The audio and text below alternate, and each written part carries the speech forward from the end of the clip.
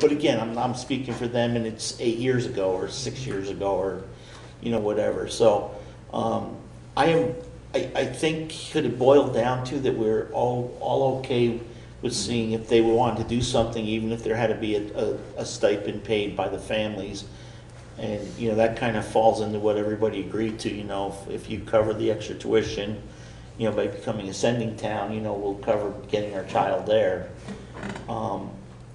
The other more sticky part of this conversation is, do we want to poll? And I think polling 6th grade parents is a little more difficult because they can't go to Burn until they're in 9th grade anyways. So, I almost think somebody said something about poll those that go now and see how many would actually use the bus. Maybe more informational than, asking somebody for, what are you going to do in 3 years? I kind of agree. I would certainly like for the transportation committee to continue to explore this, to see if there's a way, because I'm sure there'll be more parents that are going to ask for it. So if you continue to explore it, find ways that can stay within budget and maybe meet some of those needs for equity would be great. But I don't know if a poll is necessary either. And I think, but as long as people know that you're still researching and looking into it, maybe helpful. And just to throw one other thing out that maybe we're missing is that, remember, we go back this year to voting from the floor on the budget, which does not prevent anybody from coming in and saying, I move that we increase the bottom line of the budget, by $25,000 to provide transportation. And if there's a second, then there gets to be discussion, and then there's a vote. If that happens, does the 25 have to go towards transportation? No, we have bottom line responsibility, so you cannot adjust the line item, but you can adjust the bottom line. Mm-hmm. But as a politician, which we kind of are a little bit, we just don't drink the Kool-Aid. If the voters give us money to do something with and we don't do it, then it's a little harder to get reelected. Right. So it's kind of do you do what the public wants, or do you do what you think is right? Yeah. I guess so. No, we don't have to, but we probably should. And the Dover board has always said, we will do what you guys say, because the voters are always right. It's their money. Yeah, but even though, you have 1,000 voters and you have 150 of them at town meeting, so it's less than 20% of the people are even there to participate. It'll be even less for ours. So, is everybody okay with letting the superintendent approach or does it want to be Chris? Well, somebody from the SU would approach Burton about doing something with transportation. So we're all in agreement on that, or is there anybody that doesn't? Might be 2 minutes of his time. Yeah. How are you? No. And that doesn't mean getting a new bus either. If they could, I don't know what size bus they have going from Stratton, if it's full. That's a full. They have think full space. I think have that's a number everywhere. of buses that they don't, because they don't do most morning transportation Right. or Yeah. afternoon transportation. Yeah. Chris has dealt with them on a number of things, so I'm just going by based on what he said. But I don't think it can't hurt to ask. Right. It's always worth a try. Second question is there going to be any kind of polling? And if there is, who's getting polled and what's the question? Or do you want to sit on that one and come back to it at another time? I'll just say that I think if we're going to poll, I think we need to poll 6th graders in addition. Correct me if I'm wrong, administrators, but parents start to make that decision about high school when their students are in 6th grade, no? Well, 5th grade, 4th grade. For the Okay. most part. Not We always. have middle school information night week after next, and the 4th grade students are invited, 4th, 5th, and 6th. Now remember, some families, may have multiple children, and the decision's made for the child anyways by where the first child goes. There's very few families we've seen that actually allow their children to go to all different schools, because it's really difficult. A lot of driving. Yeah, Right. right. I think before we poll anything, we contact BBA, get a little more information before we even And then we can send discuss the it. question. Yeah, I would totally So we're agree with sitting that. on We need to that. know. So we have We at can't, least some kind of, yeah, something exactly. Yeah, you know, instead of just jumping right into the poll. I would think so. What are we talking about, you know? If it's Another not 2 if weeks. it's not feasible, yeah, don't put the cart before the horse. It's not feasible, and we know it's not gonna happen, then why follow? Okay, so we're just going to, in the minutes, we're just gonna ask Chris, or we're gonna ask Bill, to whoever he wants to do the work, because that's kind of the cool thing about being the man in charge. To just talk to Burn and see what they're, and we're not gonna do any polling yet. So did you say specifically what you want him to ask them? Burn's willing to work with some kind of transportation for parents of kids who, from West River, or from the River Valley School, that want to attend over there. Be it there, you know, there's a charge, or, Look at all the options. yeah, if they're willing to do anything to assist. Also, how do you appoint 2 kids that go to, just curious about that? We asked that question also. I assume that's an ADM thing. Lori could give you that answer, but we would be here for another 45 minutes to an hour before she got it all out. It was actually 232. There's not supposed to be a point there.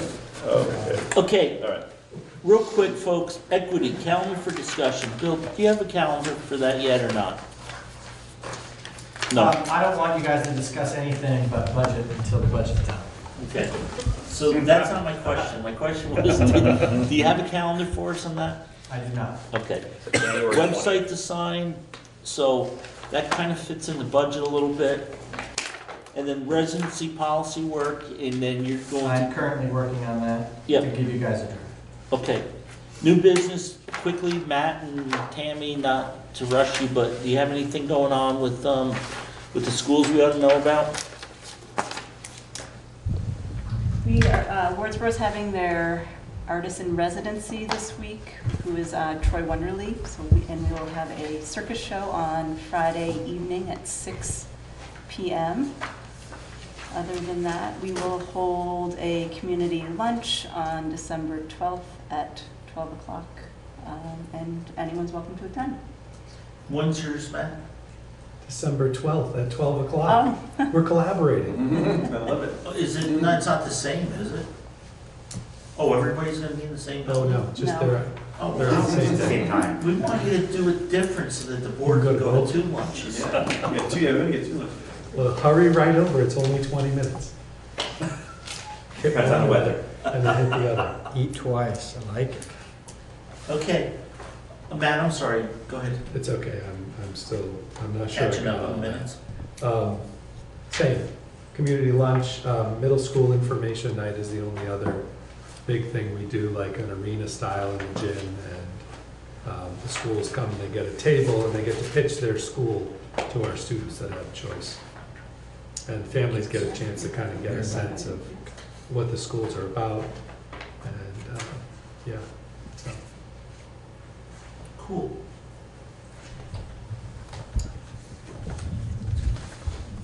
Did you talk about website design, or did you figure that We just, no, it's just there as a placeholder, out? Okay. and it's gonna be covered a little bit by budget conversation too. Okay, so then, the next thing I have is Lori, financial review. So we went through the budget. You know what, Lori, let's do this, if you don't mind, why don't you come right up and join us? Well, that way, Got invited to the big table. hey, Bill, you can come up too. Yeah, I feel like it's Bill's Thanksgiving. in the back of it. Yeah, and if you guys are noisy, you're getting no dessert, no pumpkin pie, whipped cream. I know, Come that's on, why you Tammy. went to- Now we messed up the, I'm Right sorry. there, see that? Camera and everything. Sorry. Back of the head. Okay, Lori, go ahead. We went through the budget very quickly last time. I gave you a quick overview, so I hope you've had some time to look at it. And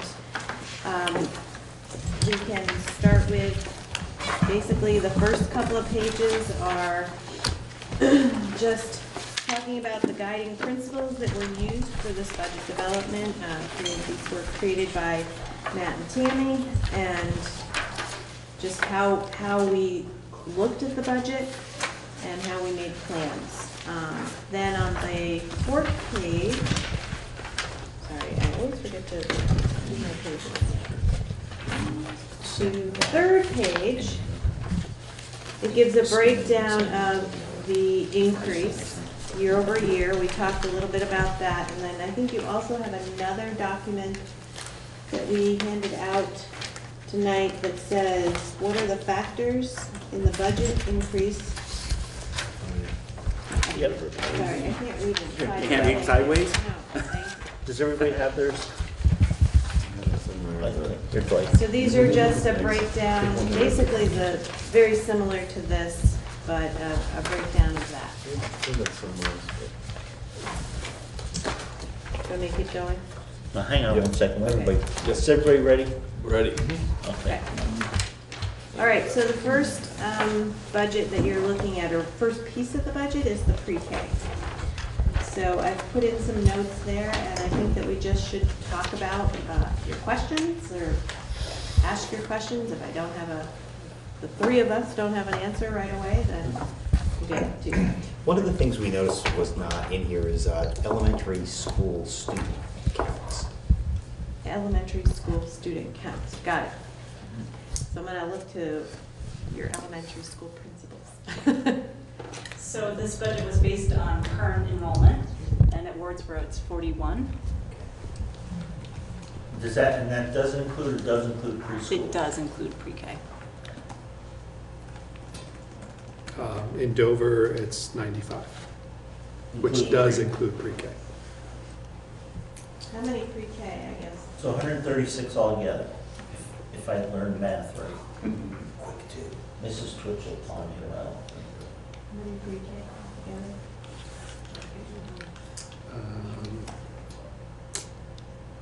That's 16 if you include the 3-year-olds, so a total of 21. We have 5.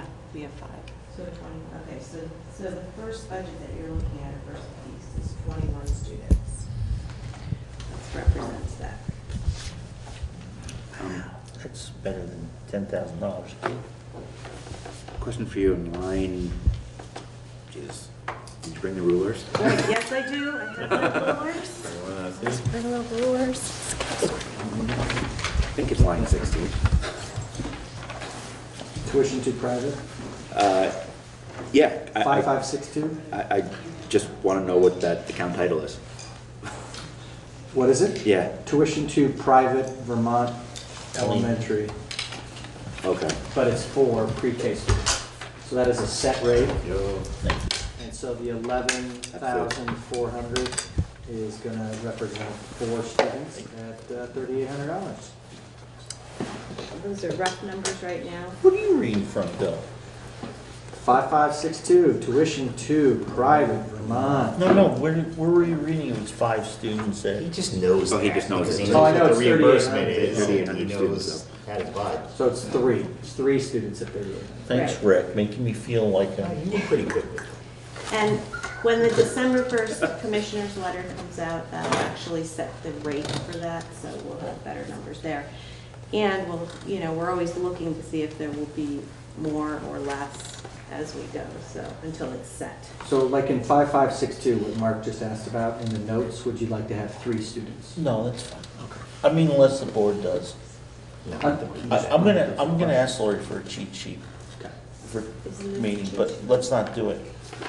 Well, yeah, so if you want to add it to the notes. Like, this will not, but the notes, the individual notes will not go out with the budget to the Okay, public. That's for you all to know. right, you all. You all. Y'all. Okay. Just so we're clear, pre-K is pre-kindergarten, right? Even though in your school they're in the same classroom, right? Okay. They're accounted for different. 3-year-old, they either classify them as 3-year-olds or 3-year-olds. 4-year-olds. You have to be 3 by September By September 1st, Right. according to law and your policy. Not policy. Yeah.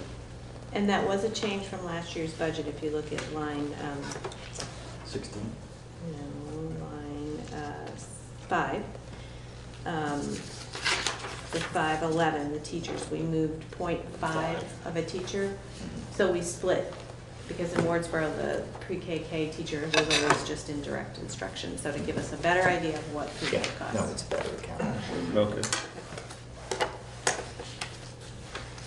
And then we're moving on, the next page, this is. Well, hang on, then. Before you get too far, I'm gonna, nothing personal, so please don't take it that way. But I used to always ask this when I didn't make the budget up.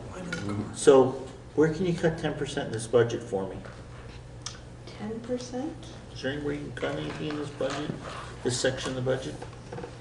I was just shooting for 10, but do 20 if you feel easy. So can I support you in an answer? Sure. So if you look back at the guiding principles of this budget development, the most appropriate place that we would ask that question is to our administrators who are day-to-day on the floor with our students and our teachers. So we're more than happy to answer that, but I think the more appropriate people that we would ask that to would be to our principals. But they're hiding in the back. No, they just weren't invited to the head Yeah, they table. were, you just have to come on up. It's not my fault they didn't want to come I up. think it's an absolutely valid question. I just would want to make sure that we give you a very reliable answer. Well, I'll ask my educational leader. And I would say I can get you an answer, but I'm going to go ask them. Go for it. Okay. Is there anywhere in lines 4 through 21 that you could anticipate cutting 10%? And don't be afraid to cut 20. Don't be afraid to cut 20. So 10% is 25,000.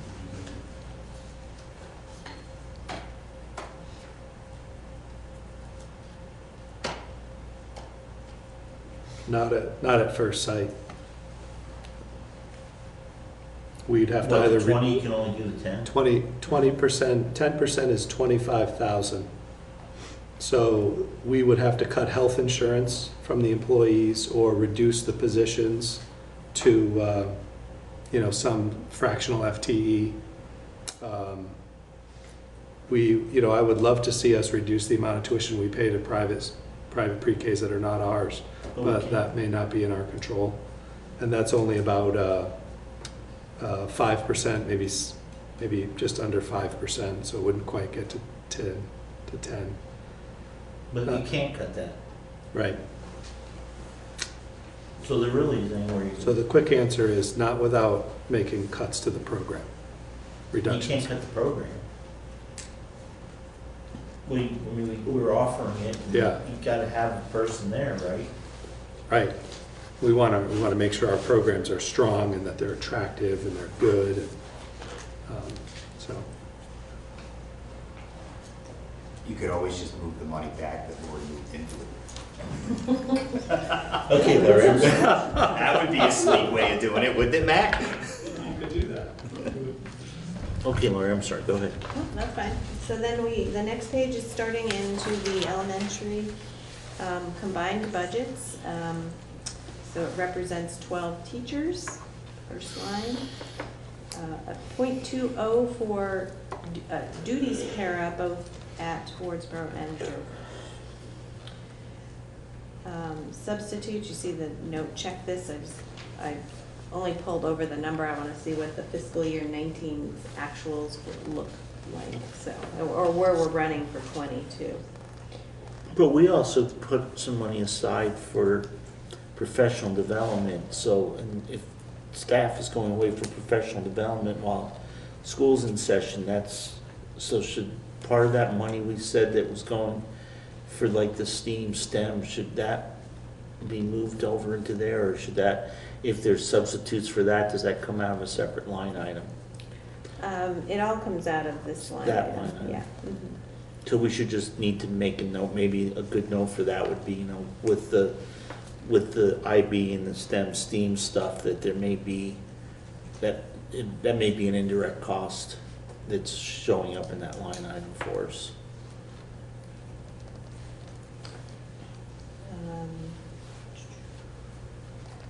One of the line items, 29, I just wanted to point out, so you have actually, I had put in for the budget for 20 unemployment, but you actually have a pay-as-you-go versus paying into an insurance. So that's why you see a reduction in that there. Now, that being said, it's not necessarily a bad idea to budget something in case you do have an unemployment claim.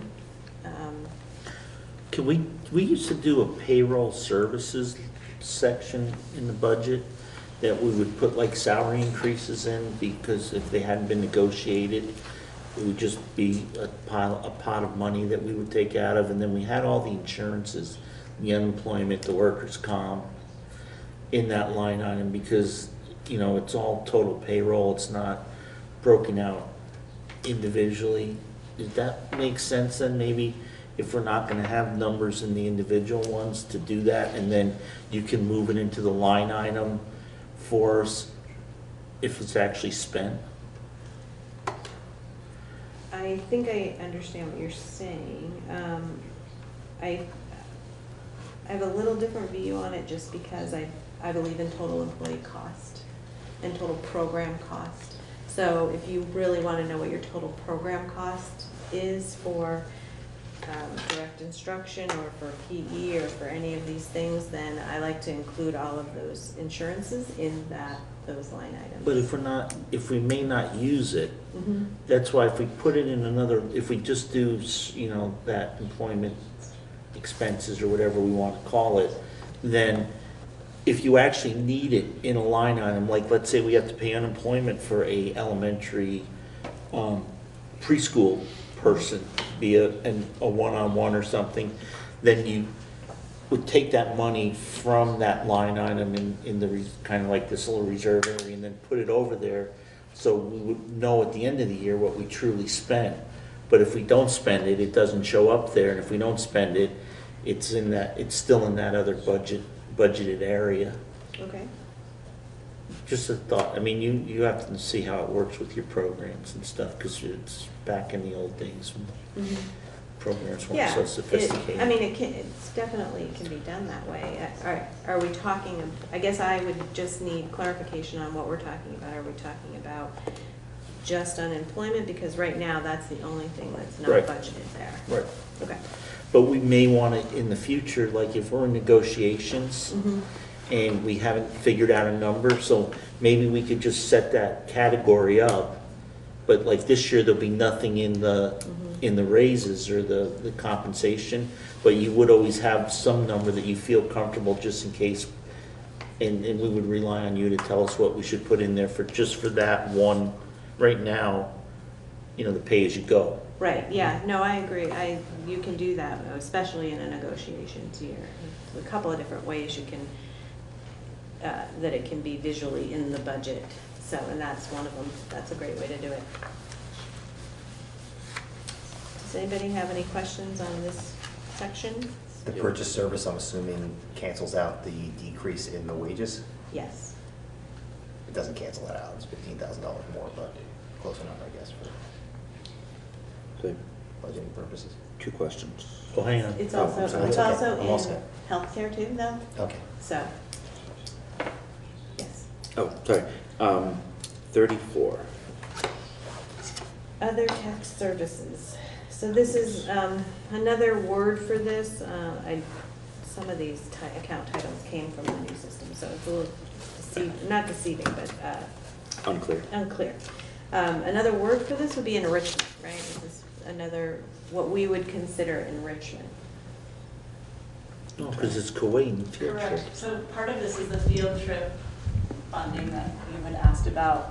We also have our Four Winds program fee is paid out of this line, as well as Keewaydin. So what do we pay for Kuwait now? It's three. About 300. No, I mean, what do we pay versus the students' fundraise, and do we just pay the full thing and? We were just chatting about that, Uh-oh. and we realized we uncovered an area of inequity. So Wardsboro pays it all, and Dover has been paying half. and families have been paying the other half. So that's something we were just talking about. Well, luckily, we're not gonna be talking about equity for a while, Got a few because months. we couldn't get that on the calendar. But no, what do we do with that, Bill? I would, Because that it's, can't happen. it's 300 for total cost. Roughly. So we have 8 sixth graders in Wardsboro. Correct. So I would add 8 times $150 to the budget right now. Well, And make it Wardsboro- equitable. No, Wardsboro pays the full fare. It's- Oh, Wardsboro pays the full, I'm sorry, the opposite. Right. Oh, I thought it was the It parents are paying confused the you. whole thing. No. How many sixth graders do you have in Dover? Well, we said fifth graders, and there No, are. how many fifth graders? 14. 14, then I would pose the question of budgeting 14 times $150, $2,100. $2,100. Okay. You're good.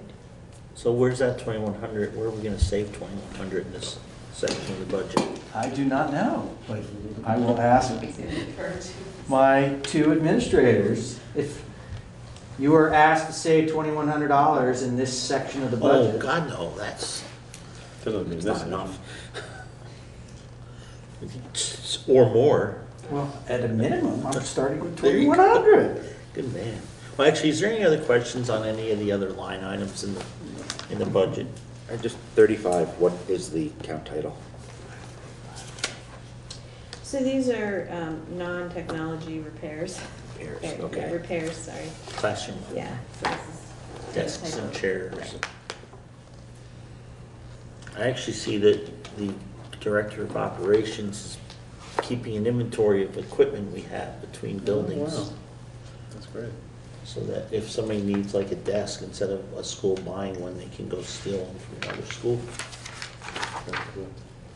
What happens if that school needs a desk the following year? Does it come back, or does that school buy a desk? We haven't made a policy, but it is an agreement that if Townsend needs their table back that they loaned us, that the principal will call me and we'll make it happen. So is there any other questions in these line items? Is there any questions on the overall numbers besides can you save any money anywhere? I'll just point out one other thing that we did do for equity is the consumables for classrooms is all, and actually it's SU-wide, which is great. I should say asterisk Marlboro maybe, but $50 per student in the classroom for consumables. So those are, and correct me if I'm wrong, workbooks and things like that that don't. Paper, pencils, art supplies.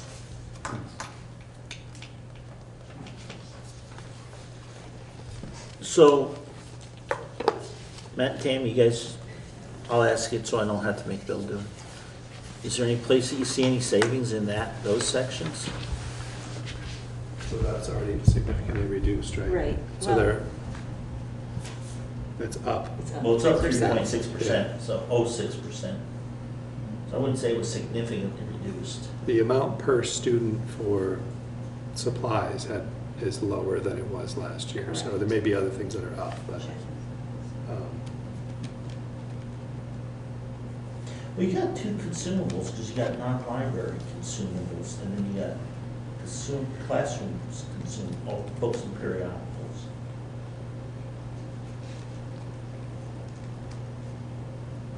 So those are things like book jackets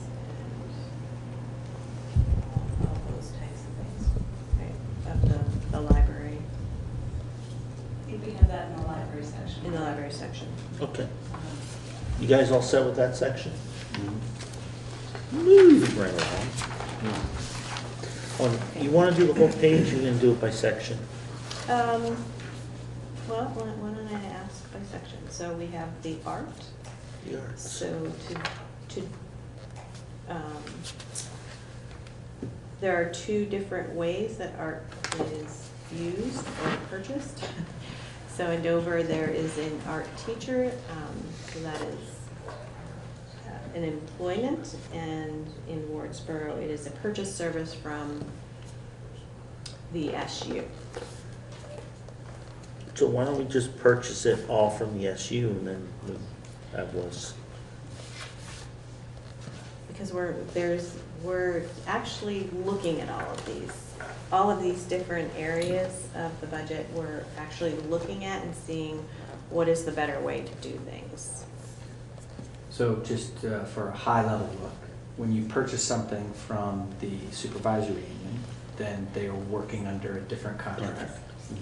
And when you create something under River Valley's contract, that's obviously under a different contract. So it's really creating the flexibility for purchasing the service that matches the needs of what you need for River Valleys. So that's what we're kind of doing right now, is we are looking with Matt and Tammy, what is the needs that they have for running their building, and what is the best place in which? Is it to purchase the service, or is it to have an employee? And I'm sorry, I was reading this wrong. I was reading that Wardsboro had half a day and Dover had a full day, so I thought Dover had a full-time person and Wardsboro had a part-time, like a half-time person, but you're actually total between the two buildings, you only have a .3, so it's just 1.5 days per week. Yes. That makes sense. Any other questions for Art? Moving along to world language. This was an increase, the position became a licensed teacher. The teacher became a licensed teacher. So there was an increase in that salary. It was also a purchase service before and needed to be an employee. Purchase through WCSU? No, it was a contracted service is a better word. You could contract the service before the person became licensed. Once they became licensed, they had to be paid as a teacher.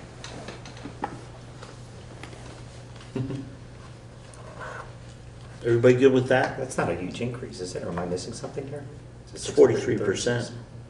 It's going from 15 to 21. Are we on world language? Yeah. Just one line item. Yeah, Yeah. it's 56%. I mean, it's $6,000, but it's 43%. Just the one line.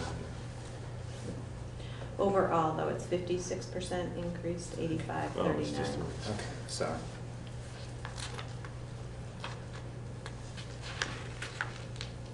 Okay, moving down to band, not Let's- really a significant increase. We did add some equipment. There's some replacements of band equipment that needs to happen. Is that in the individual buildings, or is that something that the person that's kept at WCSU has brought around? It needs to be in the individual building for the equipment. The person that is doing Just that moves is the around. one that, They travel. right, they travel. Perfect, thank you. And then there also is some music education. So that was band, the 1111 is band, and 1112 is the education piece of it, and that is a purchase service from the SU. Which I believe is .3 and .1. Am I right about that? Yeah. I need to have my other budget up on, need to That's dual cool. screens. PE, again, this is very similar to art, where there is a teacher in-house and then a purchase service within the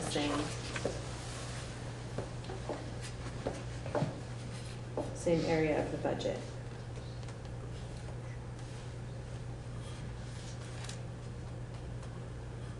Any questions on that? No. Okay. Anybody, I'm sorry. Nope. And that's all rolled together, right? All of the benefits and everything are all rolled into that number, right? Into the 18102, yes, on line 70. For the purchase service, that is the total program cost Okay. that they're buying from Mm-hmm. Wyndham Central, yes. Okay, and I just, 11. Right, so this is also interesting. It's actually kind of nice that we're going down line by line like this. So Luckily, there's fewer lines than there used to be. so when you purchase a service from WCSU, you're paying for any changes also. So if there's a healthcare change or anything like that, right? So that's part of the increase. Yeah. So the special ed SU assessment, that will change a little bit based on the approved budget for special ed. Is it going down? I think it's gonna go down a little bit, yeah.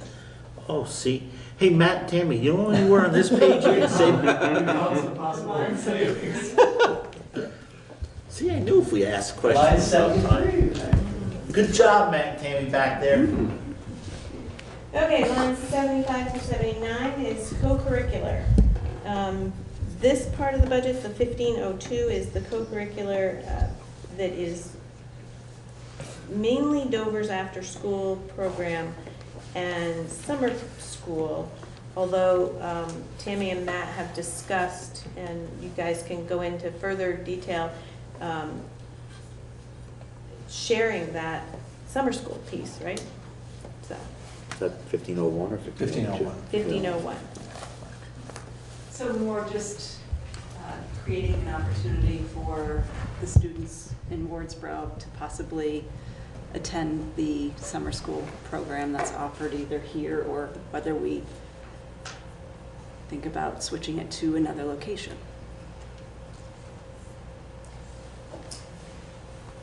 So that's where we're increasing opportunity for Correct. students. Correct. Because Wardsboro didn't have a summer school. So now there'll be something available for the students that go to 10 River Valleys and the Wardsboro building can, okay, that's really good. We should highlight, or Yeah, that should I be a just note. made a note to put that in there. Because that's really good. Yeah. And then in 81, this is actually the Wardsboro piece of the co-curricular budget where they're paying towards 21C. This will be reduced. I'm not sure what it'll be quite yet, but it'll be probably, ask them how much they want to save in this part of the budget. How come? Because I'm going to tell them a number. No, why is it going to be reduced though? Because we need to reallocate the way that the LEAs pay based on students.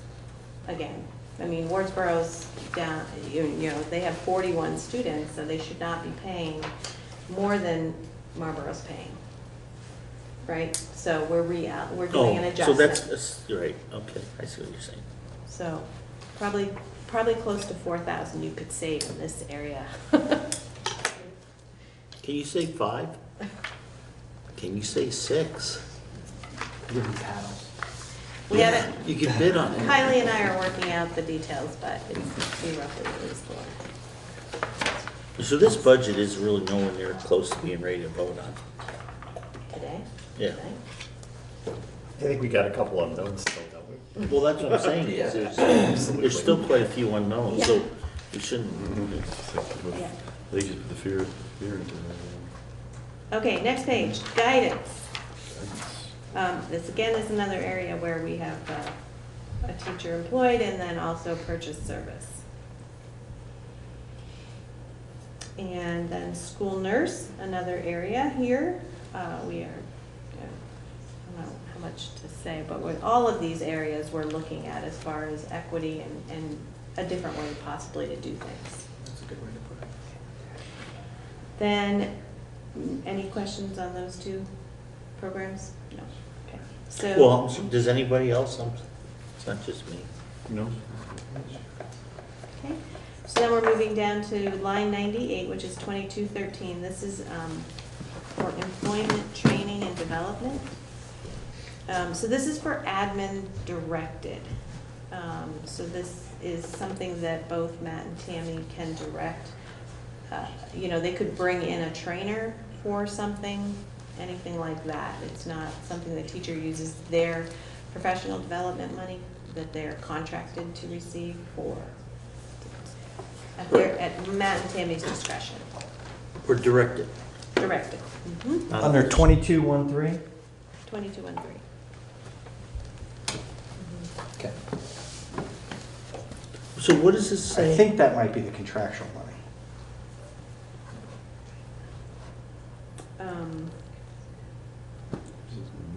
I'll double check that though.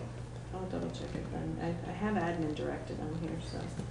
Well, it's admin approved, but Okay. I think it's the amount of money we agree to in our contract, which is up to $700 per teacher, total max cost of that. Oh, well, that would make sense, because that's what you got here. I know, but I don't know why I have the note admin directive. I have no. No, because it would probably be admin I approved. have, if you go back to the 1101 program, the elementary program, you'll see on line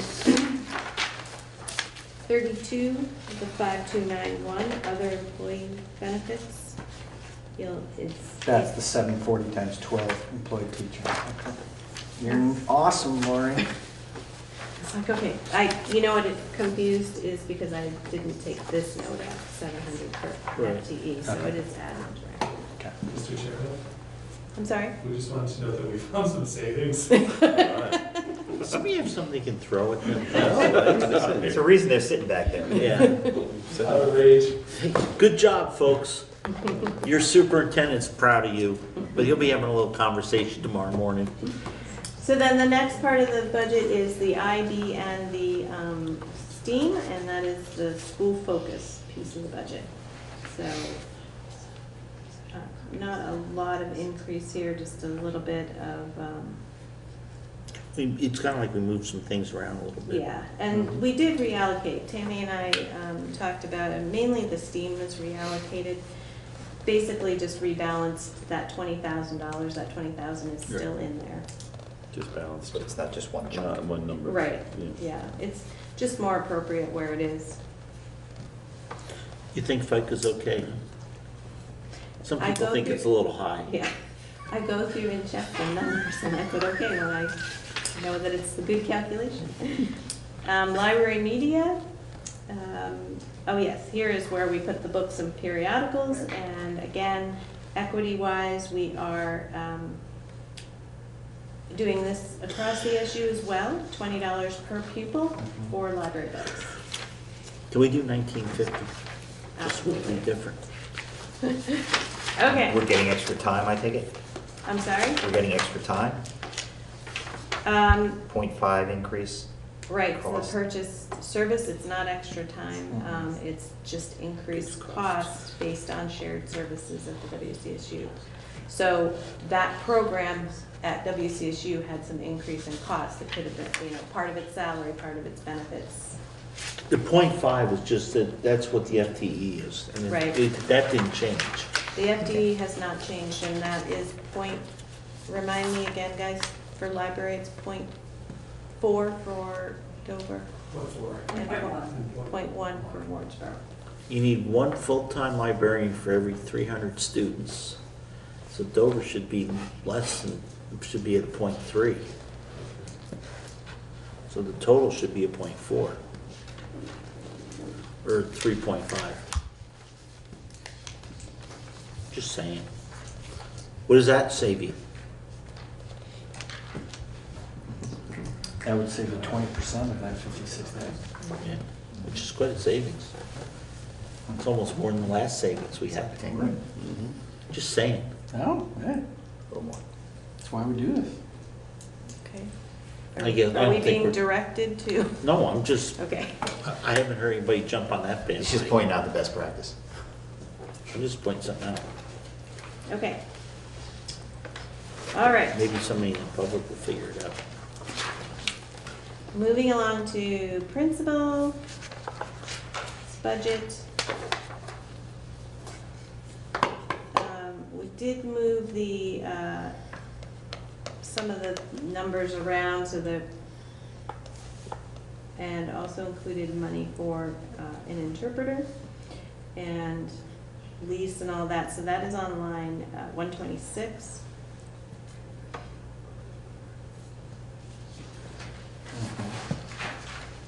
Okay.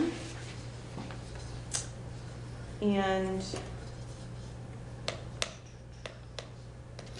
Hey, I got a question.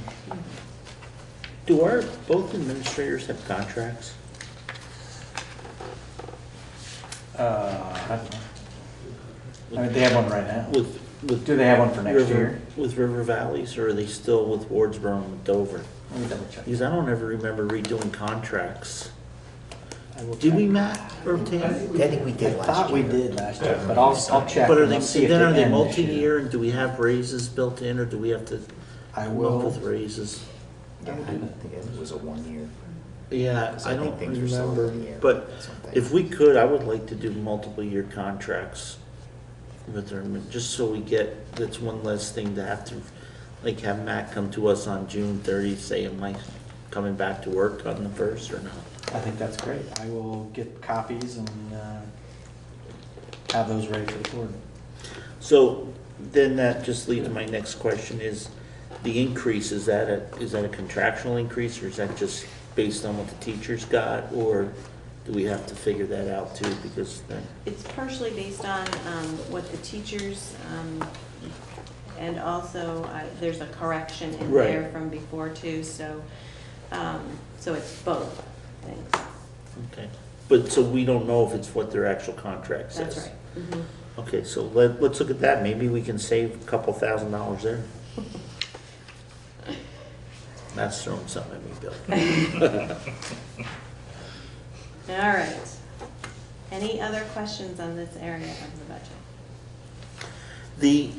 Yes, and I see, I don't know if I see it, but in the past, I know, just because I know Matt's contract, because it was similar to Bill's, we put professional development specific to the administrator in there, that they could, do what they wanted to, and, just, or how do the contracts line up? And maybe for the next meeting in executive session, we can just look at the contracts and make sure we're treating them fairly equal. Got it.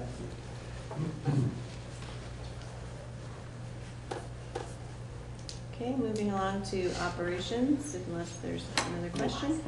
No, so this is also a combination of salaried people, and at Wardsboro, they actually have a contracted service for some of their items. The cleaning is all contracted, and then some snow plowing and that type of thing.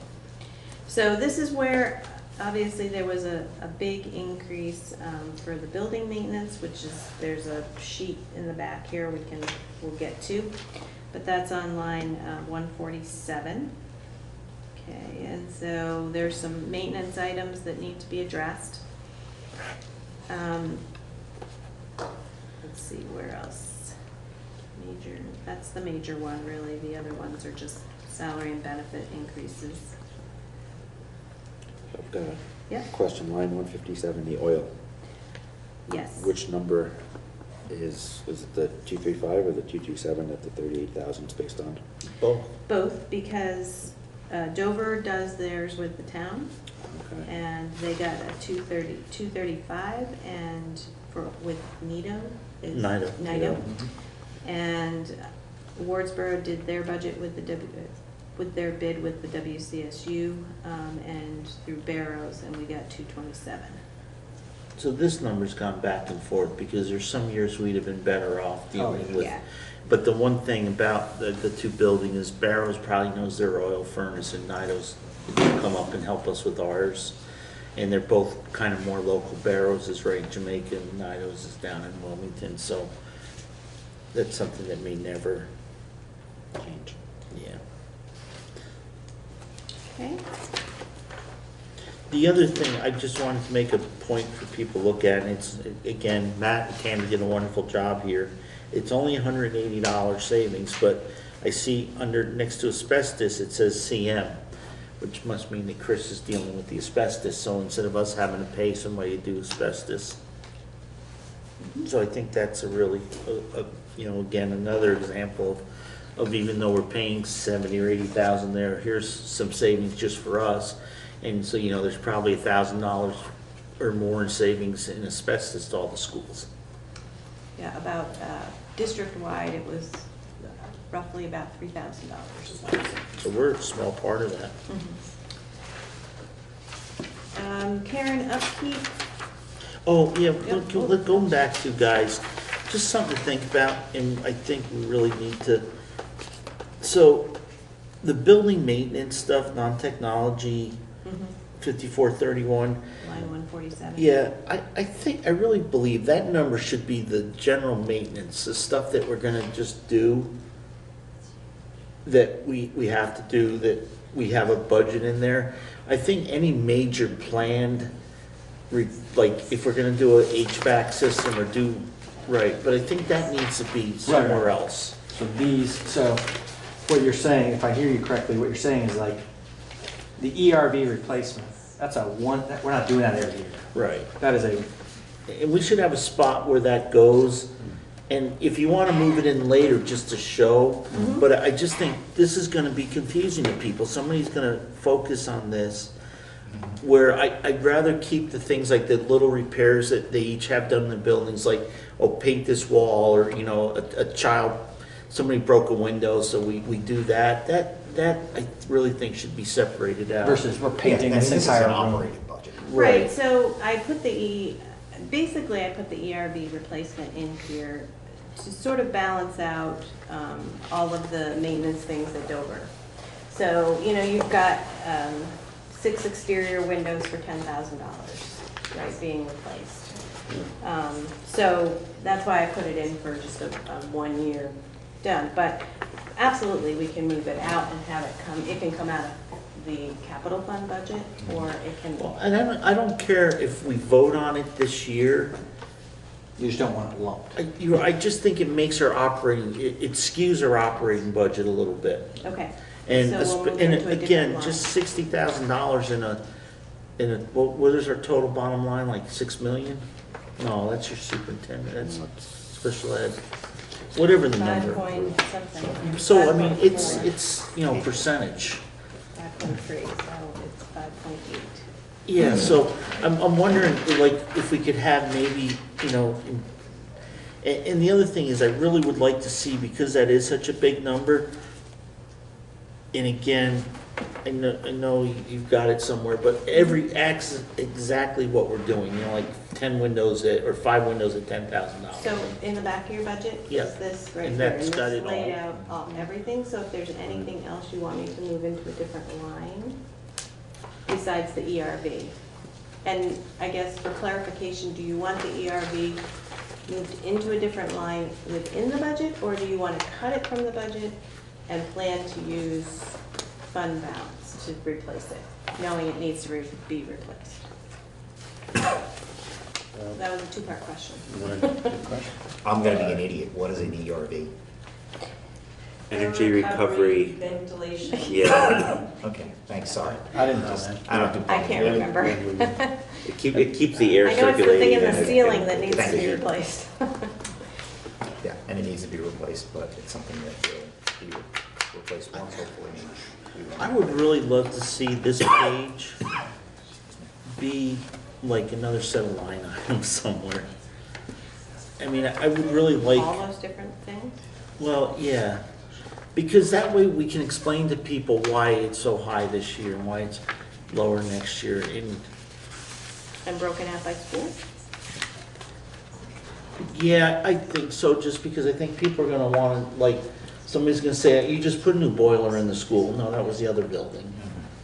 I don't, what do you guys think? But you could have a supplemental, just like what you have here, you know, it's a supplemental, look to a different page of what the expenses are, and you just can refer to the back page, and that tells you where that's going, Yeah, I I can. agree with Wade on that.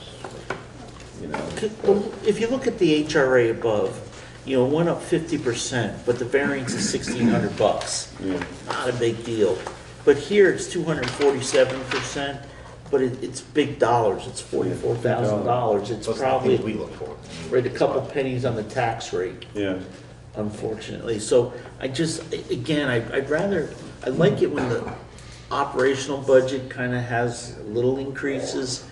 And if we need to do something big, even if it's a bunch of littler things that become a bigger project, I like to see that discussed kind of off to the maybe side. you do both, you know, if you have a separate line item, separate section here, and then also break it out on another page.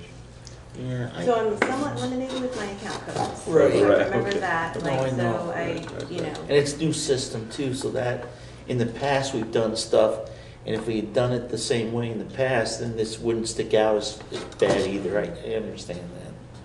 Can you have same account code on multiple lines? Is that? So you leave it under the No, same. because then it might as well just be If I more. manually do it, yeah. I mean, is I that- can't pull okay. this out of the system. Is that 62.5 kind of a number we look for next year, like looking ahead? Yeah, So that, it's gonna remain the same at around, right around that number, so I next think it's a year. 1-year explain. Yeah, so, Right. so the following year, the number should probably be somewhere in the same neighborhood. So we- Well, 65? I think it depends on what we do with the ERB system. Yeah. Well, it also depends on what we do with the rest of the building and The engineering reports, right? Where you pull out. Yeah, so if that was a constant number or somewhere near a constant number, it'd be a lot easier to explain than if it's gonna be varying based on what we decide to do each year. I think it will be a more constant With, number. with Gatsby and all the reporting and auditing stuff, Lori, Mhm. would it be easier to have that if we just included, I mean, do we have a definition of what a capital expense is? Because I know like, when you do the associations, they don't want you to, the government says we can't count painting as a capital expense, that's a Right. maintenance. Mhm. Do we have any kind of rules like that in here? I Number had that, one. I don't have it with me, I had that fund balance, Right, the sheet. that's It's sort more of of a laid planned out. expense, like you said. Yeah, I don't think I brought it with me tonight in my binder.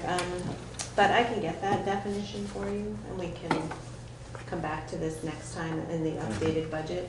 I will move out the 15,000 because I think that makes sense. I guess my question is, do you want it in this budget or do you want to address it differently in the capital? It can be addressed as a capital. So what It's a happens if one-time we, expense. what It's happens not- if we don't do it? We'll wait till Don't it do the breaks work, and yeah. then we fix it. We have to do the work. And you pay for it. Why do you have to do the work? Well, from what I understand, this is critical.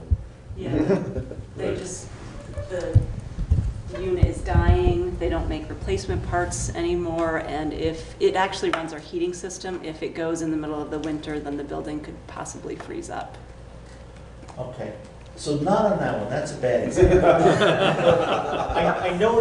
I noticed we had the gym floor here, that needs to be replaced. Well, I've been hearing the gym floor needs to be replaced for 20 years. Right. Been 5 administrators have told us if we don't replace the gym floor now, people are gonna die, and I don't know of anybody dying in the gym yet. Like I said, there was a time. Well, As a former Great if we could right? replace the gym floor. no, Yeah, it's just we twisted had, ankles. we But- had a principal that was, like, oh, people are, Yeah. it's, if it does, and that was a long time ago, and we haven't replaced the gym floor, and it's still okay. And I Yeah. think it's kind of part of that long-range plan is, so maybe if we only spent 50,000, we saved 10 this year, and yeah, the floor may cost us another 5 next year, but, maybe they come up with something newer, better, and, I think that's the idea. yeah, I'm sorry. The wood floor replacement's not in this budget. No, It's, right, so that's next year. Okay. that's on the long-term capital plan. Yeah, That's in the CNA. well, that's kind of what the idea of why I asked if it can remain Okay, see stable. the ERV replacements in this, on this thing for Wardsboro, It is. on the Again, back page.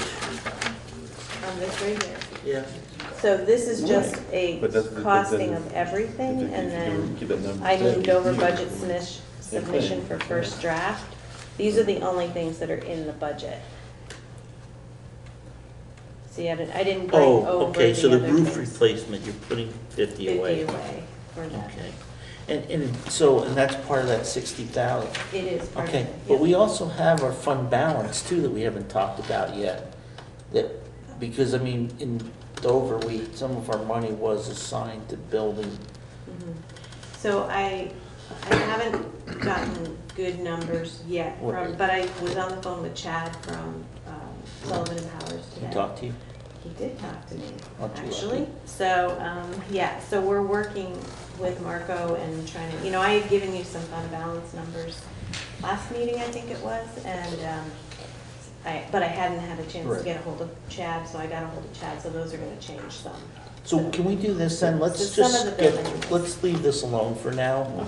But can we, at the next meeting that you're at with us, can we have, kind of a suggestion on what you're seeing for capital, how much we should put, because maybe, yeah, we'll put 50,000 towards a roof, but maybe we can take that out of reserve funds and not out of operational budget.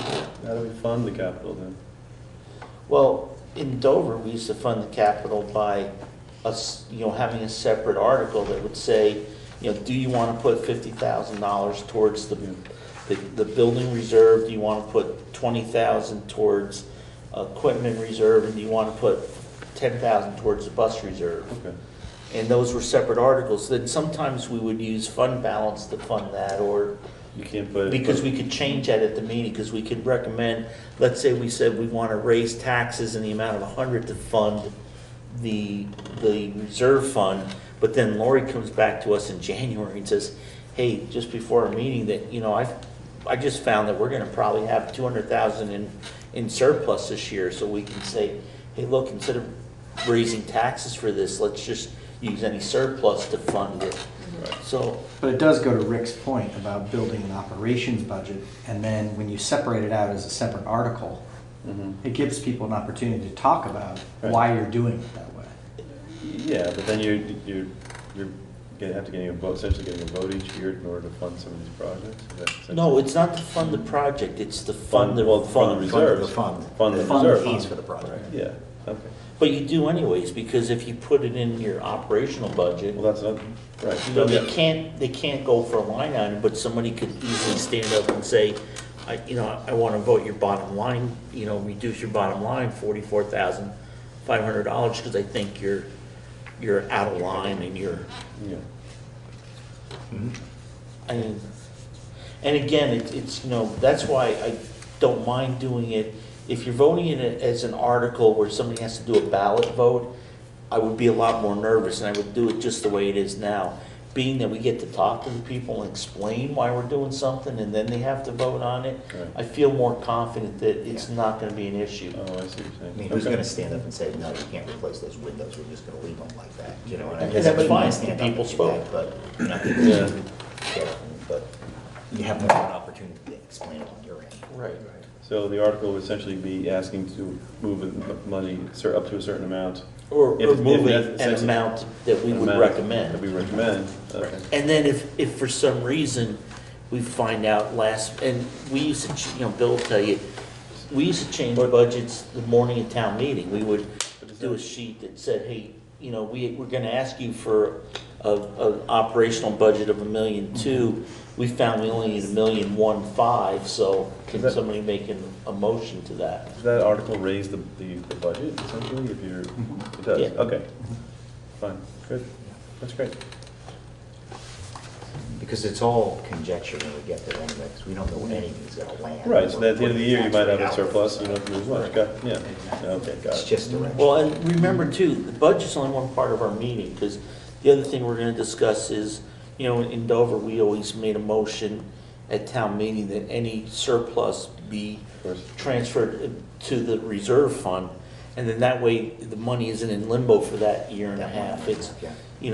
we know that at the end of the year, when Lori gets her But if there's audit, if there was a surplus of $12,000, she knows right where to What put it. happens when there's a deficit? Then we make it up the following years. She shows us, there'll be, in the budget, there'll be the deficit, or we can ask that the voters at the following town meeting take money out of the reserve to fund the deficit, and then we just vote the operational budget. Gotcha. But again, you get to talk to the people No, instead of trying to write the article so they understand it. Gotcha. Okay. Okay, So so, for now, we're gonna leave this? yeah, leave it. And then We'll have a, Okay. right, we'll have a discussion on the whole. Do you still want me to move the 15 though to a different line? No, item? leave everything alone for now. And we'll look at kind of what you're suggesting for reserves and, Okay, hopefully by then I will have. yeah. And if Okay. not, we will just, we'll do what we think is best at the time, and if we have to go to our meeting and ask them to change something, we'll do it then at the meeting. Yeah, I did remind them that it needed to be done no later than 12/31 by law. Yeah, Chad. Yeah. Upkeep and care of buildings and outside, this is actually more outside things here. So a lot of these different things, this $10,100 are all mainly for Dover. These are all handled pretty much through your contracted service, right, Tammy? For the most part? Yes, yeah. How much is a contracted service in Wardsboro, just for the quick number? So it's kind of chunked in together because any It's cleaning. repairs or anything also gets chunked into that. I could get you a hard number though for the next Well, meeting. I'm just wondering, is that something we should look at, that, you know, if we were to put a bunch of the Wardsboro and Dover work together, you know, would that get us both better pricing?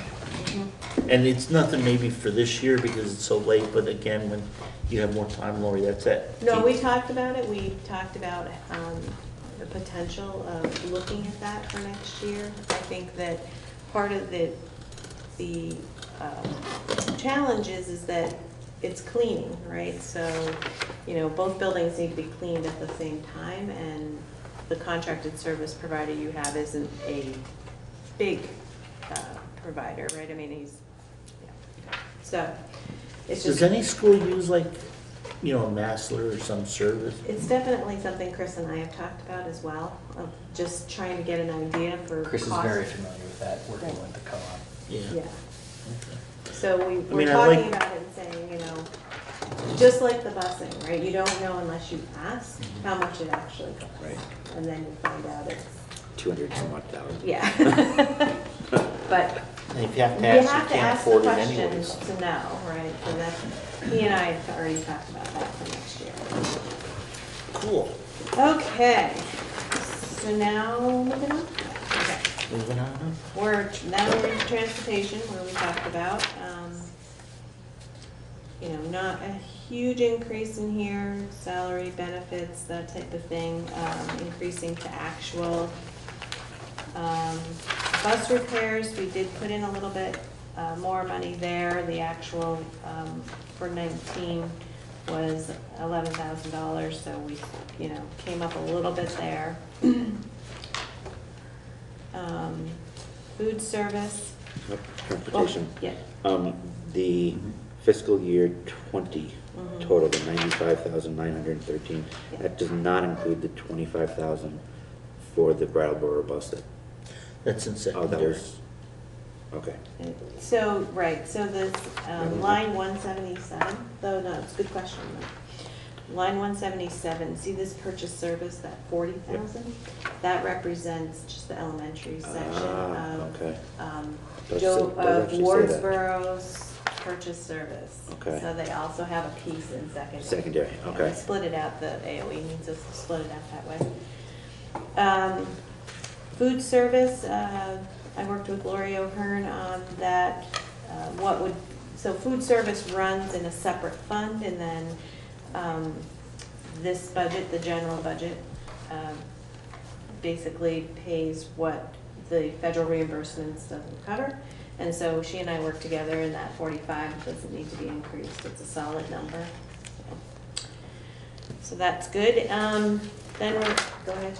On food service, is there any talk about using Dover to feed Wardsboro, since we have We in-house people? didn't go down that road yet, right?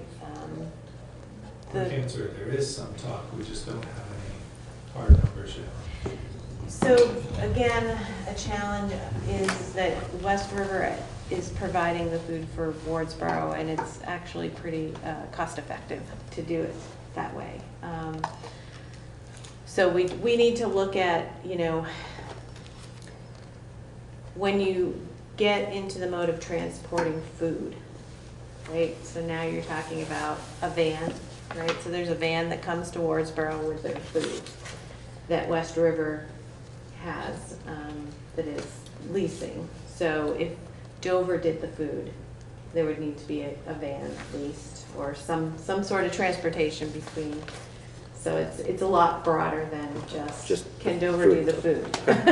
So but again, something to look at and ask the questions. All right. Secondary.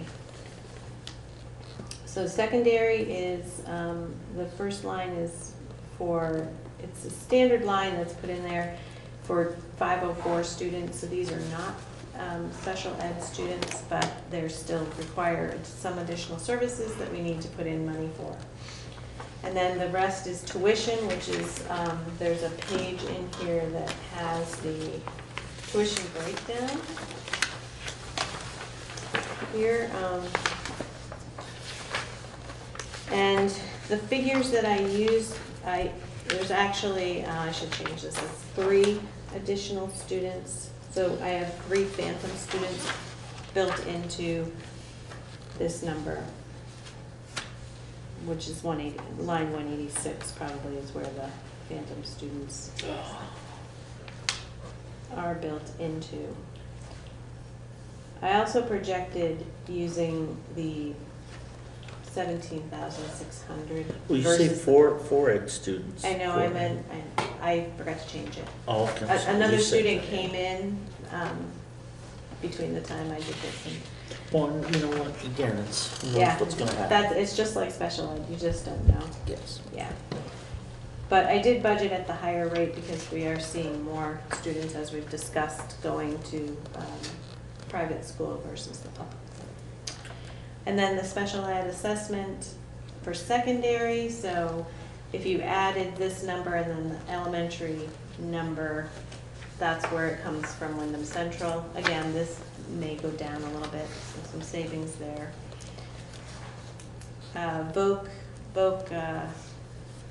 Voc Ed is something we have to put in the budget.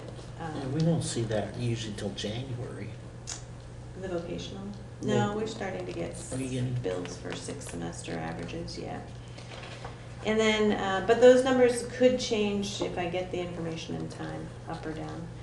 And then the transportation, that's the secondary. Plus, there was 10,000 put in for the Leland and Green Run and the Newburgh. Yep. So back to the vocational, it's not big numbers, but I mean, no, it goes up every year. Shouldn't we just add 3% to? So no, it actually is based on a 6-semester average. Right. So it depends on what students you had 6 semesters ago as to what the cost is. And it comes from the state. It's a calculation that they do. So it actually doesn't necessarily mean it goes up 3% every year, because you could have a student Okay. 6 semesters ago dropping Drop off, off, okay. right? So I wait for the state to give us those numbers. Okay. Not so much a numbers question, but how does special ed work with secondary students? Is it all billed back through the WCSU Everything for our is- students? Yes, everything comes through the Okay. WCSU That's it. I for, was wondering how that came back. right. So you pay your regular ed tuition, that goes actually through this budget. And then any special ed costs come through SU. Additional. Even from schools that are not part of the ES? That's right. Okay, okay. Just curious.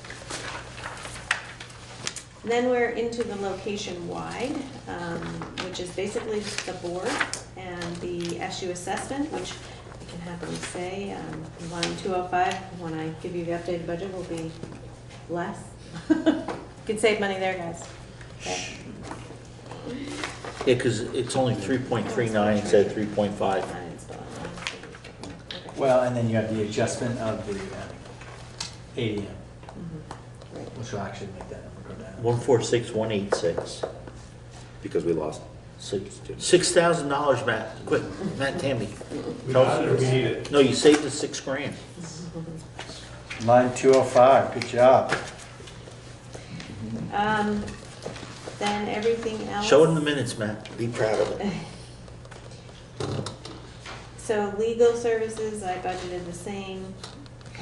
There's just no data that shows you're gonna spend a lot more on legal services. The audit's gonna come in the same. Line 216 is the technology that you're buying through the SU. What does that include? So that includes, how many hours a week? You told me and I haven't even email. 0.4. 14. Yeah, Yeah, last night. right. Budgeted for. So for Dover, and then basically a .15 we're also looking at that too, because they're two different people right now, so we're looking at that for for River Valleys. And that was 0.15 is the service that Wardsboro was receiving out of that. And then software, so there's a lot of software costs that are all, for Wyndham Central last year, I combined all of the technology throughout the whole SU into the agency fund budget, which you haven't seen yet. So the other night, we didn't present an agency fund budget because there's been a lot of fluctuation, and it's not quite settled yet. So we're working on that, but the technology was brought all together into the SU budget. And it's really actually been very good over the last year. I've been working with Peter Golrick, our technology director, and he's finding different places where there might be a software that one or two teachers might use, but for an additional, I don't know what it was, $100. He could open it up to the entire SU. But he didn't know any of, we didn't know about those different software things that were happening before. So it's been good to bring it all together. We can look at it as a whole for the SU. So that includes some software upgrades and that type of thing, as well as salary, benefits, all of that. Is there any hardware included in that? Yes, so all of the hardware is also for the SU. And then the 50,000 is what I added for long-term capital projects, but that, again, we're going to. What's that? And if we axe that, and you Right. axe on the other side, like 20 or 30, I mean, you bring it down and your 8.61% increase becomes maybe, and with all the other things, it's not anywhere near as bad an increase. And then I think if we vote that, a transfer to the capital as a separate article, then it's easy to explain, so, because it wasn't there last year, even though maybe it should have been, but. So did you want me to remove that? I think we all agree it should have been, yeah. Right, so let's, Right? are you guys, let's definitely do that, Lori. The 50,000. At least the 50 to start with, that would be really good. I mean, if you're 460 and you're an 8% increase, if you take, say, 50 off, you're taking off 1, 2, 3, you're taking off a ninth. What does that do to you? I mean, percentage-wise, it's gonna drop a little bit, right? Oh, yeah. So it'll be almost 400, right, 1%. So, I mean, that's a start. Yeah, it's just our, So, And then there will be some other reductions Right. based on when I. well, Tammy, Matt worked really hard back then. true. Yeah, they found Way to another go, guys. 50,000 while we're sitting here. Chipping away. And, 2%. so, for the next meeting then, you'll be able to tighten up the numbers you can. Yep, Maybe- I'll update the budget. Maybe do us a favor. Mhm. Any number that you're positive of, that you're sure is set, maybe, or any number that you're not sure that could move, like the tech center. Let's maybe just note that, so if there's only a few of those numbers too, then we can feel comfortable voting the budget. If not, we may wanna, wait, if there's a lot of things that are still in flux. 53,000 is a percent. Is 1%? So, So we're down to You just 7. found a percent right there. Yeah. Well, I mean, we still may spend it, but it's just, Yeah. it's Just gonna where be it's in coming a from. different, right. Yeah. Lori, excellent job, thank you. thank you. Thank you, You, Laura. Do we have a fund balance number? Are we gonna?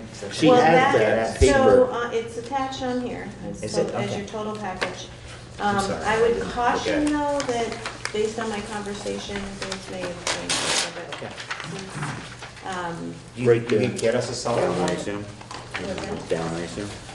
I did see it. It's hard to tell, to be honest with you at this point. There's still, the audit's not done yet, unfortunately. Like, yeah, And the Dover, people doing the Dover audit are not, they're very cooperative. yeah, the Lord numbers waited will a long become time. more solid as we, It's just so funny that we're supposed to make decisions like this and somebody can't make a decision about something that happened 2 years ago. I know. Very frustrating. 3 years ago, yeah. I can tell you what the solid numbers are. The Wardsboro numbers on this are pretty solid. And you've got that yellowed. Oh, no, it's something. No, that's just, I need to check into that number. It's- But, so next meeting, we'll have a lot new. Hopefully. So the things that we will have next meeting are an updated budget with everything that I know to date. So the December 1st Commissioner's Letter will come out, so that'll have to be informative. What we won't know at the next budget meeting, which is on December 2nd, I think, Correct. is equalized pupils or anything like that. But that's to set the, tomorrow set the tax rate, not to set the budget. It is. So we're okay, we can vote a budget Mhm. and then still come back and discuss, because we're also losing 2 cents. Right. Wardsboro went through a reappraisal, so that made some differences. Okay, guys? Yeah, no, I think that's great. Thank you, Lori. You're welcome. Very informative. Hey, good job back there too, guys. Excellent. Yeah, we all got together and hashed this thing out. It was But you did great. find some things that having a crossover would save some Right. money overall, which is great. Mhm. Yeah. Excellent. And some places to increase services and Yeah, improve services. absolutely. So I'm gonna ask that we skip over the executive session because we spent a lot of time, but I think we got a lot of good stuff done today. So what I'm gonna do is I'm gonna pass these folks out and update it.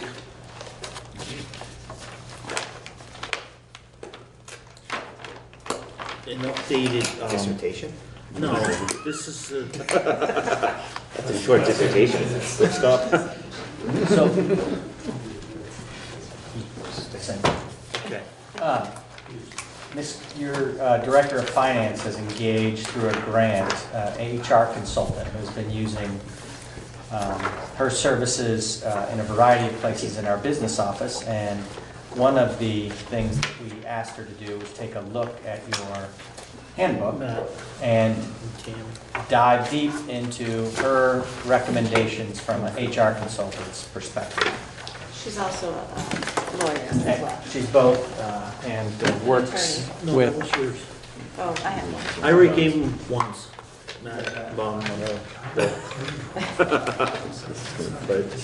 you're welcome.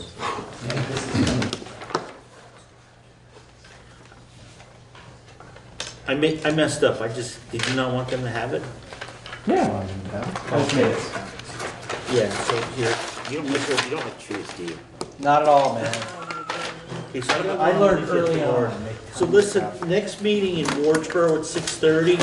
So let's, Lori, are you coming to that meeting then I or will not? be at the December 2nd, because that's when I'm going to bring the updated budget. Mhm. Now, But you will West have- River meets the No, same I've made night. arrangements to be here. I can be here the December 2nd if you need me. Well, why don't we plan on doing the budget first? If you guys are okay with that, and then that way those two can leave early, Okay. or as soon as we're done with that. And then Matt and Tammy, we're gonna need you guys just go through the contractual issue, and then you'll have to bring back to them whatever we need, and we'll do that at the end of the meeting, On a second. on the 2nd. Is that okay with everybody? And then Bill, so for that other old business stuff, the equity web, can you just give us a calendar? We're not gonna have any discussion on it, but just, because we'll start talking about that in January. Okay. And then also, can we get a mock-up of, because we'll have to, by the next meeting, by the December 16th meeting, we really should start talking about town meeting and the warning stuff for town meeting. So let's get, you and I can work on, and Rick, maybe if you've got time, Sure. we'll do, I have plenty of time these days. we'll do the agendas. Yeah. Yeah, no, I'm being serious. Why? Oh, being December 5th, don't forget, is that UVM thing for Yeah. outstanding teacher. And December 16th, we'll have a meeting at Dover. And then January 6th will be in Wardsboro. That's the last day we have to warn the budget. Because our meeting is the second week of February. So we actually, January 6th is a little late. I think you're on the 13th. 13th. That is the drop dead date. But that means it has I'm to go out giving like you the next day. Yes. So we really The need to, 16th would be. You got no cushion. right, so we need, the next two meetings, we gotta really concentrate on the budget and the warning This stuff. is why Lori Okay. wasn't letting us straight. Right. This whole Okay, Right to the feet of so, the fire. hey, if somebody, so that Matt can go home too, can somebody make a motion to adjourn? Motion we adjourn at 9:13 Thank you. p.m. Okay, motion made, second, and everybody's in favor. Good job, guys. That's good. I did.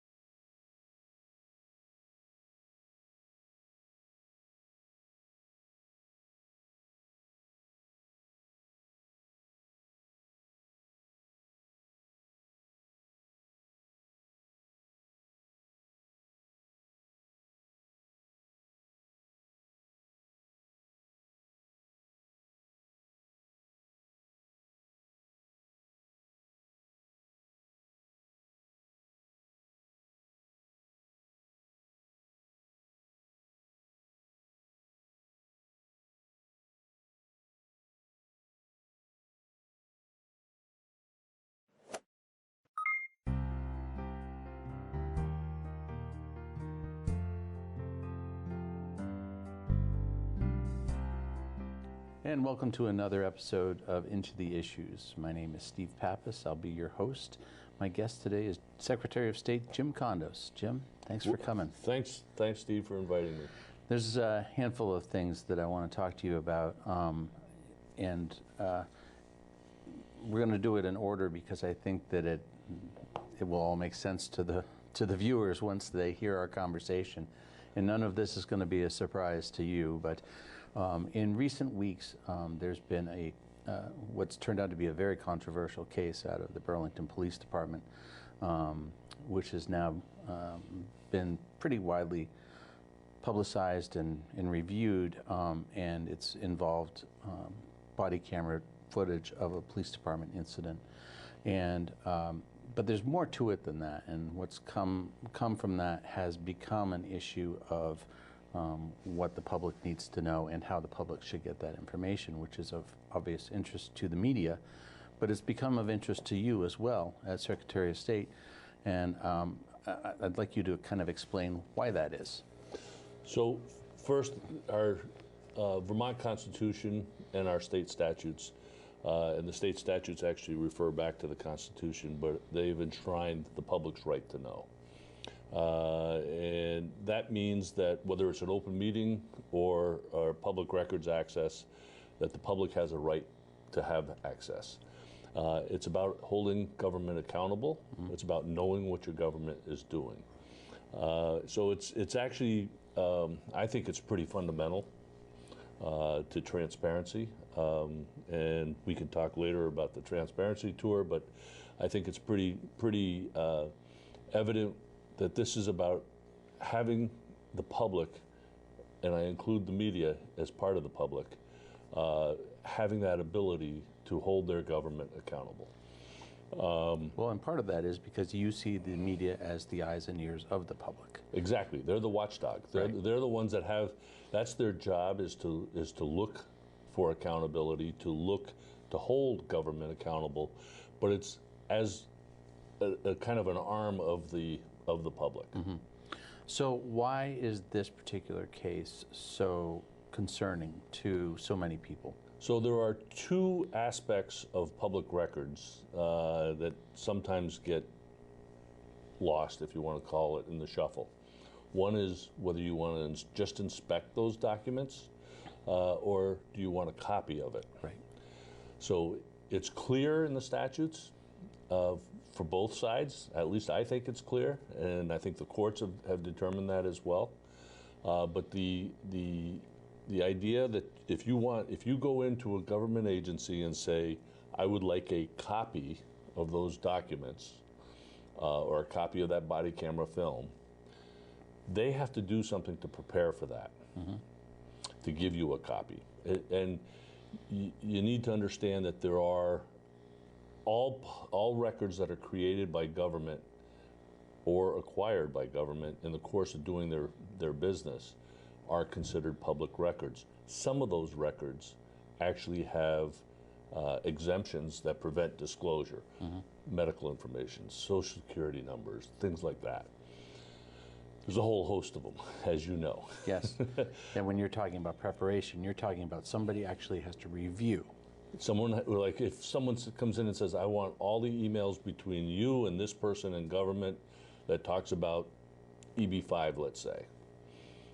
Someone has to review each one of those emails to make sure that there's no information that should be redacted and protected from being put out. So there is a cost to that. The first 30 minutes are considered free, and then anything over that, from as far as making a copy, as far as the labor to review and redact, those costs can all be charged off for copies. I want to keep reiterating that.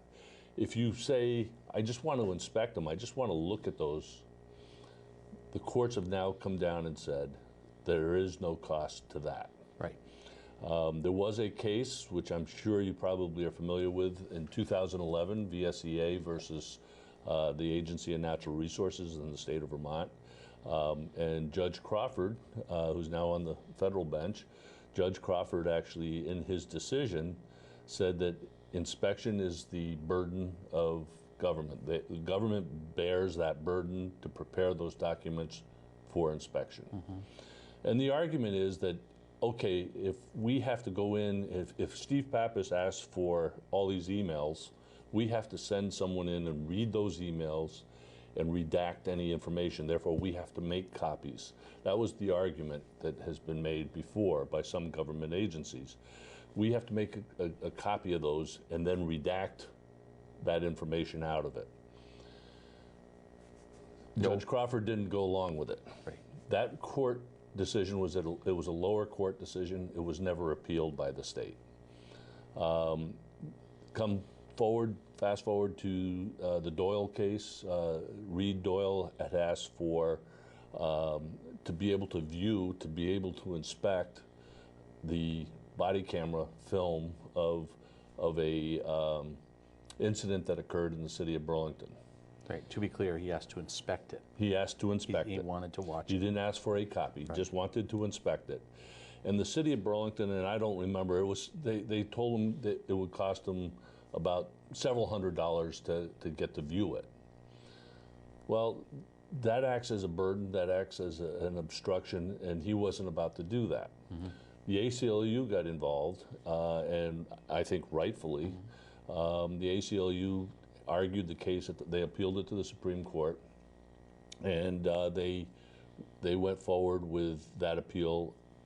My office filed an amicus brief, a friend of the court brief to support that concept, that there should be no charge. And I keep going back, Steve, to the fact that if government agencies would only manage their records better in the beginning, it would be less problematic, less of a burden to the government agency to get those documents prepared and ready to go. I think too often what happens is the records are not managed properly, and consequently it does become a burden. It requires many, many hours. But the courts have been clear now, and it's gone to the Supreme Court, so that is the law of the land.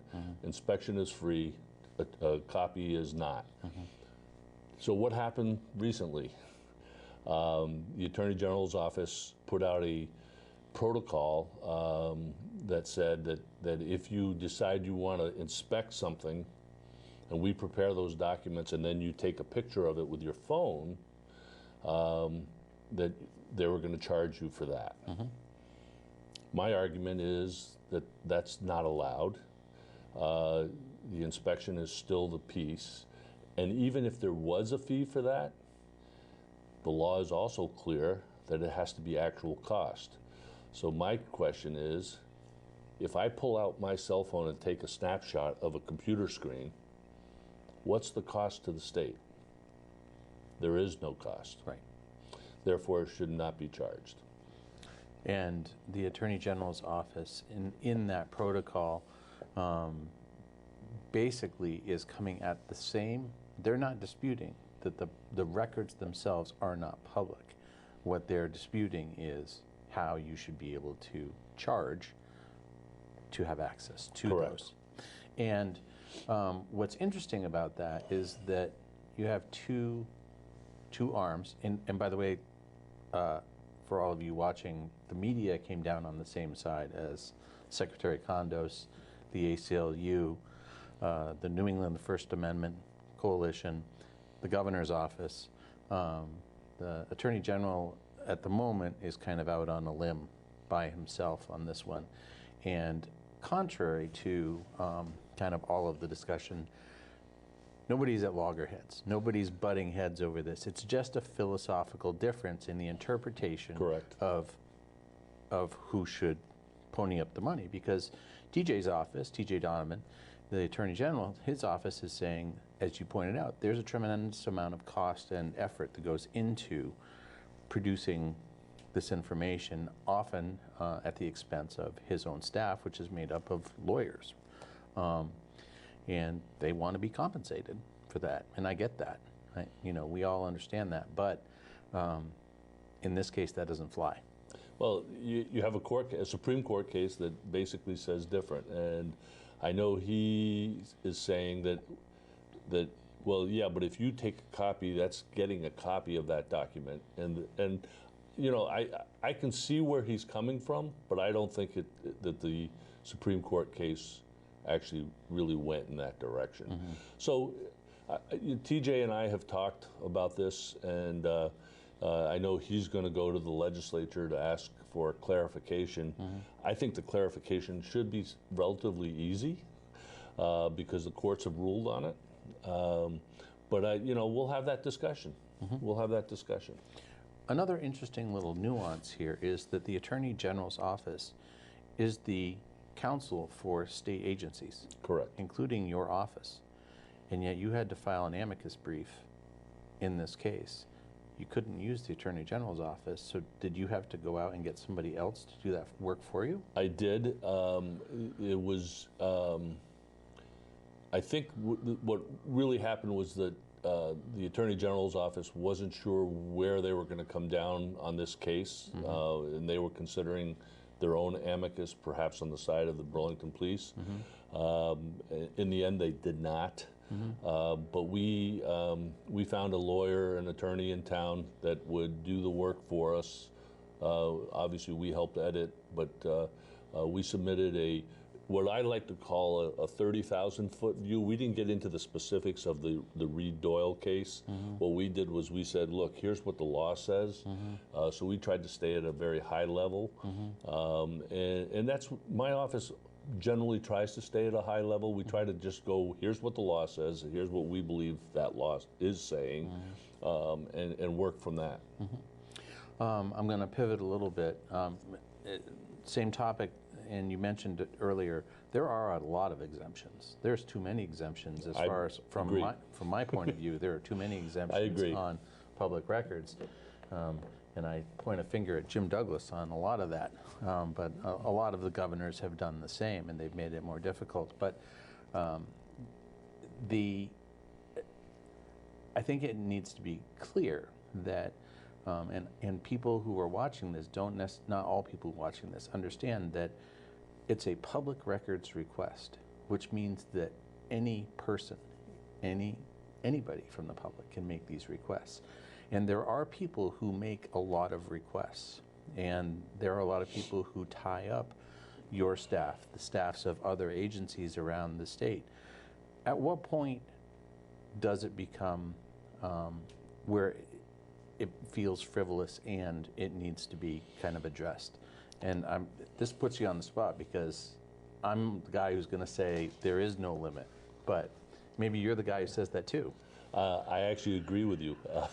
I believe, in fact, I have said often to my staff that regardless of who it is, why they're asking, that's not our job to determine. Our job is to fill that request, and that's the role that we will take. In fact, there is another Burlington Supreme Court decision, and I don't remember which one. I actually have it in my transparency tour paperwork, but there is another decision that says that the agency, the government, cannot ask who or why you want this information. That it's basically agnostic to it, and I agree with that. I mean, yes, we have some frequent flyers out there who will keep us very busy, keep us on our toes, but my job is to provide that information as long as it meets the law. And you're right, there are too many exemptions. I believe that. I know the legislature has worked to reduce them, but every year additional ones get thrown in there. So right now, if you look at the statute in Title I, which is where the public records access language is, there's about 40 exemptions there. But scattered throughout the state statutes are other statements, are other exemptions that are put into a section, a specific section of the law. We estimate there's around 260. Yep, I've heard 250. So yep. So, but the good news is that there is the Legislative Council has a website where you can go to look at those exemptions, and you can say, I want to look at animal information or animal records, and it'll pull up it'll do a search and pull up those records that deal with animals or medical information and whatever. And we also have one on our website, on the State Archives website, that allows the public to look at all these exemptions. It was a lot of work putting it all together. And we often will get, at the end of a session, some of our staff and some of the Ledge Council staff will actually go through the bills that have passed. Oh, here's something that acts as a exemption, therefore we got to highlight that. So, and that happens. But there's a lot of it are legitimate exemptions. But I think there's also a lot of duplication, and I think we could actually shorten it up a little bit. The federal government, as you probably know, did that a few years ago. They had reams of exemptions, and they're down to like a dozen in general. And I think that that's the approach that we need to take at some point. I know there was a committee that looked at it over a 3-year period. They did reduce some of them, or they combined some of them, but I think there's more that could be done. So public records are under your purview.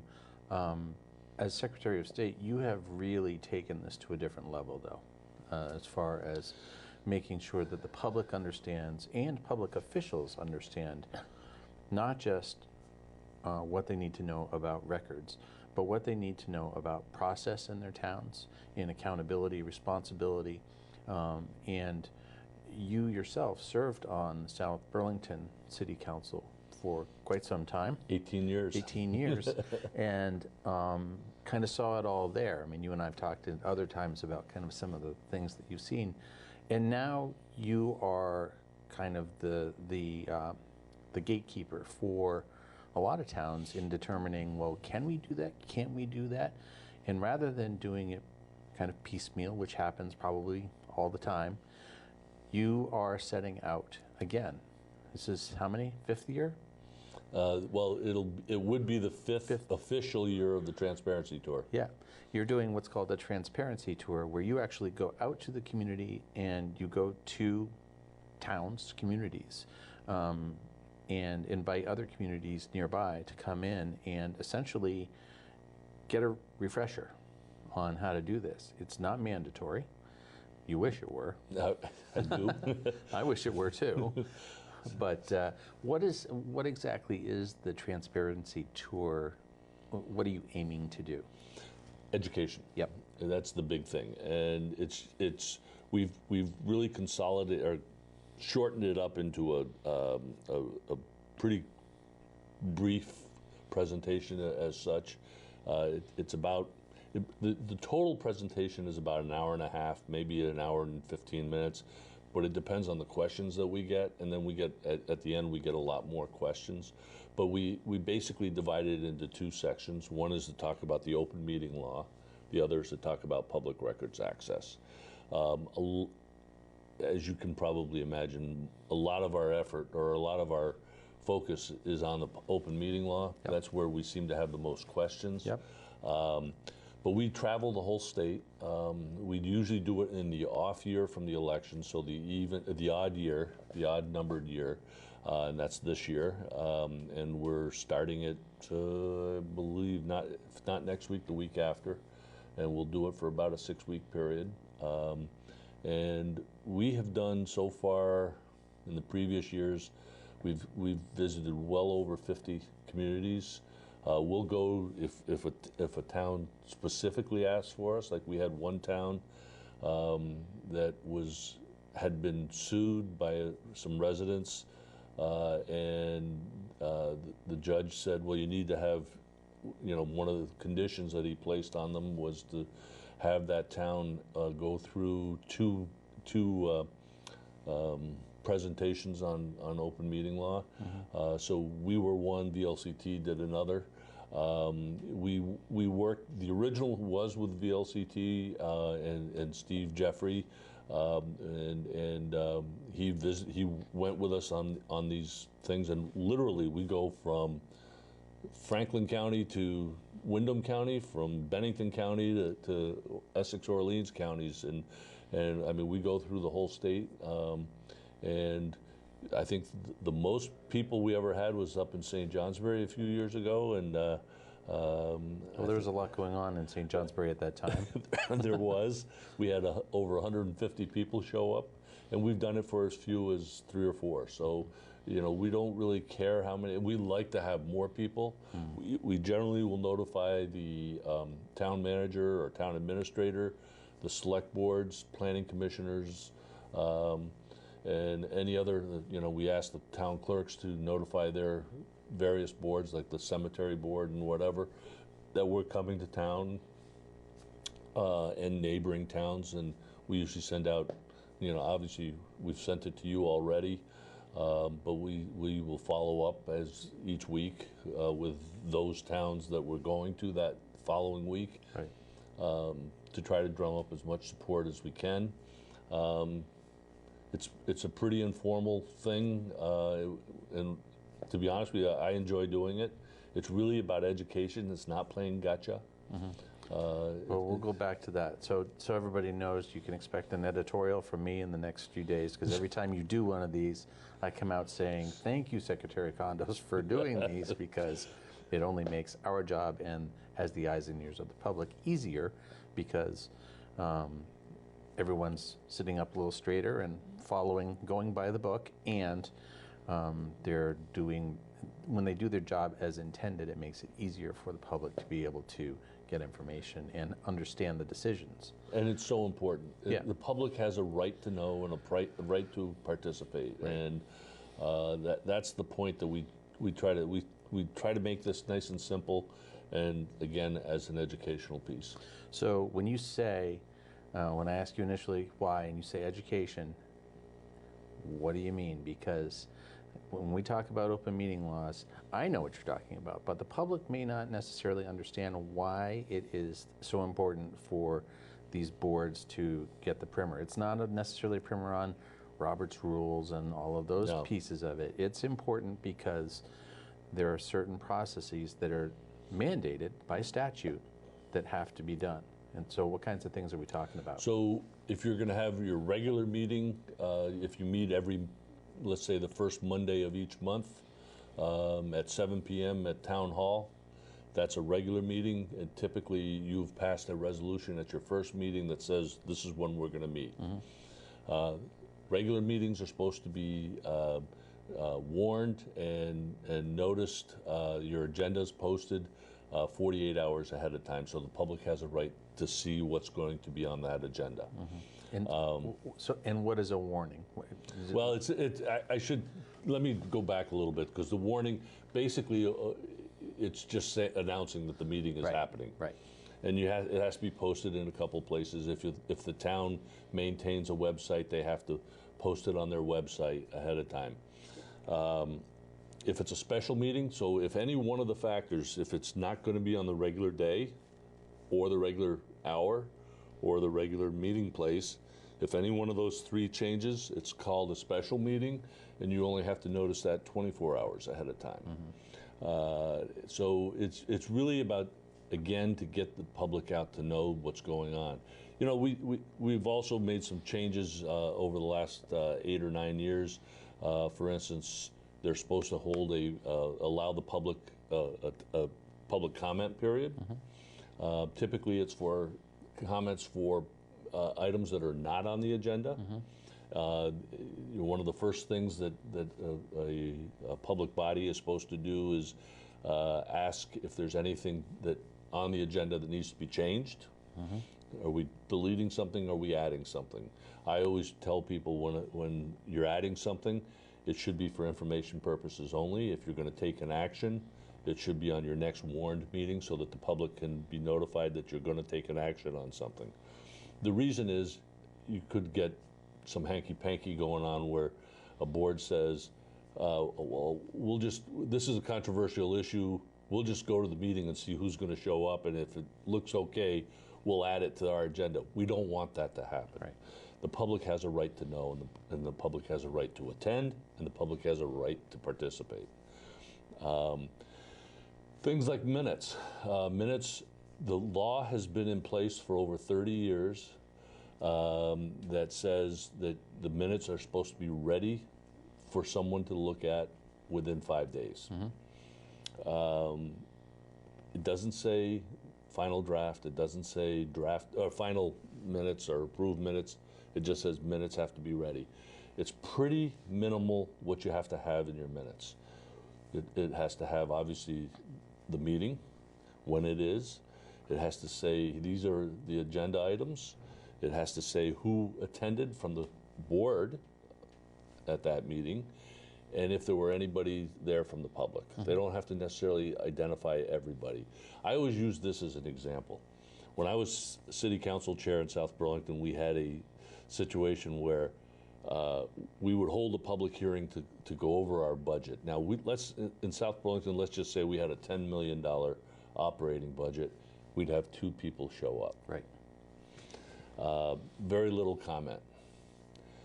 The following week, we're going to discuss the leash law and our bicycle path. 150 people show up, and everybody wants to say something. So that's the kind of thing that you got to balance, but you got to allow the public the opportunity to speak. You got to give them a reasonable opportunity. Those minutes are now required. If you have a website, you're supposed to have those minutes posted on the website within the 5 days or after the 5 days. That raised a lot of consternation among towns because they were saying that it was problematic for them, a burden to have to post those minutes. And our argument and what the legislature ultimately agreed with was that part of the law hasn't really changed. It's just that if you have a website, it's got to be posted on the website. Right. And in the old days, it might have been difficult to, you have to let it load up. I remember with AOL, it would You were take waiting a 5 while. minutes, 10 minutes to load something up and get it posted. Now it's just point, click, and it's done. Right. So it's relatively easy, and it's just kind of basic procedures that you have to follow. Yeah. Well, and we're almost out of time. It all comes down to accountability, right? It really that's- is. And that's what you're doing. Is these are elected officials. They're laymen in most cases, and while they love to do it, there are rules you got to follow. And That's right. the media appreciates it. I know the public appreciates it. So. My guest has been Jim Kondo, Secretary of State of the state of Vermont. Jim, thank you very much. You're welcome. We covered a lot of information in a short amount of time. We did. All right. And thank you for watching. Until next time, see you around.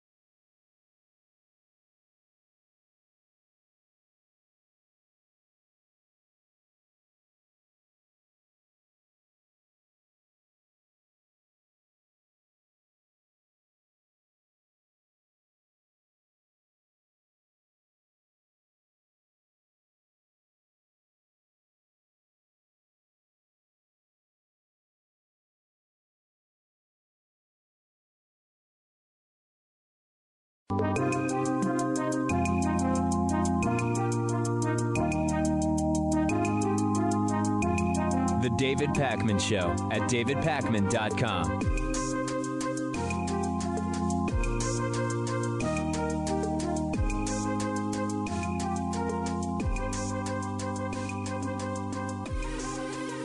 So we are now ready to officially and very safely move on beyond the if Trump did it phase of the impeachment inquiry hearings. I'm unsure if we are going to have more public hearings or what the next step will be. We've got the Thanksgiving holiday coming up. Hopefully in the next day or two, we will know sort of the planned trajectory of this entire thing. But particularly with the testimony on Wednesday by EU Ambassador Gordon Sondland, as we've discussed, Trump did it and everyone knew it. Rudy Giuliani knew what was going on. Mike Pompeo knew what was going on. The National Security Council knew. It seems John Bolton may have known. It was just very clear. This was an extortive, briberous situation where Ukraine could get military aid, could get a meeting with President Trump if they deliver politically motivated smear investigations of Joe and Hunter Biden if they are announced in public press conferences specifically to help Donald Trump win re-election in 2020. It happened. We can stop debating that. The real question now is, will Trump get away with it? There's a really good piece in the Detroit Metro Times about exactly this by Jeffrey Billman. If the question is, will Trump be impeached and convicted by the Senate? The answer is probably not. We know the data. We know that 62% of Trumpists, no matter what Trump does, did, or could do, will never turn on the guy. If they don't turn on Trump, Republicans in the Senate won't turn on Trump. If the question is, will Trump be criminally prosecuted for anything that he has done? The answer is unfortunately also probably not, or it is at least beyond anything we can strategize around right now. So that very quickly makes the question of whether Trump will get away with it one that we can mostly answer, in the sense that Trump getting away with it would be Trump getting reelected. We can decide whether we vote for him or we vote him out in less than a year. We are now, 345, 350 days away from the November of 2020 election. We knew from day one that Donald Trump was corrupt. We suspected that Republicans would, by and large, fall in line and let him do whatever the hell he wants. This is the latest test. And so far, Republicans are failing the test very, very big time. So it now is up to us, quite simply. We might have underestimated or overestimated. The point is, we might have assumed that if a president behaved in this way, even Republicans would say, no, it can't happen. That's it. No more. We were very wrong if we thought that. Add to this that there has always been one justice and accountability system for the rich and the powerful and another justice system for everybody else. That just adds to the political nature of all of this. So I actually think that if there's more hearings, if there's more evidence presented, good. We will air it. We will discuss it. We will integrate it into our broader understanding of what it is that took place. But we don't need to keep arguing about whether Donald Trump did it. They all did it. It's very clear now. The issue now is figuring out, will there be repercussions? Will the right, to the extent that it is participating in the spin machine, crisis management, as it has de facto become, will they succeed in pushing narratives like, listen, Trump called Sondland and said, I don't want a quid pro quo, when we should be wondering, as I said yesterday, why is that anything someone would have to say on the phone if there is not the belief that maybe there is a quid pro quo? And of course, we learned that the reason Trump did that was because of the reports that started coming out that day, suggesting that actually there was a quid pro quo, Trump getting on the phone and saying, I don't want a quid pro quo, okay? It's like calling up someone and saying, listen, I don't want anything to happen to that lovely little girl of yours, okay? I want her to be safe. I don't want anything to happen to her. You understand what I mean? Well, unless you might have a role in her not being safe, why is this a phone call that we're having? You have to interpret Trump's behavior more as a low-grade mob boss who has the desire but not so much the intellectual capacity to carry out a lot of this stuff. There's a really sad, actually, story because it has real victims, but it's also a story of hypocrisy in politics. There's this Congressman, Jim Jordan. He's a Republican. He's prominently been featured in the Trump impeachment inquiry hearings because he has been one of the questioners on the House Intelligence Committee for the last 7 or so days. He's sometimes referred to as Gymnasium Jordan. Sometimes he's called Jim Shorts Jordan. And a lot of people don't know why. And it's actually horrible. It's disgusting why. And there's now been a lawsuit filed against Jim Jordan for allegedly ignoring allegations of abuse against a disgraced former Ohio State University doctor named Richard Strauss. And the story, as it's been told, is that Jim Jordan, a coach at Ohio State at the time, was told about this doctor exposing himself and masturbating in front of people in the gym showers after a wrestling match. And as the lawsuit alleges, Jim Jordan just sort of shrugged it off, didn't report it, later denied knowing about it, although now it's increasingly clear and alleged that he certainly knew about it and he didn't do a damn thing about it.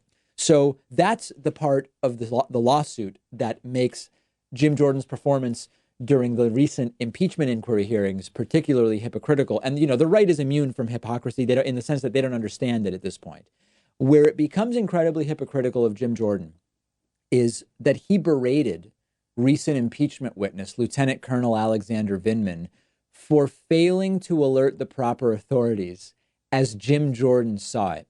How can Jim Jordan, who is now being sued over not reporting sexual abuse to the proper authorities, how can he get away with criticizing Vindman, incorrectly, by the way, for not reporting things that Jim Jordan believes should have been reported? This is the epitome of someone who is in the most shoddily constructed glass house throwing stones. It is the height of hypocrisy.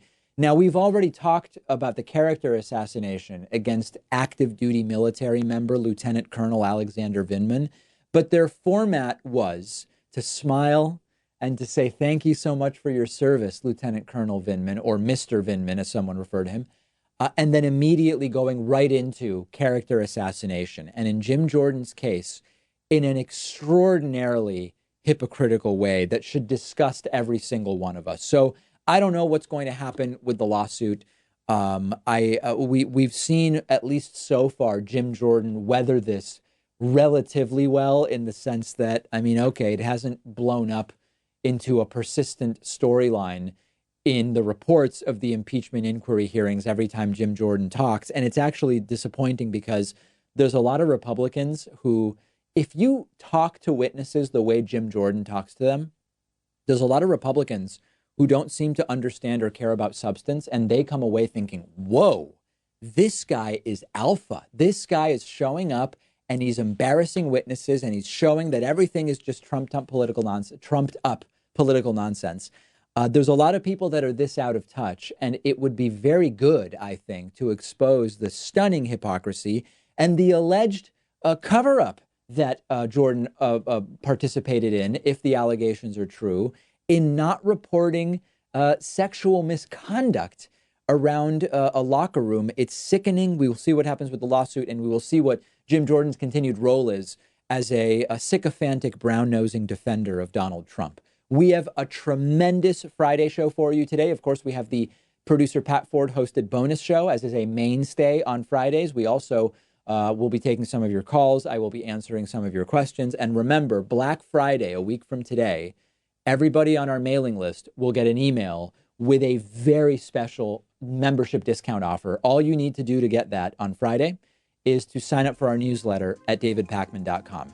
Let me know what you think about Jim Jordan, the impeachment hearings, Lieutenant Colonel Vindman, and all of it. I'm on Twitter at @dpakman. Quick break and then continuing with it. The David Pakman Show at davidpakman.com.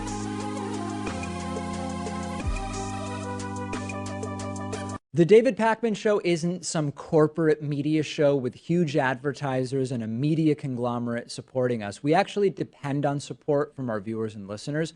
The easiest way, the most rewarding way, the most exciting way to support the show is to get a membership at www.joinpakman.com.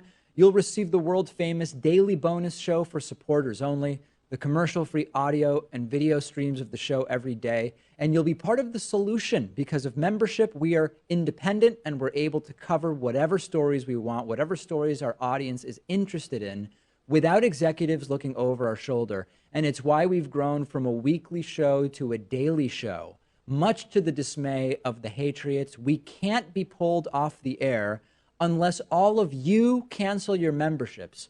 Please don't do that, but please do sign up today at www.joinpakman.com. Support independent progressive media.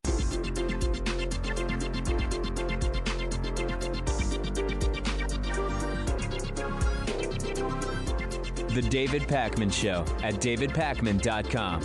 Today's new members of the day are Nate Burrell and Beverly Onwualu. Beverly and Nate, thank you so much. I appreciate your support. You can join these great folks at joinpakman.com. Also want to say an extra special, huge thank you to Catherine Alexis, because Catherine has been a member for almost 5 years now and is today's longtime sustaining member of the day. Let's go to the phone lines at 617-830-4750, starting with Tim. Tim, back in January, I guess was the last time we heard from you, and you were pretty angry from what I have in my notes when we spoke back in January. Does that sound right?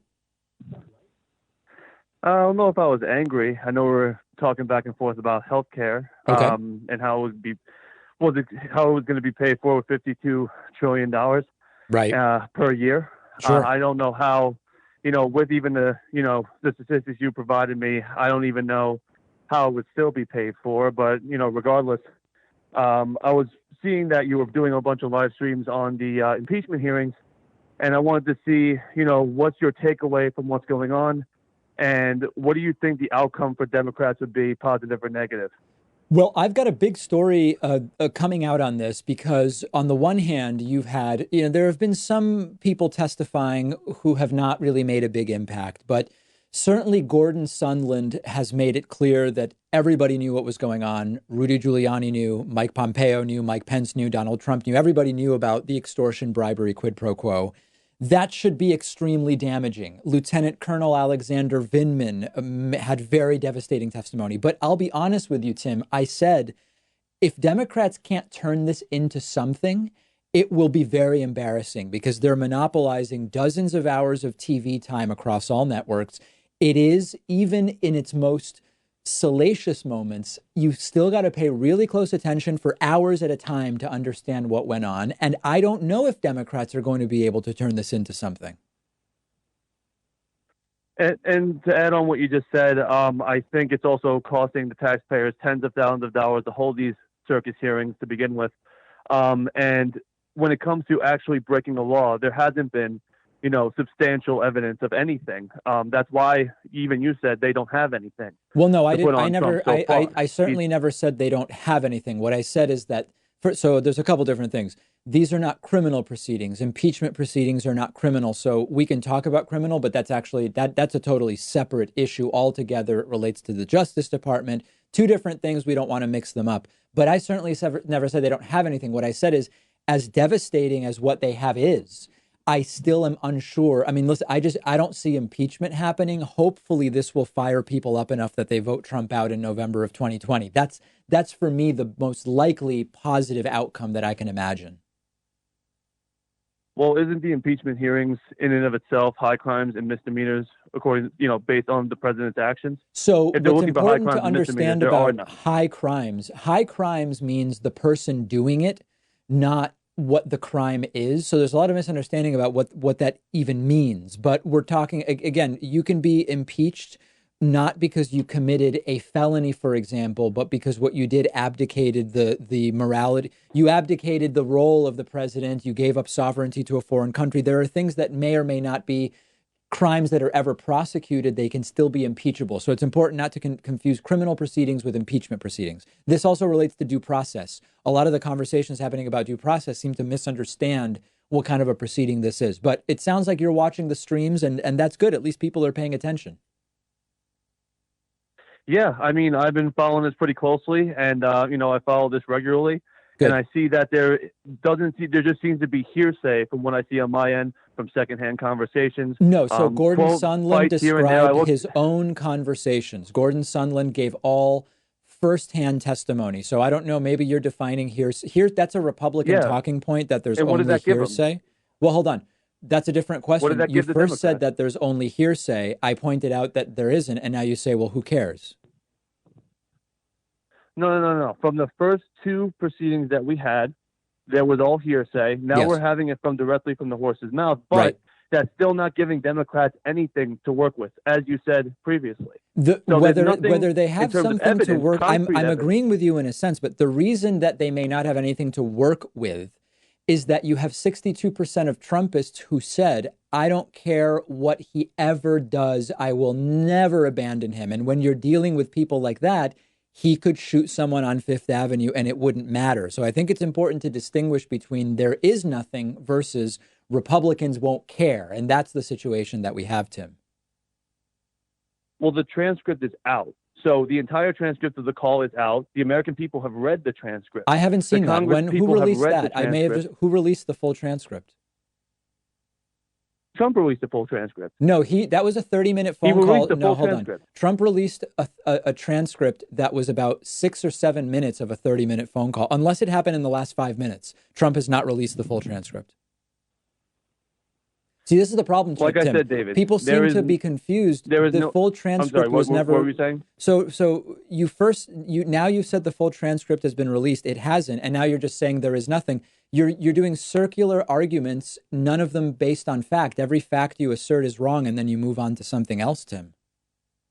The fact is there's no substantial evidence for impeachment, and you know this, and you know it in your bones. Like, it's not going to happen, and it's going to end up like a Bill Clinton situation back in the 90s. If this were Obama, he would have been impeached. Who knows when? All right, Tim, we're going to let you go. Tim, I mean, I guess that's just what a Republican sounds like, or at least someone who's committed to the narrative that Trump can do no wrong. I mean, listen, I'll agree with you. This might not lead to anything, but to say there's no evidence, to say Trump really, everything that the guy said, I think almost everything has been demonstrably debunked. Let's go next to our caller from the 262 area code. Who's calling today from 262? Hey, David, how's it going? Good. Who's this? This is Matthew from Milwaukee. Hey, Matthew, what's going on? All right, so I've heard a couple things that people have been saying, and so I wanted to ask you. Okay. Did you take any money from the Ayn Rand Institute? Oh, we did a partnership with them where they wanted to do some interviews on the show, and we partnered up with them on 4 interviews, much like we do with, all sorts of different organizations. Okay, so when you say partnered up, did you take any money from them? Yeah, it was sponsored content. We do sponsored content on the show all the time. All right. I guess I'm just not a fan of that because the Ayn Rand Institute is like Koch brother money. Oh, yeah. I mean, listen, I think that every argument Yaron Brook made was laughably ridiculous. They are, things I would debate and do debate all the time. They came and said, well, we'd like Yaron to be on your show 4 times. And I said, yeah, no, we have guests on once a year. But we do have a sponsored content program. It would be, outside of the show if you want to do some stuff on YouTube. And they said, okay, yeah, let's do that. I mean, that's all it is. You can not like it or whatever, but I mean, I think that their ideas are ridiculous. I told them that going in, and they still said we want to sponsor the content. It's like, hey, okay, if you want to transfer some money to us, I'll argue with your guy. All right, I guess that makes sense. I don't know. All right, well, thanks for clarifying that at least. Sure. Was that the only question you had? All right. Yeah, pretty much. Good luck with covering the impeachment hearings and the debate. Yep, we will. It's like a 17-hour day at the David Pakman Show, but we will be doing it. All right, thanks. I appreciate the phone call. Let's go next to our caller from the 310 area code. Who's calling today from 310? Well, that would be me, David. And who is this? Mark Victor. Mark Victor, go ahead. I was wondering your thoughts on this Ukrainian situation, and multiplied by how many different countries do you potentially think, Trump could be meddling in? How many countries is Trump meddling in? I have no idea. I mean, I think it's probably more than 2, but I couldn't say for sure. Okay. Well, thank you very much. All right, very good. Thank you for the call. I hope that was informative. Let's go next to our caller from the 951 area code. Caller from 951. Who is this? Where are you calling from?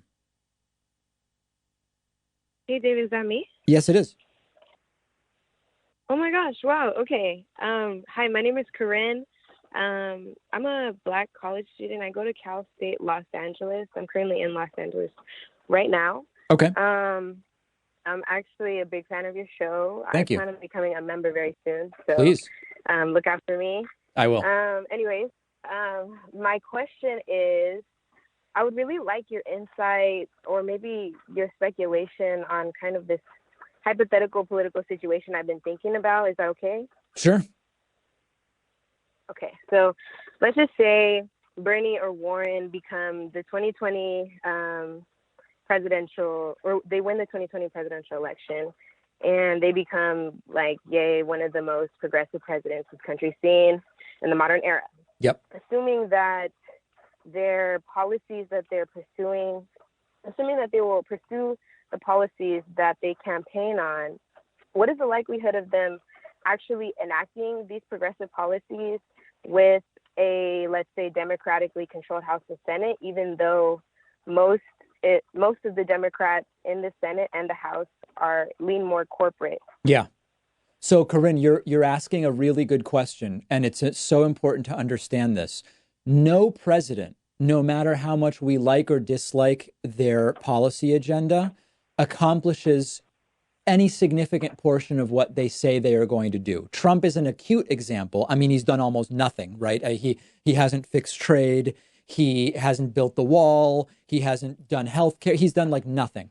But even presidents where we like their ideas, like Bernie or Warren, in a really optimistic scenario where they have both the House and Senate, maybe for 2 years of their presidency, maybe for 4 years, maybe for 6. It's very rare that you have a president who is there for 2 terms that has the House and Senate on their side for all 8 years of their term.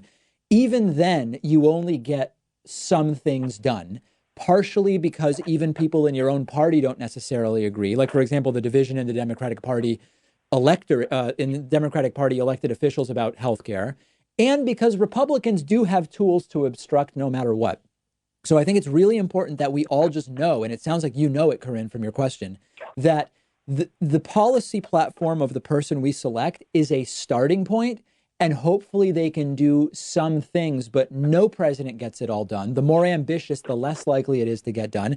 This is a reality. This is how the system is developed, with checks and balances and having to get through a lot to really make big change.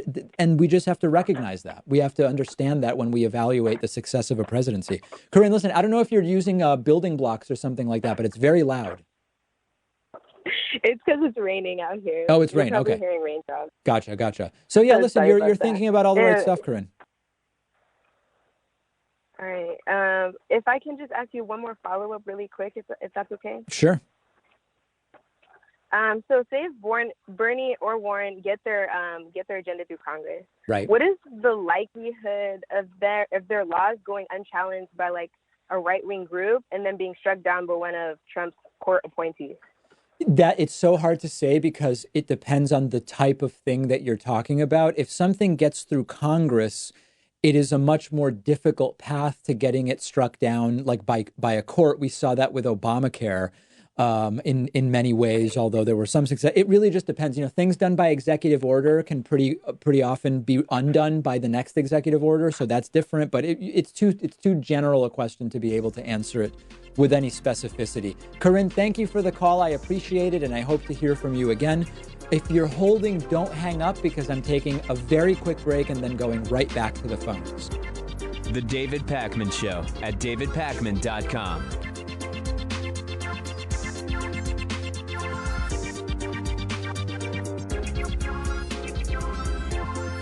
The David Pakman Show is audience-supported media. I really mean that, not just a catchphrase. And much of that support is small contributions on Patreon, contributions as small as $1 per month, meaning just cents for each hour-long episode of the show. Plus, patrons can also get the daily bonus show and the daily commercial-free TV show by pledging at patreon.com/David Pakman Show. We've rolled out great new perks on Patreon, including free bumper stickers, t-shirts, coffee mugs, and more at different giving levels, as well as exclusive content. And it all comes with the pleasure of knowing you're supporting independent progressive media, an alternative to the corporate stuff that is as much a part of the problem as our political system. If you value the show and have as little as $1 to put towards independent media, check out patreon.com/David Pakman Show and make a pledge today. It'll feel good, and I'd really appreciate it. Patreon.com/David Pakman Show. You can follow us on Facebook at facebook.com/David Pakman Show and on Twitter at David Pakman Show. And if you want to reach me directly, no trolling allowed, follow me on Twitter at dpakman. Hope to hear from you soon.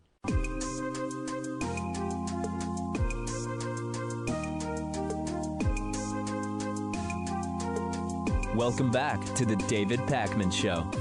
Let's go back to the phone lines, getting towards the end of what has been a very, very busy week in politics and at the David Pakman Show. 617-830-4750. Let's go to our caller from the 267 area code. Caller from 267, what's your name? Where are you calling from? Is this me? Yes, it is. Hello? Yes, hey, it is. David. Dylan. I just wanted to ask you about your opinion on globalism and your opinion on guns. I heard you talk about both, but not in relation to each other. I have this theory that if we went into a semi-globalist or fully globalist controlled world, that if we didn't have any populace like America that was fully armed, I think the old statistics were that there's 300 million registered firearms in America, and that there's about 300 million people. So that would mean that each American could take arms against, let's say, the American populace, or not the American populace, the American military. Let's say they had a deployment. They can only put out about 200,000 people, so they stand no chance against the American populace. So I look at it like the American populace is kind of the big brother of the world's populace to keep the governments in check. Would you be still in favor of a globalist agenda if we didn't have firearms in one massive population of citizens? Wow, there is so much there that has to be disaggregated before. I mean, the question as asked is a tangle of conjecture, conspiratorial thinking, and misunderstanding. So let's see if we can to just untangle a few things. When you talk about globalism, are you talking about a one world government sort of setup, as there are some on the internet who talk about? Are you talking about globalism via coalitions of countries? Are you talking about globalism merely in recognizing that on some issues, like, for example, global warming, these issues go beyond the borders of a country, so we've got to work together? Like, what are you talking about when you say globalism? So I would believe that it would start as a coalition, as no one would allow for a one world government. But Right. I would think that if there was no armed populace, that it would be a coalition that landslides into a one world controlled government. That would be kind of like a behind the scenes, a deep state action that we wouldn't have a say in as a world populace. Now, why hasn't that been attempted now? And the reason I ask that is, in the sense, I mean, there are lots of firearms floating around in the U.S., but a lot of the coalitions that currently exist, to which the U.S. is party, are countries with very little gun ownership, for example, where if they all wanted to work together, they could very quickly, as you're sort of suggesting, dominate the local population. Like, why have we not seen an effort to do that by any of these international coalitions? Simply because they're afraid of the American government, because the populace wouldn't allow them to do anti-democratic or anti-libertarian or anti-liberty things. But they're allies with the having American government. They're in cahoots. They're in cahoots with the American government. The American government is part of those coalitions. You're saying that were it not for the American government, the G20, for example, or NATO countries or whoever would have already tried to establish one world rule on this planet. Is that what you're arguing? But the U.S. keeps them from doing that? I'm saying that they would have if they weren't afraid of the American populace revolting against their anti-liberty and anti-democratic policies overseas. Yeah. Well, the problem with these theories is that it's impossible to prove why something didn't happen. And unfortunately, that's the sort of point in the discussion we've gotten to. Dylan, it's interesting. I think there's no evidence whatsoever for what you're saying, but I appreciate you presenting it to me. All right. Thank you, man. Very I like good. the show. All right. Keep Thanks having very it. much. Take care. Let's go next to our caller from the 254 area code. Who's calling today from 254? Hi, David. This is Leon from Austin. Hey, Leon. Great show. Hey, listen, I have several questions, but I had to pick one and maybe the other ones or two other ones for another show. And it's about Stephen Miller and the whole issue and fiasco about what is going on with Stephen Miller and the white nationalist. Yeah. And I do, however, have an insight on the person who asked you how many countries could potentially Trump be meddling with. His rationale for hating Ukraine is because they spoke badly about him. They don't like him. And so if we're going to count all the countries that don't like him, one example is That's a big list. England. It's possible. England may have interfered with elections as well. But I think the caller if, was asking where whatever, Trump is interfering, not if England interfered, but if Trump is interfering in England, right? I know. Well, regarding the Stephen Miller, this is a more serious and very delicate issue.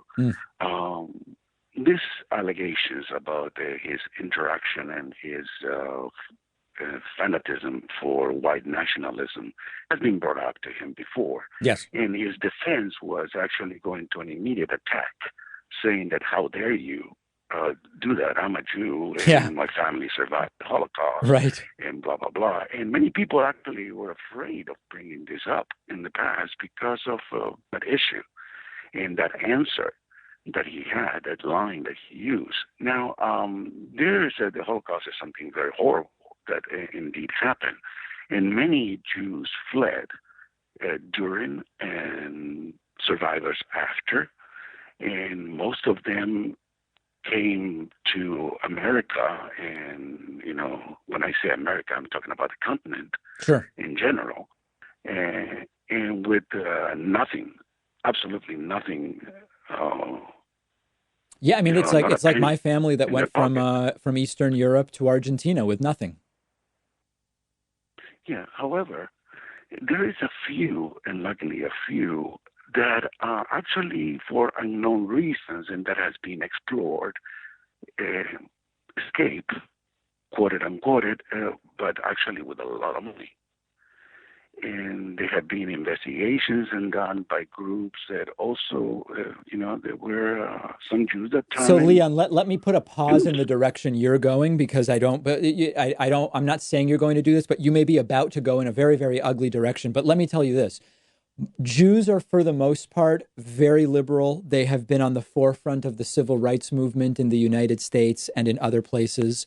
They are widely targets of white nationalism, but there are also people of any group, regardless of their identity, Jews included, like Stephen Miller, who are absolutely outrageous reactionaries. And the fact that if they attack identity politics, which they do, they shouldn't be at the same time be able to hide behind their identity, as Stephen Miller has sometimes tried to do. I think that's how I would contextualize it.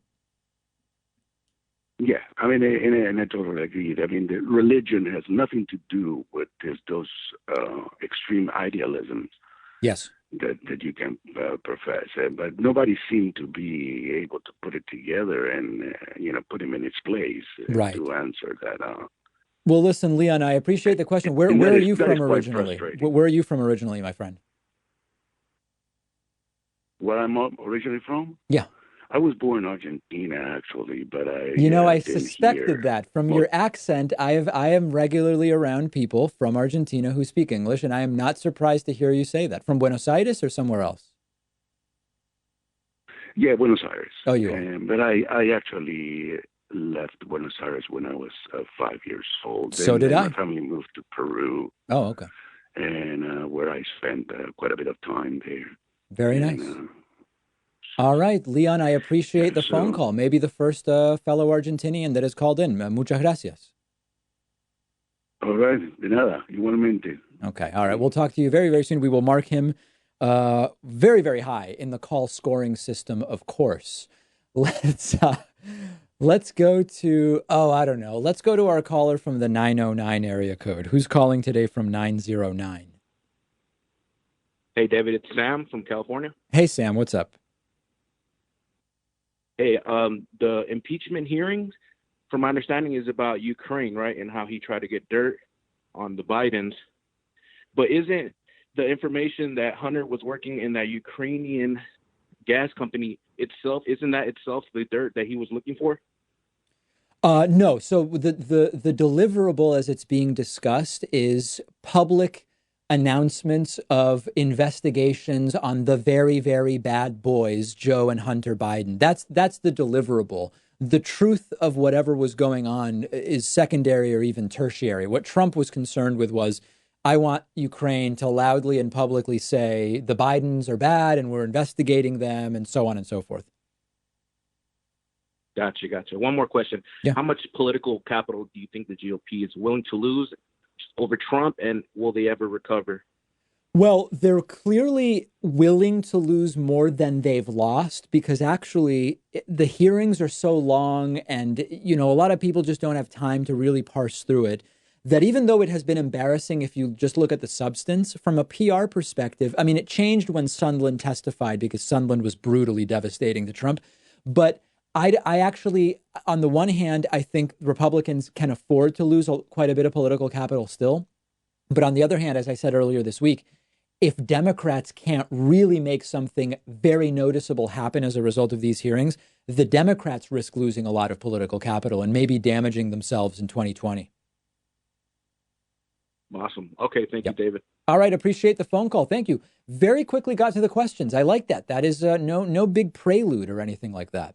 Let's go to our caller to the from the 214 area code. Who's calling today from 214? Hey, David. This is Anthony. Is this me? Yes, it is. Hi, David. Thanks for taking my call. I'm a long-time listener. I've been listening since 2014 when I started college, and I've been a huge fan ever since. Love it. So I'm an actor from Dallas. I'm on a film set right now, actually. Just to have some downtime, so I thought I'd call into your show. Any? Is it a production of anything we would know, or? I'm awfully sorry. I actually can't get into specifics about what it's sort of a secret project, so I can't go into like what we're filming. Please don't. No. Yeah. But anyway, so I'm really involved in the film world, and I'm aware that currently in pre-production, I don't know if you've heard about it, there's a mini-series that's an adaptation of James Comey's book, A Higher Loyalty. Are you aware of that? No, I did not. I didn't know. Who's playing me in it? I don't know, probably Tom Cruise or something. I would say I would go. But, If you have any say, shoot for either Joseph Gordon-Levitt for me, or the guy that played Mr. Shu in Glee. Okay. Yeah, just make a note. I'll look into both of those, but Please. Unfortunately, I have really no say on it whatsoever. I'm not involved in that in any capacity. But you were talking earlier on your show about how you were wondering about how it's possible to portray Trump in a way that isn't parody, that isn't comical, because he's so ridiculous and so outrageous. How do you play Trump in a straightforward way? Right. And so the actor portraying Trump is named Brendan Gleeson. I don't know if you know that actor. No. He's playing Trump, and Jeff Daniels is playing Comey. Okay. And so I was on a live chat with the Young Turks, and I asked John Iadarola about what he thought of it, and he said he's just afraid that they're going to present Comey as some sort of heroic martyr. So that's going to be the point of it, especially because it's an adaptation of his book. Right. How do you hope that the miniseries will portray either Comey or Trump, or what is your hope for how it's going to portray events? Well, with Comey, I think he should not be glorified, but he should be. Listen, there was something. Comey was fired. He was the victim of Trump initially, and that doesn't make him heroic or not heroic. It doesn't make the actions taken up until that time good or bad in any way. He then decided instead of disappearing, he would be in the public and he would say things and do things and whatever. And you can say that that has some degree of risk associated with it. But I think it would be a mistake to glorify him in some kind of deity-like way. As far as Trump goes, here's the problem. I think there's two options with how you portray Trump.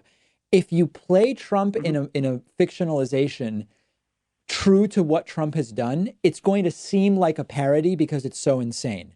The alternative would be that you turn Trump into a dark villain, but that won't ring true because Trump is not an evil genius in that sense, and that would also not be accurate. So that's a real tough acting job, quite frankly. Yeah, exactly. It's going to be probably a career-making move. Yes. By Mr. Gleason. That's something that as an actor you try to find things in your character that people can relate to and feel sympathy for. Right. I was watching an interview with the actor Will Rothstar, who portrayed Lee Harvey Oswald in Killing Kennedy, and he was talking about how he was trying to make Oswald a sympathetic character, and that's not an easy thing to do. But he wanted to some degree have you feel sympathy for the guy without condoning his actions, of course, or like thinking like, oh, that like I'm on his side. Not at all. It's just you have to, give the audience an understanding of where this character is coming from and their decision making. Sure, and with and Trump, it will be that's quite a a job doing that Herculean with task. Trump. Yeah, it's a Herculean task.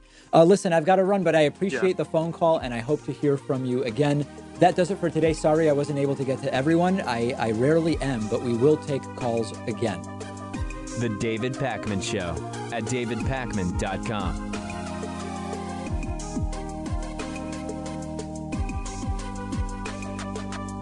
Did you know you can get David Pakman Show stuff, whether you're looking for David Pakman Show coffee for your Chemex, French press, or espresso machine, or a t-shirt? It's all available on our website, shipping to anywhere in the world at davidpakman.com/gear.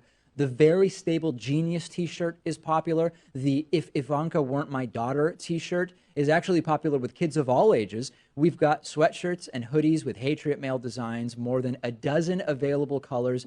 And did I also mention that there's coffee? Oh, and bumper stickers too, plus no bogus supplements. If you're looking for something to give you the strength to lift a school bus over your head or make you live to 200 years of age, you're not going to find it on our store. Check it all out, shipping anywhere in the world at davidpakman.com/gear. If you want a 15% discount, all members and patrons get a 15% discount code. Check out the store at davidpakman.com/gear. If you're wondering, how does the David Pakman Show afford to exist? The answer is mostly through memberships and Patreon. You can support the work we do by signing up for membership at joinpakman.com or pledging as little as $1 a month at patreon.com/David Pakman Show. Perks include the daily bonus show, the commercial-free audio and video feeds of the show, and the positive feelings that come from doing the right thing and making Hatriots cry through your support of independent progressive media. Jump in today at joinpakman.com and patreon.com/David Pakman Show. The David Pakman Show at davidpakman.com. Okay, time for audience questions for the week. First question, hey David, why are people calling what Donald Trump did a quid pro quo instead of just calling it bribery or extortion? Very good question, and something I've been talking about for a while. The media cycles are basically referring to it as a quid pro quo.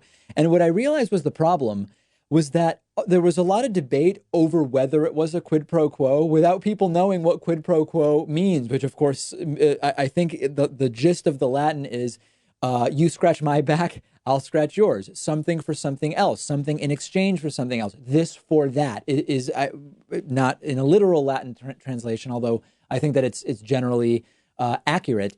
When in reality, if you don't actually understand what that means, you might not understand that we're basically talking about actions by Donald Trump that would be bribery or extortion. So let's look at the definitions here. Quid pro quo, defined in English, would be a favor or advantage granted or expected in return for something. So it does describe what took place with, we need you to do us a favor, the military aid, smear investigations of Joe Biden by Ukraine and the Ukrainian President Zelensky. Quid pro quo is not an inaccurate term, but a lot of people don't understand it, and it's probably not a strong enough term. Bribery, on the other hand, the giving or offering of a bribe, which is a sum of money or other inducement offered or given to bribe someone, seems to me much more precise and actually much more indicative of the true sort of nature, scope, and severity of what has taken place. To bribe is to persuade someone to act in one's favor, for example, by smearing Joe Biden, typically illegally or at least dishonestly, or immorally, you could argue, via a gift of money or other inducement.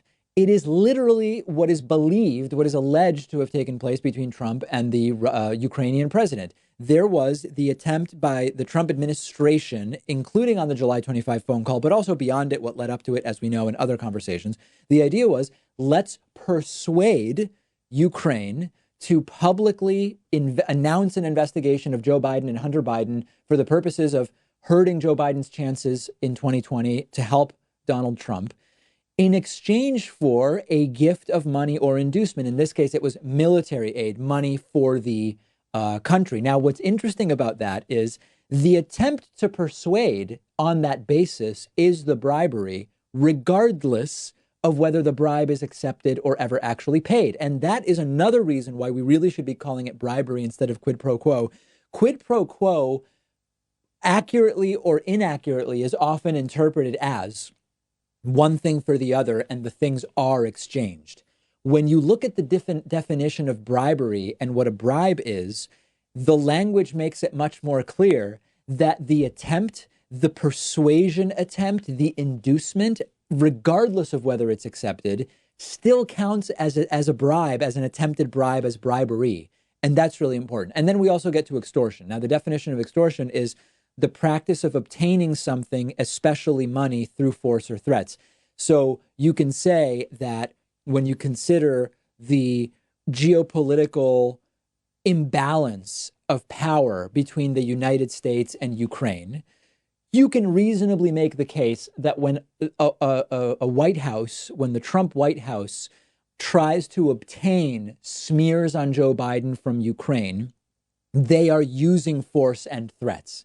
Is it physical force? No. Trump is not saying he's going to show up and punch President Zelensky. It's not that. But when you consider the power dynamic, we could certainly argue that it is the use of force to obtain something from Ukraine, and that in that sense, it also qualifies as extortion. So these are certainly more commonly known and understood terms. I believe that they more precisely describe what it is that took place.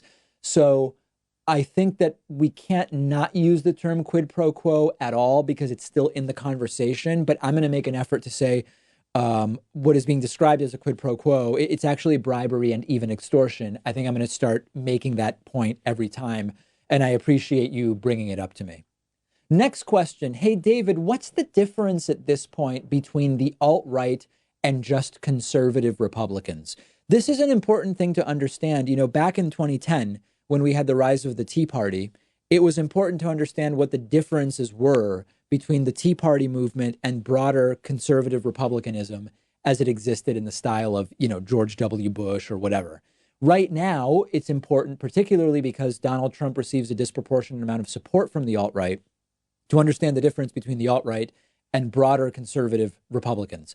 The alt-right is more concerned about cultural issues other than abortion, right? So traditional conservative Republicans still have abortion as basically the cultural social issue. The alt-right has become very concerned with things about nationalism, non-whites who won't integrate in the United States, immigration in a much more xenophobically tinged way, non-white cultural race realism we're seeing. That is a notable difference between the alt-right and traditional conservative Republicans. And this actually links back to Richard Spencer in many ways. I don't want to make him more prominent than he deserves, but Richard Spencer, who I don't remember if he coined the term alt-right or started growing the movement under that name. He's one of the early people, and he on my show said he is a white nationalist, a white separatist. He said it on my program. And you have to understand that to understand one of the main splits between the alt-right and broader conservatism. Traditional conservatism, and this is a really interesting thing, traditional conservatism is more individualistic in economic areas. Deregulate, let people do what they want, let businesses do what they want, don't support people with welfare, let them, as they say, pull themselves up from their bootstraps, determine their own fate and future, free markets, that type of thing. And interestingly, the alt-right has a more collectivist component, but only in certain areas, specifically along lines of, we have to defend white workers. We need to defend native-born Americans. So while the traditional conservative, even if some of their policies are implicitly discriminatory on racial lines, their focus is on individualism, even if some people who are in the so-called, they have agent identities, they are in the overclass, don't do as well. But the alt-right is more open to the idea of the government getting involved in collectivist policy, assuming that it is, again, the defense of white workers against brown people from other countries, a defense of native-born Americans, people from good countries instead of S-hole countries, that type of thing. So that gets us to the race element. Yeah, I mean, the alt-right is more explicitly racist, while many conservative ideas are racist in their effect by preserving the status quo and not dealing with issues in society. And I want to be clear, I'm not defending conservatism. I'm pointing out what the differences are. The alt-right is less concerned with being pro-business, for example, as is traditional conservatism. Traditional conservatism is more about perpetuating the status quo, an aristocratic overclass, while the alt-right is less overtly concerned with that. They want to perpetuate a sort of nationalist, native-born overclass, even if it is not economically an overclass in all cases. There's actually quite a difference between reactionism and conservatism, even though they're often conflated because there is a lot of overlap in the United States. In practice, in the US, much of the conservatism that is in the mainstream is reactionary. But in strict terms, these are actually two different things. The non-reactionary conservatism exists, in some academic circles to some degree, but not all. There are wings of right libertarianism that are less reactionary than the alt-right. What makes this more complicated is that there are not clear lines, and lots of these movements aren't super well defined. They're often leaderless. Who they support will often shift.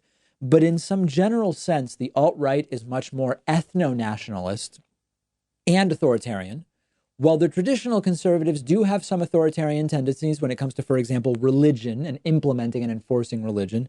But they are generally less authoritarian and thus more likely to be disgusted with Trump's authoritarianism than is the alt-right. Now, a lot of overlap. Even people who don't consider themselves to be in the alt-right, but say that they are conservatives, can have authoritarian tendencies or like Trump, and that's an important thing to understand. We saw this manifest a little bit.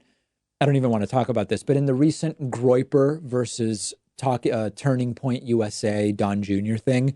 I won't get into it now, but look that up. We have a segment on it and you can find out a lot more about it. Hey, David, you talk a lot about believing women, but what would you do if you were falsely accused of sexual assault? Let's discuss it. This actually came up when I was on, remember that show I went on in LA, the Jesse Lee Peterson show? We were talking about the Brett Kavanaugh hearings, and he asked me in some way, would you want to be accused of a sexual assault you didn't commit? And I said, that's not really a question, Jesse. No one, I don't want anyone accused of a crime that they didn't commit, of course. And in fact, there was a movement to do this at a time when I was covering the Kavanaugh hearings.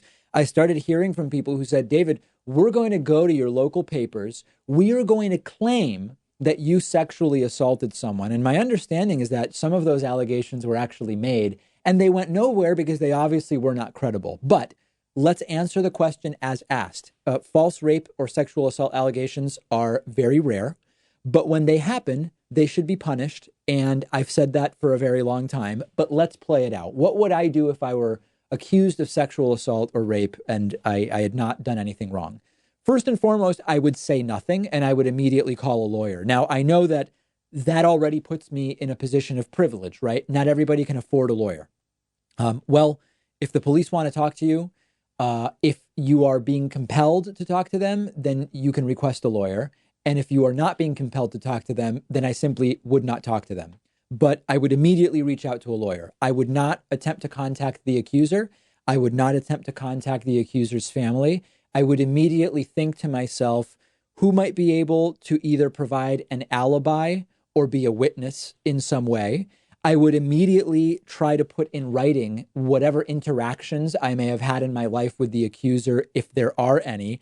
If it's genuinely someone I don't even know, I would, of course, not have any interactions to write down. But if it is someone that is known to me, I would immediately put in writing interactions. I would check social media records. I would check email, whatever, and really categorize for myself what the interactions have been, if any. Now, I get it. False allegations. Anytime that you have a system that allows people to make a complaint that they have been victimized by someone else, there will be some percentage of either straight up false allegations or mistaken identity problems where an accuser believes it was this person when in reality it was that person. What I really want to state here is I'm glad to answer the question about what I would do. These are not common situations. I don't want to give them more importance than they deserve. I believe it is a far bigger problem for those who are victimized by sexual assault or rape to never have justice done to the perpetrator. That is a far bigger problem mathematically than false rape allegations. Most importantly, the most important thing that I do in order to avoid allegations of any kind is I don't sexually harass or assault people, which in 99.99 whatever percent of the cases is actually your best insurance. If I'm missing something, if the actions I would take are not the right ones, let me know what I'm missing. We have a great bonus show coming up for you today. Of course, the Friday bonus show hosted by producer Pat, and he will be telling you about next week's plan with Thanksgiving upcoming and much, much more. So make sure you are a member at joinpacman.com or a patron at patreon.com/David Pakman Show. Pat will speak to you then. I'll be back on Monday.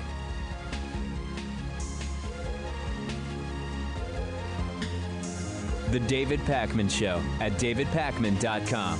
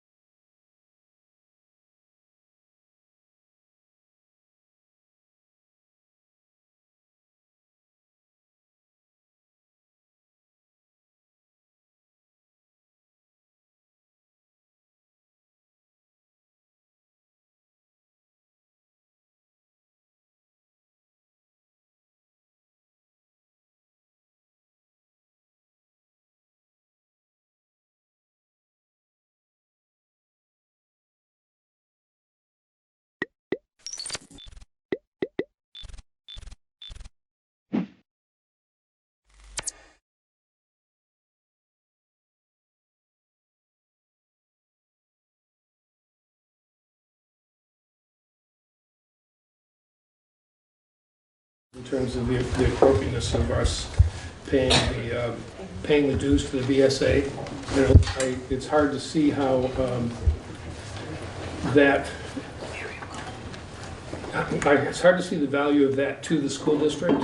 It's a professional organization, it's a private membership organization, it serves the superintendents, which I think is probably valuable, but I'm not sure it serves the taxpayers.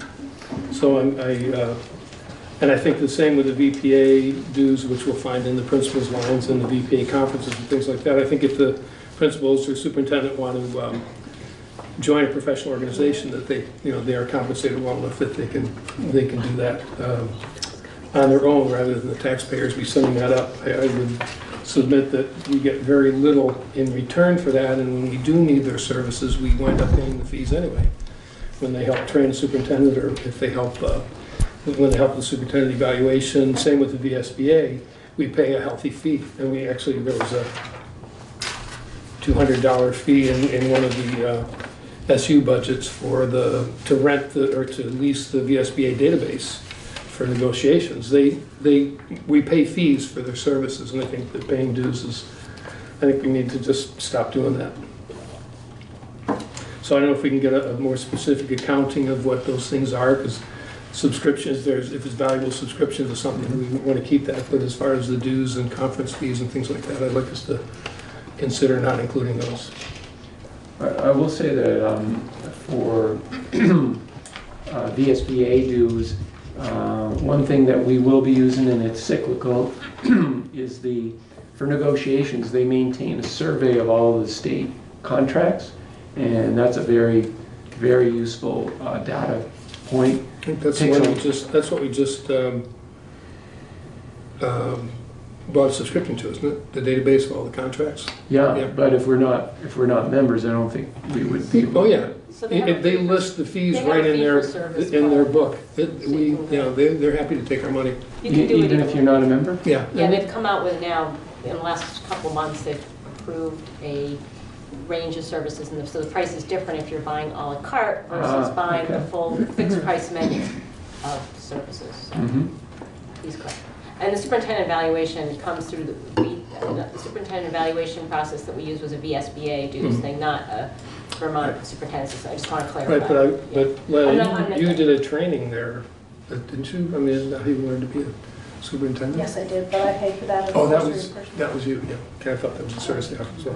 But anyway, the point is that both of those organizations, particularly VSBA, but both those organizations are becoming more and more fee for service because of the structures of the school districts have changed, and I think we just speed that process along by not paying those dues. We're not getting anything for it. Perhaps we should have a couple people take a look at kind of what we're spending money on and what the fee for service is, and figure out what is the best savings for us with what we expect to be using in the next year of their services. So let me ask this. The 3 Vernon went to start our meeting just so they can get things going here, and I don't want to rush us, but I guess long-term, how are we seeing this happen over the next couple weeks? What are you expecting to need from us? Have you seen our budget timeline? Yeah, so maybe that's something we should go over and just make sure everybody's aware of. Does everybody have it? When you're hoping to see us? It's also on the website as well. So what we are looking for is another budget review next Monday, really to focus on those allocation methods. And then if we don't get to something tonight that we had on our topics, like food service, if we just don't get to it, we can pick it up on the 25th. But the idea is that after reviewing special ed on the 12th, the board would have the entire budget at that point. The objective would be to take a vote and approve, the SU board approve the budget on the 11th. The reason for that timeline primarily is so that when what it used to be, all the other districts start their budget planning, they've got a good baseline for some of those core services already. And now it is Vernon and the SD that will benefit from those assumptions. And the first draft for the SD is the next week. You see that as December 18 on line 12. Okay, that's the first draft for the SD. And for Vernon, we had a first draft, looks like also on the 2nd of December. So you're looking for us to regroup next Monday and Yeah. then the following Tuesday? Is the December 2nd Tuesday? December 3rd is a Tuesday. We had December 2nd. Oh. Yeah, we have December 2nd, it's a Monday? Or This says the 3rd. is that an older calendar? 'Cause I don't know. Yeah, here's the ones that we have on the website that do say, I can't pass that there, do say December 2nd. So it is the 2nd? Yeah, Okay. yeah, I think that's, All right. that might have been a very... This is the one I think you handed out at the SD meeting. Probably, Okay. first version. Yep. Okay. So can everybody meet the following 2 Mondays? Come with little phones.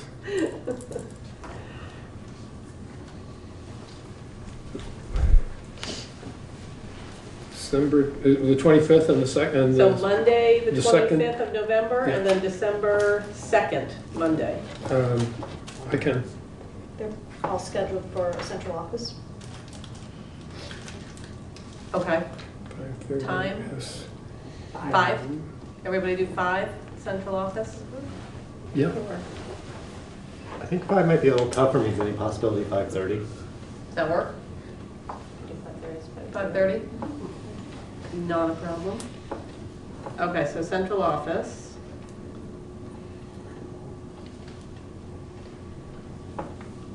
And then I guess my next question is, as we look all of these over, so this document is not going to change until you have salary and health benefits. Well, I think we want to talk about how we want to present that, given that it's public information. The two formats are, we make an assumption and we load it in as we would under any normal budget, in that we do a projected salary schedule and that filters through all of the positions, and we make an assumption about the increase in health and we load that in. Okay. And then we go in and we negotiate, knowing that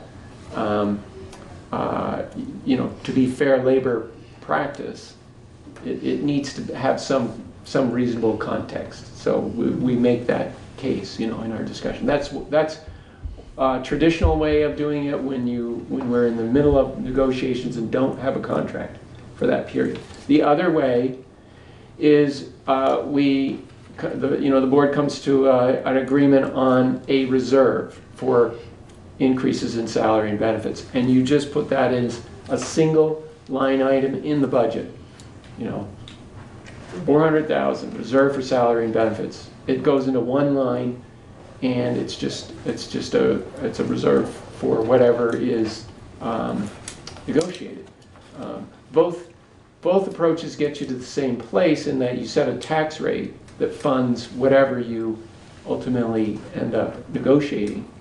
The big advantage of putting a number into a schedule and integrating it throughout the many documents, the many pages of documents, is that when you use that as a historical document and as a reference point, you don't have to make this constant adjustment. Oh yeah, we went up 6%, 7% when you look at one period to a future period, because the money wasn't in that box, it was somewhere else. That's an endless sort of source of confusion for both public boards and folks in the building. But we can talk about that at the next meeting.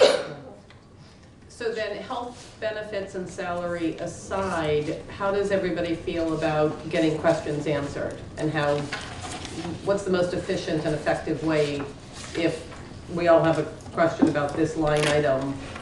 Typically, our questions go to the chair, and then they're organized, and then as long as they're not redundant, Okay. you filter out what seems to be whatever the question is, and then you send it along to me in advance, and then I or Lyle can respond. Okay, so is everyone good with just emailing me anything you got? As detailed as possible, and then I will gather everything up and hopefully send it off in a way that... Yeah, and then of course we respond in the meeting, yeah. Okay.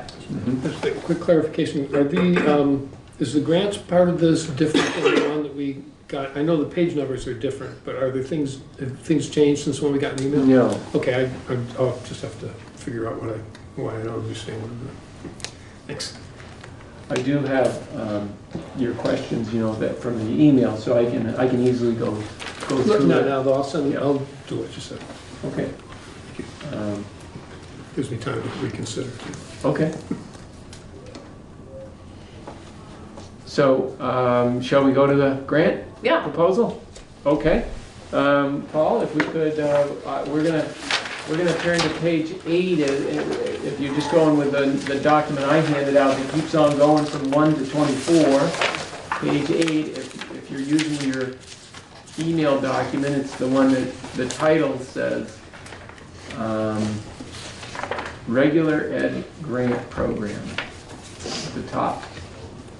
So Paul? Right, so in order to sort out the grants, it's really helpful to look at the budget numbers, and the very last set of numbers that are actually cut off. You'll see at the top of page 8, the first budget, the first set of numbers is 1920, right? The way to interpret that is look down at the bottom of that block of numbers. You'll see that's adult tech ed. Okay, so you always have to look down to the bottom to understand what's this block of numbers about, right? So I am most able to talk about some of the larger grants, specifically the 3 federal programs grants, Title I, Title IIA, Title IV, and then a separate tobacco settlement grant. And those are encountered first on page 9, 4250 is the Title I grant. And you'll see some changes there. One of the more obvious ones is moving from subgranting to individual schools in the first 5 or 6 lines or 7 lines to granting all at the supervisory district level. So the totals are the same, they're just moved in a different account number. And then the rest follow a pattern, that same pattern of first talking about salaries, stipends, then talking about benefits, and then travel, supplies, etc., professional educational services right toward the end. The lion's share of the shift is, let's see, up in the overall grant. In general, Title I, the vast amount, percentage of Title I is money that we send to individual schools to pay for academic support teachers. So part of our multi-tiered systems of support, we are funding at each of the schools that are Title I schools, and that is all 3 of the Bratt Town schools, Putney, and Guilford, not Dummerston and Vernon. That's based on poverty percentages.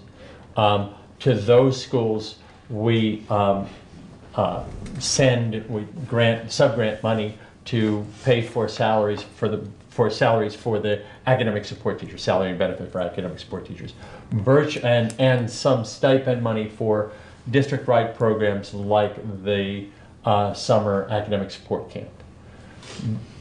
Hardly any other money in Title I is spent on anything other than salary, benefit, and stipends.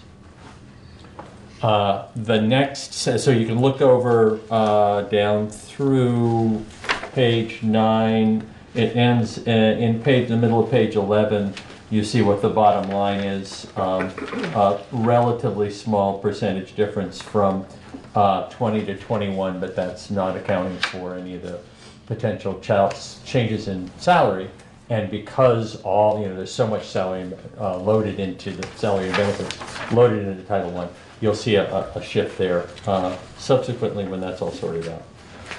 The next block, 4570, is Title IV. That's a new grant program. By the way, I should say, Title I is specifically intended to be federal money provided to states, provided to individual schools for the purposes of improving education for low-income students.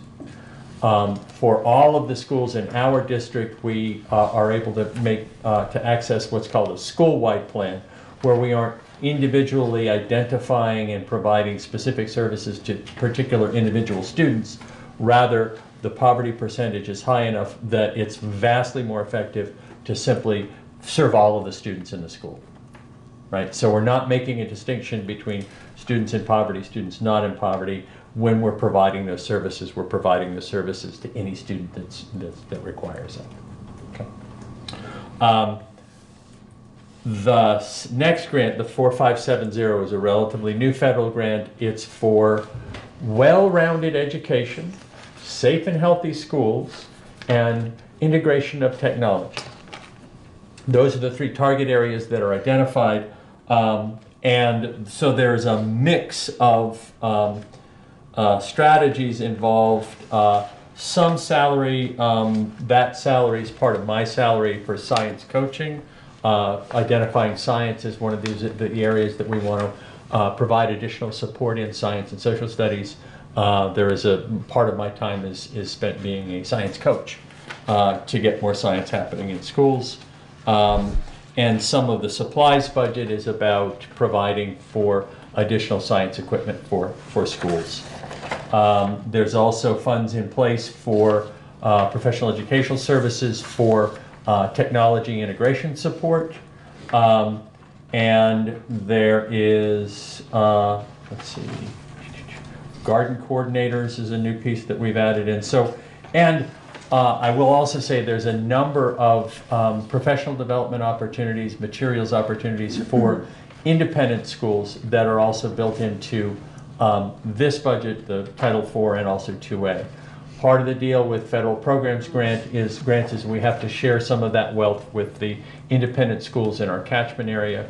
Most often we spend it for professional development for those schools, or for materials and equipment that will support this well-rounded education or teacher professional development. Okay, so that Title IV ends on the sort of top part of page 13. The 21st Century Schools Grant is a grant to BAMS that provides for, at this point it's funding a portion of their Beams after school program that's quite popular, provides a lot of services to kids. 4651 starts on page 13. That's Title IIA. That's specifically designed to be professional development for teachers. That's where we fund some of our literacy coach, all of our math coach, all of the administrator coach, plus some professional development activities for both our district schools and also, as I say, part of the independent schools.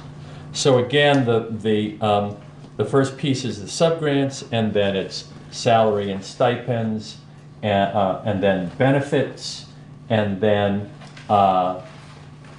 some general supplies, employment, contracted services, etc. And that ends on down toward the bottom of page 15. Then going into territory I'm less familiar with, 8920 is Medicaid. I'll let Frank talk about that. And EPSDT. And then Asian Studies. I missed that. The tobacco grant, I do oversee that grant. That's the 5555 ending on the middle of page 17. Much of that is we arrange a contract with the Brattleboro Area Prevention Coalition, work in coordination with them to provide some of the services that are required by the state for attaining the grant. Part of that is work with youth groups at the high school, Our Voices Exposed, and at the middle school, the Vermont Kids Against Tobacco. And we work in conjunction with the student assistance providers at the high school and middle school to work with students who are maybe have a tobacco infraction or have contacted the SAP because there are substance issues. Their BAPC and the SAPs work really closely together to provide those services and to work with kids in those schools. Asian Studies is the middle of page 17 and down. And then... is that the Director of Instruction 1127? Is that Asian Studies? Asian Studies is 5700, starts on, yes, but it is that program. And Lyle can talk more about that. The long-standing program that we've had for Asian Studies language instruction. And then some smaller grants, Vermont Education Health Initiative, VHI, Workforce Investment is WIB, is it, Frank? Yeah, that's what it is. And then Regional Standards Board. There's also that section there for social competencies and diversity training, which is the school leadership teams from each of the schools. Each school has a leadership team. We go to Landmark College a couple times a year. Each school leadership team looks at the school's climate surveys, and then they work towards improving school climate. As Frank mentioned, all of the grants are, we have this amount of money, we have a plan for spending it. If the amount varies, we have to vary what we spend. We can't overspend on any of those, so it's what comes in should be what goes out. So the Asian Studies is grants from private sources. What is?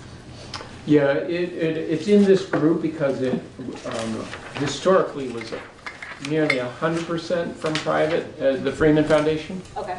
But that is changing, and there is a local share through the districts, and I don't know if you have an update on that, Lyle. I don't. We have applied again for a Freeman Foundation grant.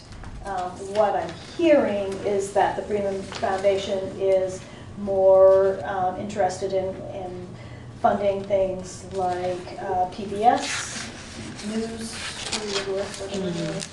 some colleges. We are one of the last school districts that they've been funding, so I don't know how long that will be available to us. So the high school has had a fairly significant line item to fund the program, and that is a revenue source to the. So it's one of the few where there is now local money coming in, and because of that, it probably should come out of this group because it's no longer the group of. Activity in here is intended to be basically self-funded, so if it's no longer the case, then we need to restructure. Would that happen this year, or?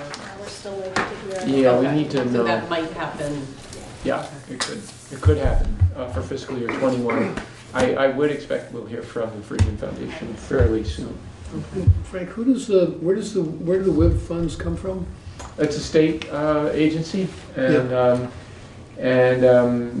that's been used to get the nursing program integrated with the collegiate high school program. So we've been working with Paul Cohen to develop co-op opportunities for kids at different medical facilities.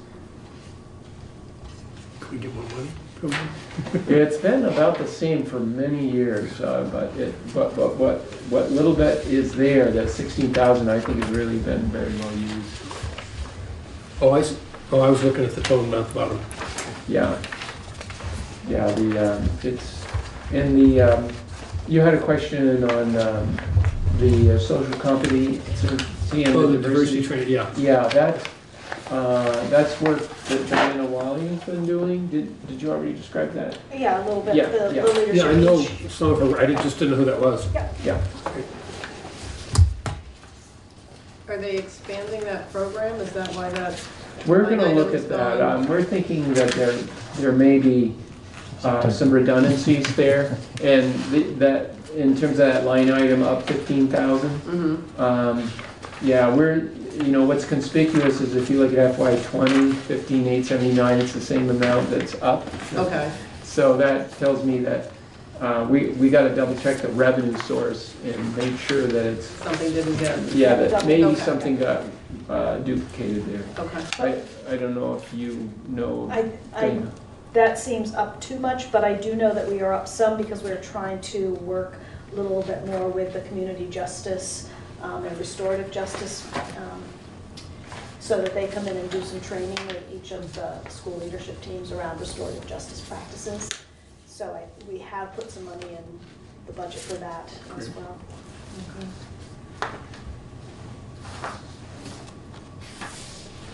That's it, Paul? Yeah. Okay. So, and David, I think we covered all the questions on your email, unless there's something No, I you think that, remember? yeah, Okay. I didn't have 16 and 17 in the packet. That page didn't get stapled on, so I couldn't find it. It was very crazy, so I finally pulled it on my screen now. Okay. Thank you. Yep. But go through again, David, and if there's anything Oh, no, you I'm fine with feel these. like we've got Yeah. to send me questions, Mhm. and then we'll do this again next Monday and see Yeah. where we're at. Shall we spend a little bit on food service, and then you can Oh, decide? If you want to. No, I forgot that there was, Yeah. because that one I do not understand. Okay, well, here we go. Understandable why you don't understand, because of the way, again, the state has kind of facilitated the transitions. Okay, so food service.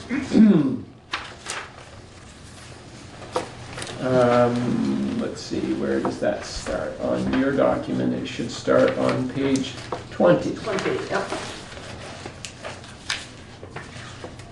So I think I know the answer that Academy is so large because they do all the food prep for Oak Grove and Green Street? Yes. Is that the case? They do that, but the volume also reflects that they're 3 times larger than Oak Grove and nearly a third larger than Green Street. But yeah, so but the cost there, the 1,001 in being in a district wide, you see the 51 on that where it's $452,000. Yeah. It's important to recognize that when you go from the 11, see, this is a good illustration of our chart here. The third sequence of numbers is 11, and it starts out that way, and then it changes to a 51. Okay. That's where you're no longer just serving Academy School. Now you're serving Academy, Oak Grove, and Green Street. So okay. you're right about the 450 being all 3 schools. Okay. So the community eligibility program has been doing very well. We've remained eligible. It's good for 4 years. We've got another year to go. And the reason why it's so successful, not only does the specification that went out to bid require a very specific set of nutritional guidelines, it's the fact that the Brattleboro community qualifies for the high poverty subsidy. Fortunately or unfortunately, the way you look at it, none of the other communities qualify. However, there's something called Provision 2. Community eligibility provision is what Brattleboro Town uses, but Provision 2 is where you have feeder town like Brattleboro going to the high school where that's the majority of the population, so the community, over half of the community in Brattleboro Union High School are not accustomed to filing the application for the federal food program support. And high schools across the state and across the country, families are reluctant to participate in that application process. So it would seem logical that you'd be very close to qualifying at the high school, but because families don't take advantage of the program, we don't. So as an alternative to just saying, well, okay, we're going to have those kids that parents don't participate pay for those meals, and then the few that do get the free lunch. BOHS board approved provision 2 a couple of years ago, which does the same thing as the community eligibility program in that it everybody eats free, but it's a much higher cost to the district. For Brattleboro Town School District, the local budget was subsidizing about $50,000 on, you can see, on a $535,000 budget of spending. That's, about 10%. The high school will have to subsidize their similar volume of $500,000. We can flip to the high school, which is a couple more pages down. We go to this nice sheet here, just if you want to find what the high school code is, and it's 1040. So when you get to the 1040, it happens to be the second batch of numbers. You see it's 510,000. It's actually a little less. But the high school subsidy was more like 25%, not 10%. And that's because the loss of the revenue from the kids that would pay, it goes away. Nobody pays. And that is replaced by the school budget. So there's a much higher subsidy. And you're not looking at revenues, you're just looking at operating costs. Right? We have to develop the revenue, and we typically go over that at the last meeting for all of the programs. First we have to look at costs, because that develops a lot of the revenues. Then we have to talk about how we assess costs, and then I can go through the final, and here's how the revenues come back to make this a break-even budget. So not a significant change in cost, though. We do anticipate the bid for cafe services to continue to go up about 3%. So those costs are in there in some of the programs. But in each site, Dummerston, Guilford, each site on page 2, and then page 3 of that food service group, Putney, Vernon. These are pretty stable programs with a pretty predictable cost, because most of it is a contracted service. In general, I have not, I don't hear about, lots of concerns. There's always room for improvement. We know that, and you're never going to make everybody happy. So there's always work being done on menu and on quality. But programs seem to be doing pretty well, pretty stable.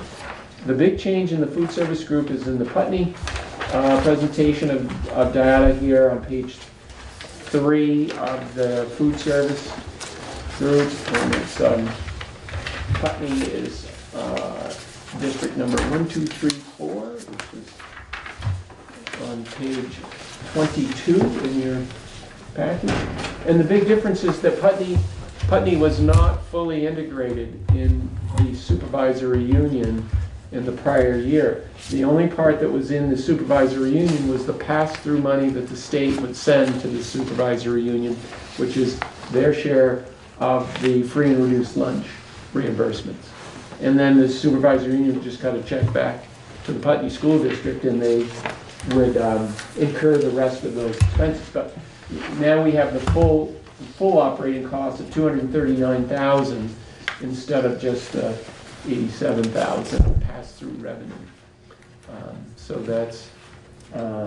that's why that is up so much. And what we will look at relatively soon is, well, what are the revenue sources to fund that? And Putney has also been contributing a higher percentage of total operations than the other schools generally. It started out 45,000, but I think it came down a little bit. Putney's also tried to expand their services to some catering groups, because from their point of view, a higher volume covers their fixed costs and allows the program to be more financially viable. So, Frank, is there seeing the difference between 11 and 51, the 3.9% and 3.6% increases in Academy and Bravo make sense, because those are for the whole, for a much larger, it's not just those two places. But why the increase in the food service management fees? Why are we paying, well, $17,000 in the BUHS section? It's not just BUHS, I understand. And then $17,000 in the Academy section. Why did the management fees go up so much? So that's part of the bid process. Do you have a specific line? Yeah, 3100 5710 4454. Mm-hmm. Yeah, that is, I mean, you see the 3% on page 20 there, the 439,000 is going to 452,000, and that's for Academy, that's 13,200, that's a 3%.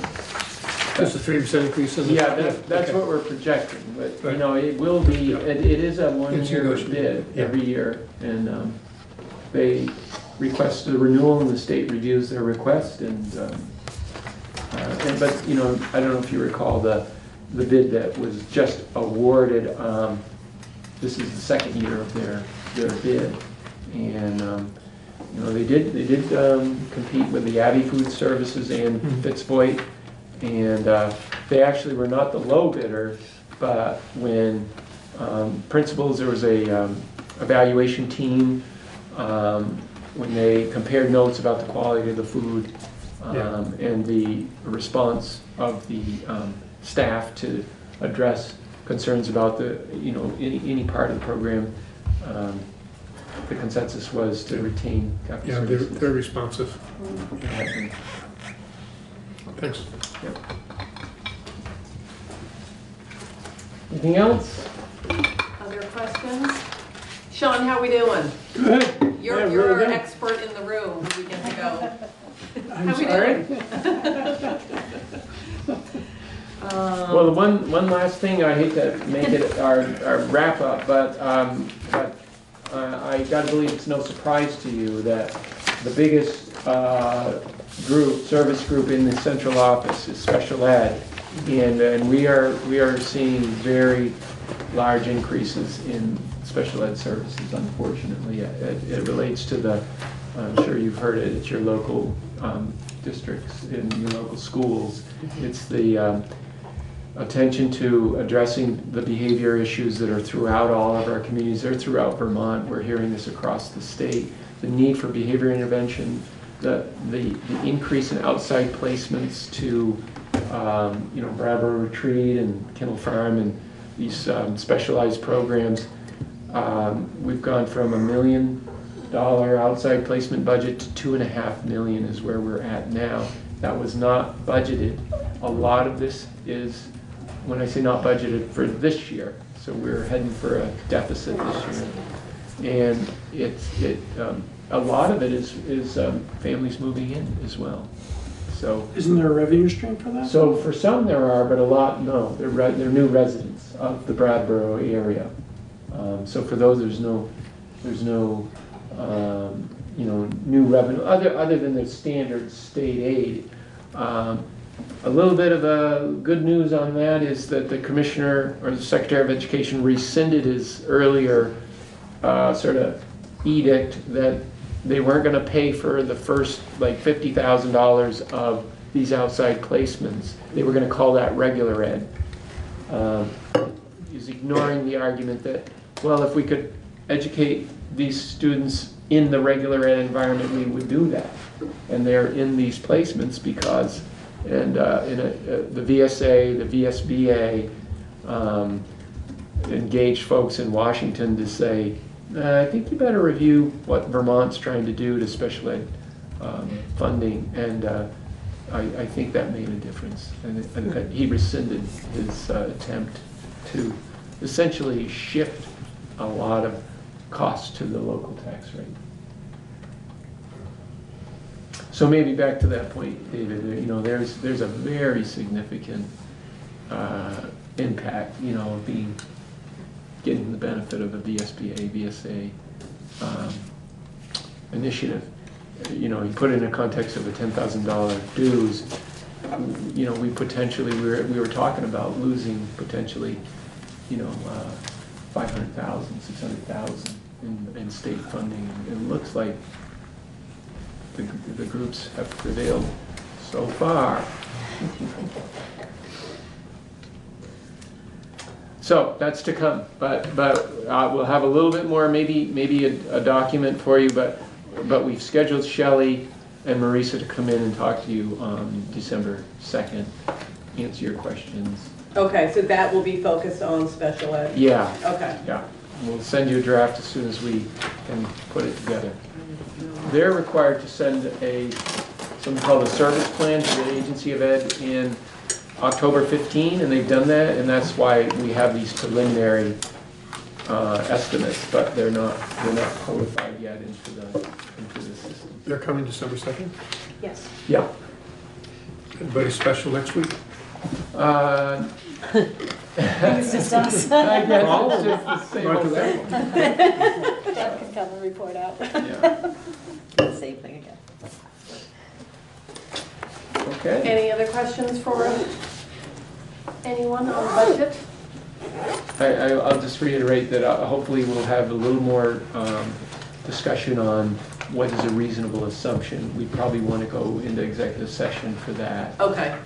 But if you could think about that, I will bring together data that I can find available that would suggest that it would be a reasonable assumption, and then it will be helpful, obviously, to us if we had consensus on that, because then I can integrate it into and it changes everything.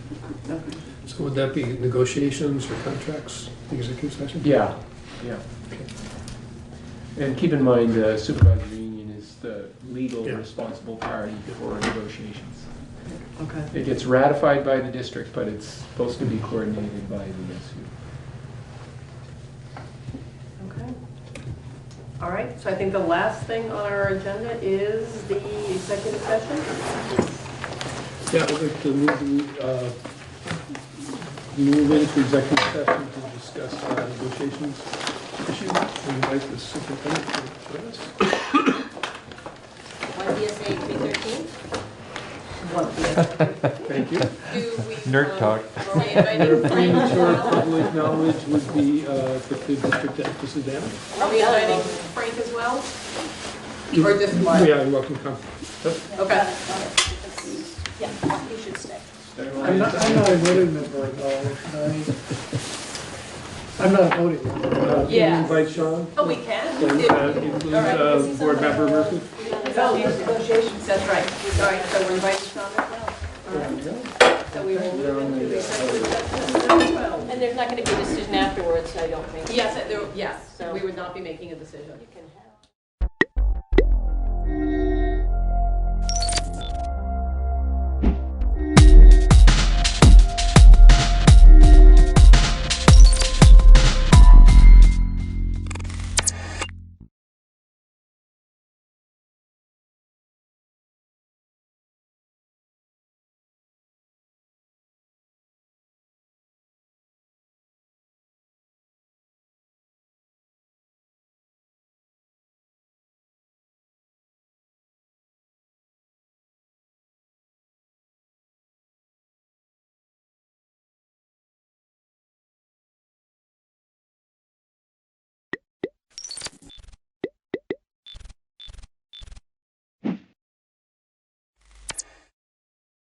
6 o'clock. Call this meeting to order. Can we get a motion for the minutes for November 6th and 13th? I'll move that we approve minutes from select board meetings November 6th and November 13th. I'll second that. Discussion? All those in favor? Aye. Aye. Okay, warrants 11P, reappraisal fund 4 and 10A. I'll move to approve bills for payment warrants 11, 11P, reappraisal fund number 4, and 10A. I'll second it. Discussion? All those in favor? Aye. Otter, would you like to come up to the table? Sure, absolutely, thanks. So thank you for making a bit of time for me to come in. I think Mike will be here any minute, hopefully. So Mike and I, we're going around doing a bit of a listening tour. We're going to all the select boards in the Wyndham 4 district. And, you know, I get so many emails these days, but I much rather prefer talking to folks in person now because I can actually, you know, engage and ask more questions and all that. So I wanted to hear from you guys about, you know, what some of your concerns are coming into the upcoming legislative session. You know, I've gotten a lot of different information from folks around the area, and so just wanted to touch base and see how things are going in Dummerston more so, and see what ideas you might have. I can tell you a bit about what I've been working on, some of the more detailed stuff regarding the Judiciary Committee. You know, we recently passed a youthful offender bill. Hey, Mike. Hey, there he is. And there was a little bit of a loophole that they forgot to close, and so that was brought to my attention regarding domestic violence. And so I'll be working on that. Also, given some of the recent deaths and injuries of highway workers, AOT workers, I strengthened the bill regarding the move over law.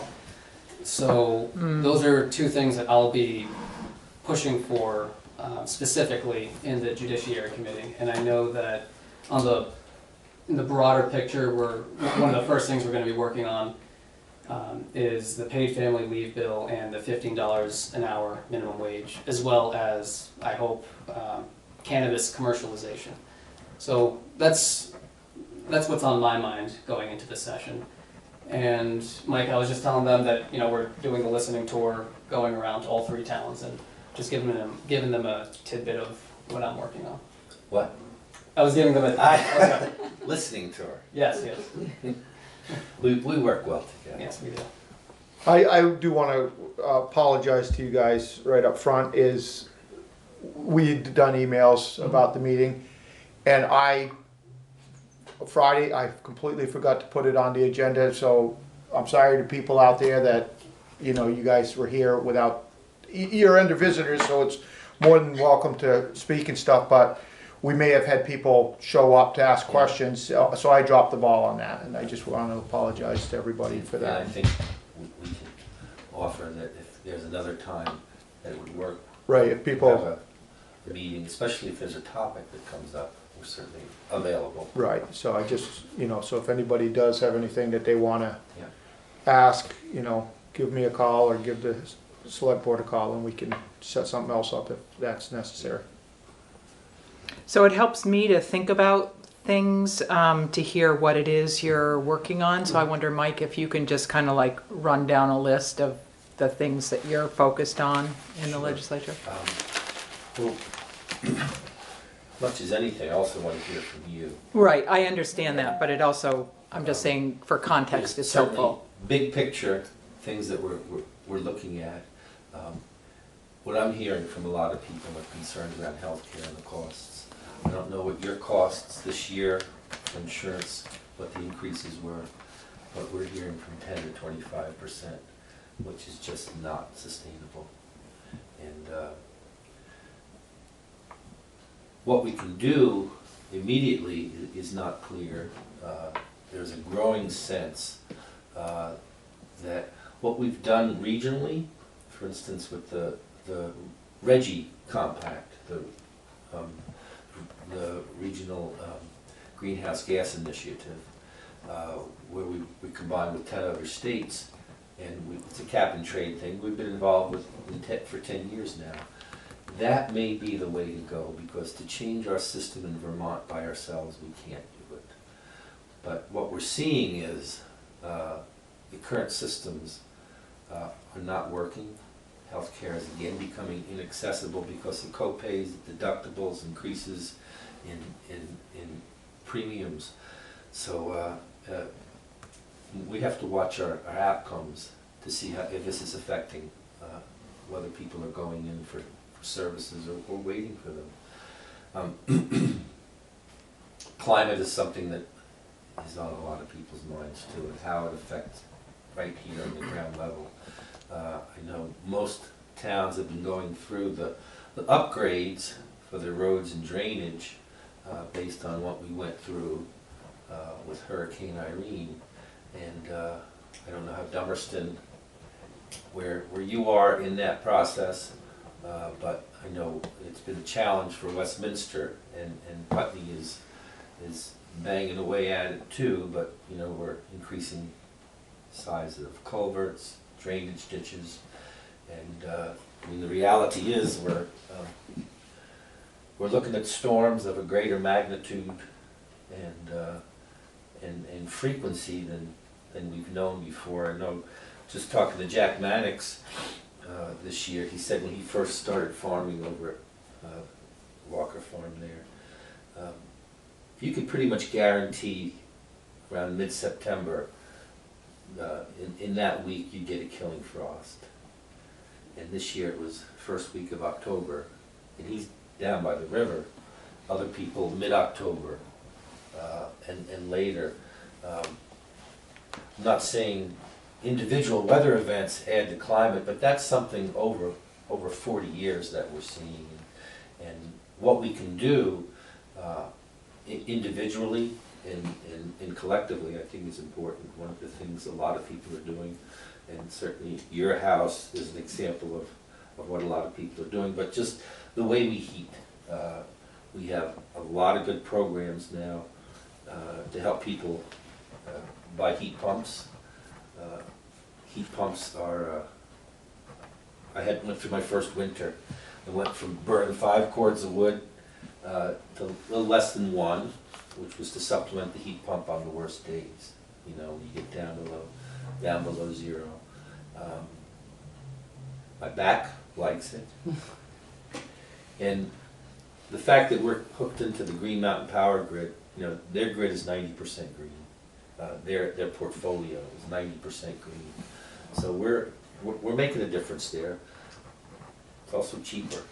From what I used to cut a couple 3 cords myself, buy a couple 3 cords, and when I look at what I was paying for wood in my time, it's cheaper to run the heat pumps too. And it's kind of nice to have the air conditioning in the summer. So that's something we've done a lot to help. We're subsidizing that. We put money into that. We had a big meeting last night. Nader and I are both part of the Climate Solutions Caucus in the legislature, and we're clear that this is something we need to keep right on pushing. One of the things that we're going to keep trying to do, though, is to we don't have a public transportation system in Vermont, and we need one. Electric cars might be good for some people, but for most people, the cost of electric cars is just prohibitive. We can bring those down to a degree, but the reality is that that's not the only solution. We need a public transportation system, and that's why there's a plan among 10 states in the northeast of New England to create another regional compact, a cap and invest program it's called, where there would be a surcharge at the source, the dealers who were putting gas and diesel and heating fuel out there, and then that money would be pushed back to the states to use as they see fit. What we would like to do, since we don't have a public transportation system is create one. And some of the things included in that are light rail to go up and down the Connecticut River Valley for us. And what that would mean is they have cars now that are trains that are basically 2 cars. They can go backward and forward without having to turn around. And then an Uber kind of feeder system to get people there. These are big picture items that we're looking at. Going back into the healthcare realm, 2 years ago we passed a bill to help us import prescription drugs from Canada. We're on track, but we've taken a little delay because what we found out is other states want to do this, and if we can do this collectively, we might have a better position to put that in. The final step of that, though, is to get some approval from the federal government. There have been signs since the election that this president says he wants to do something about the price of prescription drugs, and this would be something he could do. Whether he will or not, we'll have to see. That's good. I mean, I just, I didn't want to, So I have a very local question, though, and this is a hot topic in Putney and Westminster, and I hope you're not having the problem with dogs that they are. We've had some horrible attacks on other dogs, people getting to the point where they are asking us to put something in statute, and it has to do with strict liability for, right now Vermont has what's known as first bite free. People are not held liable for attacks that their dogs perpetrate. It's something they can do at the town level as well, but what they're looking for is some help. So it sounds like you're not encountering that kind of thing. well, I don't know. And I'm glad. I'm not sure that's the case. It's something that they've been forced to take a look at, and at some point you may too. Are we having a trouble with that? I mean, Zeke, you would be the one to say. No. Not to that degree. Right. I haven't heard much about that in Dummerston either. Primarily Putney was the catalyst, and then I started hearing it happening in Westminster as well. I mean, it's not that we haven't had any incidents, because there have been some, but Yes. Yeah. But not. not to that degree. Right. Yeah. Well, if it ain't broke, don't fix it. But before we would do something, we'd certainly want to keep you in the loop on that too. I mean, this is one of those things right down to the ground level that's affecting some of the towns, so we want to be responsive to what's happening.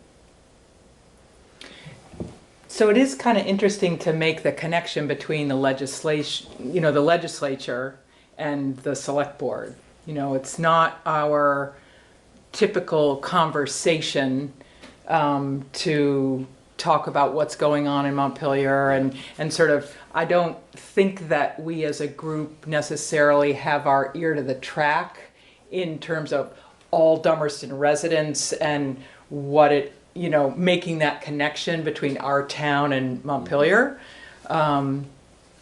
So I'd actually kind of be interested if anybody has particular things that we feel like we want to pass on to Mike and Nutter. No, I didn't know they were on the agenda, so I. Yeah, that's haven't again my put mistake. Thinking cap Yeah, on. yeah, so. But one of the things that I hope you know, that we're accessible. Probably email is the best way to do it, and I know when things come up in regards to agriculture, and I don't know if you're hearing any pushback. I don't know that you have big dairy farms in Dummerston now around the required agricultural practices that were put in place last year, but some of the bigger dairy farms are pushing back on some changes that have been made. I don't know that they're radical, but there's two regards. The first was that it's in regards to cleaning up our water. David Dean for years has been pushing for some of these things. The other thing is it works in regards to regenerative soil practices, and that's something in terms of carbon sequestration that makes a lot of sense. And if you haven't been hearing from people, that's a good thing. But if you do, we'd certainly be glad to talk to people about that. We think for the long run, these are actually good practices. There's flexibility. That's the other thing I wanted to say.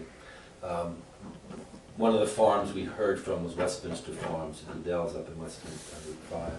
And one of the things they said was, well, nobody in Montpelier wants to listen to us.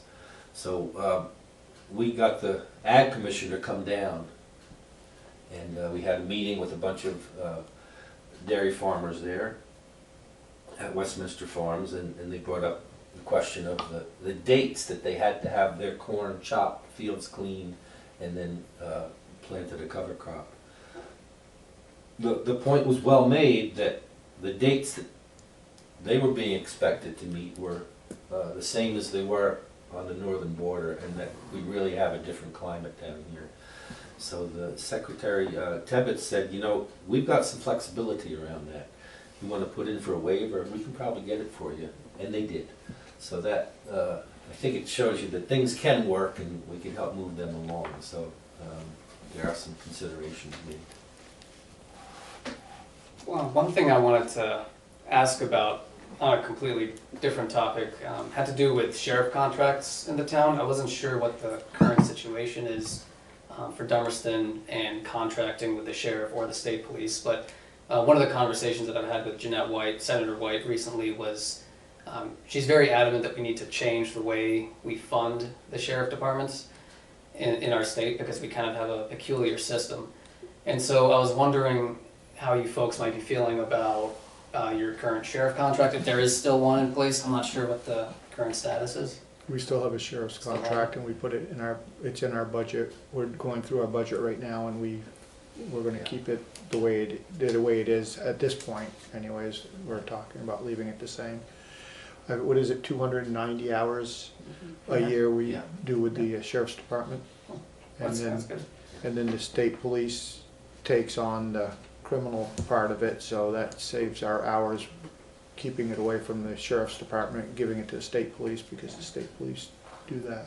Yeah, I've known Sheriff Anderson for a while, and I know he's got some really great hopes and aspirations for the sheriff's department in Windham County, and he really wants to grow it and actually provide jobs for a number of folks. So I was just wondering what the general vibe is regarding the status with them. So we're pretty happy. Good. When you say They're very receptive when I'm the liaison. Great. And so when I email him, he's usually emailing me back, He is or if very I call, responsive, very responsive.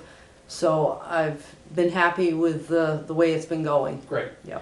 And would you say that for the most part, the sheriff's role in Dummerston is primarily about speeding and, sort of keeping things? Yeah. That's. I mean, when we get calls from residents who say, I'd like the sheriff a little more, in this part of town or that part of town, and so that's often the conversation that happens. And something else we're hearing really across the state is the challenge of our first responders, local fire departments, of keeping enough people on staff. They're having a hard time. On staff or volunteers? Volunteers. Yeah. Yeah. Well, we've got over 24 on our volunteer fire department. Yeah. And we've got. It's more than Putney. Oh yeah. I mean, we've got I think it's 19 firefighter ones. Yeah. And so we're. That's good. Yeah, and they're still trying to get more. So. Yeah. So some of the concerns we're hearing is that buying equipment is prohibitive. The costs of trainings are prohibitive, and so that we may be looking at ways to try and help with that. I don't know if that becomes a challenge here. Let us know, because I think. Okay, we're letting you know. Anything you can do to help out is great. Yeah. Yeah, it's tough, with the volunteer fire department where you know, the town gives them a certain amount toward their operating budget, but then the same guys that are out there at 2 a.m. fighting a fire are selling pancakes on a Saturday morning. So funding is definitely an issue. So, yeah. It's good to hear that you got enough people. Now, you don't have to, Putney has to answer to I-91 calls. Does Dummerston have to as well? I've seen them. There's part of Dummerston that's okay. So mutual aid. That adds to your job tasks. I guess one of the things I would add is that we depend a lot on VLCT as an incredible support for our work, and the structure that they maintain, you know, in the state, I think really helps the state function really well, you know, town to town, and I kind of see them as one of our main liaisons with Montpelier. So when they're engaged and speaking up, and they're speaking for us, and we're leaning on them to, you know, if something's confusing to us, they're the people we call. You know, we don't call you guys, we call them, because they're really well versed, and then they call you. But they're very active and accessible. So I'm, you know, I'm just encouraging you guys to keep a real open ear and be very mindful of their role in the state. They're up there often. Probably every day. The committee I sit on, the main committee is government operations. So they're in my committee a lot more, I think, than yours, but they're very accessible. They're awesome. They do trainings, and, you know, they really keep us, and not just us, but also the town clerk and the treasurer, you know. And they've been very helpful in looking at these dog issues as well. I'm sure, It's not an isolated problem, and you don't have to go far to find that people have had some pretty awful stories. One No, more go ahead. thing. Yeah, no, that's fine. It's not exactly a question, but it's just a general topic that you know, maybe folks might have some input on. But you know, outside the Judiciary Committee, I think a lot about the younger demographics of Vermont, and you know, I mean, you kind of broached the subject earlier about, you know, children, teenagers, young adults, in Dummerston specifically, and I was wondering if there are any thoughts about, you know, do we have more folks moving to Dummerston? Is our population going down, or, you know, I mean, and how does it relate to being in the orbit of Brattleboro, and, you know, where do we see ourselves in 10 years given our changing population? And, you know, I mean, I've said this to a number of folks, but, you know, a lot of people my age, you know, early 30s, they want to live in places like Vermont. And just the other week, I was talking to an old friend from college, and, you know, he's now looking at buying a place in Vermont, and I'm telling him, you know, buy a house in Dummerston. And so I guess I don't really have a question, but I was wondering what your, if you folks might have any thoughts on, you know, where we might see ourselves in 5 years with our demographics and our population. I know I can't speak for the rest of you, but I'm getting older each year. You are. Yeah. So I expect in 5 years I'm going to be 5 years older. So, well, I have something to say, but I've been doing a lot of talking. So what were you going to say, Terry? No, go ahead, Gerald.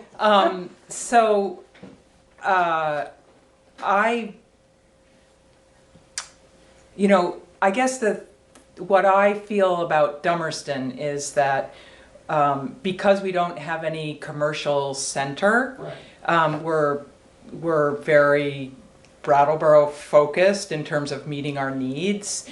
And what doesn't happen is when new people move into Dummerston, there's no place to bump into them, or no place to sit and have coffee, or so that's, to me, kind of a lack in terms of a magnet for new people. I think our school is awesome, and the school is very strong and attractive, and I think we've done things with our kindergarten that make it more feasible for parents to choose that over continuing with full-time daycare. So that's great. But I do think for Dummerston, and I don't know as the rest of the select board would agree with me, but organizations like BDCC are key to Dummerston because we don't have that center, and we become, in terms of economics, really linked with Brattleboro in a way that maybe Putney doesn't, because Putney has, and even Guilford now has, you know, the Algiers Village, and so I think it's a little bit of a lack in Dummerston of not having a place where people would just bump into somebody. I do agree with what you new. said about the school, though. I know that's, when I talk to other younger families in the area, that's always the number one draw. is Absolutely. The school. Yep. And it was for Really? me as well. Huh. Yep. There are some people that would disagree with you. In what way? Why do you say that? Oh, I mean, the whole Act 46, a lot of people in Brattleboro were saying that people in Dummerston were behind, and it's just interesting, you know? That was nonsense too. I think it was too, but a lot of it was said that should have never been said because it was not true. Totally, yeah. But it was a real frustrating whole ordeal, and I had to sit next to Jody Norman though while it was being said. So yeah, I was in the room when it happened. So, it was just not a finest hour. But no, the school is great, and I went down to my son's parent-teacher conferences down to the high school, and one of the teachers, well, actually two of the teachers said right up front, without being asked anything, said how the kids from Dummerston come there much more prepared than any other town. Oh, that's good. And that was not. I didn't say anything to her. You know, she asked where we were from, and I said that, and she said, "Well, that explains why he comes to class prepared. He's ready," and so that's been going on for years at Dummerston. I've heard the same thing when my daughter was there, and she graduated in 2009. Yeah. Thinking that some of the teachers can just tell the kids from Dummerston. Yeah. And so for anybody to ever say anything against Dummerston schools is just nonsense, and they have no place to speak. Because there are teachers in their own town are saying how great the students from Dummerston are when they come down there and prepare. Your Dummerston scores right up near the top statewide, consistently. I have a warning flag to raise for you, and it has to do with internet and even copper line phones. One of the things we did last year, because there's a continued cry for people to have broadband to the last mile in Vermont. So we set up a process, and I hope we can talk about it at another time, or that the towns start to talk to each other to set up consolidated communication districts to create municipal telecom utilities. And there's a sense after 20 years that the companies that are in Vermont are not going to expand much beyond what they've done, and that if we really want to get broadband and cell service to the last mile, we have to figure out something to do. And what happened up in Norwich, they created what's now a 20-town telecom municipal utility that does provide broadband and cell service to the last mile of all those towns. So using that example, there's money now to do planning to create some more of these districts.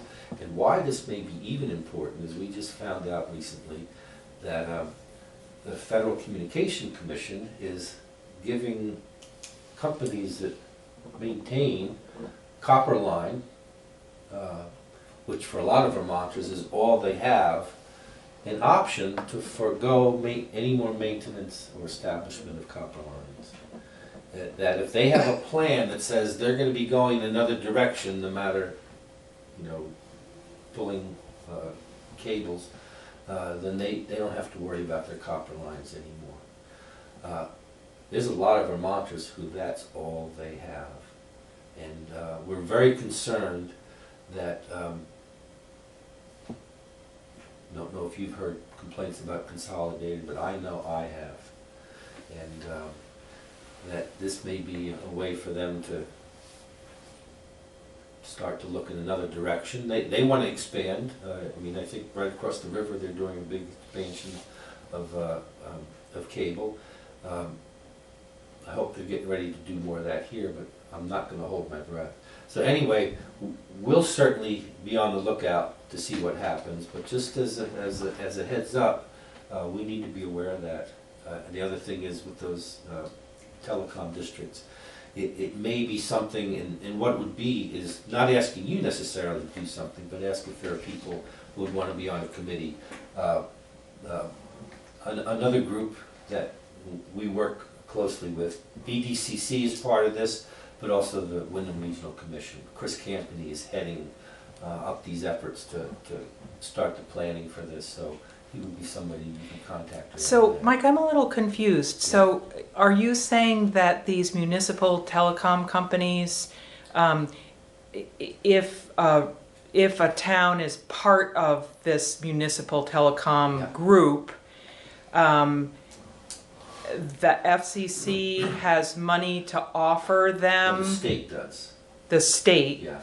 The FCC has to do with the copper, but not with this. This is the state. The state has money to offer these municipal groups, and so they're a good way for small towns to move forward with getting internet to the last mile? It is. The first stage of this are planning grants. Mm-hmm.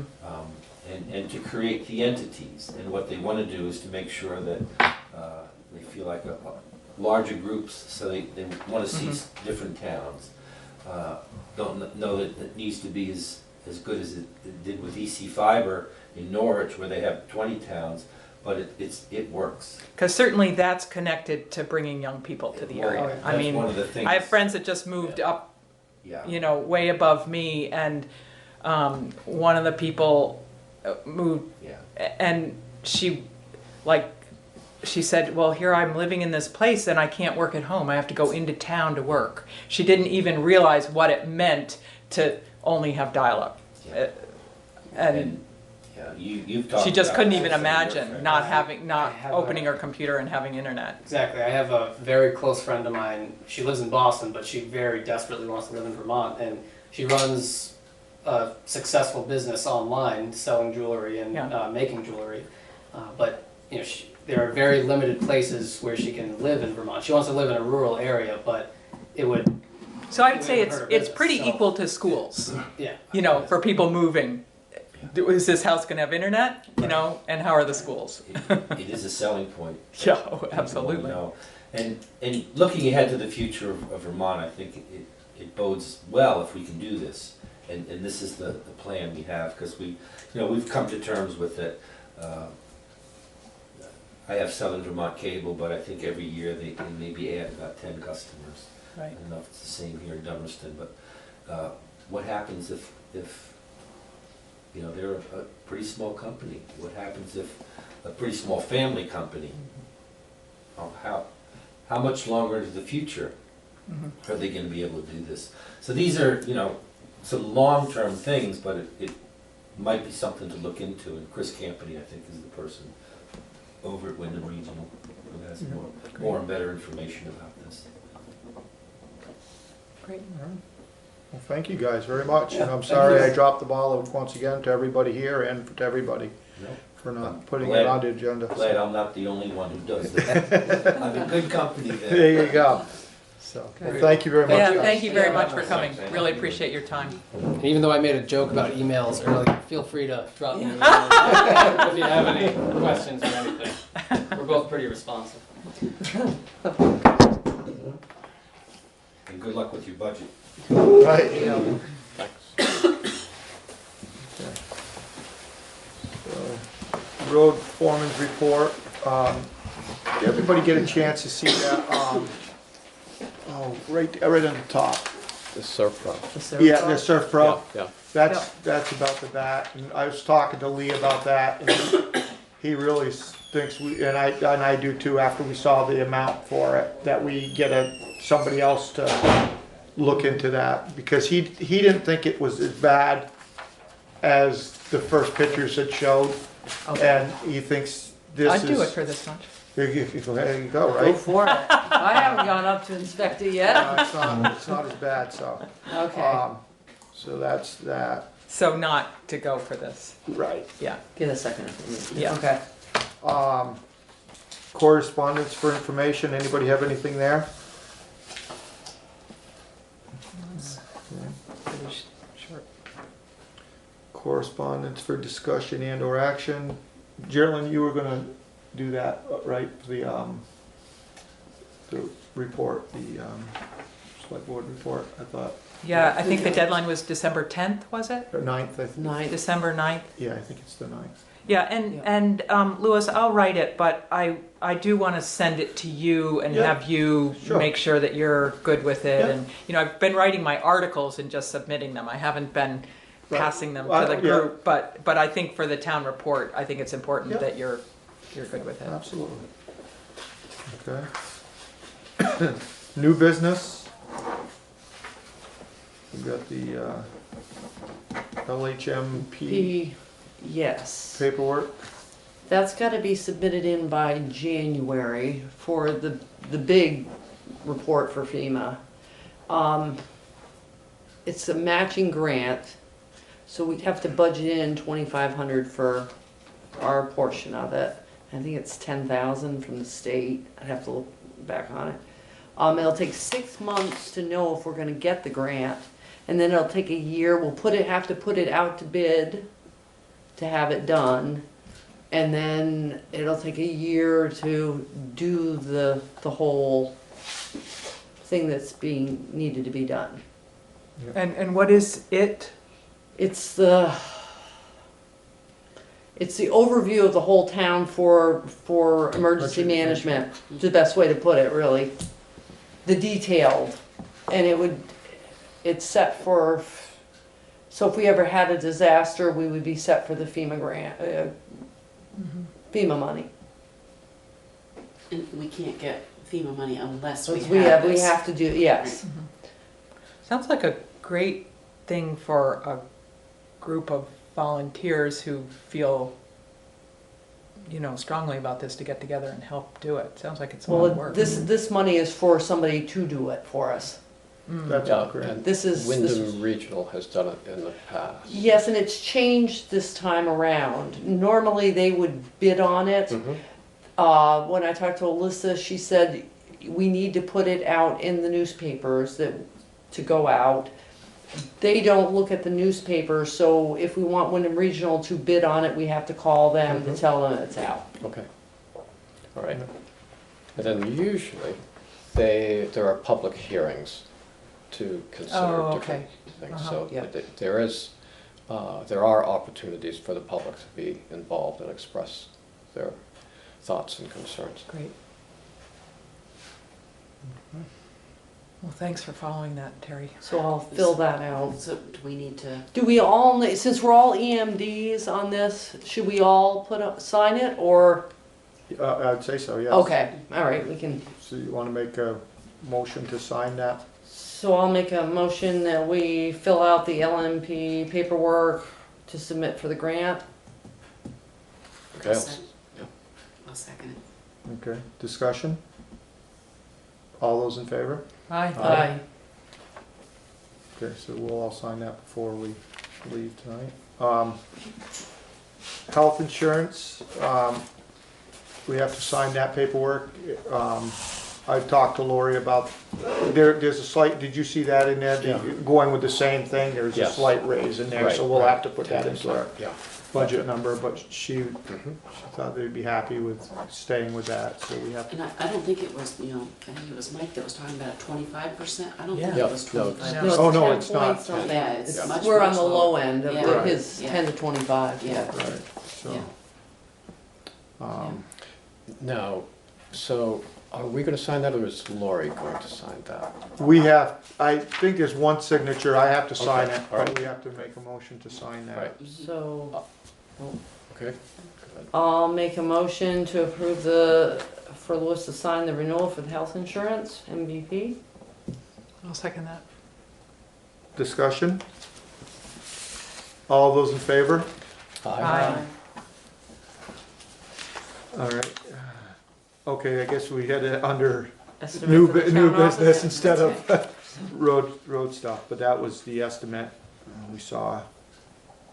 Yeah. And we'll be putting that out to some other people now. We gotta find people that actually do that type line of work. I think I know. I think some of these pest companies. That's Yeah, that'd be a good idea. Do it, so, yeah, I saw that, we'll have to put that on the next agenda.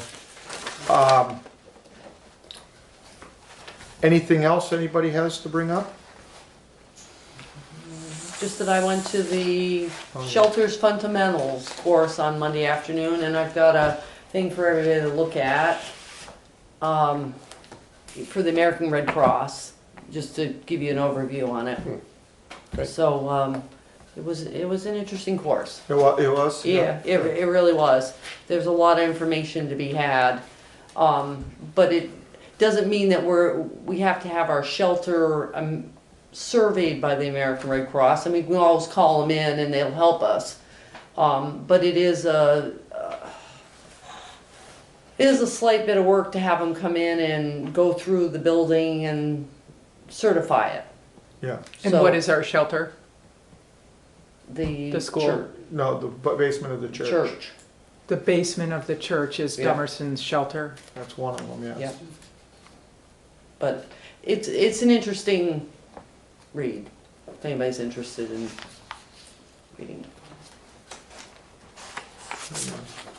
Anything else anybody'd like to bring up? Again, guys, I'd like to apologize. I can't believe I let that slip. I was going back and forth with him, and we were gonna do it the last meeting, and then we decided this meeting, and I just let it go. Sorry. All right, motion to adjourn? I'll make a motion, we adjourn. I'll second it. All right, we are adjourned.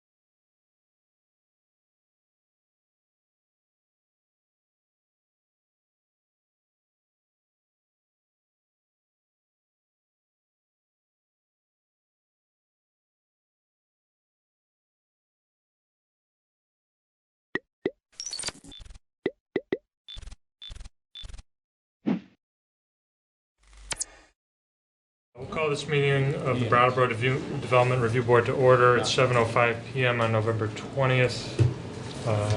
We're good to go there. Great. Every single DRB meeting we start with my opening remarks, which some of you have probably heard a few times, some of you have never heard.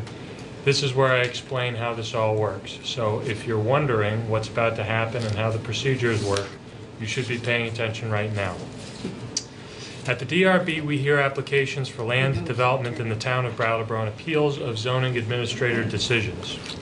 Procedurally, the Development Review Board operates on the record. What that means is we take a clear record of testimony from the applicant and any interested parties, and then issue a written decision with our findings.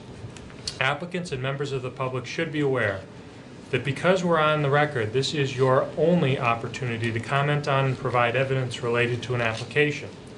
In the event our decision is appealed to the environmental court, that court will not take new testimony or evidence at its hearing. It'll look at the evidence from our hearing, the regulations or relevant law, and determine if the evidence supports the findings and decision of this board. Excuse me. Only interested persons that participate in this proceeding may appeal a decision made by our board, so I strongly encourage all of you to participate at this hearing. Because we're on the record, I'm going to ask that if there's even a modicum of a chance you think you are going to speak, you allow me to swear you in. So if anybody who thinks they're going to speak, if you raise your right hand, I'm going to swear you in right now.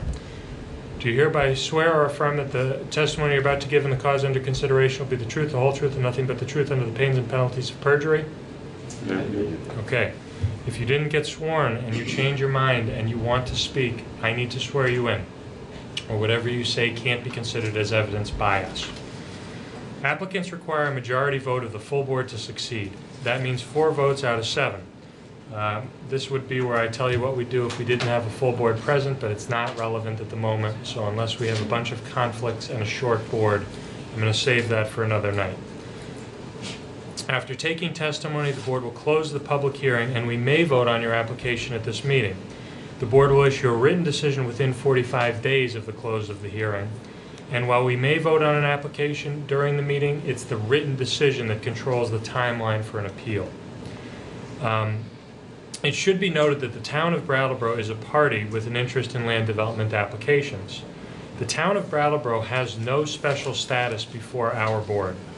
Documents provided to us by the town planning department, the town attorney, or any other town employee are considered in exactly the same way as information from an applicant, a neighbor, or other interested party. So, with that in mind, Brian, we've been properly warned. We have been, but the previous application was warned for conditional use, and it is in fact a site plan. Conditional use is a more rigorous review, so I don't think that's what you're Okay.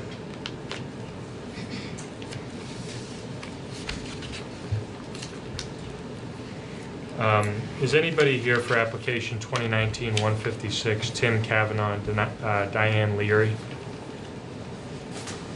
I mean, it sounds like a no. They've moved to continue that application, and I think we ought to just take that up preliminarily. Can I get a motion to continue 2019-156 to our meeting on December 18th? I move. Second. Motion seconded. Any further discussion? Any members of the public who want to speak on this issue? Hearing none, all those in favor? Aye. Any opposed? Motion passes unanimously. Mr. Chair, Yes. I thought this might be an okay time for me. I wanted to enter a motion to change the agenda order, and if somebody seconded that, I could sort of discuss it, but I was simply looking at the documents and wondering if we might take 2019-158 in front of 2019-165, and I didn't know if anyone wanted to second that. We could discuss that. Aren't they the... They're for the same applicant, but I just thought it might make sense. Again, if somebody wanted to second that, we could discuss this motion. Well, we can, I think we can discuss it with a second or without a second. Okay. I just felt that if we took what's at the bottom of our agenda and just put it in front, do 2019-158 before 2019-165. Might it, I'm just wondering if it might make more sense to just consolidate. to hear them both at the same time. I guess the way I saw it was 2019-158 seemed to be sort of a smaller application in a sense, and 2019-165 be the bigger. So it's just sort of kind of how I like to eat my meals. Take the smaller portion and then the larger portion. That's my only motivation. And because it's the same applicant, they already know they're sort of at the bottom, at the tail end of the agenda. So that's why I was proposing it. And I just wanted to get the feeling for the rest of the board whether they like that idea or not. It's fine by me. Anybody else? All right, I think we have a second. We have a second, right? Any further discussion? Brian, will this impact any warning or anything like that? No, it's fine. You guys can All right. close as you see fit. Okay, all those in favor? Aye. Any opposed? Motion passes. So I'm going to switch those when we get there. Are there any disclosures of conflicts of interest or ex parte communications from the board related to any of these applications? Nothing? Okay. Who are our alternates tonight? Just That, Ian. that Ian. Okay. Could I ask a housekeeping question? Brian, do we have control over the heat in this room? I love it. Just wanted, like, I just happen to be near a radiator, and it just seems like this room is warmer than it's ever been. It can be colder than it's ever been too if you wait a minute. Yeah, right, exactly. It's this building. But should I adjust Open this? the window and put you on the fire screen. On and off. I'm just gonna get the people for the first application set up here. Yeah, I apologize. No, that's all right. The first application is 2019-149. That's the Red Clover Commons application. If you folks could come up to the table, I think you kind of know the dance by this point. I hope so. At least where to be. Could you please tell us a little bit about your project and introduce yourselves? And could you please take that easel and put it in this space so that they can get it on the television? I'm Christine Hart. I'm the Executive Director of the Brattleboro Housing Authority, also known as the Brattleboro Housing Partnership. I'm Kathy Beyer. I'm Vice President for Development at Housing Vermont, and we're co-developers with the Brattleboro Housing Authority on this project. Tim Appleton, Dufresne Group, we're a civil engineer on the project. And I'm Tom Bachman, Gossens Bachman Architects. We're the architect on the project. And I'm Chris Balzano, also with GBA.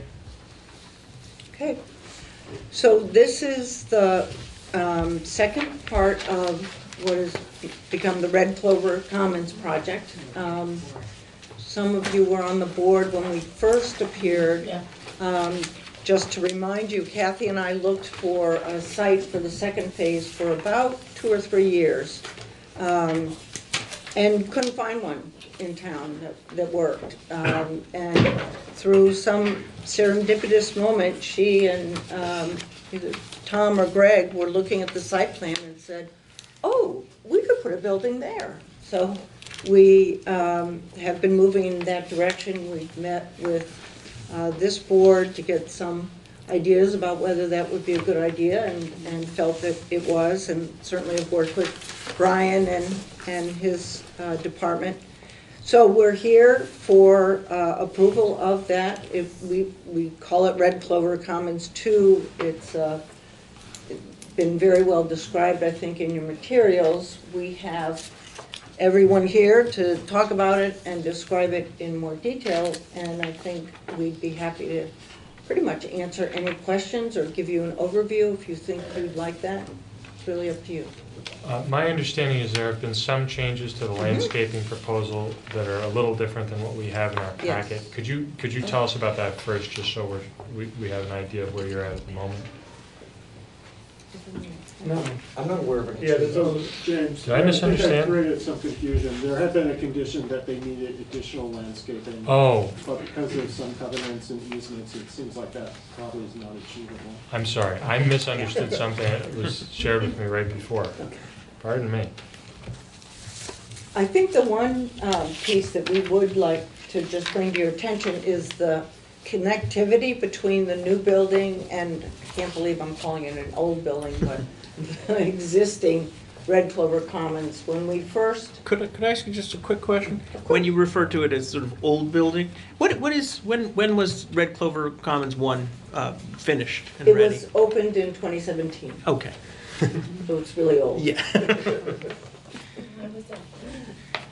That originally we had, because of a lot of reasons, we were able to have a connection, a physical connection between the two buildings. As we continue to do work on this building, the Red Clover 2, and also speak with the fire department and public safety, that connector had to be abandoned. And we have spent a great deal of time really looking at how to make this new building connect to the existing building in a way that will really be accessible for our frail and elderly residents. I mean, it's in our interest for them to be able to access Red Clover. So, Chris, would you like to walk them through what we've come up with? Yeah, so we've got, as part of this plan, there's a small addition on what we're referring to as the old building, the Red Clover 1 building, which cuts the distance from the entrance to the new building, which is right here, and the entrance to the old building over here, about in half. And we've installed just a simple lift there to get them to the first floor level, where they'll then have access to the rest of the building and the elevators and everything that they need. What page are you on? This is L100. Looks like this one, yeah. Connection is covered. And just to be clear, the reason the connectivity is important is because Chris's program, they offer a lot of services in Red Clover Common 1 that will be used by the people living in Red Clover Common 2. So we want to just make sure that accessibility is easy and convenient and obvious.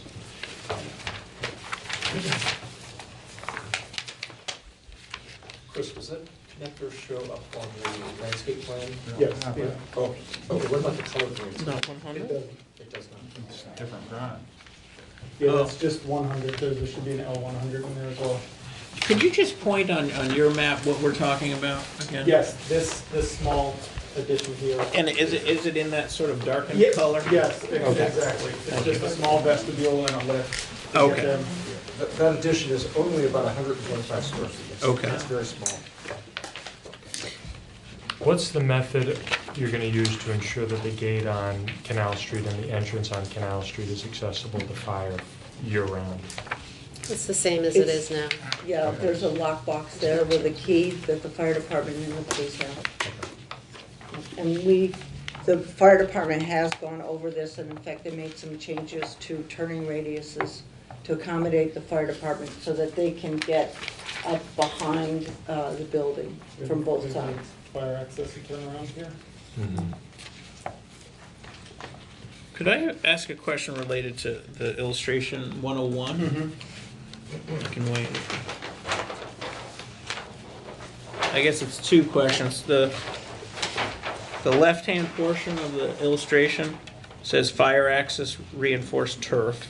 So I guess I'm curious about, what that actually is. And then I'm also curious on the right-hand side how the existing building, is this an entrance of some sort? Yes, that is the entrance to the existing parking garage. Do you mind pointing on there? Sorry. Yeah. This Oh, here okay. is I get the it. entrance to the existing parking garage. Okay. And the reinforced turf is similar to the fire access that is not on this plan for the Yeah. existing building. Okay. Tim might be able to speak better as Yeah, to so- exactly the details of It's that. basically a grassed area with gravel subbase underneath, so you're carrying the load of the fire trucks and Okay. whatever other vehicles need to get back there. But it's maintained as a grass area. It's essentially so the grass doesn't turn into mud when a heavy vehicle Yep, goes on. So that'll be Okay. maintained and cleared. And we clear it in the winter. Plowable in the winter. Oh, So okay. we clear it so fire trucks can get on. I see. I was reading through the application, and I believe it was said that you were going to keep the snow removal on site. And I was looking at the map and was trying to figure out where it was going to go. If it says that it's temporarily on site, because at Red Clover, we truck most of the snow out. Okay, God, I may be wrong, but that's what I thought. Chris, why don't you just point out where the snow gets plowed at both driveways? Yeah, I mean, you know, at least on a temporary basis, we have cleared this area here so that they can push everything off the end here, and then, you know, it's hard to see because of the fold in the page, but there is the ability to push the. But that would be the area that you wanted to have access. Right, I'm just saying off of the back of that area. That area has to be plowed on, but it will be with the fire trucks, so they would just push it off at the end. But how much space do you have between there and your neighbors? We've got, I think our setback from the back of the building is 22 feet. Yeah. It would get built up pretty quick. And I think We truck it off. Okay. That's what we have to do, because we do want to make sure that that's clear for the fire department to get around to the back, so it necessitates trucking it off. We've had to truck it off with the new building, so.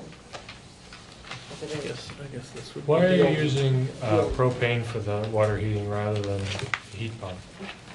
That's a good question.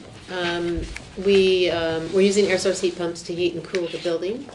Our experience, Housing Vermont works around the state, building multifamily housing, and the heat pumps for hot water are fairly new technology, particularly for multifamily housing. I think they work well in single-family homes.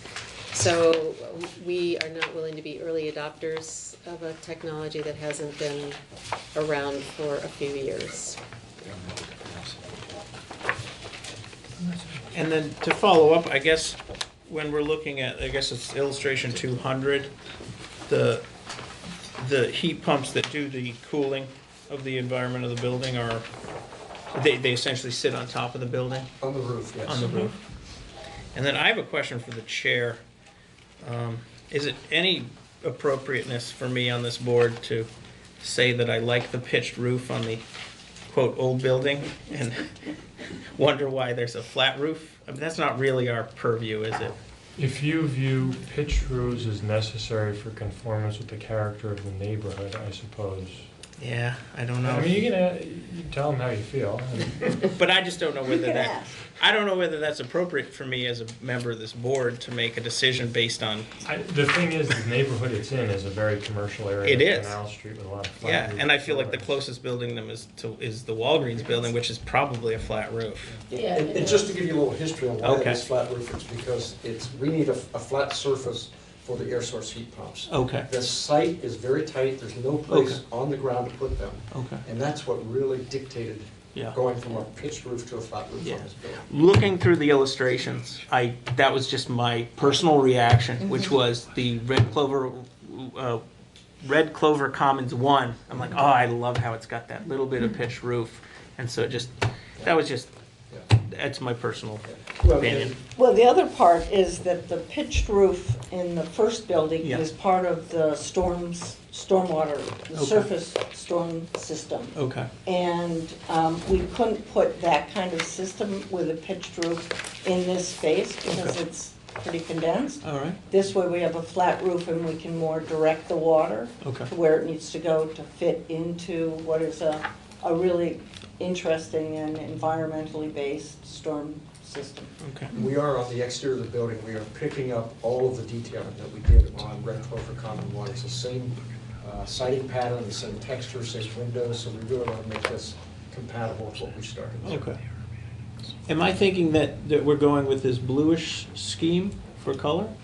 Yeah, this picture that you see up in the corner is the existing Yeah. Red Clover, and the idea is that we are matching the color scheme Okay. of the existing building. Okay. You know, when things print, they might not exactly look. Yeah, Yep. it's more gray Yeah, than it's yeah. blue. It's tough with any sort of printout, that's why we Yeah. had the picture here to kind of indicate that that's what we're So there's going for. what you're foreseeing is sort of a consistent visual aesthetic between the existing building and the new building? Correct, we're doing the same kind of landscaping, we really want this to look as one complex. Okay. Question for you. I'm sorry. Do you have backup for the heat pumps for low temperatures? Yes. What we are allowed to do is to put in a strip of electric baseboard heat. Resistance? Yeah. This building is really well insulated, as Red Clover Common 1 is, so if the heat pump fits 30 below and the heat pumps aren't functioning at full capacity, we're gonna be able to keep. Oh, I know him well. Yeah. We're gonna be able to keep the units warm. Okay. And the heat pumps, do they, how much, or are they going to be protected noise-wise from the neighborhood? Once again, you're gonna be backed up pretty close to residential housing back there, isn't it? We have never had a complaint about these being on a roof in a neighborhood as far as noise. Are they going to have noise protection around them, or? They are screened on two sides? On two sides, but it's more of a visual screening to canal and fairground. So to answer your question directly, on the back side, there is not a screen. No, I just, like I say, you just hear about people complaining about the noise that air handling systems put out. And I was just wondering if that was a possibility to try to, would it be an evil thing to have, work that into the design rather than have to worry about complaints about it afterwards? I mean, could be a possibility. I mean, I think we want to look, because I think, I'm not 100% sure, but I think that the lot behind, where this building is, the lot behind it is vacant. It's where the Lotus Graphics building, and then there's a big vacant lot, and that's where you'd see this, or where this would be next to it. If there were a sound issue, it would affect Red Clover Common 1 before it would affect anybody else. And I can, oh, yeah. I can almost guarantee if there were a problem, Red Clover Common 1 would address that acoustic issue. Yeah. And we just finished a project in downtown Montpelier, and we've got exactly the same system, and You probably know what kind of decibels it puts out. I don't know what kind of decibels. Okay. But there have been no complaints, and it's in the center of the city. So. Are there any recreational facilities associated with this? Not in this building, no. There's, because this residents here will have access to everything at Red Clover Commons, there's some lovely community gardens in the back of. It's more passive recreation here. I mean, there's a very nice south-facing kind of terrace porch area on the front of this building. I think that's where the people will be hanging out.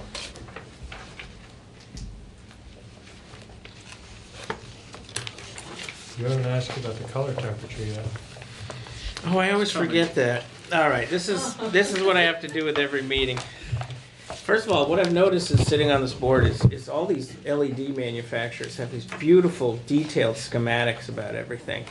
And honestly, I don't know as a board member if I could even understand all the data that they give you. But what I do know is that LEDs are available in many different color temperatures. Many of us are used to the tungsten bulbs, and they come out about 2700 K. And that generally your fluorescents tend to be more in the 5000. That's when you get the cool blue, the sort of impersonal. And I don't know if the town actually has anything in the zoning specifically, Brian, about color temperature. Yes, we do. We do. So am I just talking for the sake of talking? Yeah. Do we give them a restriction that says their color temperature should be on the warm side? Yeah. We've done it as a condition before in response to your suggestion. It's required. Okay. What is it? Just states it, to be clear about it. Oh, okay. It just, the intent here, the electrical engineer, they're matching exactly the same fixtures and lamps that they did in phase 1. Yeah, with phase 1, it had the same. I don't know what that color rendition is. Okay. I'm not an electrical engineer, but I know that they are matching everything that's going on. It's just come up before this board when we're dealing with sort of brand new projects. I mean, in yours, it's sort of an addition to an existing project in a way. But just to be aware of the color temperature and what that may do to the sort of emotional feel of a building or even its neighborhood. We already have a condition, We do. a draft condition. Color temperature for all fixtures shall be between 2500 and 3000. Okay. Other Well, questions? you prompted me on that, James. I didn't want you to forget. Any other questions from members of the board? So there's only 6 new units going in?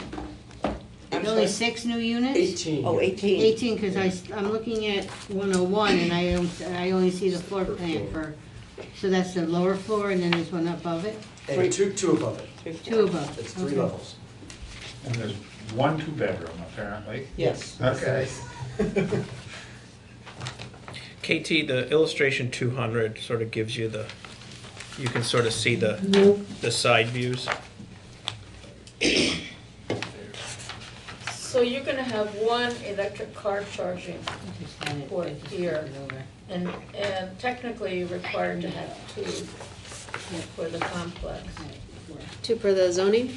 Yeah, but you can put one someplace else in another project if you have to. I mean, it just has to be the conduit so you can install. Yeah, we what you have to it in do. the, currently we have it in the parking garage.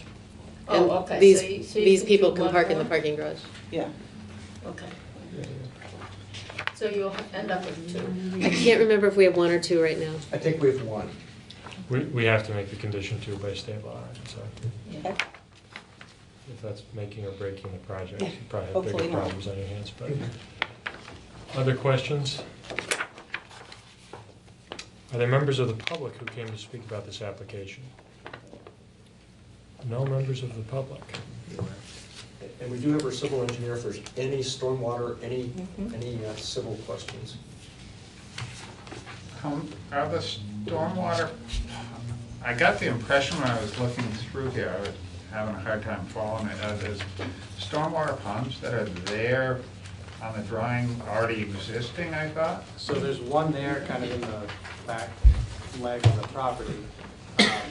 And the proposed project will kind of reconfigure those to the state stormwater standards. So the shape of it gets reconfigured, and basically the pond area, which now Is that the furthest one away or the closest one? There's one that's deeper and one that's shallower. Yep, and I believe the one that's further back, that would be the pond. And the first one's another train in the treatment, it's a 4-bay. Yes, there was one that was a treatment and then one that was a pond. Yeah, yeah, and what's there now is just well, I'll call it a pond, but it's an infiltration basin. So the idea is most of the So it's the flow furthest one back. would be the new infiltration basin, yes. So the one that's there now is which one? The one that's there now is gonna get reconfigured to this new one. That is an infiltration basin that's there now. Okay, and that's going to turn into the treatment one. Essentially, yeah. The And side then- yard gets reconfigured. And then you'll have the second one, which will be the infiltration. Yes. And is that doing all of your, are those 2 ponds taking care of all of the stormwater, all the No, runoff? or So the- there's some on site that will leave the site as it does now. So say in the back of Red Clover Commons 1, that just heads off to the drainage swale that's there now. That's being untouched. But pretty much everything in the back where there's new construction happening, that's being collected and sent to the treatment system. Because I thought I saw in the application somewhere that you were saying that there would not be any additional infiltration into the town sewer systems due to this project. Right. I'm assuming you do have, collection things on the driveway and sidewalk or whatever. But those are kind of wired into or piped into your pond. Yep, and so, there is one run there's a leg that comes from Canal Street that's, I'd call it municipal runoff that heads through the site, and that will be maintained. So we're not picking up anything there. It gets kind of reconfigured just to avoid new utilities, but the concept there, that anything that comes on the site from Canal Street leaves the site in the same manner that it does now and doesn't go into the treatment system.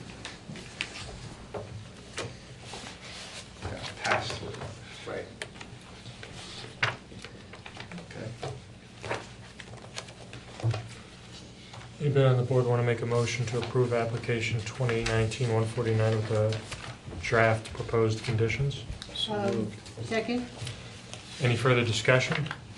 Hearing none, all those in favor? Aye. Any opposed? Passes 7-0. Thank you very much. Have a nice night.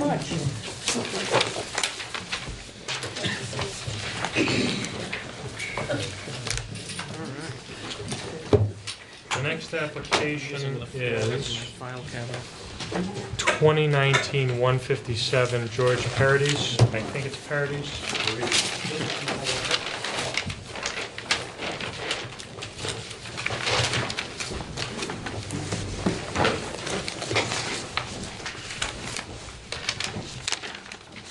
We had so much rustling of paper, I didn't actually hear if I pronounced your name correctly or wrong, incorrect. Good enough, Paradis. Paradis. Yeah.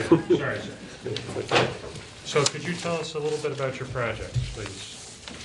I'm the owner of 19 Elm Street in downtown. And at this moment, this building consists of 2 front apartments. On the first and second floor, there are 3-bedroom apartments, and in the back, there are 2 1-bedroom. Hold on one second. Would somebody mind closing that door, please? I'm sorry. These microphones, they pick up audio for the people who watch it on TV, and I just want to make sure we have a clean. Go ahead. So, I think I gave you, you have in front of you some of the papers that show, one of them shows, first of all, the whole lot and the survey that was done a few years ago. And then a simple schematic that shows how the second floor apartment is, and which indicates actually where the bedrooms are, the bathroom, and the kitchen. And what we have found is we own 3 different buildings in the Brattleboro area, and we found that actually we don't find a lot of people who want the 2 and 3 bedroom apartments, and there is a demand for 1-bedroom apartments. So even this apartment right now is occupied just by a single person. So we thought that we should change actually this green highlighted area into an efficiency apartment and leave the front portion into a 2-bedroom apartment. And so finally, in the third is the schematic of how we envision this efficiency apartment. I don't know if you have it in color or not. I hope you do. That indicates essentially the blue is the existing structure, red is what it's going to be demolished, and green is what it's going to be new. And the windows in the back, they will have actually to be raised, so of course they don't interfere with the stove, although actually the one in the new bathroom has to be moved to the left rather than being high up, so that there is enough space for everything and there is no water coming in. And we think that that will actually help the city to accommodate more people or tenants. You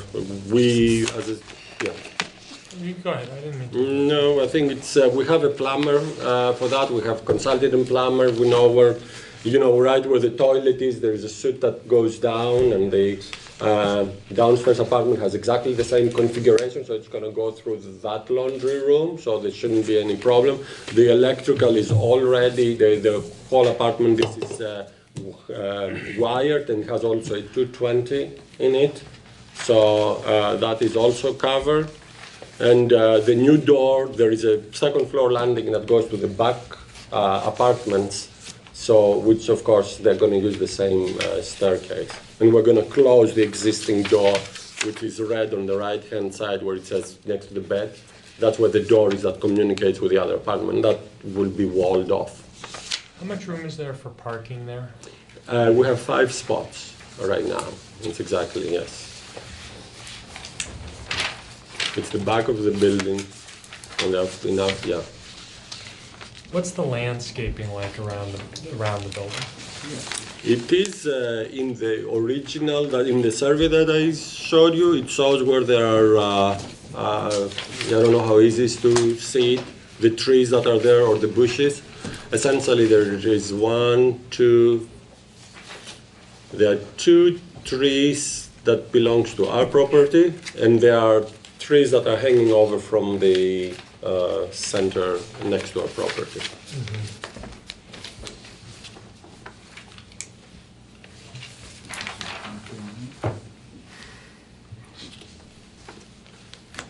Ask a question there. Sure. So we have a photo like this. Is this something that you got, or you can take this if you want? And we're looking there. Yeah, that's the back. The back, That's yeah. right. And you see just two cars, and then Yeah. there's space to put 3 more cars there. And would that correspond with this area of the property? That's right. That corresponds to this area Okay. of the building. That's correct. Yes. I can hold it up for the camera. Yeah. What is the outdoor lighting like at the premises? Our own. I mean, we have motion lights for the back and the side, and the front light is permanently on. Because of other kinds of problems, we believe that it's appropriate to have lights in the area. This is just a light over the front door? Yes, that's right. Is it downward facing? Does it face down? It faces downward, but I'm afraid I have to admit that it's not covered. So it's the light bulb faces down, but yeah, if it has to be covered, I mean, that's easy that we can do. We can do it, yeah. Okay. You're not gonna have any signs? No. It does go into landscaping, on Yeah. the, We are not- random from the planning department. Yeah, my thought is that we, consistent with our ordinary practice, have him submit a plan that Brian deems appropriate. Yeah, we don't plan to change the landscape at all. Everything is inside the building. Can you tell us, is there anything about this project designed to make it more energy efficient? Yes, as we take the whole thing apart, to bring it down to the studs, then of course we're going to bring modern insulation. I'm the one who pays the heat, so I have an incentive. I don't know how other apartments are, but all the apartments that we have in the Brattleboro area, we are the ones who pay the heat. So yes, we have reasons to make sure that it's efficiently heated. And also actually we use heat pumps for the heating of the water, etc. right now. So that's exactly what we just changed the system. What do you do with snow in the wintertime? We have Connor services. They are the ones that they come and they plow the building and they push actually the snow to the back, so the people have to move their cars to bring it to the garage, to the parking. But after it's plowed, there's still room for 5 spaces? Yeah, right, because yes, it all goes, that's correct. Okay. Are there any, never mind actually.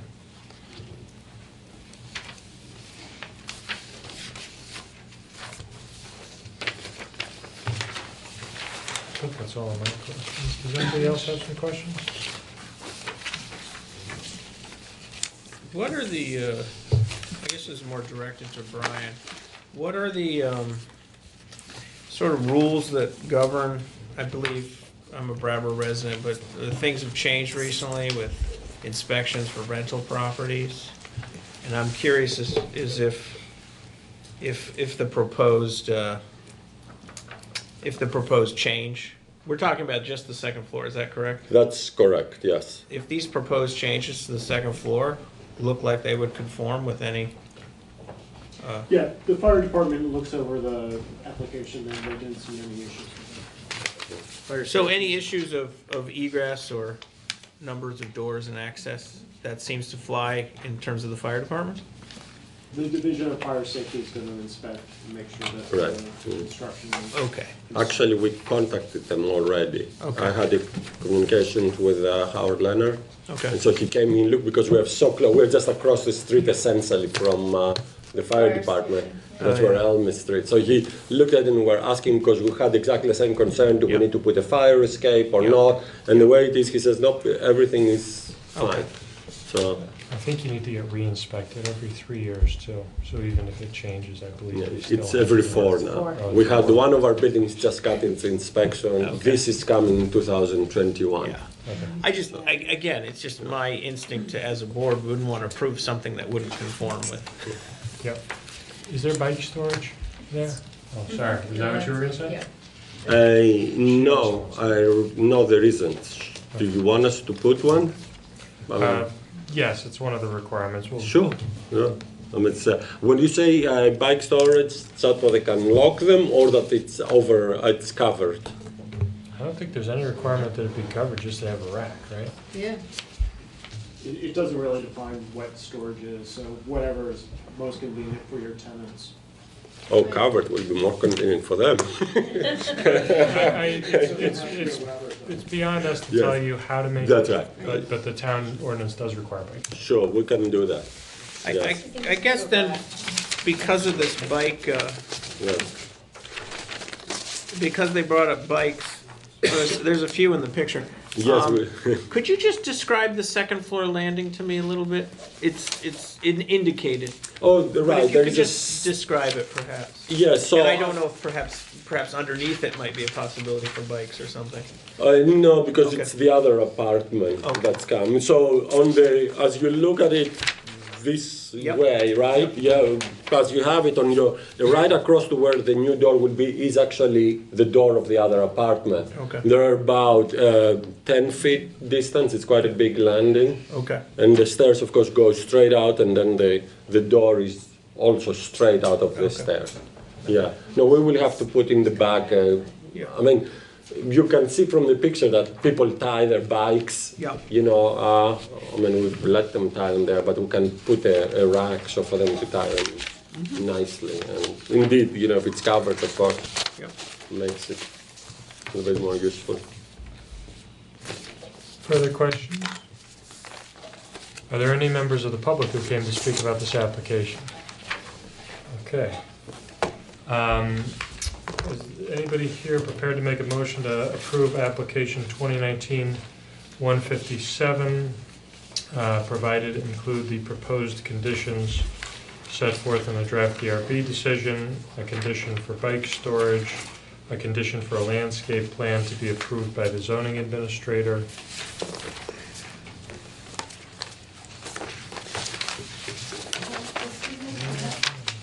Sir. He needs to have access to a charging station. Really? No, not a charging station, just an exterior outlet. Oh, an exterior, Yeah. oh, dedicated. You're familiar with this requirement, the 120 volt, 20 amp ground fault circuit interrupter outlet, or a 220 volt, 50 amp ground fault Right, circuit we interrupter have. protected outlet Yeah. on a dedicated circuit shall be provided convenient to parking and signed as an EV charge point. That's the condition that we have here? Yeah. Okay. And to bring outside lighting into compliance if it's not. I'm not sure for this reason. Brian can square you around that. And he heard my spiel about the color temperature. And it's in the draft conditions too. Oh, it is, okay. So can I get a motion on that? Second. I think Mr. Ennis may have just seconded himself. No, she so moved it, I seconded it. Okay. So, any further discussion? Hearing none, all those in favor? Aye. Any opposed? Motion passes unanimously. Thank you. Thank you. Have a nice night. Okay, so the next application is 2019-158. And just for I get the feeling there are a few members of the public who came to speak about this application. There are two applications with the same applicant. The first application we're hearing is the bottom application, if any of you are looking at your agenda. But these are going to kind of run together, and if you have something you want to say and you're not sure which application you want to talk about, just come up and make a public comment, and we'll figure it out. So, application 2019-158, that's Barrows Coal Company. I assume someone here is from the company. If you could just come up here, sir, and tell us who you are.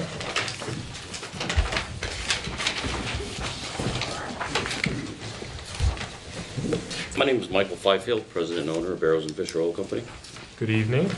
Good evening to you. Could you tell us a little bit about your project?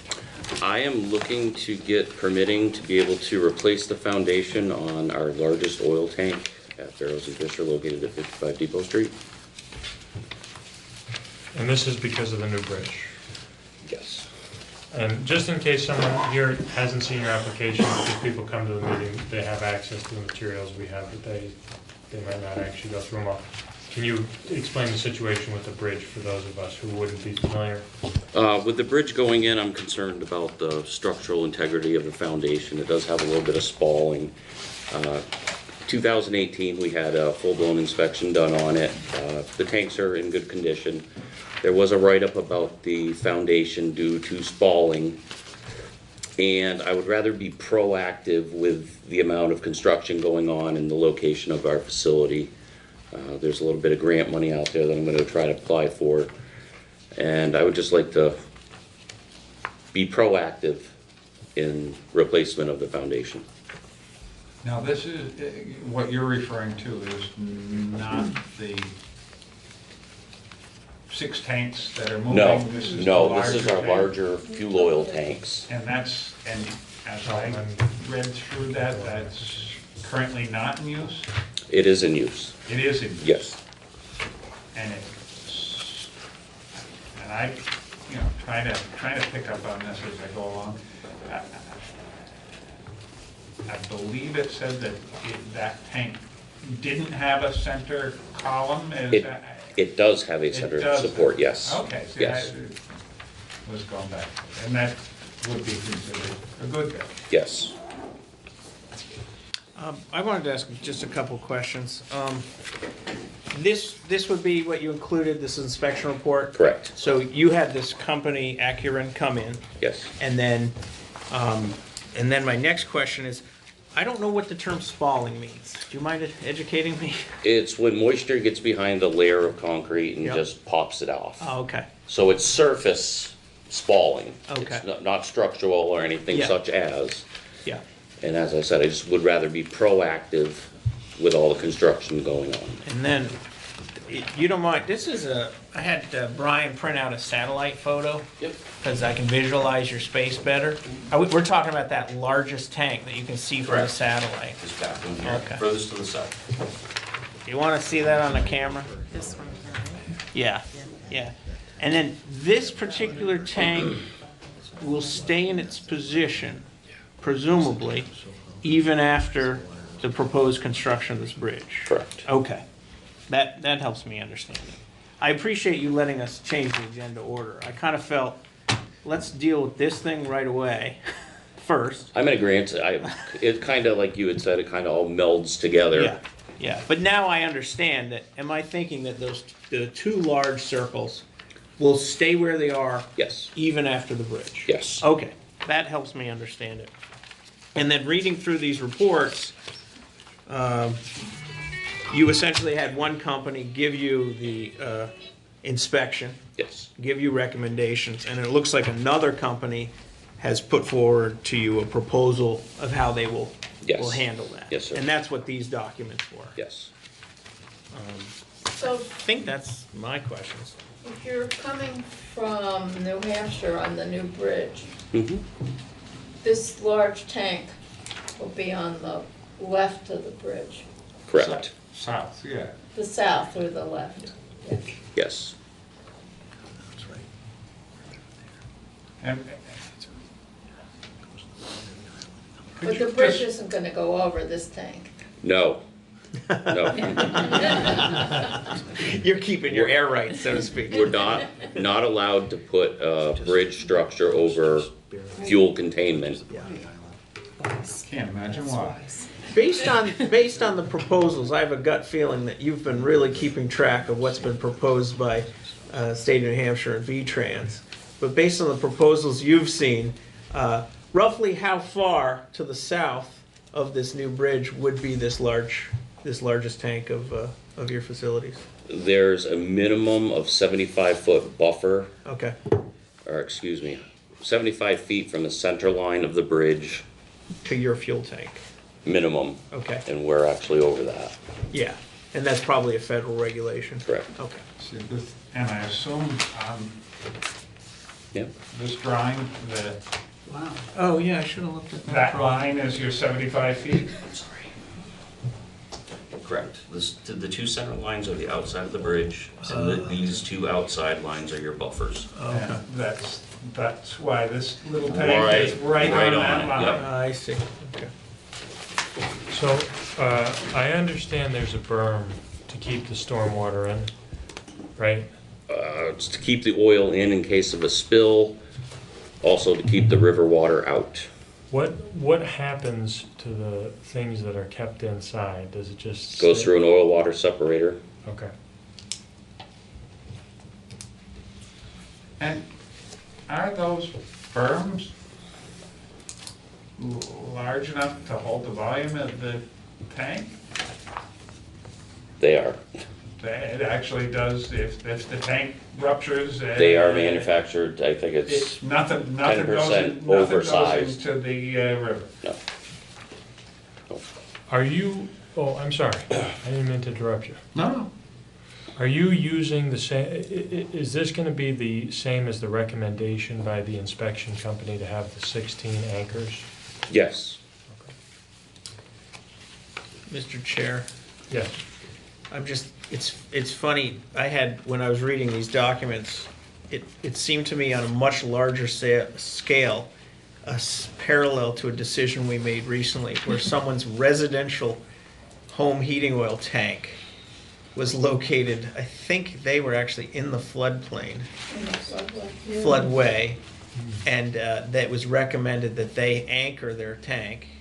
And we're talking a scale probably of 1,000 times smaller or something, I don't know that. That's Mountain Home Park. Yeah, but just, the parallels were such that I thought, you know, it's kind of make something less bad.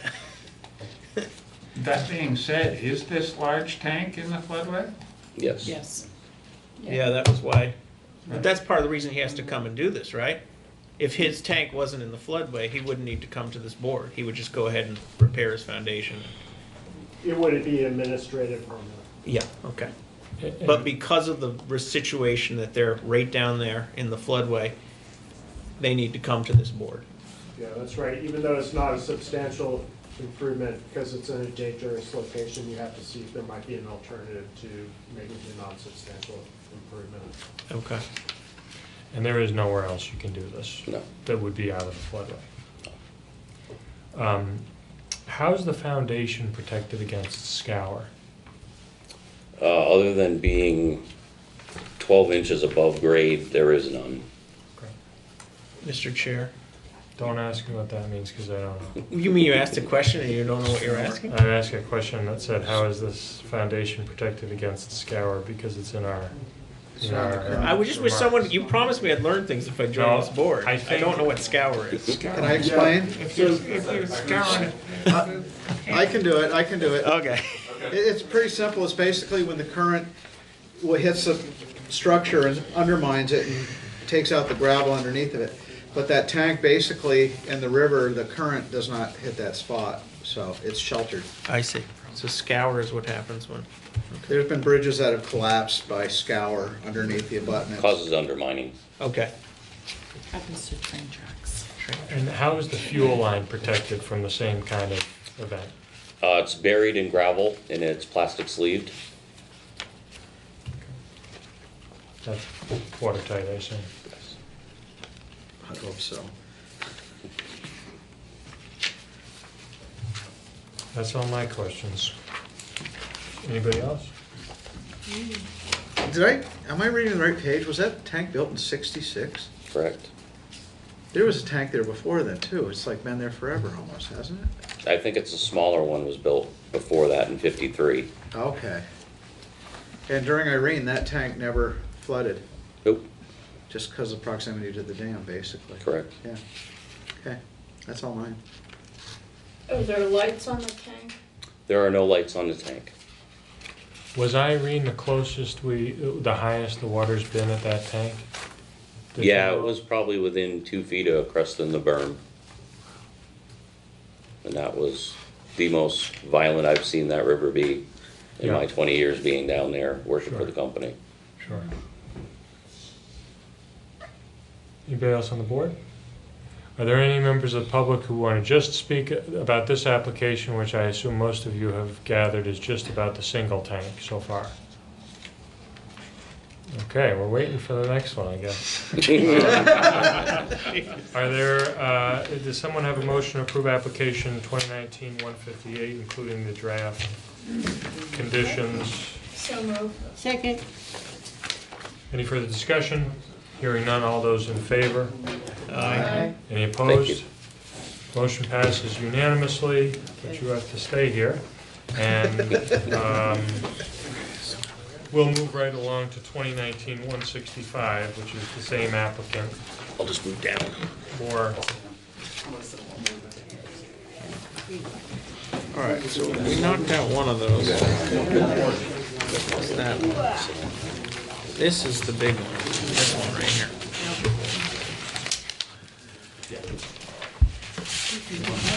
Which drafts? Which drafts? Here? Well, Is this what we just moved? No. This is the draft to sign blueprint tables in my office. Remember you were asking me about the bridge? Here's your bridge. These tanks here, my papers over there. Oh, should we, I'm willing to take out the others. I'm not gonna even dare open this thing. Yeah. Yeah. You wanna put the big paper out and we can take one? Do you wanna? Okay, let's go for it. See, you got color, I don't have color. Actually, you do the honors, because I can't use mine. And then we're gonna open it and flick it on Jim's lap. Here, we can open ours. I'm not opening mine.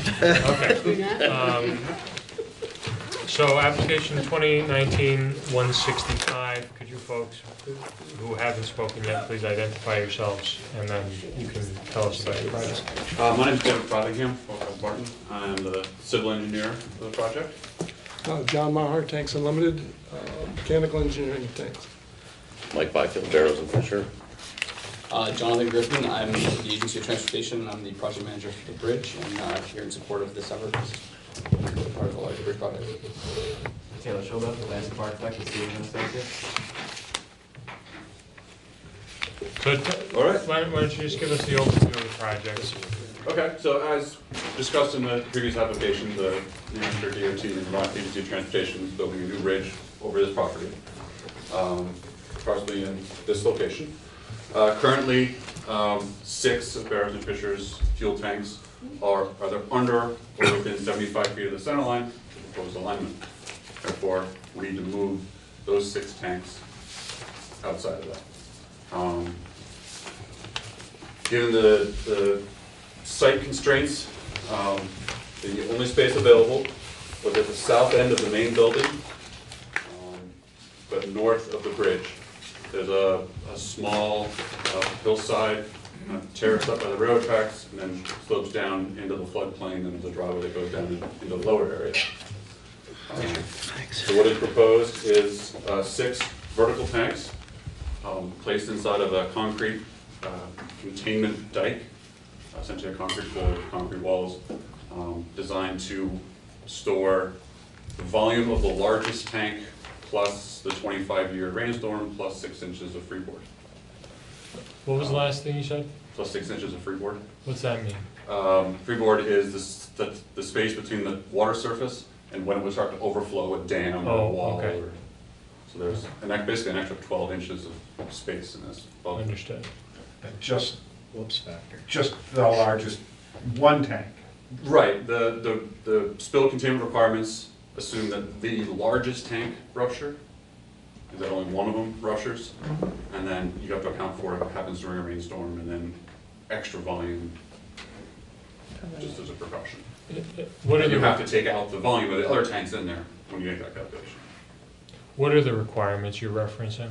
It's the spill prevention, EPA, SB control, and countermeasure plan. It's a federally mandated requirement for any facility storing more than 1,360 gallons of fuel oil. And this ultimately comes from the EPA? Yes. CFR 42. Okay, sorry, I don't mean to interrupt you. Go ahead. Also associated with the tanks that are being removed is a loading rack where they unload fuel from wall pullers, move it into the tanks, and then move it back into local delivery trucks. That also has to be moved. That is proposed in that same area, kind of right off the end of the building here. That's a concrete pad with a basically steel frame structure with a large roof that covers the trucks when they're being loaded and unloaded. In order to make grades in that area, if this sits up at the higher level of this building, there's a concrete retaining wall below it, and then just below that are 2 fuel tanks that they use to fuel their vehicles, gasoline, diesel, or small 1,000-gallon tanks. These tanks currently exist in a kind of a bunker building. It is also under the bridge. Within 75 feet of the bridge, we have to move those tanks as well. So we're taking all these tanks, moving them out of this lower area and up into this area, up out of the floodplain, out of the floodway. Could I interrupt for just a question? Sure. The proposed bridge there, am I thinking that beige square, that's the building that you referred to that would Correct. have to be replaced by the proposed? Well, it's just it's a small building with 4 bays and concrete walls. They keep sand in one bay. They keep Okay. you know, that kind of So I'm currently there's tanks in one of those Yeah. bays. We have to move those out. The tanks need to be moved. Yeah, the building's The building will be able Self-stays. to stay there under the bridge so long as it doesn't have tanks in it. Flammable liquids. Correct. Okay, thank you. Now I understand. The Yeah. building will stay, but any tanks in it need to Any be tanks. moved. Okay. Basically, any tanks within 75 feet of the center line of that bridge, Yeah. we have to move. Okay. The loading rack area is also equipped with a spill control system. There's 2 drains in the concrete pad which go to an oil water separator and go to a stormwater filter before discharge to the river. That oil water separator is sized to hold the largest possible spill. So basically from the 9,000 gallons? 9,500. 9,500 gallons, so one of the big transport trucks, you know, the hose would break and it would spill out. That tank can hold that entire volume before it then goes to the stormwater filter and then, that's, This is only tangentially germane to the project, but since we have the project manager for the bridge here, I just follow along in the newspaper. Could you just give us an update on the timeline for the project and Sure. what's going on? So there's still a lot of work left to do. Right now, I think it's currently set on New Hampshire DOT's advertising schedule for the end of May to put it out to bid. That's an aggressive schedule. That might slip a little bit because we still have to relocate these tanks. Although we can advertise without them being relocated yet, so long as we've got the permits and we've got a contract and we're under the way, because there's so much work to do. Starting in New Hampshire, they can construct for 2 years before they get to Vermont. We also have to acquire rights from several other property owners other than Barrows and Fisher, which we don't have yet, and we're currently working with those property owners to acquire those rights. The select board would ultimately be the condemning authority if we have to go through condemnation, which we're not at that point yet. So a general update is the final design is done. We're working on developing what we would call our pre-contract plans and special provisions. And we are working with property owners and the railroad to finalize all of the rights that we need to enter into that next phase and obligate the construction funds from Federal Highway. You're fairly confident the width we see here is the width it's going to be? The bridge width, so that 75 feet of center line is the buffer. The bridge width shown though, that is the final design width of the structure. I don't have a typical section with me, but there's a wide sidewalk, wide shoulders. I believe there's a turning lane. There will be a light at the intersection now of Vernon Street and 119. Vernon Street's being raised 12 feet, so that way we can get the clearance over the railroad that we need. And ultimately, the project's advancing quite well right now. The right-of-way is the most complicated part, honestly. This is probably the most complicated part. This is what we would call critical path for us. Once this is in the works and advanced, then the other pieces just start falling into place. Could I ask a follow-up question? To just get it clear then, the relationship between the state of New Hampshire and the state of Vermont was something like this, and correct me if I'm wrong. New Hampshire says, Vermont, we need you to figure out the landing, so to speak, when we start building that bridge. You got to get us the landing spot on your side, and then that's Vermont's responsibility. You, in your capacity, has to figure out tanks need to be moved, this property needs to be purchased, et cetera, et So cetera. once the alignment was selected, and there was a lot of public input on that with the environmental assessment, the EA, and we got NEPA, then that was the alignment for the bridge. So once that was selected, then it was our responsibility to do everything in Vermont that needs to be done, and it's New Hampshire's responsibility to do everything in New Hampshire, plus coordinate the efforts because they're the predominant owner and the contracting agency. Okay. So Vermont Agency of Transportation is responsible for going through our right-of-way process using the state of Vermont laws to acquire rights, as well as railroad agreements. And the New Hampshire DOT is responsible for doing the same in New Hampshire. And the ownership is actually at the low water mark of 1933. That was when New Hampshire DOT, or New Hampshire sued the state of Vermont to own the river, and they won. It's the best deal in the world Vermont ever got. Right, exactly. When they complain about costs, I always remind them that they sued us and they won. There's two things I need to point out, changes from the plans that were submitted. The section that shows a loading rack and the roof of the loading rack, the structure itself got narrower, therefore the eaves got bigger. So it's still the same span, just the actual dimensions of the structure change. Currently, other than a strip of pavement along the one length of this building, the rest of the site is gravel. As part of this project, their entire current gravel areas are going to be paved. So it will be a impervious surface. Currently gravel is an impervious surface. They're going from impervious to impervious. Yeah, I believe in the application it said there wasn't an increase. Am I correct? I think they said there's no way to avoid it. There's no way to avoid it. There is an increase of 0.15 acres, 0.17 acres. But as a Can total you just- percentage, it's very small. It's very small. Okay. Can you just explain why it's unavoidable? The increase? The increase in the impervious surface. It's actually all comes from this driveway right here. There was no way to utilize existing driveways and existing truck patterns to build this on. The site is very long and narrow, so to maintain two-way traffic, especially during bridge construction, because we have to keep access for Barrett and Fishers open at the same time that the bridge is being constructed. We needed 2 lanes of two-way traffic through that center of that site.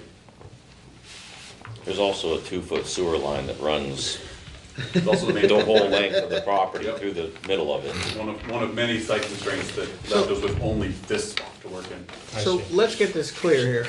Your property, the Bear Road property, contains through the length of it a 2-foot sewer pipe that Yes. presumably is going straight down to the wastewater treatment plant. Correct. It is the main trunk line out of downtown to the sewer plant. And in terms of any engineering that you folks have to propose, has to accommodate that. We stay out of there's a right of way for that line. Okay. We stay outside of that. Okay. It's red clay probably too, right? I don't want to come within 100 miles of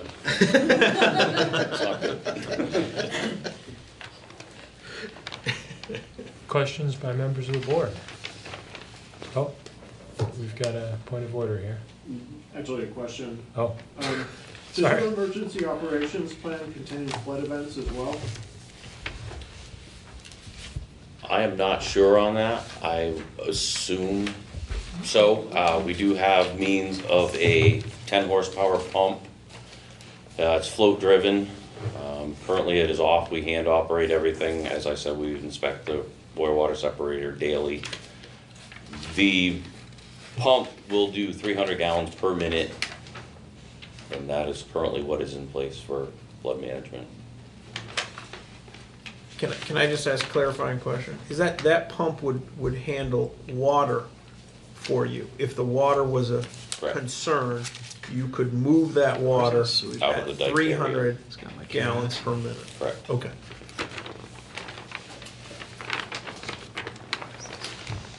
Is that sewer line on these plans? I don't think it's on there. Yeah, it should be on the 1.2, 1.1. 1.1's behind me there. What is he? Just sort of like- Oh, if it's shown on this. Right through here. Okay. So you're butting up against it, but. Yeah, okay. Do you mind pointing it out on our map? Yes. Okay. Interesting. Interesting. I was just looking for the And column. what is the right of way on that? 50? 25. 25. Yep. Oh, I see, I got it, yeah. And we have railroad. Oh. And then on your map here, am I understanding what you've shown here is we're sort of looking at the entirety of the Barrows property? Correct, yeah, everything that's in color is the entirety of the Barrows properties. There's actually multiple parcels. Yeah, and any of the beige coloring is an existing building? Is that Or the correct? tanks, yep. And then this is post-development condition. On the very bottom of the map there, no, closer to this side, that's a Barrows building as well? That is, I yes. guess I'm just not completely, The people. yeah. Yeah, it's there. And basically, all your access is really through Bridge Street, is that correct? 100%. Yeah. And this, Barrows has been in that location for, 1887. I'm sorry, 1887? 1887. Interesting. Great grandfather. Final line. But the tank's from 1966. Correct. I just told him he aged well. So the one that we had before this one, is that the big tank over there? Yes, Oh, that's okay. down here. Yep. Yep. Could I ask a question of the fellow from, you're from the state of Vermont? Correct, yep. Which agency again? Agency of Transportation. Okay. What concerns, or what, maybe concerns isn't the right thing, what sort of discussions happen with the footing of the bridge and planning for what happens in terms of floods? There was a mention in terms of the concern of scouring, and the bridge has been affected by that. So I'm just curious if you wanted to talk a little bit about, Sure. Presumably Barrows property, they're gonna have to give up certain rights of way so that certain bridge footings can go in? We're acquiring a significant amount of right-of-way from Okay. Barrows. Okay. I think the last count was like 12 different easements, which range from temporary construction easements to permanent crossing easements to access easements, to the Highway P essentially, which is a permanent highway easement for the foundation. So we're acquiring a tremendous amount of easements and encumbering their site quite a bit actually with the construction of this bridge. As far as the foundation goes, all foundations designed by AOT, the Agency of Transportation. We typically do deep foundations, which are designed to withstand scour events. This pier, we're a little bit less concerned because it's protected. It's got quite a distance and offset from the shoreline. But all of the piers that go out through the river are all going to be on piles.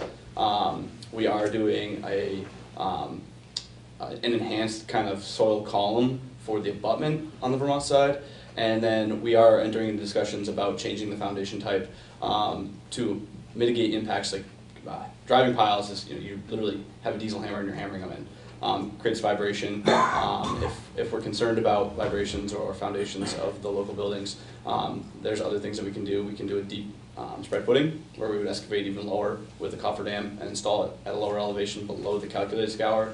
So there's a lot of alternatives that we can do to install these piers, and we basically account for what we call an extreme event, which would be the 100-year flood, and we calculate a scour for that event. Now, somewhere along the line, I swear I read that this new bridge would actually raise the water level behind it. Was that true? So theoretically, yes, right? Because now you've added, I think we have 7 piers. So you're adding volume into the Connecticut River, which effectively displaces what space that water can take. So you do have an increase in surface water elevation, but through all the analysis that we've done, it's almost negligible. The engineering assumptions could provide a greater error than the calculated difference. So, but the theory is there's less space for water because you put concrete there. So- In theory, your floodplain above the bridge is gonna get bigger. So we had to do a CLOMAR for it. What was that term? CLOMAR, I forget the acronym right now. Okay. David, I don't know if you know it offhand. It's basically a hydraulic, an in-depth hydraulic study. LOMAR is a letter of map revision. Yes. I forget what the C stands LOMAR for. is something, I can't remember either. Our hydraulics folks know that stuff a lot better than me. Basically, if you do have changes in surface water elevations within mapped floodways, there are federal regulations you have to follow in order to do that. So when we got the elevation report, that showed that this new construction was gonna be, I can't find it right now, 1 foot above the, Base flood level. the base flood level. That won't change. Correct. It's, I mean, I don't remember offhand, so I don't want to say a number, but if I recall correctly, it was less than an inch, which was the calculated I think elevation I change. heard something Might have like been- 3/10 of an inch or It was something very, like that. very small. I don't remember what it is, so I don't want to commit to a number, you know. in a Or public 3 forum. inches. But it was I don't a know. very small amount. The area, the waterway area is so wide. It's quite large. It can't be Yeah. 3 inches. No, I wouldn't think so. That's why I was wondering. I mean, the waterway opening is so Great for large you. through here. I think that the dam control basically is what is controlling all the surface water elevations. Yeah. Does anyone know how much control, like if the dam was opened as much as it could, how much that would affect water level? Look at Irene. I mean, it's amazing. I mean, CBS News was broadcasting down by the old Irving paper, and the water was still like 3 feet below the road there, and it was just amazing. I mean, You're talking south of the dam. yeah, it's just south of the railroad bridge, and I mean, the dam literally does control, Yeah, and they had it wide open, okay. so it was pretty amazing. I can't give you numbers or anything, Yeah. but I was amazed. Further questions for the applicant? All right, members of the public, I know somebody's here to speak to this. Nobody usually sits here for this long. Because they're with them. I mean, you don't have to, that's okay too. Sir, if you could just go up to the microphone, it's not gonna amplify your voice, but it's so the people at home can hear you. Did you swear No, I in? didn't. I'll swear you in right now. Oh, there's a microphone right directly Right behind you, yeah. Right behind you. And that way the television can pick up sound. It's like doing karaoke. Do you hereby swear or affirm that the testimony you're about to give in the cause under consideration will be the truth, the whole truth, and nothing but the truth under the pains and penalties of perjury? I do. Can you just say who you are? Okay. My name is Michael Abbott, and I'm a member of the New Hampshire House of Representatives. I represent Cheshire District 1, which is the towns of Chesterfield, Hinsdale, Walpole, and Westmoreland. And I also sit on the Public Works and Highways Committee of the House of Representatives. And I would be happy to answer any questions you might have relative to the bridge. Oh, great opportunity here, don't we? Get her done. Absolutely. That's what he keeps telling me, right? All right, well, if there's no further questions. I have one question. Sure. If he's right Fire here. From what I understand, New Hampshire supports a fishing access on the island currently, between the two bridges, between the two existing bridges. Is that going to, as I understand it, vehicular traffic is going to go away on those bridges? Does that mean that fishing access will disappear as well? Well, it actually, the boat ramp that is there is basically non-existent. Well, yeah. It's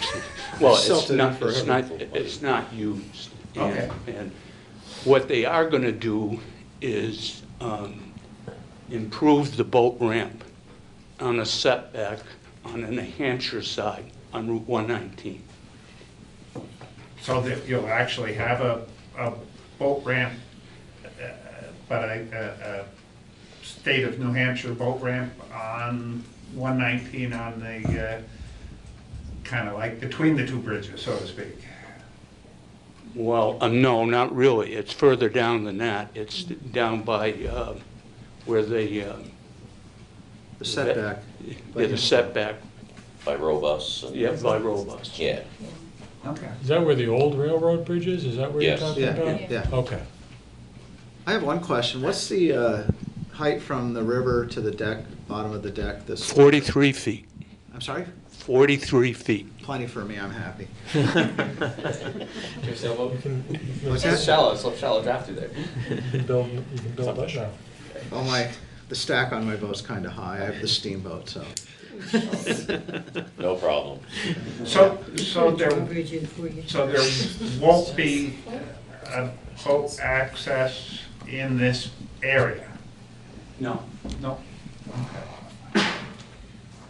Can I ask a question about the access Yes. to the tanks? And right now you use Depot Street, right? Yeah, and we'll continue, so it's the only access to the site. Okay, so you'll go down, that road will be closed to vehicular traffic down to the Whetstone. No. Past down the to Whetstone. bar. No, that'll still be open. The Well, I road, mean, the road will stay open, but you won't be able to go over the bridge. No. Correct. Correct. Is that's, okay.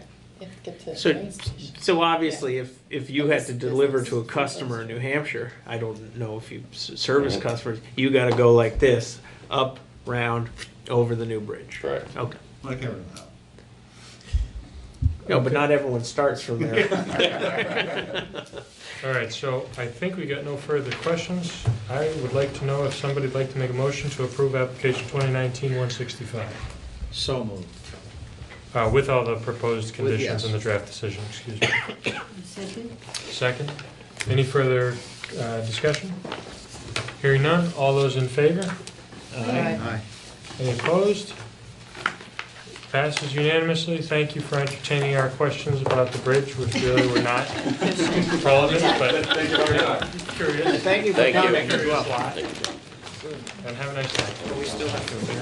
I was out on the river once and Marine Patrol came up wanting to know about my boat company. And I had to explain to the Marine Patrol guy how New Hampshire, on the river, where and what decisions the courts. Yeah, that's something. I gotta go get some of my old packets. I was sitting there thinking we didn't do that. Folks, I forgot to do the minutes from our last meeting. I forgot to. Did we get not those. vote on You're fired. I skipped it now. I know, that's it, Janice, I don't know, you're fired now. I know. So could I just, before we close up, Them take the conversation outside. Excuse me. folks, we're still on the record. We just have one more matter we have to deal with administratively. If you could either be quiet or talk out in the hall, please. Do you mind just doing the conversation in the We're hall? not quite done. Sorry, we got a bunch of live mics. Okay, minutes of September 18th, 2019. Do I have a motion to approve? So moved. Sorry, I didn't hear you. Move. Second. Oh, wait, I said the wrong date. Yeah. October I 16th, take it back. 2019. Do I have a motion? So moved. So moved. Second? I'll second it. Thank you. Second. Thank Any you. further discussion? Hearing none. All those in favor? Aye. I'm Opposed? abstaining. I haven't gotten there yet. Any opposed? Any abstentions? Motion passes 601. Any more motions? Adjourn. Motion to adjourn? And just before we push it, we confirm that our next meeting is scheduled for December 18th. Is that correct? Did I get the date right? Yes. That's what it. That's what it says, Third. continue with December 18th. That's the Yeah, third look Wednesday. at the calendar up there. Yeah, it's on the one that was continued. Okay, I'm Wednesday. just confirming now so I can put it on my calendar, Confirmed. not worry about it. Thank you. Confirmed. All right, but if you don't show up, you know you're in trouble. I will let you know if I don't show up Okay. ahead of time. We got a motion to adjourn. We got a second. Any further discussion? Hearing none. All those in favor? Aye. Any opposed? Motion passes. Meeting adjourned. Got a lot of work done, folks. I always return your steel. What did we do then? How long So did when it did you take? leave Hour and a half? Pennsylvania? That's not bad. Not bad. That's not bad.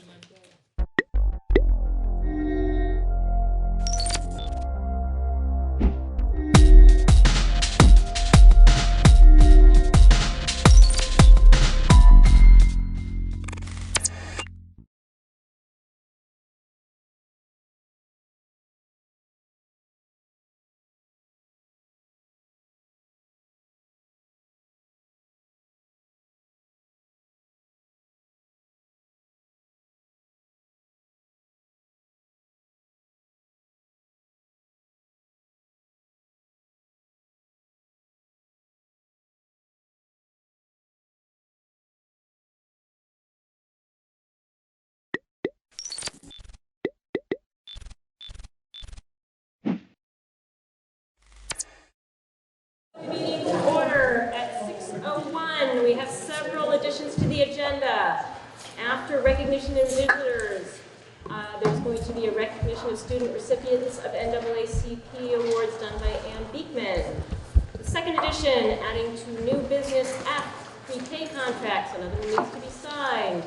Adding to new business, item G, discussion of vote results. Adding to new business H, discussion about interim steps for, oops, not cogs, dogs. Spell checker doesn't get those. We can talk about cogs as well, but I'm going with dogs. And item 5, adding to new business I, the superintendent search discussion. With that, I would entertain a motion to approve the minutes of November 6th, which was our last meeting, and November 13th and 14th. Thank you, David Scholes, for those, which were the 2 information sessions for the vote. So moved. Thank you, Ann. Second. Thank you, Sean. Any discussion? All those in favor of approving the minutes of November 6th, November 13th, and November 14th, please signify by saying aye. Aye. Ayes, abstentions? I'm abstaining, I wasn't here for November the 6th. Okay, the ayes have it. I abstain. You Is that, abstain? well, I didn't go to the 13 and 14. Oh, okay, so you I was there on the abstain. 6th. So you abstain on the 13th and 14th. Yes. Maybe I should not do this as a slate then, huh?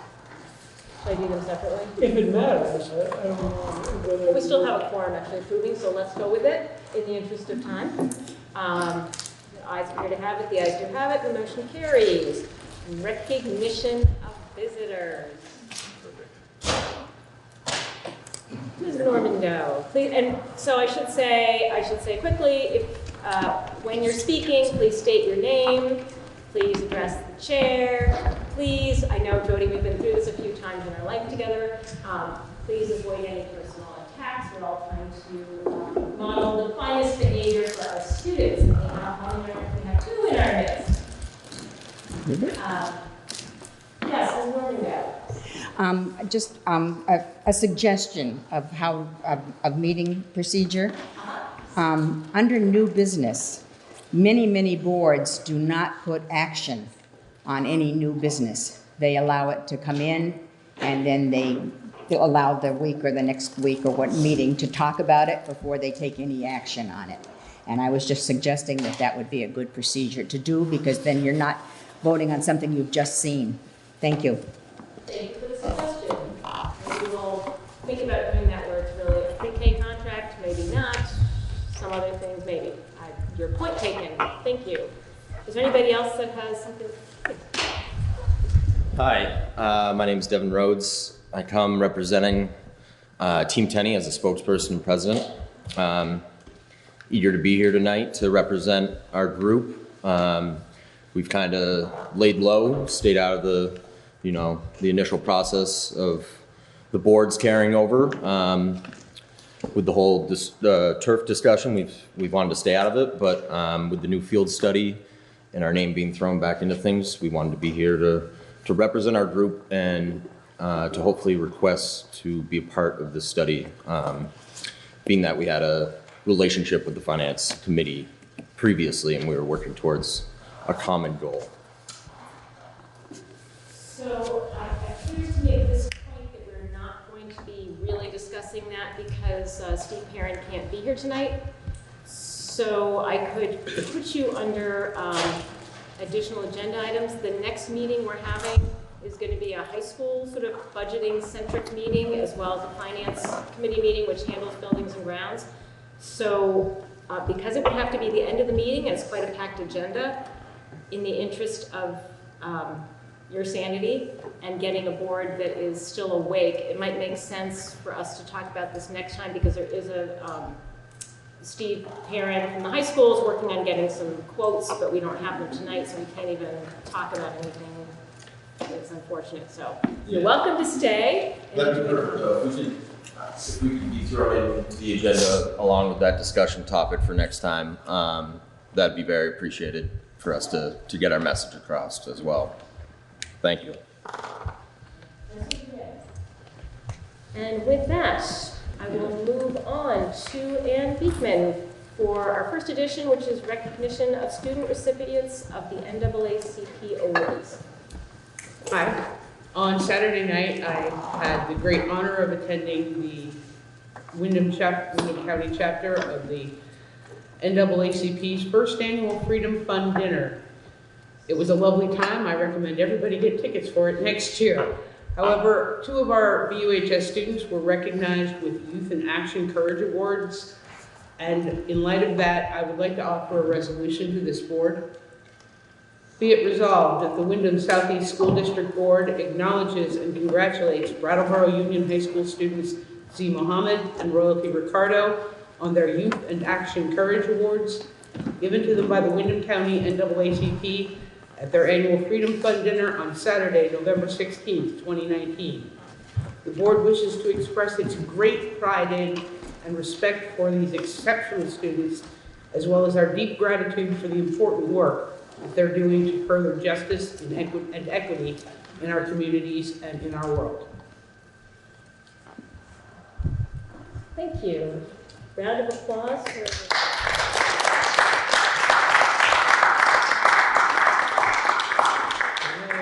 Exceptional kids. And I just realized why we have 2 students present. You are the student council representatives, aren't you? Yes. So would you like to join us at the table this evening? Yes. We have name tags for you and everything, so you're official. So can we, maybe that's the best side. Maybe we can kind of scoot around.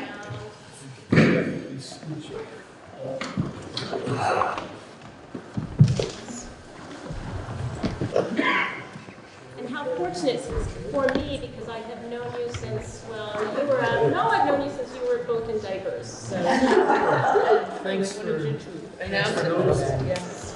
Thanks for sharing.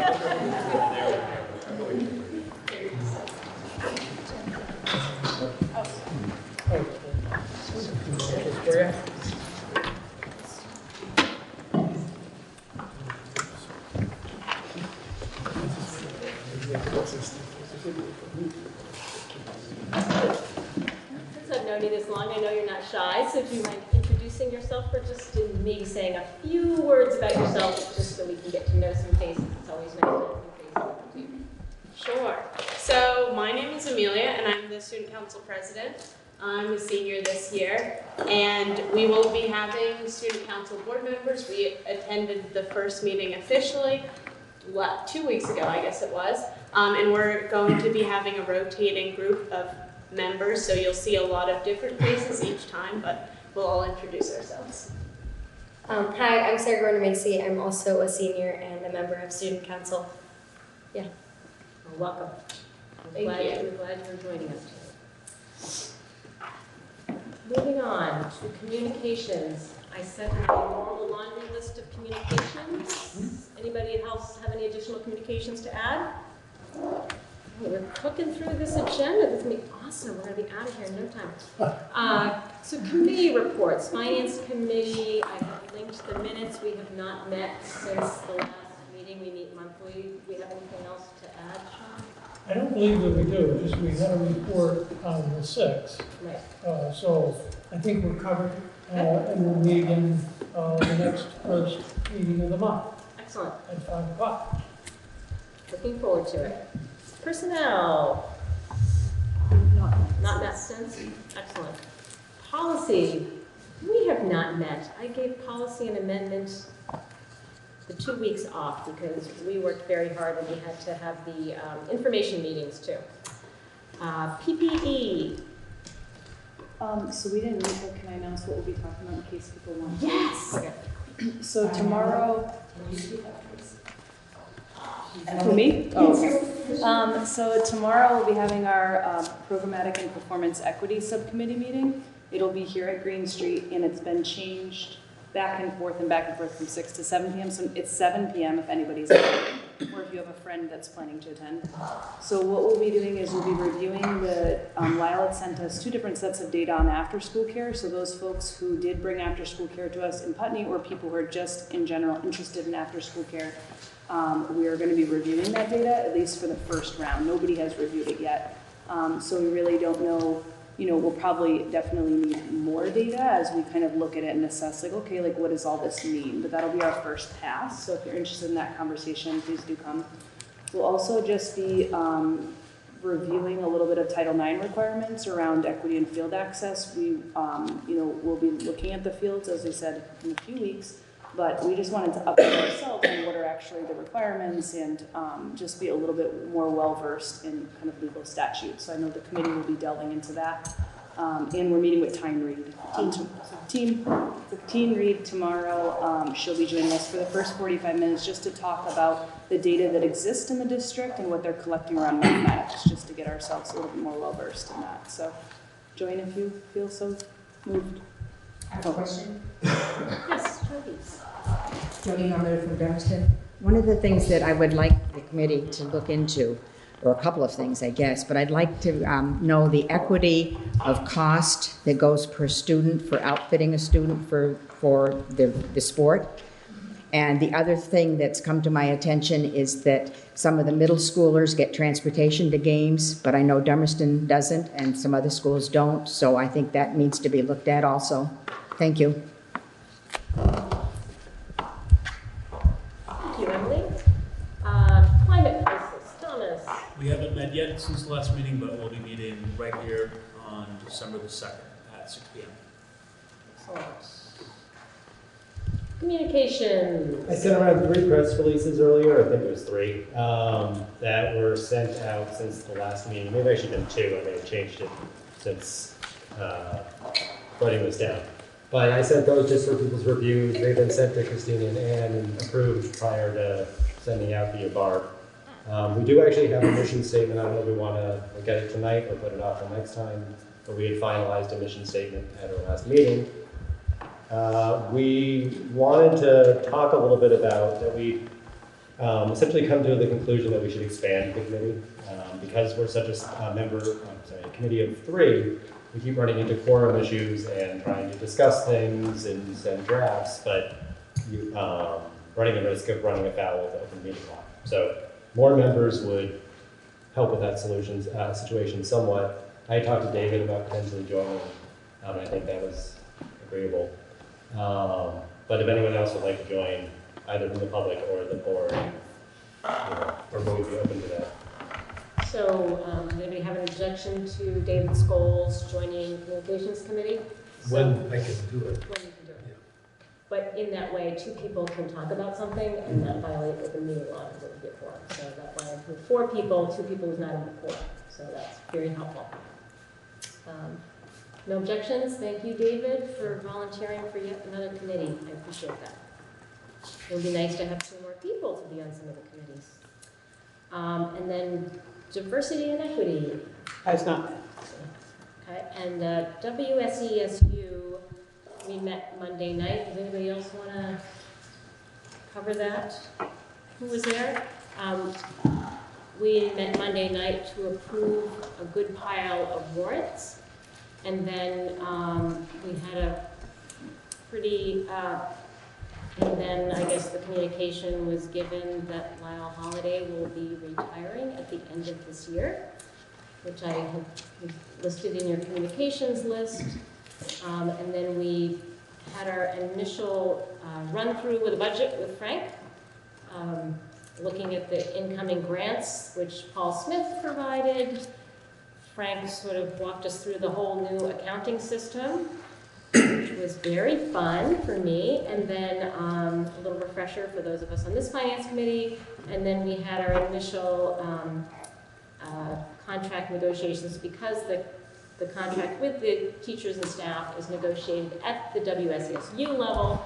So met with Carrie, who's the chair of the Vernon board, to have the initial discussion on contract negotiations. Did I miss anything? Just that we've scheduled 2 meetings on the next 2 Mondays. And the second one, on December 2nd, will have a special ed focus. So I think we're going to show you the recent ones. Good to see you again. I got it all? Excellent. So, admin update. Can I make an announcement? Of course. I don't think it is well known that Lyle was retiring at the end of the school year. I think we should take the time to honor her work, not only as superintendent, but her work in our school district for 30 plus years. I think she deserves some recognition for her contributions to our school district.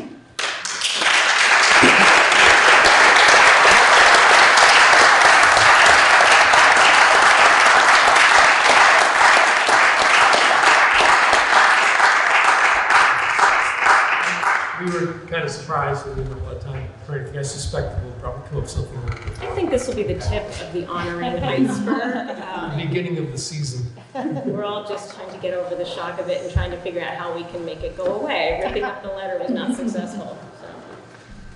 But thank you for that. So we have a lot of elementary principals here tonight, and I know the principals work very hard, so we have moved, even though this is new business, moved it up early into an admin update so they can go home and get some sleep.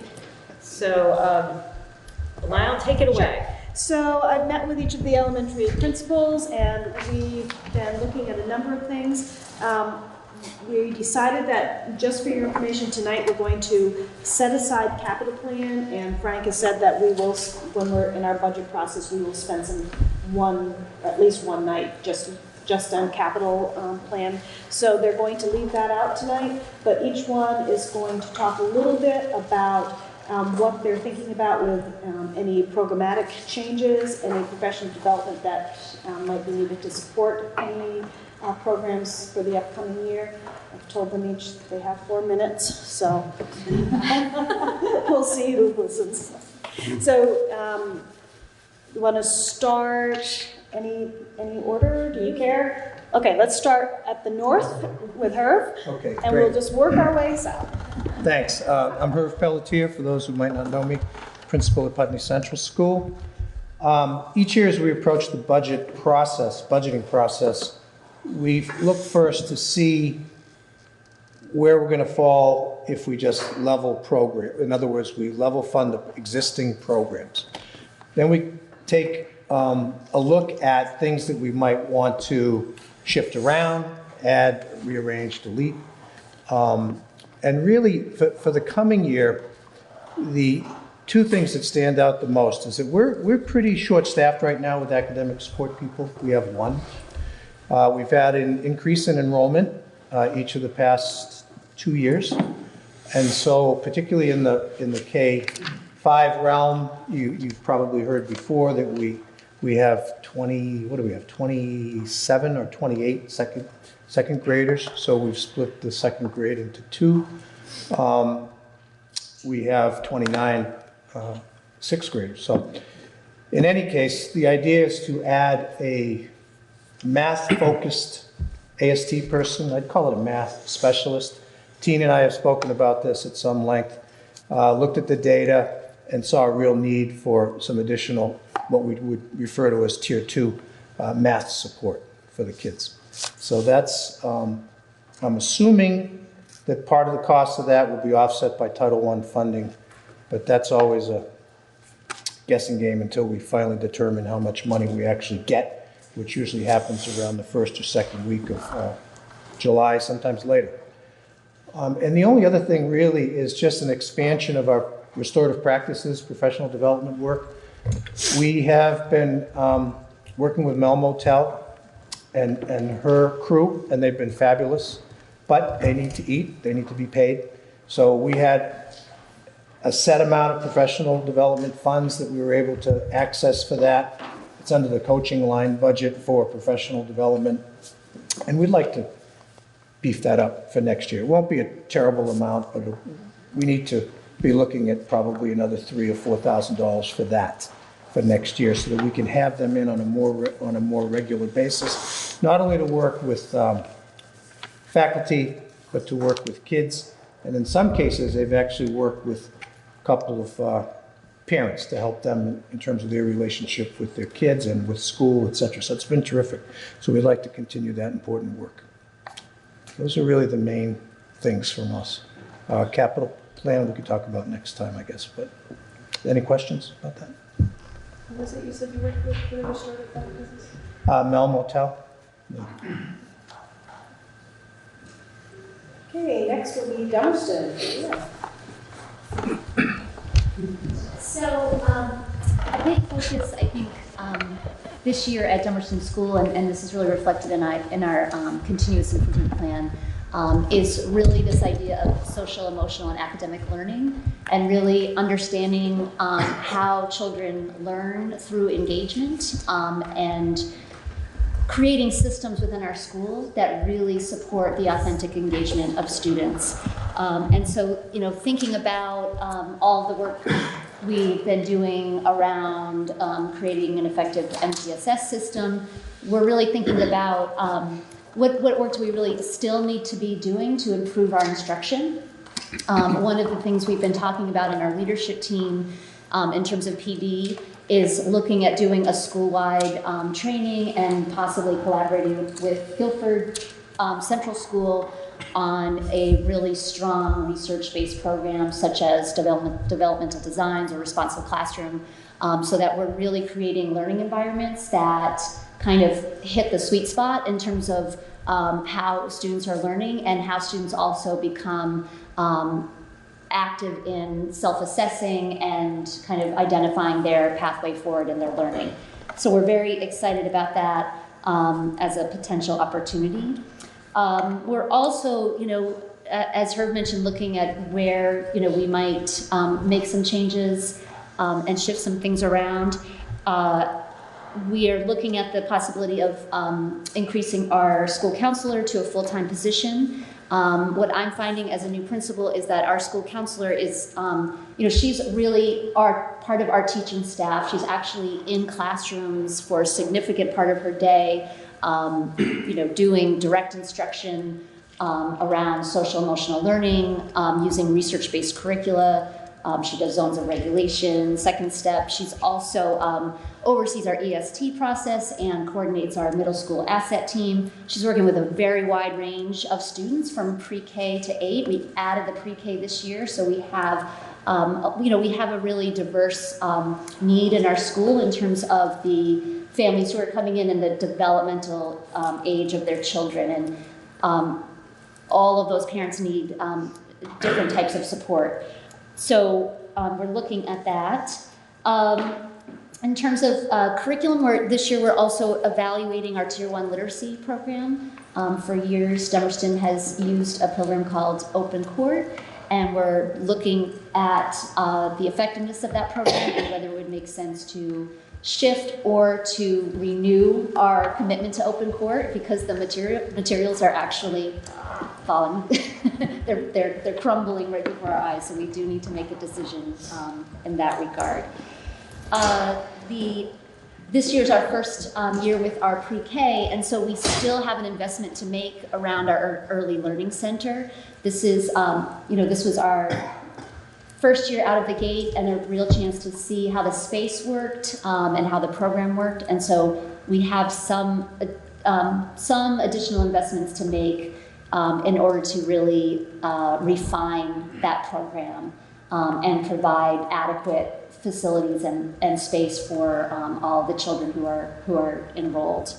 And then, finally, I'll just say we're also looking at the idea of possibly at least a part-time night custodian. I believe Dummerston School is the only school that doesn't have that type of staffing, and the reason, one of the big concerns without having that staffing is really around the security of the building and use of the building at night, and having events taking place at night without a certified, without a licensed staff member is somewhat of a security concern. So that's something else that we'd like to take a look at in terms of our shifting.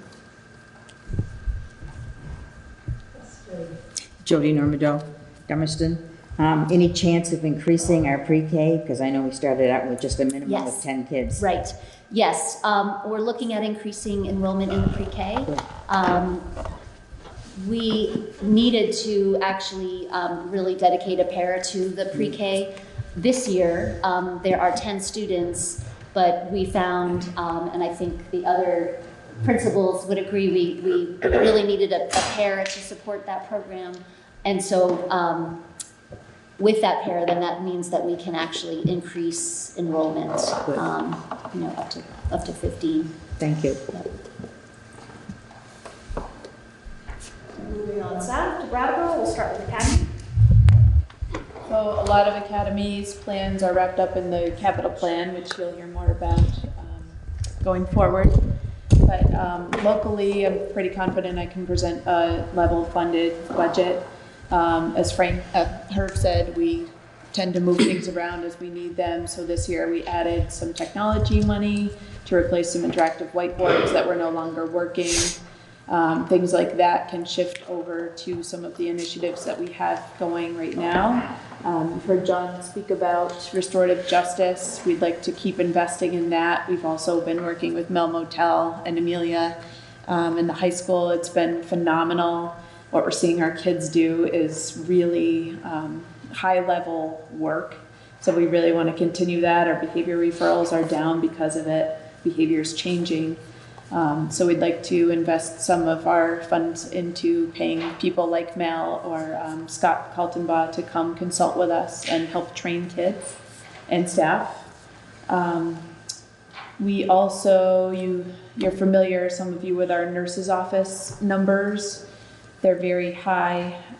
It's a very busy place, and we currently have a full-time nurse and a half-time nurse para. The half-time nurse para can be anybody. They're not a certified, they don't have to be a certified nurse. So I'd like to make that be a half-time RN, just to add a level of medical knowledge to that position. We have some complicated student medical needs that I would feel comfortable having another RN in the building, because if our full-time nurse is out, it can be worrisome. So that would be the biggest, probably, staff shift.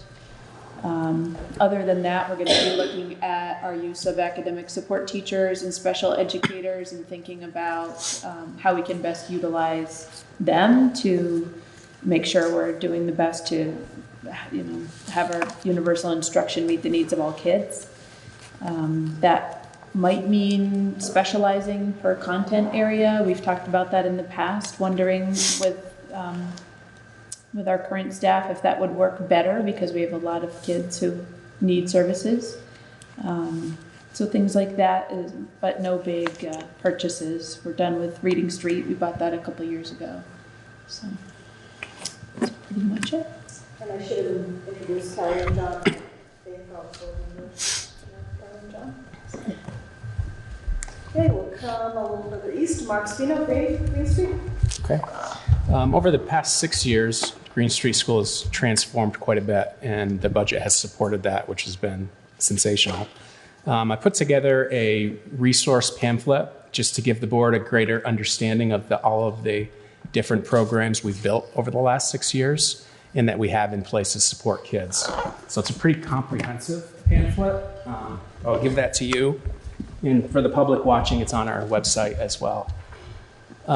So for the budget this year, we have some capital projects that we've identified to help support this building and supporting our students, but we'll get into that at a later time. In terms of programming, pretty much a level funded budget I'm looking at this point, with a minimal addition.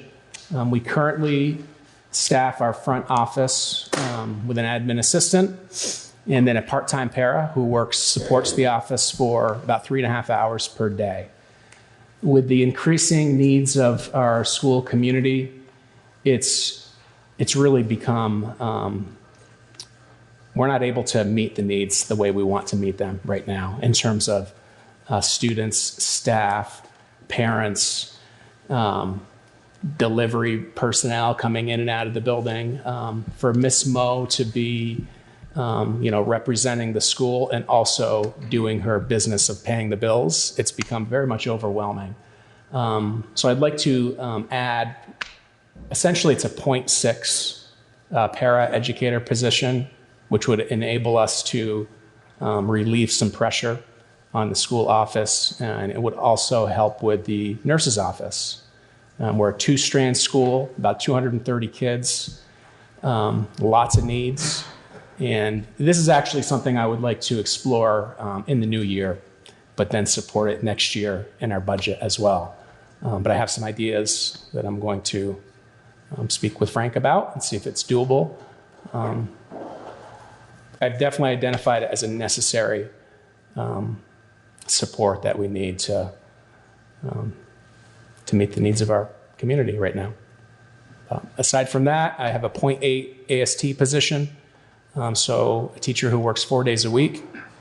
I'll be exploring through Title I with Paul whether there's a possibility of going to full-time. I don't know that there is, but that's something to be exploring.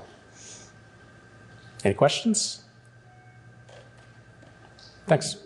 One thing I think for Kelly too, I want to think about an EST trained people for those positions rather than nurses.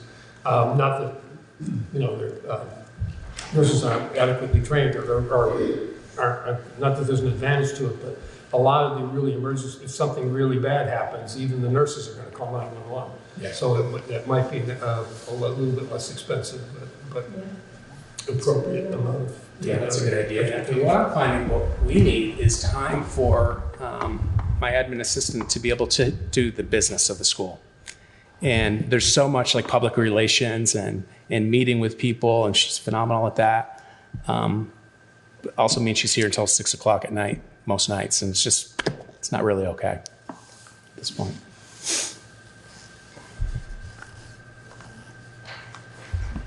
We'll go to Mary Kaufman at Oak Grove. So again, a pretty level funded budget I'm looking at this year. One possible programmatic change would be a staffing change, would be cost neutral, but would have the potential of increasing some support around literacy for most likely some of our upper grade students, also lower grade if necessary.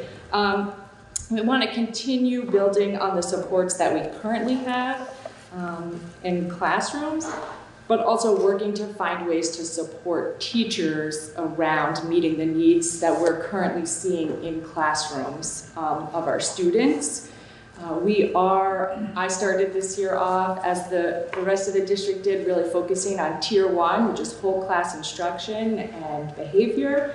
And my staff is really going gung-ho with that, and we're working really hard about supporting all of our kids in the classroom all the time, as much as we can, I should say.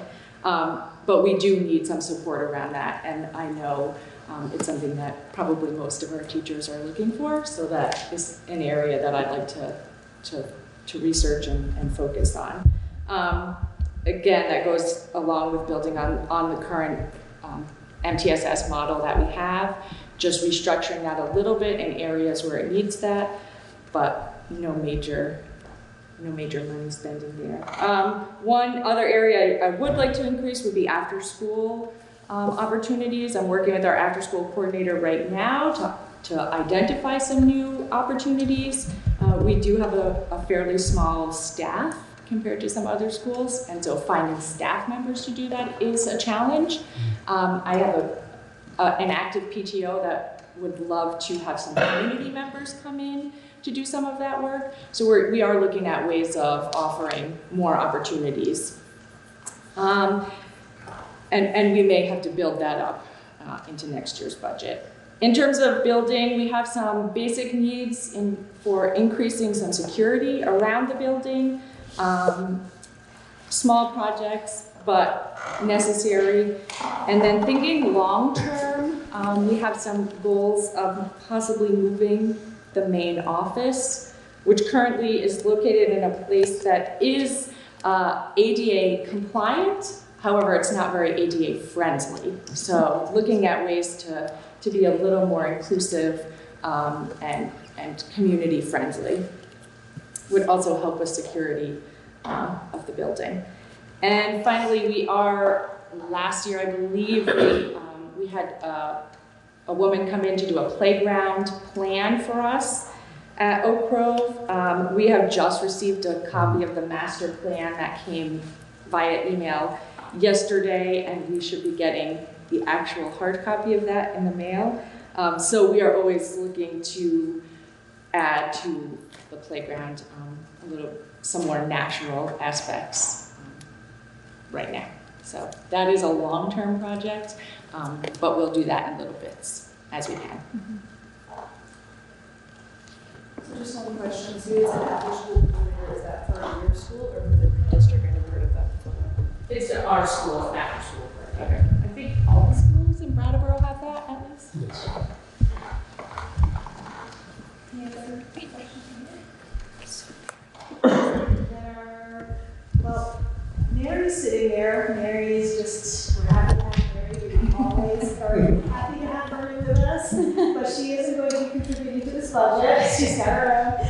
But Mary Ross is with us this evening. And then the further south end of SSD is John Gagnon. And I'll stand because, like Guilford, we're kind of off to the side a little bit, which we don't mind at all.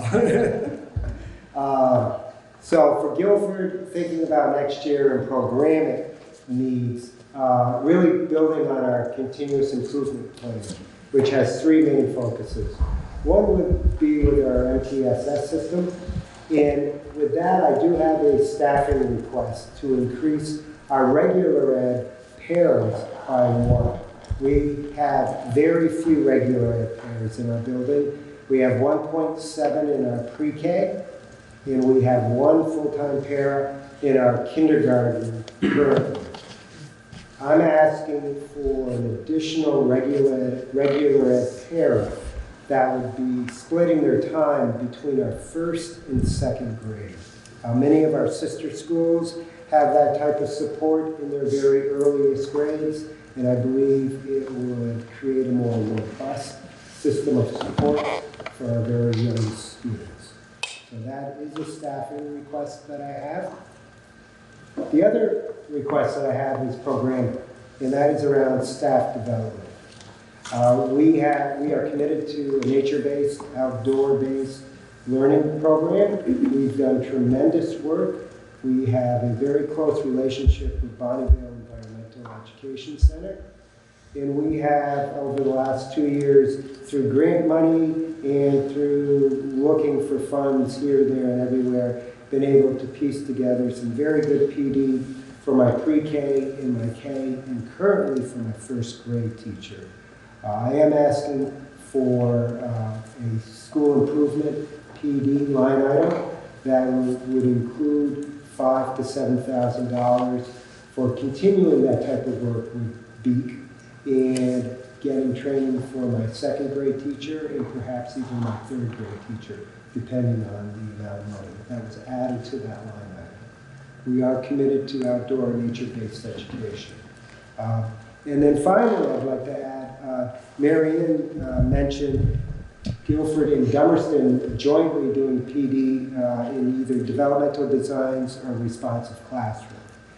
And that ties into our community continuous improvement plan in the sense of building a positive learning environment that is open and inclusive to all our students. Julianne spoke about the engagement piece that developmental designs and responsive classroom is known for, but it's also known for increasing cultural sensitivity, inclusivity, building that positive learning environment that we are striving for. And also, like that has been spoken about, it focuses on the self-regulation skills that our children desperately need. It's part of strengthening core Tier 1 instruction around social emotional learning, which has a direct correlation to increased student achievement. So those are the requests for Guilford School this year. Any questions? Don? John, did you notice the improvements on Bonneville Road? It's going to be a lot easier to get to Butte now. It will be, yes. That was a grant just for you. So I think that's all the elementary principals. When we get to the other executive session, some the special ed directors will be joining us. Well, that's now, isn't it? That's now. Yeah, okay, all right. Making sure I was on board here. So departing from our normal practice of putting our executive sessions at the end of the evening, out of respect to all of the principals and administrators gathered here, we're going to have a small executive session now under Title I, 313A7 to discuss the academic records, suspension or discipline of students. We are going to recess to that room. Sure. I would entertain a motion to enter into executive session. So moved. Thank you. Thank you, Ann. All those in favor of moving into executive session, please signify by saying aye. Aye. Nays or abstentions? Yeah, you would have the ayes have it. You may talk amongst yourselves.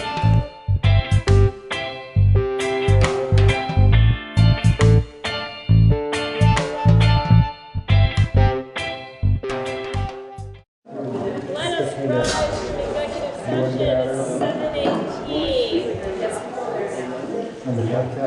Moving on. As we rise from executive session to unfinished business, we have some policy approvals. And if I had been thinking, it'd be great to know who's attending beforehand from the student council. Like, shoot me an email so I can, because it'd be lovely to hear from students on some of these policies when we're reviewing them, especially when, you know, like a tobacco policy or student safety discussion. It would be really lovely. I'm like just madly seeing if I had either of your emails in my computer. Just send them to you now, but I didn't. But it'd be really fun to, you know, get student input on these policies when we're doing a first read and get their opinion. But we're on unfinished business A policies. Okay, thank you. Public participation, tobacco, student freedom of expression, and leadership councils. Shall we do them one at a time or as a slate? Slate? All those in favor, because these have been for a first read, all those in favor of approving policy 3 C3, public participation in board meetings. Have you changed it since the last time? No. Okay, thank you. E8, tobacco, F36, student freedom of expression, and H7, leadership councils. Please signify by saying aye. Aye. Nays or abstentions? The ayes appear to have it. The ayes do have it. I would just like to say maybe to the student council that there is a sentence or two in there that in the tobacco that also deals with vaping. So it might be interesting for you to just take a look at that. And Where will we find? So if you go to the WSESU website, and Paul Smith will be your technology consultant for that. Next up, I think we're actually going to talk about the VSBA dues, because I have a big orange dress too. People are, Is that the bill? that's the bill. For $9,962. I think it might make sense to move up as part of this discussion, my VSBA annual meeting update, which is under new business because it sort of belongs with this discussion. So maybe I could just give people just a quick overview of what's, you know, there's a new year, new board, new leadership at the VSBA, and that may inform people's opinion about this. And I will say that I also have a duty of care oath that I have had to take as a member of the VSBA, so I feel that I am conflicted in this vote because I can do nothing that would harm the organization, and I think not voting against $10,000 being sent to the VSBA would violate that oath, in my opinion, or certainly be an appearance of a conflict of interest if I voted for it, because I really am conflicted. So that's how I view the conflict, and I feel that I could not vote against it because of that. Yes, Jody Morgan. They really make you take an oath? A duty of care that you will do nothing that would harm the organization.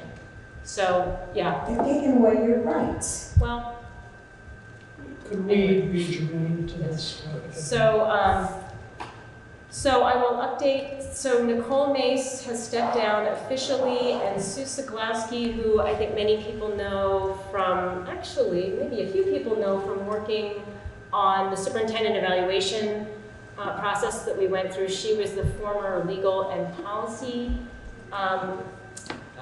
administrator, I don't know the word to say, like coordinator for the VSBA. She has, we did a full search, we had external candidates, I think we had 9 to start. There were 3 candidates that were interviewed by the full board, and the internal candidate, Sue Siglowski, who's an internal candidate, rose to the position of being the new executive director. So we are now filling the position of the legal policy analyst, so Sue is wearing 2 hats. She was a longtime board member in the Bennington kind of area, school board member, been in the legal policy position for about 4 years at the VSBA. She's excellent. I think she'll make an excellent leader. And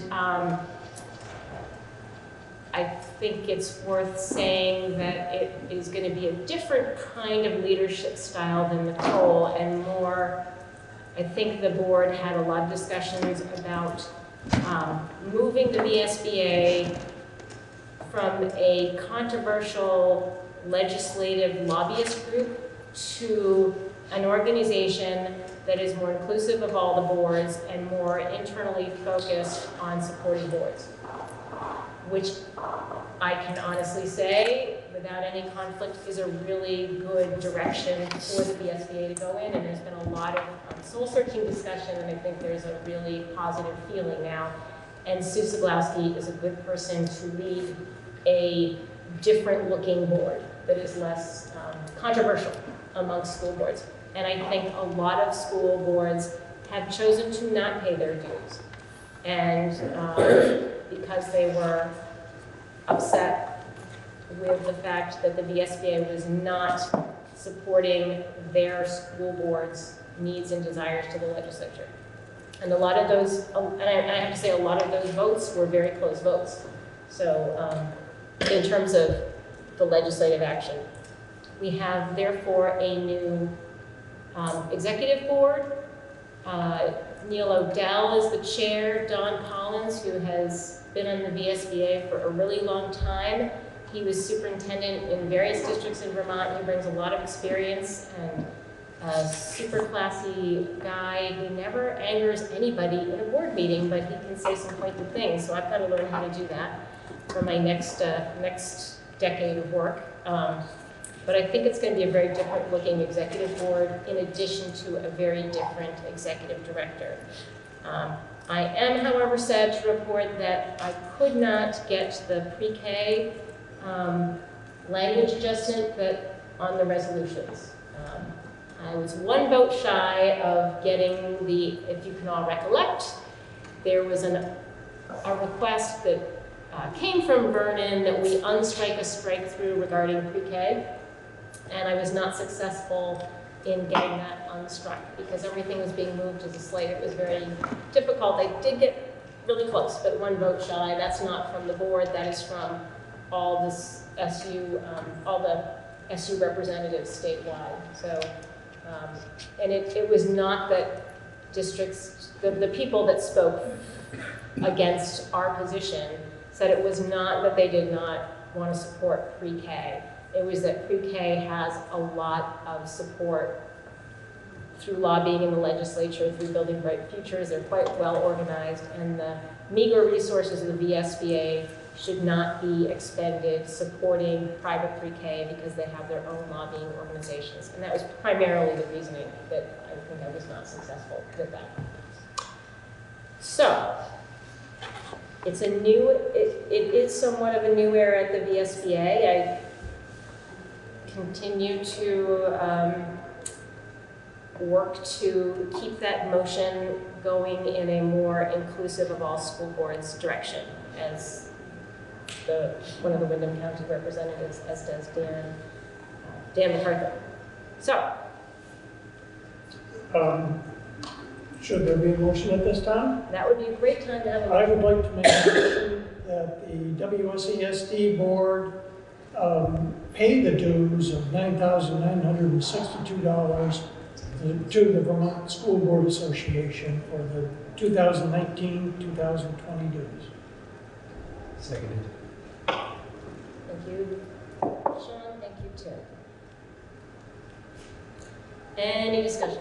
Yeah, I would like to say that I'm in favor of this motion, and the reason is I get a lot of personal feedback. I was on the Planning and Policy Committee for the District 6 for years. All of those policies come vetted from the school board.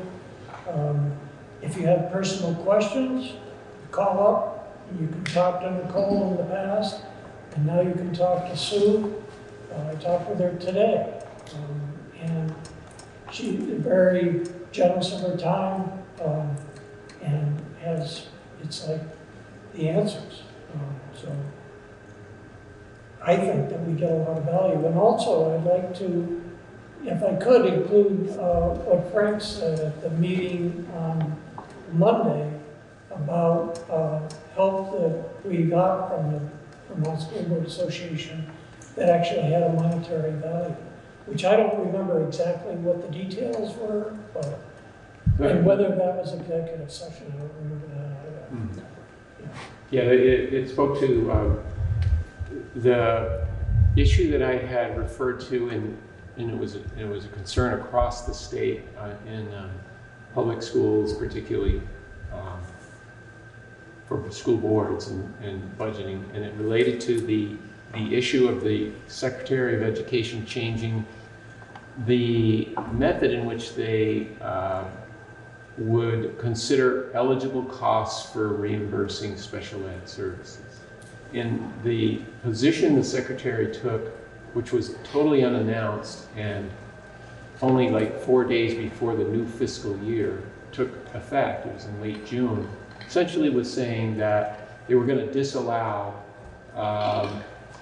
he didn't have a specific number, but the inference was somewhere around $50,000 from any of the extraordinary aid and or placements that were made for special education students.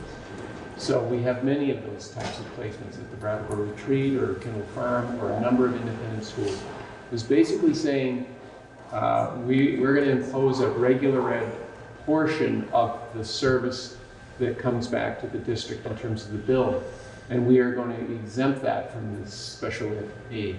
Well, the VSBA, the implication there was potentially $500,000, potentially $750,000 of lost revenue, you know, and for us, it's simply a cost shift right onto the tax rate.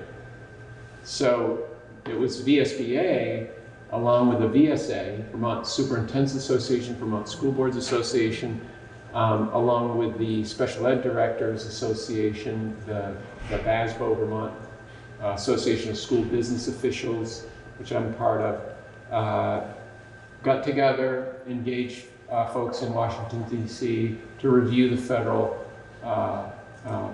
regulations around special education services, and to what extent was the Secretary's action potentially restricting free and appropriate access to public education.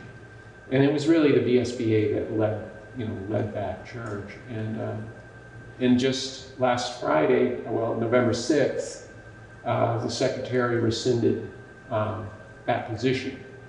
And so it's a very different, landscape now. And that, as I say, is hundreds of thousands of dollars for us and across the state. So that would be one example of a very significant value that your representative on board has accomplished.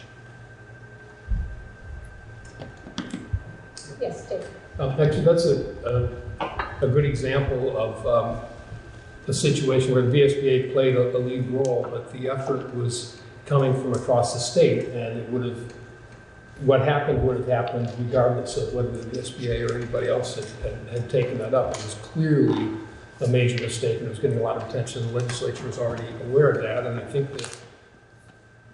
the response of the Secretary was from a lawsuit, if I'm not Correct. It was initiated by. Yeah, well, we can say that the SBA initiated it. It was the whole series of organizations that represent education and concerned about it, but also and a lot of legislative support. So that was something that the VSBA played a big role, but it wasn't necessarily crucial, or wouldn't, if they didn't play it, or if they were limited in what they did, it wouldn't necessarily not have happened. I think the things that have happened are the things that I'd like to point out to argue against paying these dues. One is that, as Christina just demonstrated, this is a private special interest lobbying organization primarily, and they provide services to school districts. They do help develop policies. If you look at some of the most recent ones, you could have found most of that language around bullying and things like that. You would have found most of that language in the line. It's a helpful service, but it doesn't necessarily. It's not something that can't be replaced. They operate in a manner that undervalues the voices of smaller school boards, the school districts. They have their own oath, their own limit on any kind of criticism coming from the board. But some of the things that have happened over the years, one is healthcare, which is a really big one. Right now, there's arbitration going on that, to settle between the union and some of the organizations that Frank mentioned, who were appointed by or directed by the legislature. Maybe it was the governor, I'm not sure exactly, but they were put in a position to determine what the health care should be for all the teachers across the state. And that takes us, the local school boards, out of that calculation. And it's very likely that the settlement, we don't know what the settlement's going to be, but it's an arbitrator, so you can get a general idea. But because we're no longer going to be negotiating with our teachers, whatever it is, if they have to pay a lot more, they're going to want us to make that up in their salaries, because for years they have negotiated lower salaries in order to protect that health care. And the VSBA lobbied vigorously to take that power away from school boards. And they did it because that was in the interest of the larger communities that aren't as, well, it's hard to say this with any certainty, but it seems to me they're not as concerned with the relationships with their staff as communities like ours are. But they lobbied vigorously for that, and if they had gone the other way, it's unlikely that would have happened. The other thing is, Christina mentioned the pre-K, and the process you described in the soul-searching conversations. I was before Christina was the Wyndham County rep. I was for 5 years the Wyndham County rep, and there were lots of conversations like that around all sorts of topics and all sorts of issues. But invariably, the majority of the board, and then at the conventions, the majority of the representatives from the more populated areas prevail. And things like recognizing the importance of just the symbolic commitment to supporting local private pre-K and putting kids in front of the political considerations it's another example of how this is a self-interested lobbying group. They're not representing the communities, or certainly not our community. And this is a really good example. And the fact that there are, when this first came up, the head of the Superintendent's Association came into the board meeting and argued very vigorously for us for the board to support his position on what should happen with the pre-K funding. And it was really, and he made a really strong point of excluding I think he described them as advocates, and building bright futures, and let's grow kids. And it was described in a way that they're enemies rather than that they're somehow they have the same goals that we do. They just happen to be private. And that was the point where I realized that I was in the wrong group, that I couldn't continue to function on that board.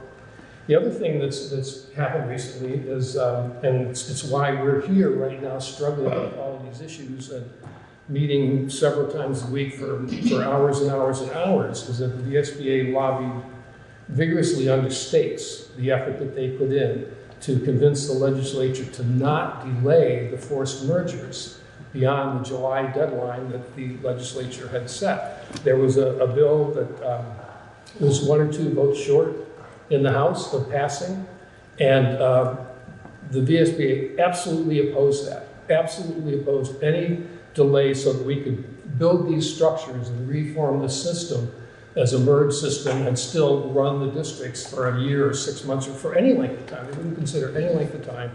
They actually called the people that chose to not convene the first transition board meeting, which was the majority of the people in the room, was a lot of people, of civil disobedience for wanting to wait until the court had ruled on the lawsuit. And that was the vice president of the organization that said that to the Senate Ed Committee. They just really turned their back on our specific needs of the smaller communities in order to meet the political agenda of the people that they actually, that they carefully cultivate relationships with. And their interest is not the same as ours. So there are all of those things. Plus, with the change in Act 46, there are fewer school boards now, so they had to restructure the dues system. And and I was on the board when this happened as well, as part of this process. They recognize that gradually they're going to have to become a fee-for-service organization, that they're going to be collecting less dues over time, and that gradually they're going to become basically a private fee-for-service organization. And that's already started. Their quarterly newsletters has a chart of the costs, and we actually last week approved a check for $200 to the VSBA to access their negotiations and contracts database. Because we have to, any services that we're going to use, we have to pay for them. They no longer just, well, they still provide plenty of things that, you know, people, Sean had mentioned, that are of value, no question about it. But if we need their services, we can still get them. And the price that anybody pays for anything is, or the cost of anything is what the people buying it are willing to pay. So I think that they could say they're going to charge a lot more if you're not a member. Maybe they would, maybe they wouldn't. But if they charge too much more, we would find somebody else to provide the services. I think the other thing that's really specific to this board right now is that we now have an additional cost in the superintendent search, which I suspect we're going to want to search widely for, which would require hiring some professionals. We also have additional legal expenses well beyond what we anticipated in the budget. Because we didn't have any idea of the kinds of things. I think we're well past what we budgeted for legal costs. And I would suspect a long way to go. And that $9,000, I think, could be much better used to cover the needs of the district. I think, which one was it?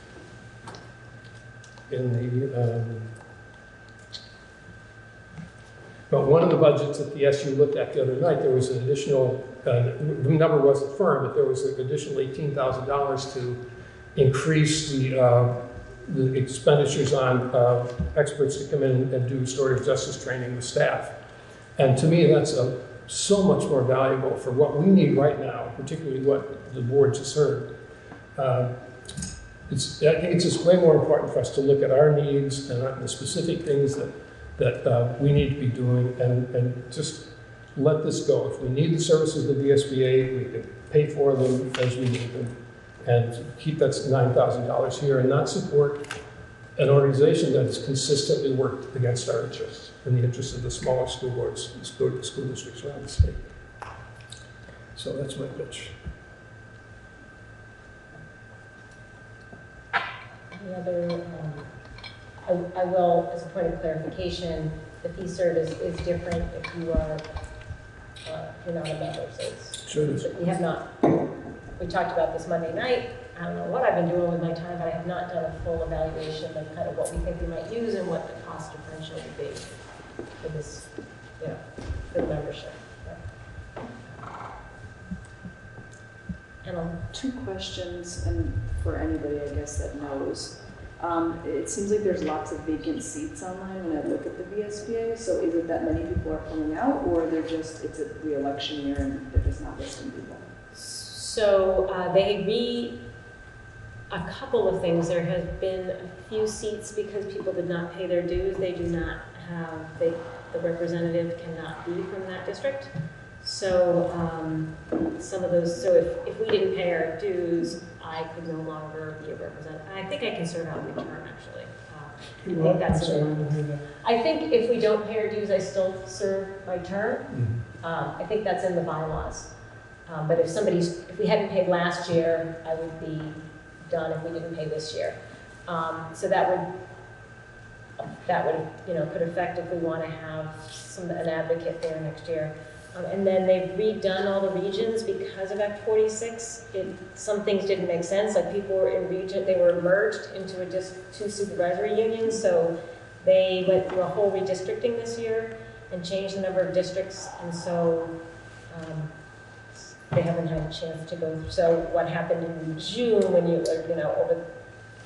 when is that meeting, Dave? Is that June? Which one? When the regional meeting, when you... Oh, no, that was September. Gosh. Yeah.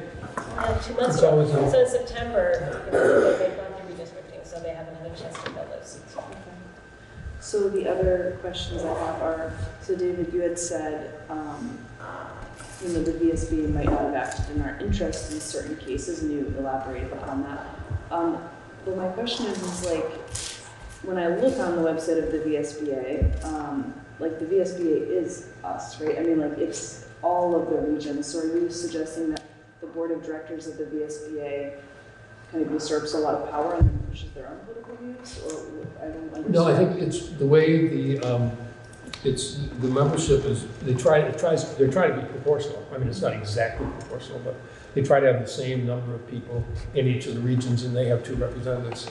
And at the convention, now I think it's each SU or SD has 1 representative.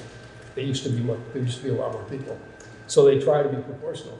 But most of the population of Vermont is in Chittenden County.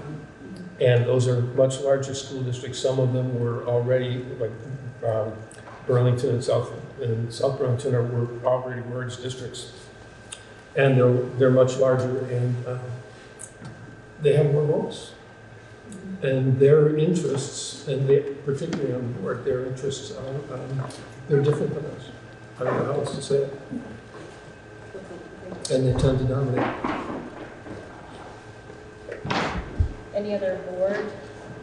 I'm just wondering when, is that fees for what, is it for upcoming, or is it something that we would already have made some use of their services?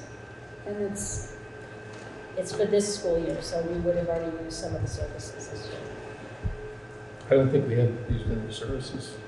I've had a couple conversations today, in fact. Wasn't the pamphlet that you have handed out, wasn't that a Vermont School Board Association pamphlet? Yes. Yeah. The booklet. Yeah. Yeah, that's an annual. Do we have to pay for that? Or We do. We do. Oh, yeah.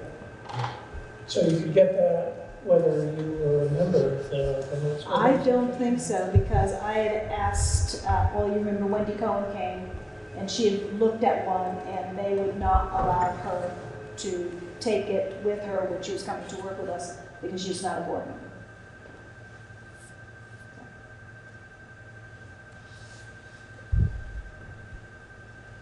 If we didn't have representatives there, would we further marginalize ourselves though? Because if it's proportional and if all the small towns pull out there in the south, then decisions would just be made that would be even less proportional, right?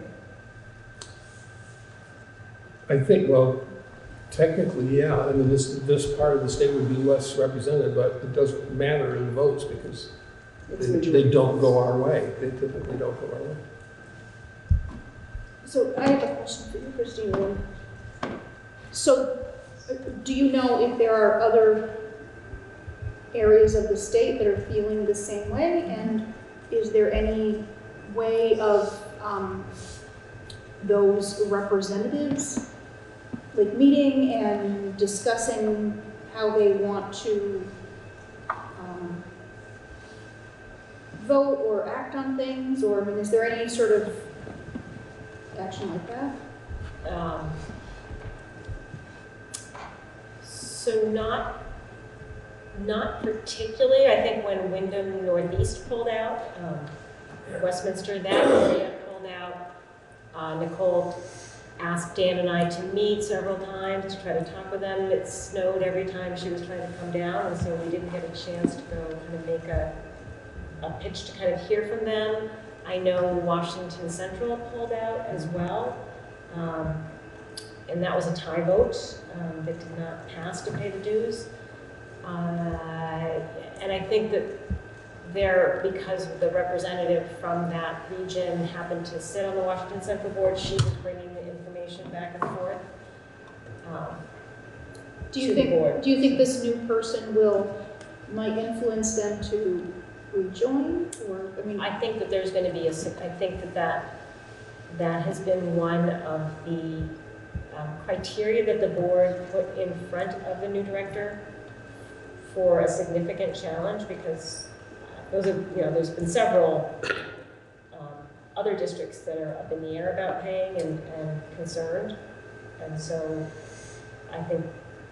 I know that it's been a significant consideration on the board that we try to repair damage that's been done, try to reach out and try to have a different profile going forward with all the boards, because this is our Vermont League of Cities and Towns. So we really, the board has said that, and that is, we didn't have a formal motion on that, but that was very clear, the direction for the new executive director.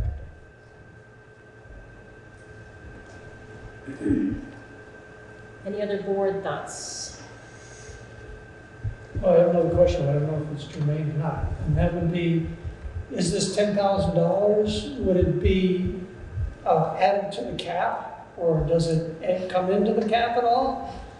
The school district budgeted, remember how this budget, fiscal year 20 came together, it was every individual board budgeted, and that went to town meeting and that got passed.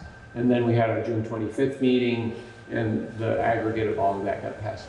So the dues and fees for VSBA dues, when they were all put together in the legacy budgets, and now what is now in the current budget, $17,000. And then nothing's been charged against that account, of course, because you haven't paid the dues. So you're looking like you're going to have a favorable variance against the budget based on how the legacy budget's anticipated dues versus the new fee. So the answer is that it was anticipated as part of setting the tax rate, and it looks like if you move forward with this, if you pay this, and you look to budget next year for it, you'll probably see a reduction in your budget in that line item. The other area that is in the board, this SD board's budget, is general professional services and legal. That budget's $28,000. You've spent $2,500 year to date, so you're well under the threshold of the budget line item. And most of the spending in that right now, that $2,500 is the filming cost. I think though that the short answer to your question is if you don't spend it, it becomes surplus, and then we can use it because we haven't spent it. So we'll have it for next year. I have one more, just food for thought. This is a Wyndham Southeast Supervisory Union VSBA dues, so the question would remain if Vernon wanted to remain a part of it and WSESD didn't, how that would look, because they changed their dues assessment process maybe 2 years ago, was that, Frank, or so? I think it was, yeah. So, There isn't a separate one for the SD and then for the SD? no, it used to be all separate, but now. Well, I thought that's the way when the due structure changed, they were going to do SDs and SUs. So they do it. Probably just they lumped it together. Yeah, and it's now like a per head basis because of all the changes in Act 46. They've changed the whole due structure. Can I see this data? Sure. Is there any other board comments right now if the public has some input? So I've seen Jody's hand up for a while. Jody? I just want to agree with absolutely everything that David said. Since Act 46 has started, I've been very much aware of what the VSBA has been doing along with the Vermont Principals Association, etc. I have watched the person go to the legislature and testify against what the VSBA board has asked her to testify against. I've seen the clickiness up there in Montpelier, very much clickiness of this organization, and how that they do not represent the smaller districts, to the point that there was another organization that was set up in our local area to compete with the VSBA, and I don't know where that's headed right now, but they have not been in our favor. And also the fact that I agree that you can pay for the services. David mentioned 9,000, but I think it's 9,900, which is very close to 10,000. But I would encourage the board to really think about the possibility of getting out and using that money elsewhere, because they aren't. You watch when you go to the legislature and you go up to the north and you watch and see what happens, and you see what happens in the Chittenden County, etc. And that's the engine that runs the state. We are considered Massachusetts down here, the banana belt. So think very carefully before spending that money there. Christine? Yes. After looking at the invoice, you were correct. It is the WSESU, so maybe I should withdraw the motion, since it isn't. We still have to decide in order to know what to vote at the SU meeting. Because we're one board. I see. Okay. I will not restore it. Because the SU needs to be reimbursed by the SD from that line item. Yeah. Tara.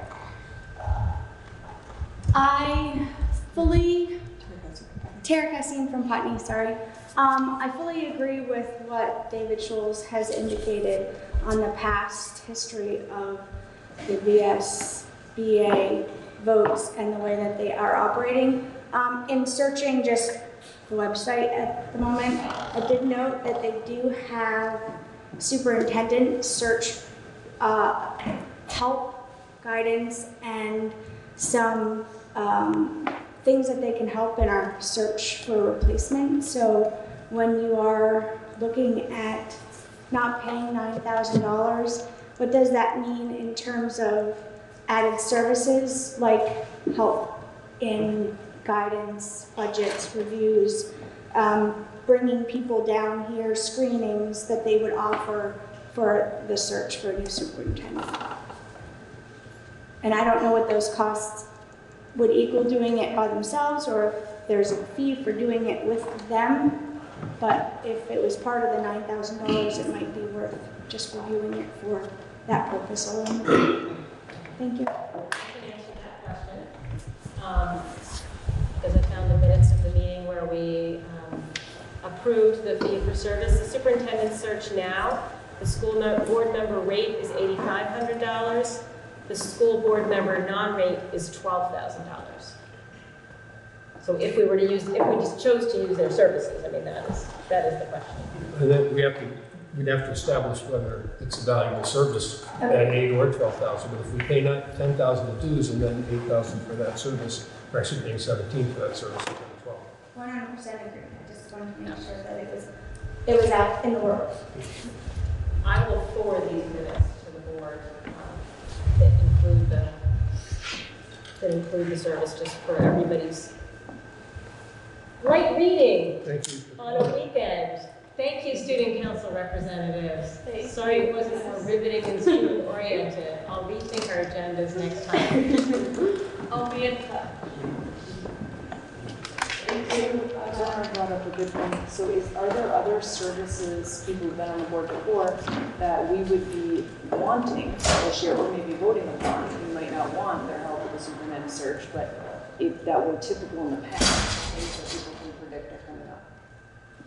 And are there other organizations we could contact? Like are there other, other services? Yeah, other services that like we've utilized in the past that we've Well, all the informational, educational things about being a board member and the policies. All the policies are come down through the BSBA. So they've all been vetted and, they've had legal expertise look at them. I mean, we definitely get items that if we weren't members, we would get. I don't know what the whole quantity of things. I think it'd be hard to take a stab at that. I mean,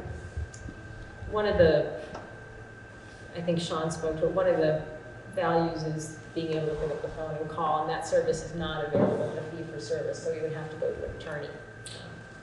Or the agency, Or the, which is free. yeah, that's true. Yeah. I didn't hear what you were saying. I have the fee for service in front of me, and one of the services that's not available is to be able to pick up the phone and get legal advice or policy advice. Well, you can't get legal advice from the VSBA. They will give you legal advice. Yeah, but they are very careful to say this is Yeah. not legal advice. Right. Yeah. But the AOE does the same thing. Yeah, Yeah, you get it from the exactly. area. Yeah. But the AOE doesn't charge. Yes. So it seems like there are really two different components to this question of whether we should pay this bill and stay a part of this organization. And the one is the financial. Is it better for us to stay or not to stay? And whether and the other part is whether we agree with their philosophy and how they're going about doing things. And I am happy that David mentioned a couple of the things that they have done in the past, because I had forgotten about their push towards the merger process, and I particularly did not appreciate that. However, hearing that there's a little bit of maybe some change in the way that it may be run and the focus, I'm wondering if maybe we can, if you're going to send these minutes to us, is there a possibility that we can table this and review this information a little and be better informed? Because I'm personally kind of conflicted about it. We could have a motion there. We could put a motion to table on it. So to respond to that, again, this is from 3 years ago or 2 years ago, in the previous 5 years, but there's an inertia in Montpelier, it's sort of an institutional inertia that even though the board is responding because people aren't paying their dues because they're upset with some of the things that they did, so they're trying to correct that. My experience is that inertia will not be overcome, that won't change. And it's not just the board and the staff, they're in the building with the Superintendent's Association and the Principals Association. That's a constant pressure on the VSBA staff and leadership. And it's part of the Montpelier milieu that they may be able to make some changes, they may be able to alter things, but when it comes down to serious policy discussions and serious political discussions, that's not going to change. So is there an correct. alternative other than just choosing not to be a part of it? And, I mean, is there an alternative organization? Is there, Not really, some of the things that Sean mentioned, like providing policies as well. The Superintendent's Association generally participates in developing those policies, so that might be an alternative, certainly. But typically, if we know that we need a policy or if a law changes, we would know that without the VSBA. And again, most policy, you can find sample policies for pretty much anything you want. We just did it with the dogs, for instance. And it was another school district's policy that we learned from.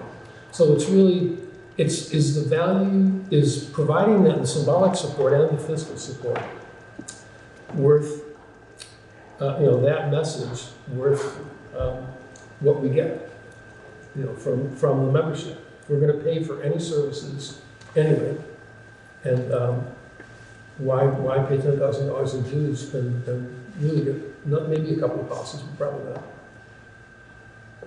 And some of the policies we'll see as we go through, are pretty shoddily done. Any questions about the legal sites that, well, that's another conversation. But it's really a question, is it worth it to endorse an organization that has misrepresented us for the little bit of support that we get?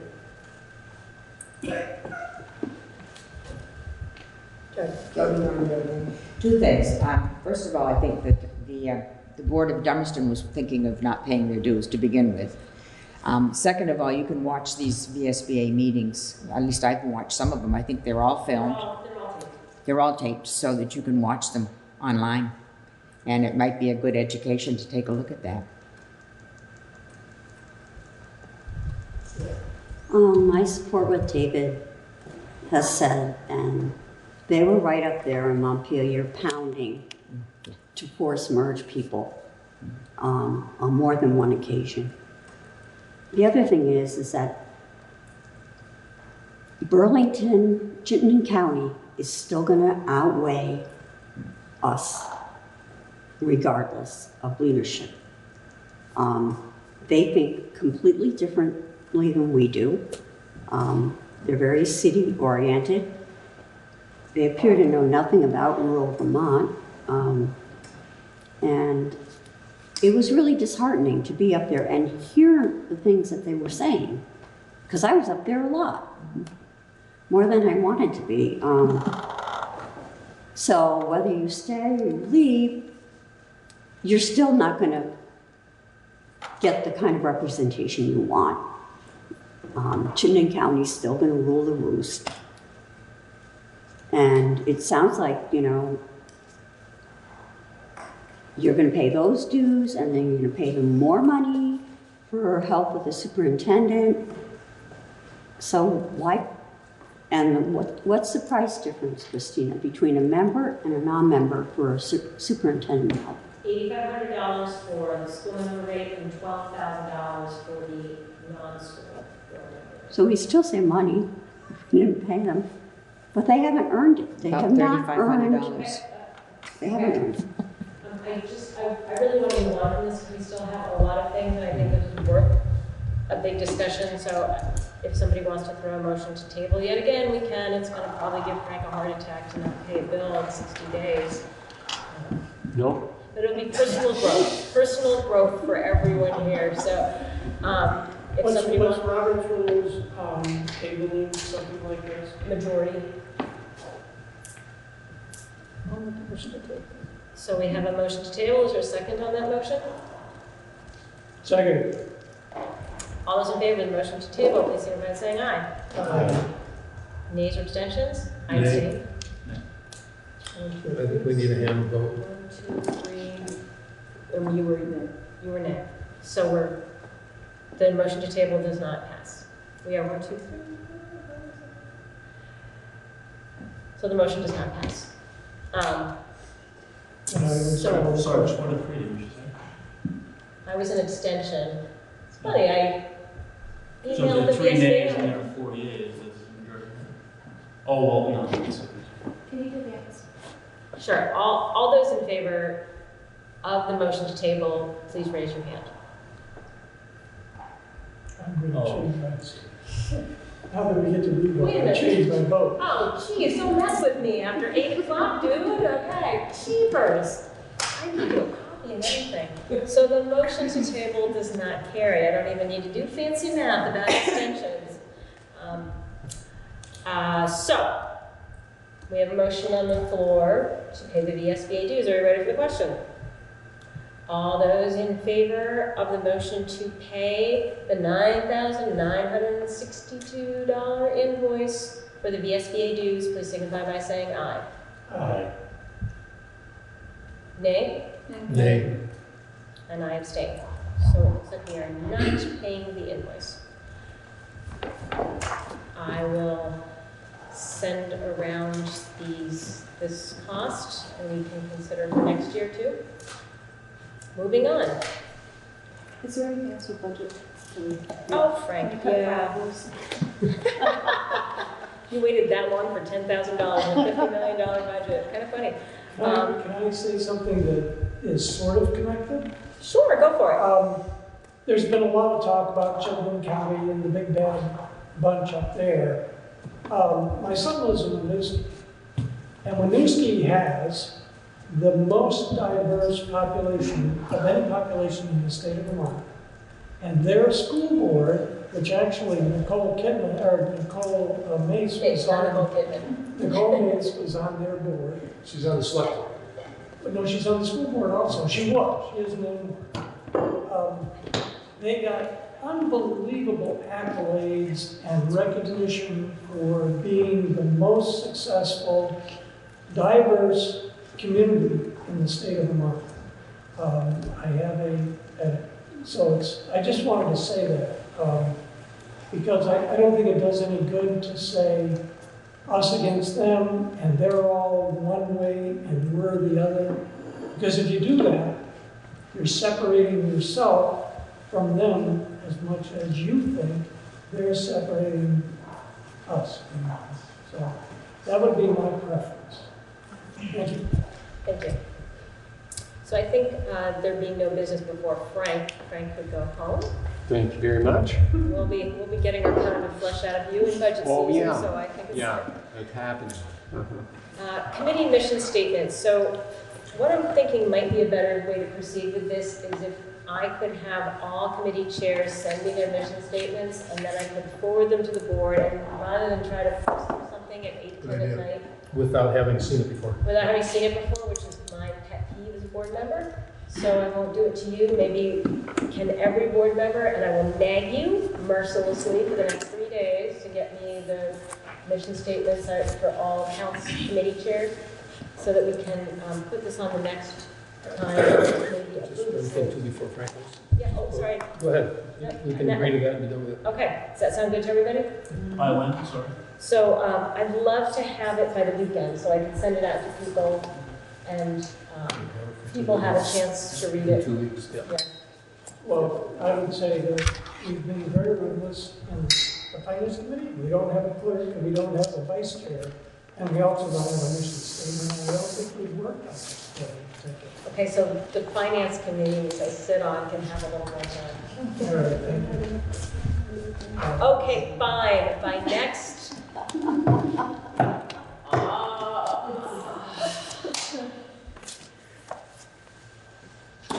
Every committee that has it, could they please get it to me? If a committee has done their mission statement, please get it to me by the weekend. Committees that haven't, that are meeting, please get it together and get it to me as quickly as possible. Finance committee will have to scratch something together, but that's probably the easiest one to do, because everybody knows what a finance committee does, so we don't get all Sunday. So does that seem reasonable? Do I have head nodding? Excellent.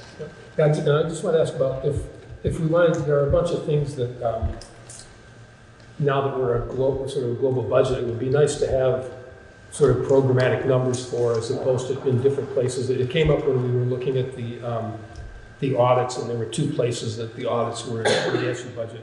And there are things like transportation, athletics, music, arts, staff, like how much do we expend on administrative staff, how much on teaching staff, how much on the behavior programs,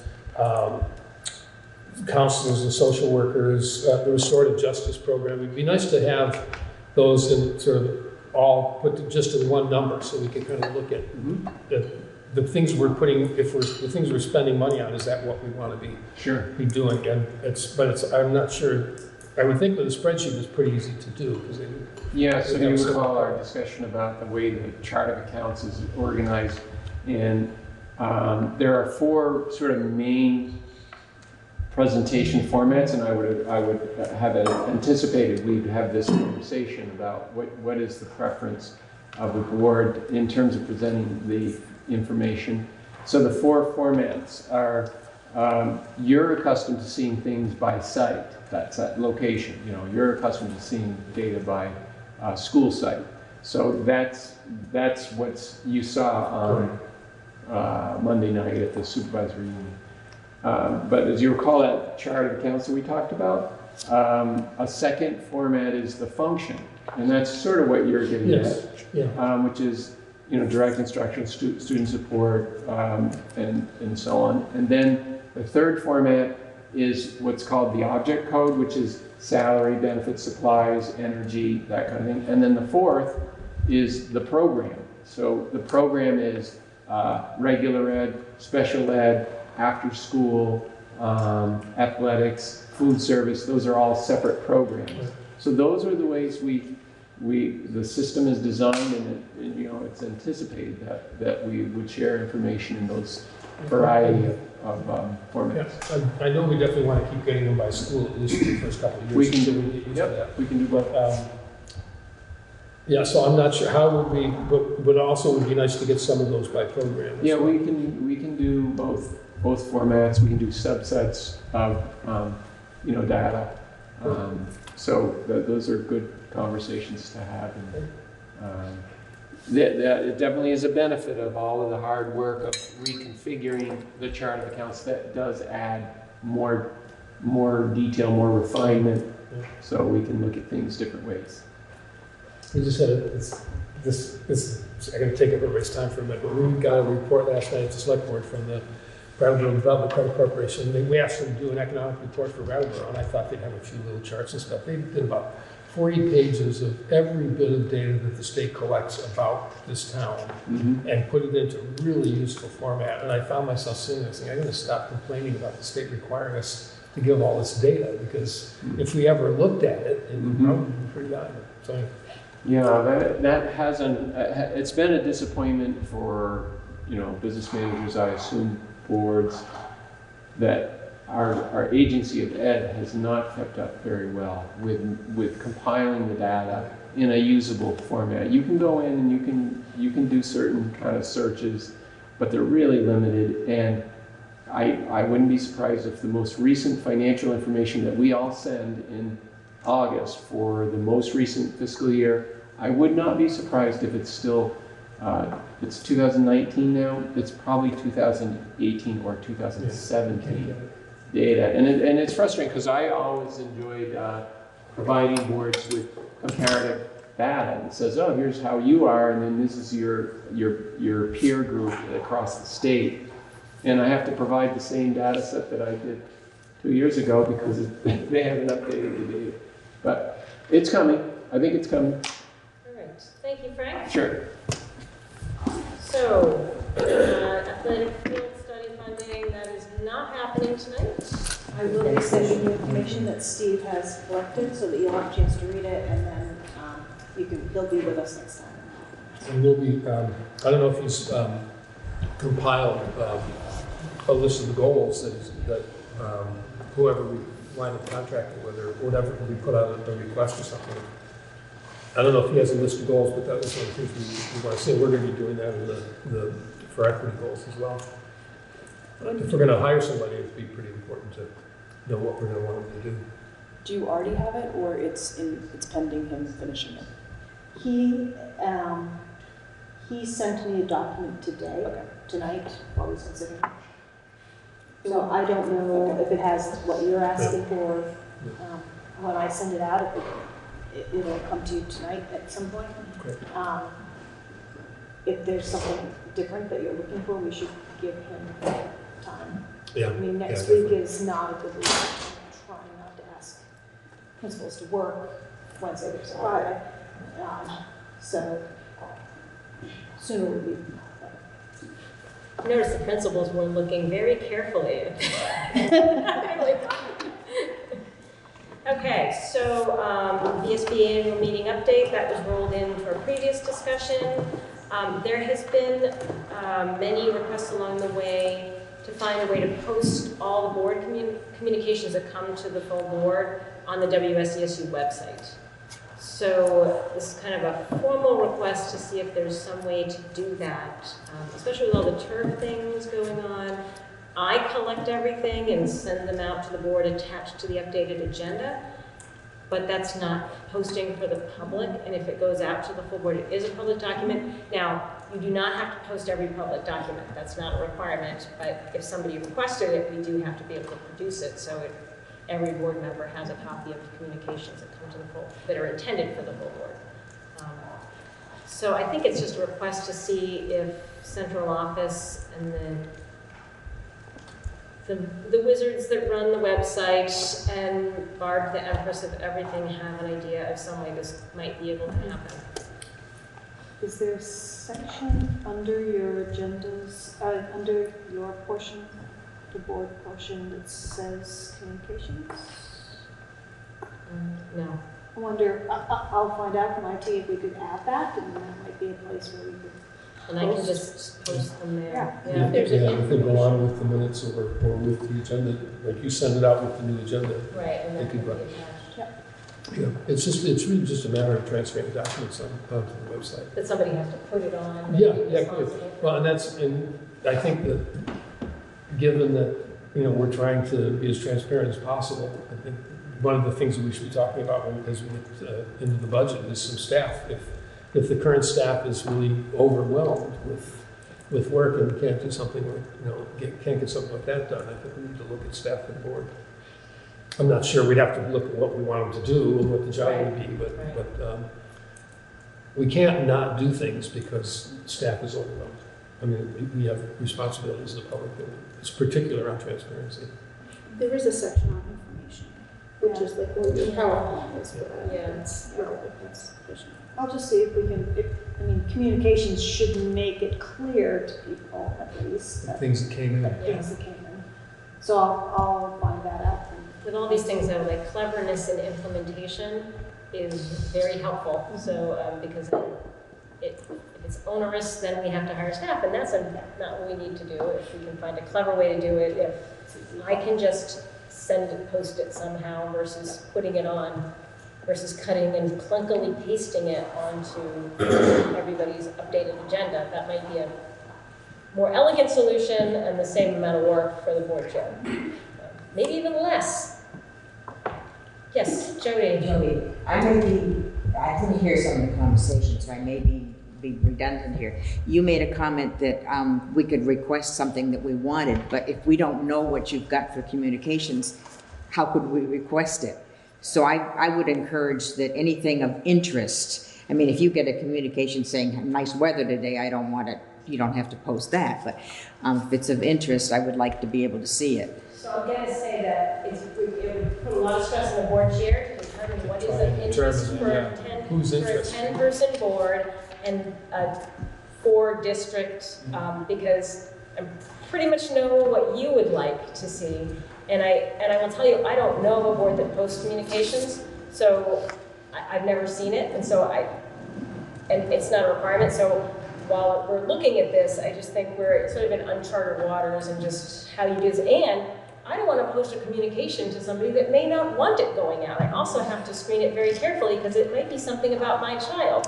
So it's not available to everybody in the public. So there's it's not quite just the stick it into a black box and it goes up, because I would certainly, if it was sent to me and it said specifically to share it to the board, then I do.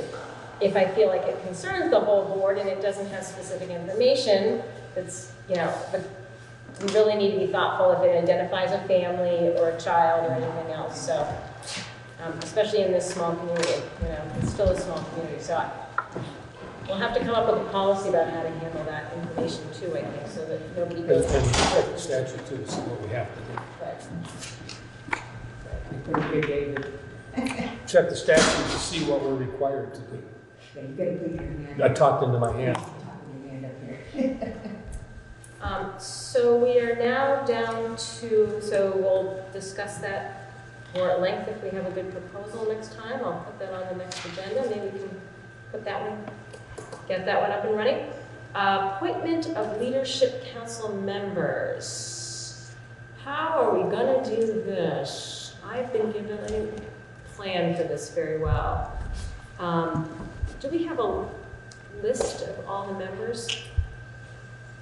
Of all the maybe pull up the email that I sent you that has the... Right, that's fine. I wonder if this isn't something that we should take another shot at, because I think we didn't really we provided a list of the responsibilities for the amendment and the policy, but we didn't really articulate how people would apply or who could be involved, and and we didn't get a very big response from the public. So what I was going to suggest is that the communications committee, when they got nothing else to do, put together a draft that's sort of like an instruction or a primer or some kind of a guide to what we actually are looking for, as far as identifying people and getting people on the committee, and then what we sort of expect them to be doing. I think the lack of response and there's been some partial information as well as the teachers that didn't know that they were actually eligible to be on the council. So it just seems like maybe we should just step back and reboot the process. Now that we've got the amendment and the policy in place. Having leadership council scheduled to meet Yeah. tomorrow. So Yeah. we should probably. Sorry, this was, yeah. What are the numbers currently on each? Have they changed? Meaning the numbers of participants? It varies by town. So Putney has, I believe, 5 people that have sent letters. 5 community reps. Parent community, yep. Guilford has 4.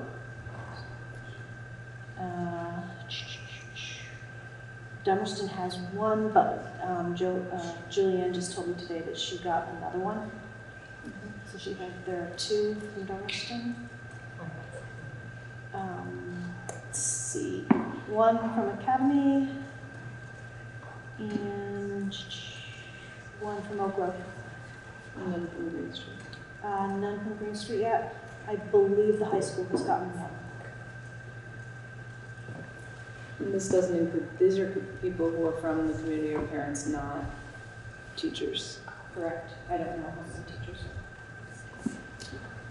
We could appoint the Putney, because they're planning to meet, we could officially appoint the Putney members so they can officially meet, and then continue to do work and do some outreach and talk about that maybe next meeting and get this moving. So Guilford's that also meeting this week.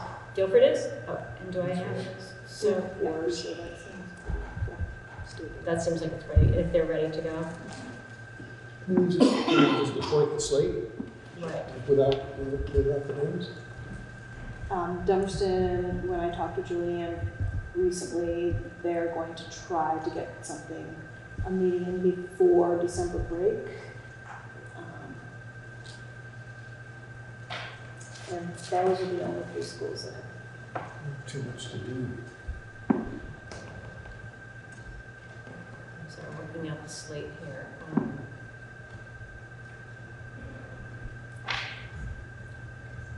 So I would entertain a motion. I would make a motion that we appoint members to the leadership councils that have expressed interest and written a letter to the principals. Well, I think we can do it wherever. It might generate more interest. And I know John's ready. I only have 3 on the letter, three for John. I think I sent you one Separately? Yeah, Okay. it just came in last week. I mean, we don't need names specifically, you said. I can give them to you. Or, I mean, if we're just gonna, I mean, I probably wouldn't even know the people from Putney, but if we're just gonna appoint people, if they've expressed interest and written a letter and it's been vetted by the principal, Why don't we just list the names so that it's Okay. clear and transparent, because it's. Okay. Yeah, so, well, you want to amend the motion to, let's do, what do you have ready to go, Guilford or Putney? I have Putney and Guilford. Okay, I so, would amend the motion to deal with them by town. Putney first. Putney first. And so I would entertain a motion, I want to amend that motion. And you're gonna put the names on your motion, Lyle will read off. I'm kind of trying to do It a seems a little cumbersome.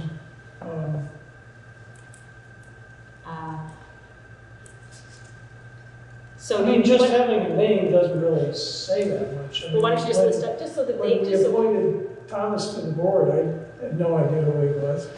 It works out fine. so the Guilford names so the Guilford appointees, are you just wanna like list them off and then we'll just. Guilford first or Putney first? Putney first? Well, he said Putney. You said Putney, oh, sorry, okay. Okay, I'm going to tell you the names. Okay. Okay, Emily Pals, Tara Castine, Ellen Strong, Liz Adams, and Jamie Conflon. Ruby Maggie from I don't have a letter from you, sorry. I have an email from her Okay. that Let's everybody know. include Ruby in that. But that's also only the community members. And so from Putney, we can inform you of the staff who are interested and are meeting tomorrow at 4 o'clock. So Because, I think the board is supposed to appoint the community members just as a way to do it. Not the staff members? So the staff members kind of decide amongst themselves, they're already hired staff members, they're already kind of vetted. And we wanted them to choose their own representatives. So we didn't. Well, that was part of what was your conversation, what we had talked the last time, is that through conversations we've been having at school, there's teachers that have signed up and are now on the list that previously were not on the list. So this is part of that communication stuff, sorry. So that is part of the communication stuff, that it was not our intent to have the board weigh in on staff so much, but have staff decide about staff. So, we have the names, so, was there a second to that motion, Megan? I'm sorry, there's actually another person, Marie Kim, is another parent who has been informed by her that she's on the committee. I'm glad we lifted the names. So let's add Marie Kim to that list, and was there a second on Sean's motion? Yes, second. Thank you.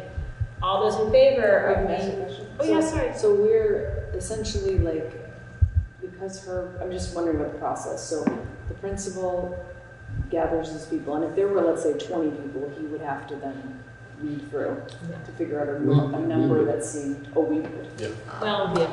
I mean, because he's forwarding them to us, so he's vetting them. I mean, I know these people, but like, let's say I didn't know them, he's vetting them, or we're just getting them all? At this point, we're just getting them all. Yeah, because there's not so many people. Okay. Did you ever get letters? We got some of these letters, but not others. Yeah. I think the language of the policy at least made pretty clear that we were supposed to just be transmitted letters. Like the principal wasn't supposed to say like, I like this one, but not that one. He was just supposed to send them all. We just. So if the principal has more letters, he's gotten letters recently, they haven't come to me, because the ones that I've read are the ones that Any other questions? All those in favor of the appointment of the listed members to the Leadership Council, please signify by saying aye. Aye. Any abstentions? The ayes appear to have it, the ayes do have it. And moving on to the appointment of the Guilford Leadership Council. Tasha. And they're actually meeting tomorrow too, because I'm going to be there at 1 o'clock. I think. Friday. Oh, Friday? I thought it was the 21st. I'm going on Friday.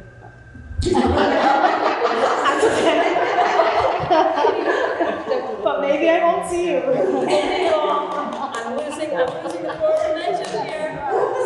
So do you want the motion? So I'd love a motion on that. Sean, you want to make a motion to appoint the Guilford? Yes, I would like to make a motion that we, the WSESC board, do the appointment of the leadership councils for the town of Guilford. And the names are as follows. Tasha Tillman, Beth Bristol, Aaron Kachuk, and Alexis Malshavides. Is there a second on the motion? Thank you, Emily. All those in favor of the appointment of the Guilford Leadership Council members, please signify by saying aye. Aye. Nays or abstentions? The ayes appear to have it. The ayes do have it. And we have 2 leadership councils. Woo! Did Guilford and Putney they just have more active, well, I don't want to say that. So did they do something different in their outreach? No. They're all here. So You got a lot of us.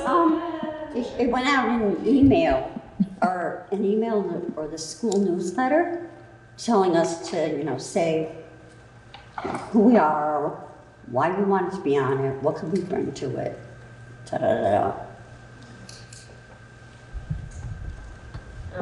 I know in Guilford, John has been really proactive, and a lot of those members are former board members. Yeah. Moving on to next agenda items. Oh, sorry, Ruby. I have a nagging feeling about this, and so I just checked your policy, the leadership council policy that you just adopted. And it does say members shall be appointed by the board. And to me, that means including staff members. And I say this because I do think that there was an email that went out, there was in our newsletter, it was on Facebook. But I think that the outreach, I'm not sure about the outreach to staff. And I know that, what David had mentioned about thinking about can we reboot it with the other towns that don't have active leadership councils? You might have direction to your principals, but I read that policy as putting it in your hands to appoint not just community members, but all members of those leadership councils. Doesn't it say? Policy and amendment, and because I remember it was particularly we were speaking, and maybe our language was not betrayed, our thinking about that. Or maybe my memory betrays me, because that's entirely possible. And I'm certain that if that was the intent, then it was my mistake, because I've never understood it to be that the board would be appointing anyone other than parents and community. Right, that was the conversation that I recollect. So we can revisit the policy and revisit it in policy amendment and work on our communications and outreach. I just really want to get these boards up and running. We still have a lot to go, so I'm going to keep charging along. Items for next agenda, I have, there was a request by David to see if we could have a small presentation on restorative justice, since we're doing so much work around that, and it seems to be an important topic that might be good for the board to hear about, so something on the 20 to 25 minute range for our next meeting. We're having the high school initial budget meeting, kind of like, well, not high school, that's not right. UHS number 6, that's misspoken, and WRCC, mistyped. So we'll have our initial look-see at their budget.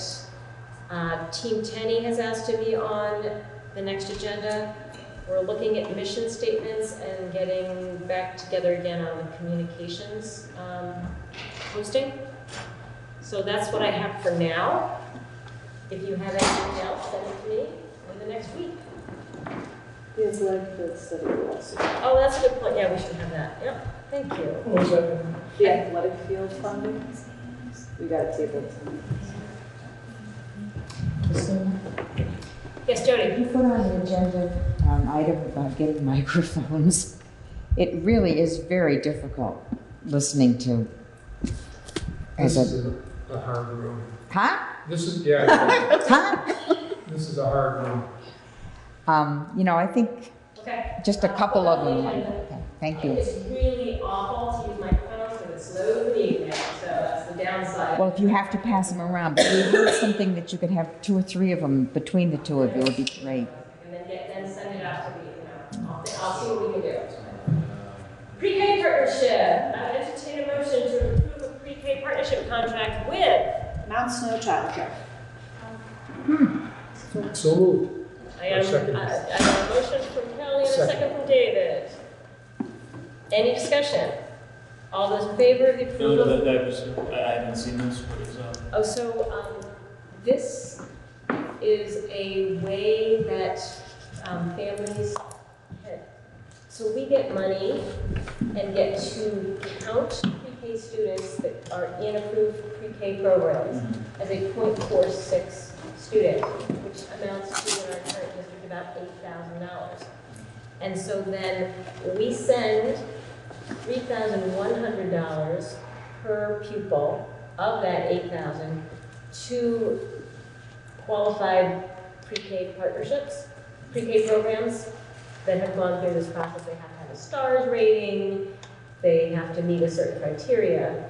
So it is a win-win for everybody. Families get assistance, but it will pay for up to 10 hours of childcare. Not childcare, pre-K, sorry. So they get funding for that.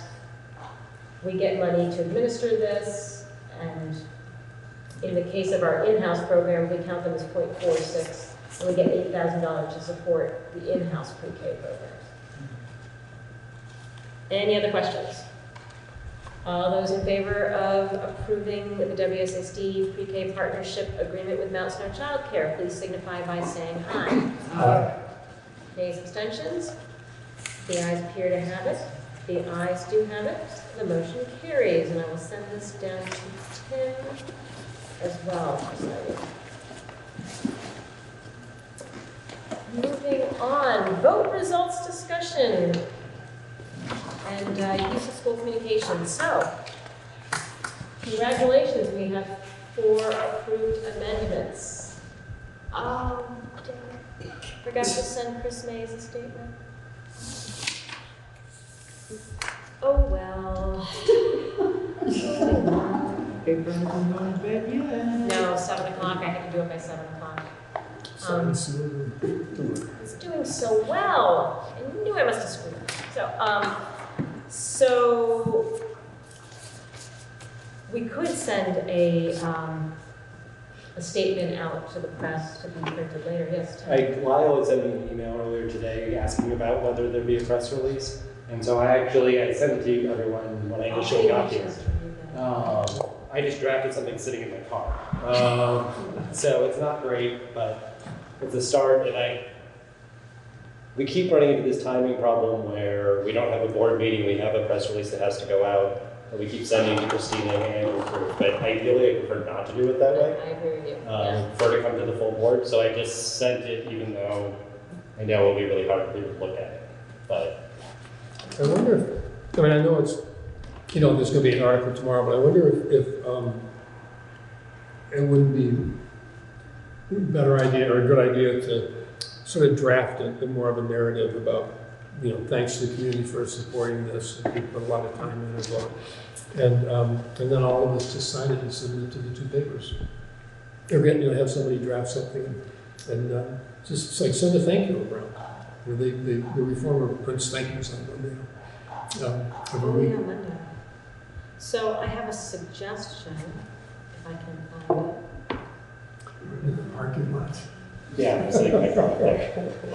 So Chris Mays asked me for a statement. I said I could make a personal statement. I prefer to have the board do it, and then I've messed this up. So if we wanted to, we could take my personal statement and kind of recraft that really quickly.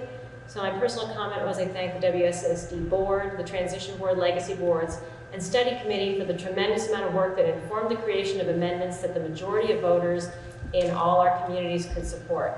And I also thank the voters that took time to educate themselves and weigh in on these questions. The passage of all the amendments addresses the biggest concerns from all our communities. This gives me great hope that our Rivers District can work together productively for all of our children and taxpayers. After 5 years of working on governance, I am looking forward to putting a laser focus on the many challenges and opportunities in educating all of our WSESD students. So, so that was my personal comment. Change the eyes to we's. So that's what I'm thinking is like. And just we're very grateful for the support of the community. Just a specific statement. Yeah, that's. Yes, Sean, you don't like it. No, it's fine. Okay. It's fine. But what I like to do after a vote is get all the information to make a spreadsheet. And it's not quite as rosy as what you just talked about. There's specific towns that did specific things, that made specific decisions. And so it's the numbers don't really show a rosy unification. I'd be happy to forward this. I think we got that from our. No, I mean. But we have one from our. We have one, and that's on. But I don't know if I. And I used her numbers to put in. But what I did was added up like all the checklist numbers, and so 6% of the population voted in the whole district. Brattleboro's turnout was 3.7%. Emerson was 11.9%. Guilford was 5.3%, and Putney was 11.3%. And Putney and Dummerston both voted overwhelmingly not to increase representation for the town of Brattleboro. So, I mean, it contains a lot of information, so I wouldn't necessarily, from my perspective, looking at the demographics, I wouldn't say, yes, this is wonderful. I think the outcome is good. So I think it's the first time that we put something in front of the voters that they've approved, and I think that's a really... Well, we have to vote on the 21st of May. And also, I got the cost, which was also interesting. So a special election cost is approximately $1,350, and there were 816 voters. So every voter cost $1.66. Well, we didn't pay them. I just want to be clear. Well, the towns are going to build WSK. It's not as bad as I expected. No, it isn't. It isn't, because it was done a lot less expensive than all our friends than our previous May 21st. So I don't want to be a Debbie Downer, but well, I'm going to say that anyway. I'm going to say that there were a lot of things happening that informed those votes and had people really changing their votes in the Dummerston Putney area. I know this for a fact. And so I prefer not to linger on, stuff. I would prefer not to also. So I just had to say that because I love numbers. I like to sit down and do numbers. And then that makes me go, what happened there? And so I'm going to say that it's the net result, I think, is good, and I'm going to concentrate on that. And we have passed article amendments. We have articles that are approved by a majority of our voters, however that happens. So we can just be happy for a minute. Yes, David. I just want to point out the one, I think, really positive example, and I think it's going to, and I think getting the numbers out is a really good idea because then people can see the specifics of it. But the Brattleboro voters that came out in the snow to vote voted 2-1 to protect the interests of the surrounding towns, and despite an effort to get them to not vote that way. And a pretty coordinated effort. What's that? Where was that illustrated? 2 and 3. 2 and 3, the Brattleboro votes on number 2 and number 3. It was 2-1 in favor in both cases from Brattleboro voters. And I think that's a really, really good indication that, there is, and I think if oh, I see what you're saying. Yeah, I agree. I think that's a really positive thing. But the positive thing is that we passed all 4 of these that we worked just almost it seems endlessly on. Yeah. And we still can't just put it to bed now. With the thank you note to the voters. To be honest, though, I'm not entirely certain to me, because I don't know what people's motivation was, that Brattleboro voters necessarily voted in those numbers for 2 and 3 out of concern for the outlying town, so much as they did it in their own suburbs. I mean, my thought when I initially saw an argument opposed to these 2 amendments, I'll just say, but I thought, I don't know that Brattleboro voters will see it that way, because they may read it and think, that protects me too. I mean, look at the way it went with the Act 46 vote, years ago at this point. I think that knowing the history of the merger process and the articles and the study committee and the alternative and all of that, I think that there's pretty broad, particularly the people that took the time to vote, there's pretty broad understanding of what the issues are. And I think it's a reasonable conclusion. You can't say for sure, but I think it's a reasonable conclusion to draw. Well, I'm hopeful that they did it because they want us to get on with the work of educating the kids.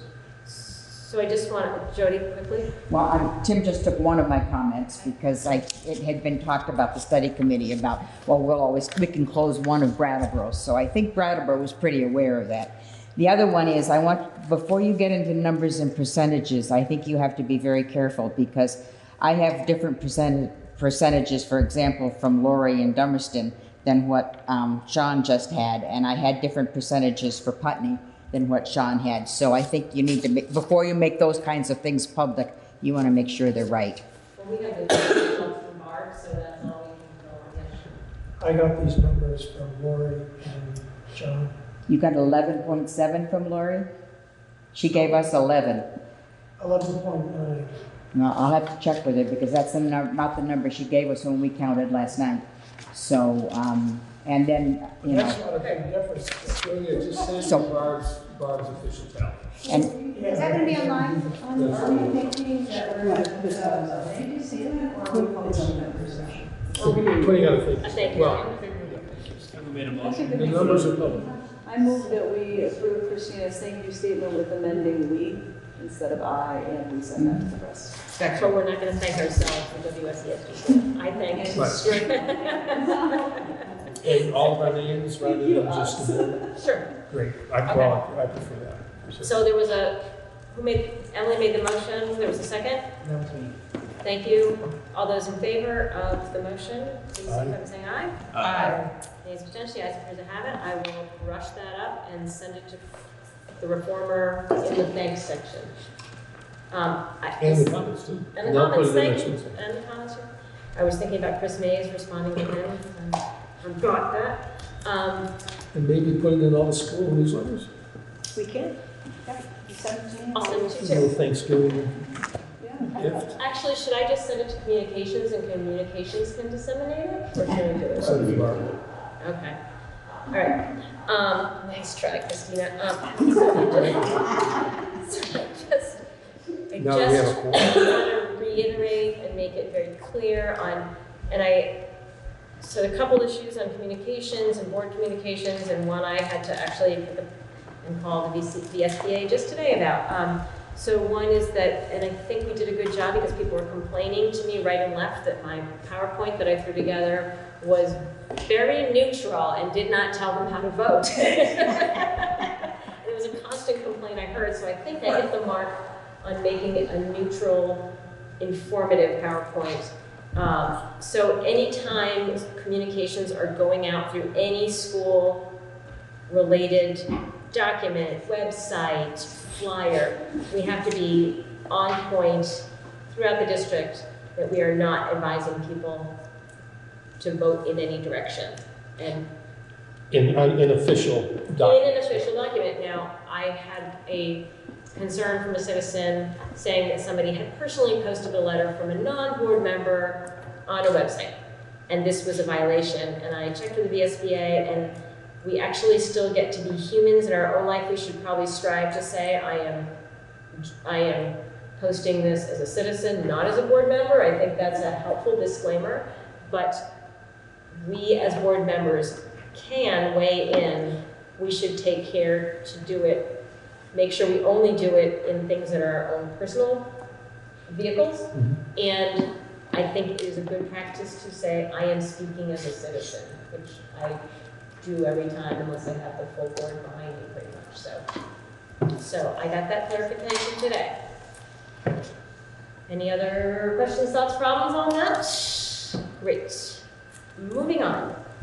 Discussion about interim steps for COGS or dogs to comply with a new dog policy. So I sent around a link to the Canine Good Citizen process, which is a sort of therapy dog light as a way to determine if some of the dogs that are in, as a way to comply and help people get into compliance with policy but not have to have them spend their Thanksgiving break doing it. So I spoke with Tammy McNamara over at Vermont, New Hampshire Vet Clinic and a parent at Dummerston as well, and she suggested that the Canine Good Citizenship would be a really good short-term qualification for dogs that are in the system, and that then people could go forward with therapy dog certification. Our policy says that dogs must be therapy dogs, so in terms of finding a way to sort of assure that the dogs in short order are reasonably capable of being therapy dogs, we could go with this Canine Good Citizen test, and then we could move on and have required compliance with therapy dogs by X and such a date. So that is my proposal. Canine Good Citizen is like a 2 or 3 hour thing where an AKC certified evaluator, 5 of them in the area, like test the dog, and it's pretty low priced. It's like $20 or something. And then certified therapy dog, the one that I found in Northampton, I think it's 2 6-hour classes with an evaluation at the end, and it's like an hour-long evaluation or something with a AKC certified therapy dog evaluator. And I think that's like a $200 or $300 process for a dog, maybe less than that. I think it was not, you know, beyond $200. I'm gonna say it was closer to $100. I would make a motion that we adopt Christina just. And can we put a time frame on that for the meetings? Yes, until it would be an interim policy. So could I make a recommendation, a friendly amendment, even though it's not a friendly amendment, but rather make an amendment, could I ask you to add this, that the Canine Good Citizen be implemented by January 1? That any dogs in the schools will have to be, like after January 1, 2020, and before the start of the next school year, all dogs must be certified therapy dogs. Okay. All those in favor? Can I throw one little? Yeah. One little fly in the ointment. Do we want to articulate our understanding that that there may be important reasons for a dog from a family that can't afford even that small fee to be included in this process, and that the district will consider exceptions? I mean, you make people self-identify and put them on the spot, and they have to come and tell you they can't afford it, but I'm just wondering if there's some way. This isn't like families are bringing their dogs into schools. These are like coming with staff, and they're to helping in the school and the classroom. And there are no parents or no kids that they're bringing their dog in because it really calms the kid. There's not. Okay, great. Never mind. Okay. Never mind the fly. I took it out. Thank you. Yes, Jody. Jody, Norma, why wouldn't you stay with the Good Citizen dog all the time then? Why go with a more expensive It's a one? little higher level of training, and I think it's 2 6-hour classes. I don't think that's a huge, like if it. A dog can pass the Good Citizen thing, but yet not be great with kids and what a kid would do. And that's I would have figured differently. Okay, I don't know. I would have figured differently. But I checked them out. All right. Okay, that makes sense. I think we have to think about liability, and I think we have to think about all the kids, and so we have to think about this big district and how policies look. And so I think this is a way to make it easier on programs that are relying on dogs in a certain way, but I think it gives us that kind of assurance. So, yes. Is this just for dogs who are already present in the school? Yeah. Is that going to be in there, your motion thing? Because some staff. So let's restate the motion. May I restate it for you? Dogs that are currently working within schools in the WSESD shall be allowed to remain in their current roles. Boy, this is really stinky. After January 1, with completion of Canine Good Citizenship certification. After January 1, 2020, they're allowed to stay. Does that make sense, Tim? I wonder if we should. I think so. Like misunderstood before, but I think Okay. I wonder if just because between now and January 1 is all these holidays, that maybe we should make it February 1 so that people have time. Or it's just. But for principals and staff, that's going to be the time they can do it. Oh, duh. And Watch a movie or something. starting with school year 2020, well, I want to say like August 2020, starting with school year 2020, all dogs in schools must be certified therapy dogs. Does that grab the motion? Yeah, we've already passed that. But I'm just restating the motion. Yep. Second. Or service, right? Because if there's service Yeah. dog, then there's already certification there, so we don't even discuss. They don't even have to. They don't even have to, we can't, that's, I know, Yeah. but in your motion, you might want. no, Is that- we Is can't. that separate? That we could, that's Okay. separate for a whole pile of reasons. Perfect. So that was the motion, who seconded that, I forget. You gave the motion. Well, I restated your motion. Oh, You seconded, okay, great. David seconded. David seconded, okay, all those in favor of the motion, please signify by saying aye. Aye. Any abstentions? The ayes appear to have it, the ayes do have it, let's put those dogs to bed. Who thought we would become such experts? Oh, now the, You're getting punchy. Aye. So the superintendent search discussion. So I just wanted to have the initial discussion that we unfortunately will be having a very sad shopping trip to find someone to fill Lyle's fabulous shoes. And so there are options, and I don't know, we're not deciding this tonight, but we got to get cracking because the good ones are going to be off the shelf and it's budget season. So David had a suggestion of the select board has been through a process for searching. Yeah, there are two people, well, Curtis Reed, because the select board and the school board both have a commitment to diversifying staff. But Curtis Reed and Jennifer Jacobs, who is a professional recruitment person and really effective, contracting with the district to help us find a human resources professional for the town because it's gotten big. And they were incredibly effective. The breadth of the search and the candidates that, and there were 16 candidates that we were actually, not really into the sustainability. There were at least a dozen candidates that were really interested in it, and 6 or 7 that any one of them would have been fine, and we wound up with the absolute top choice. And what they did a campaign that identified all the things that are really terrific about the town, all the initiatives that are underway, the training, recent trainings and staff, the fiscal structure and the quality of the employees and the administrative team, and then just the characteristics of the town and the sort of the forward-looking aspects of the town. It just really sold the community, and we attracted somebody from Massachusetts who wasn't really thinking about moving to Brattleboro, but and this is a really, I mean, there are a lot of initiatives, a lot of creativity in this district. Things are really pretty stable, other than being in Vermont. You never quite know what's going to happen, but it's really, and our salaries are comparable, so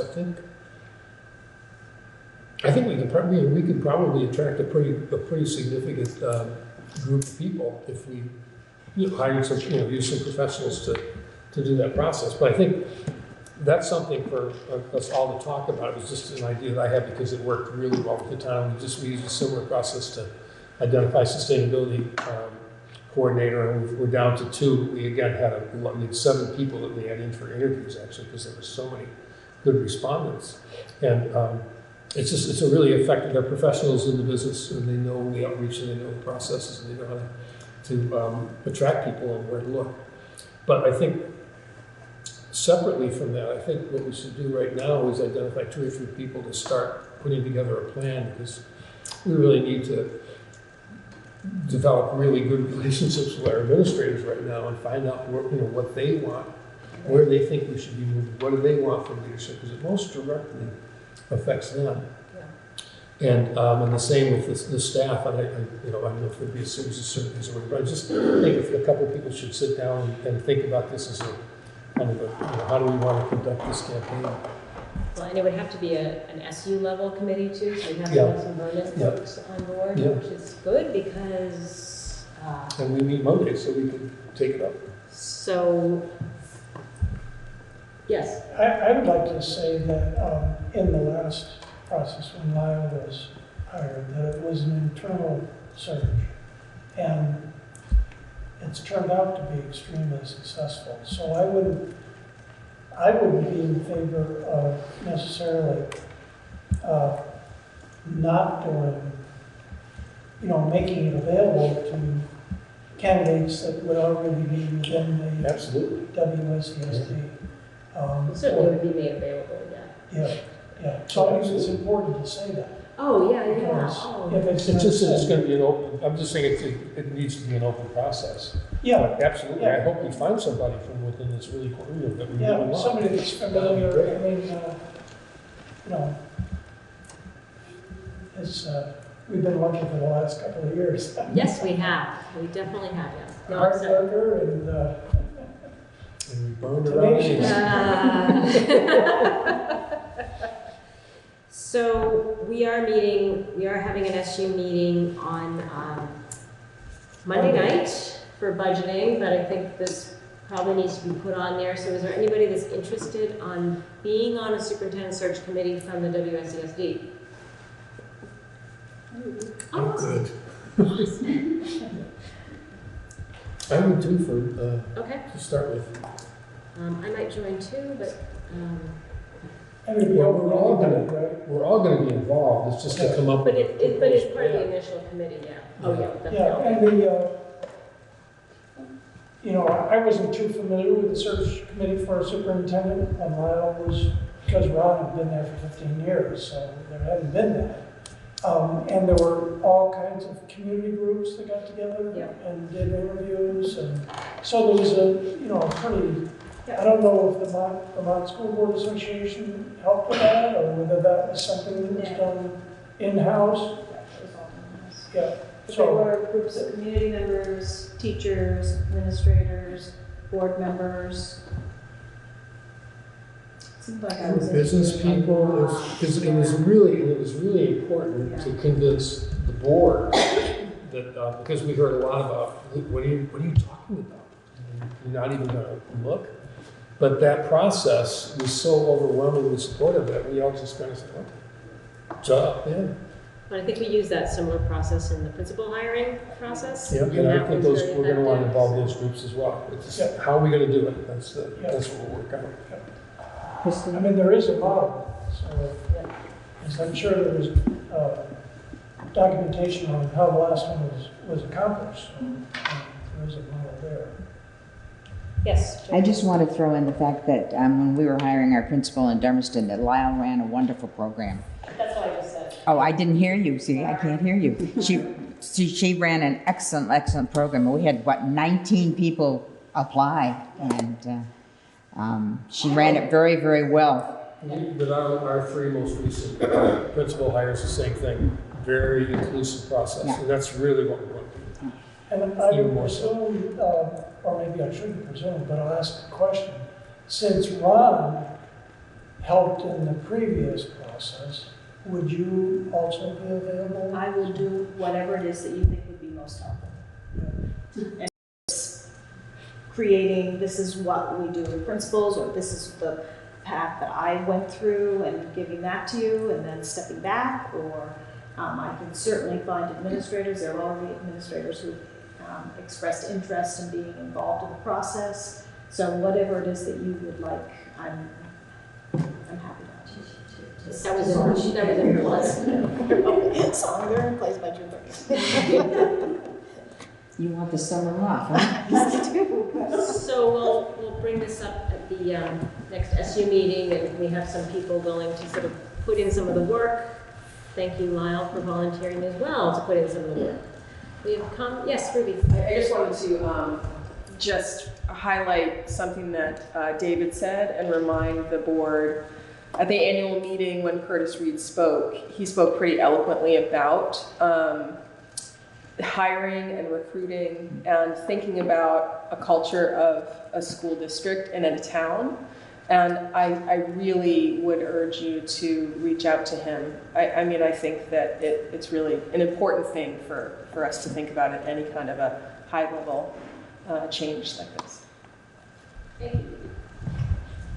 Moving on, any public comment on non-agenda items? Because there was everything on this agenda, so I can't imagine we left anything. Oh, Tara, well done, yes. As we discussed earlier, there was the vote for additional board members to be added to the Bratt role. We're also up in 2020 for quite a few members on the existing board to be replaced. I would like to make sure on the docket for board meetings and communication is how do you put your name on the ballot? How do you apply? What's the process? And making sure we do like we did with the merged board, where we have a very concise informational meetings with the community members. We get to ask questions. We get to see who we're ultimately going to vote for as the 2 additional people from Brattleboro, and also as replacements for said people who are leaving, or if they are going to put their name back in the hat, that would be nice to know as well. Yeah, I think that's policy amendments, sort of because it's finishing up on the amendments. I think that's on our docket for our next meeting, and then working with communications to make sure the word gets out, because we got to figure out what the seats are. Yeah, And and Barb will count the days when people have to have taken out the petitions and have them back in and all of that. It's coming up. Really nice to It's coming see a concise document of what those days and rules are available to people, so that if we're talking to somebody who's interested, or we all can be directed to the same document for the same set of information. That'd be really nice to put out there. It's even more complex than that, 'cause you have to figure out what the terms of the 2 new people are going to be. that's the first thing we have to do. Because Emily's term is up, yours was 1 year, mine is 2, so we're gonna have 3 Brattleboro people coming on, and they can't all be 3, so anyway, it's. No, it's a mess, so, yeah, It's a mess. that has to go back to the attorney. It's Another all mess. statutorily, that has to go back to the attorney. We just Yeah. didn't tackle it, because if it didn't pass, we'd be spending money on the attorney, and if it didn't pass, that's a waste of money. So, yes, Liz. Just so it isn't as rushed as the last one, because that last one was like really rushed. So make sure you get it together, so, maybe, The last vote, you mean, like the one we just had? No, well, this, Oh, the petitions, yeah. yeah, so. But we have more time now. Maybe the expectation that they would go to each town. Well, the voting will occur on town meeting. Yeah. We have a deadline. Yeah. So the deadline, we know the deadlines, but we don't know what the seats are going to, what's going to be open. It's 3 months away. It's not that far away. No. It's not that far away because we have to count 6 Mondays. Yeah, but I mean, the vote is just Exactly. 3 months away. Very And close. it's not our meeting, it's the town meeting day, so it's really going to be mid-February. People are going to have to have the petitions in. I think it's even earlier than that. It may be the end of January. I'm just counting Yeah, back you're right, 6 yeah. Mondays. Yeah, because there's only 1 week in March and then 4 in February, yeah. So, wow. And I think it's 1% of the checklist in each town, so it was 30 in Guilford, so.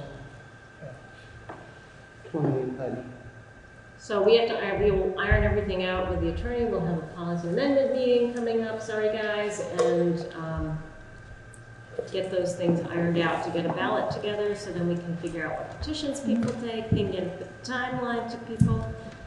But we have a wee bit of time to get that done. So, there being no other public comment on non-agenda items, we have 2 executive sessions. 2 to discuss the evaluation of employee. I'd like to invite Lyle into that under 1 VSA 313, as well as another one on possible litigation, which I'd like to invite Lyle into as well. Do I have a motion? That way I'm. Thank you, Emily. Not very far. Any discussion? All those in favor of moving into executive session, please signify by saying aye. Aye. Any abstentions? The ayes appear to have it. The ayes do have it. We'll move into executive session. There will be no decision. You may go home. We can go in there so that we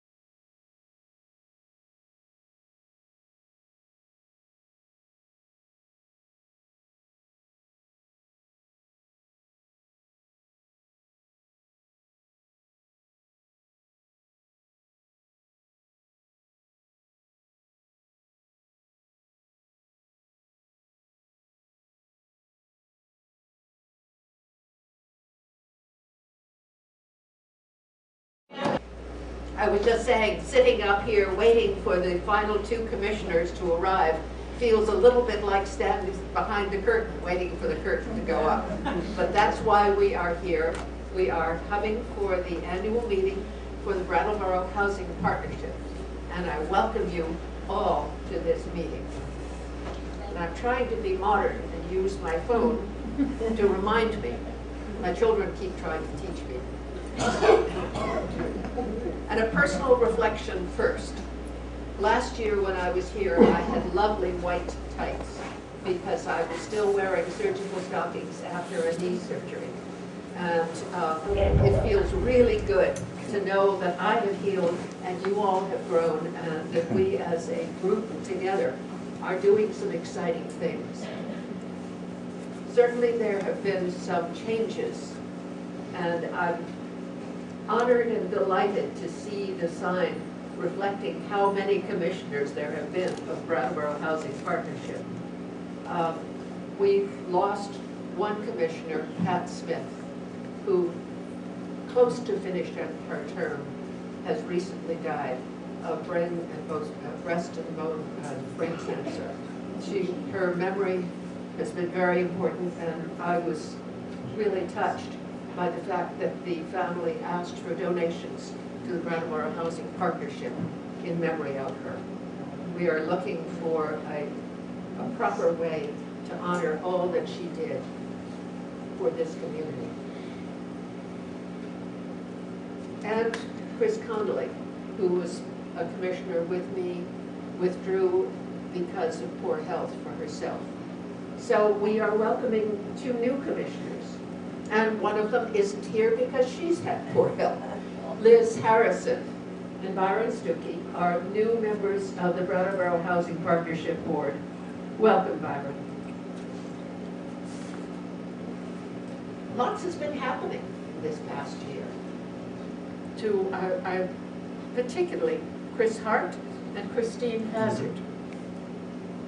One reason I took a year off and said I really wanted to come back and be on the Brattleboro Housing Partnership Board was that Chris Hart had confided in me that she was thinking of retiring, knowing there was going to be a grandchild arriving shortly. We convinced her to step back and not retire, which I am very grateful for. And I'm sure you'll be hearing more about that. And Christine Hazard, whom you've all known as the head of SAC, has moved up and moved in and through, holding this group together, and will be the new executive director as of the 1st of January. A very quick comment on how that decision was made. First, the board decided they didn't want to go out if we had a good candidate here.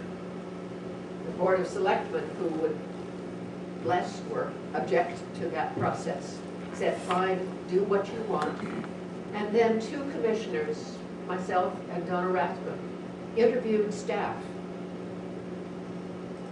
Who do you think would be a good leader for Brattleboro Housing Partnership? What are your concerns? What are the concerns of residents? And to my great delight, without prompting, more than one person said, we'd like Christine Hazard to have that position.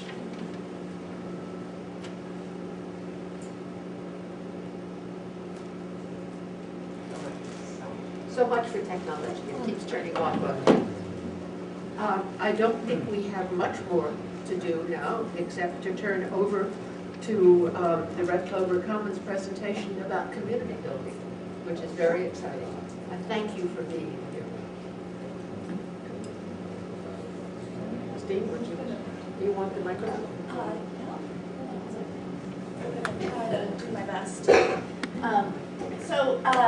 So thank you everybody for coming, and I appreciate, I just want to say a special thank you to a lot of our residents who came, and some of our residents are part of this presentation.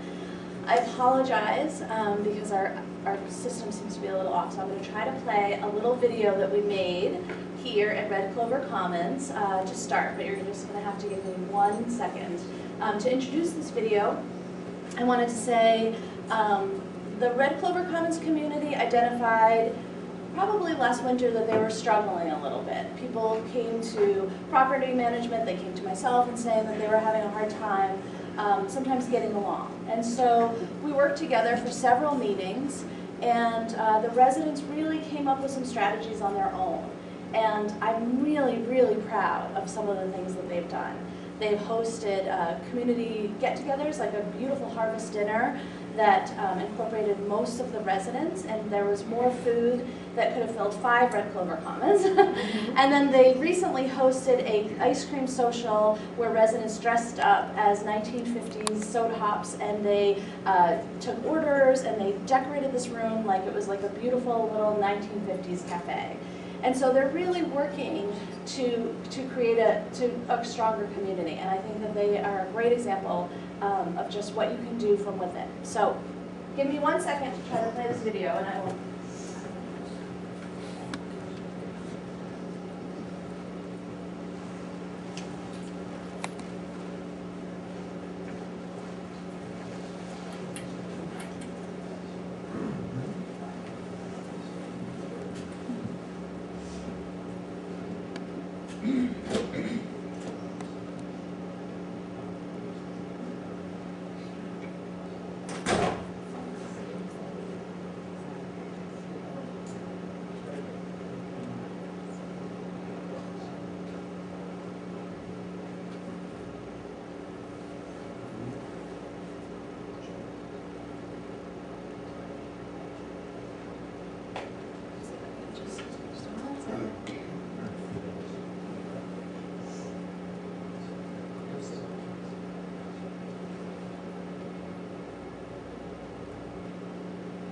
My name is Jan, and we're here as a small group.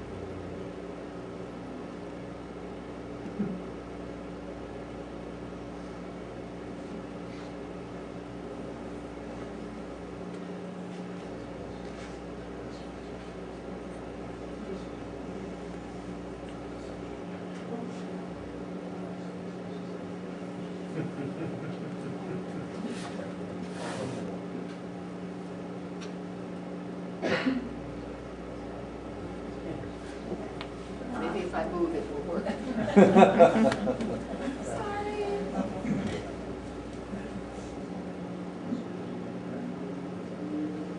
Yes.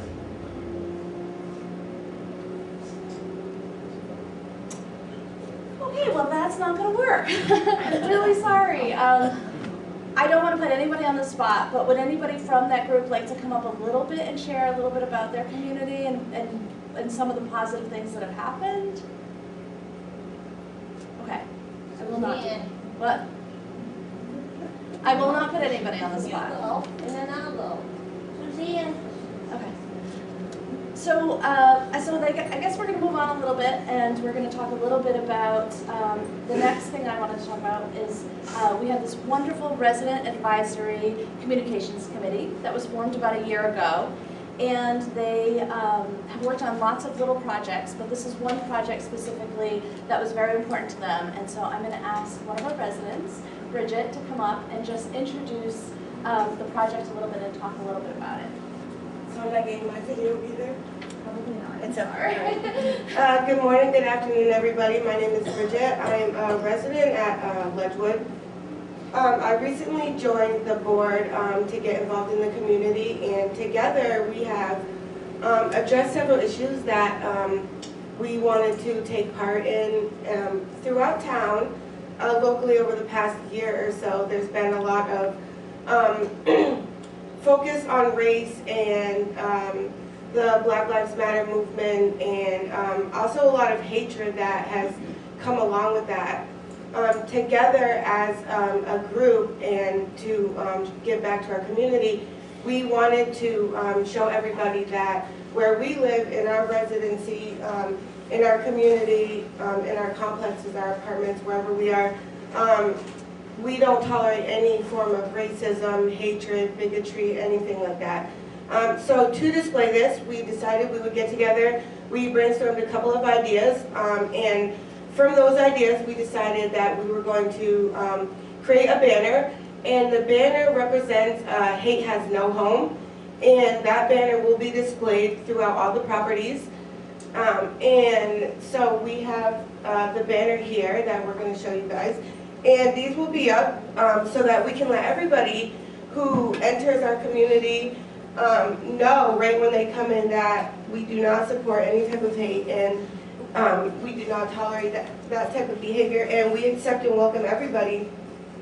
And so this is the banner that we're going to hang, and like I said, they'll be everywhere, so that way people know that we're just an open community and willing to accept everybody.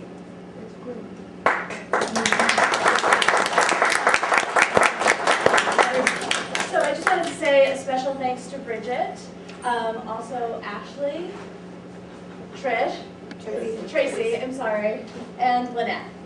Thank you so much. Thank you so much. What was it? Oh, yeah. Yeah. And these guys are from Moore Court. And Bridget's from Wedgwood. Thank you so much. Yes, no problem. Thank you.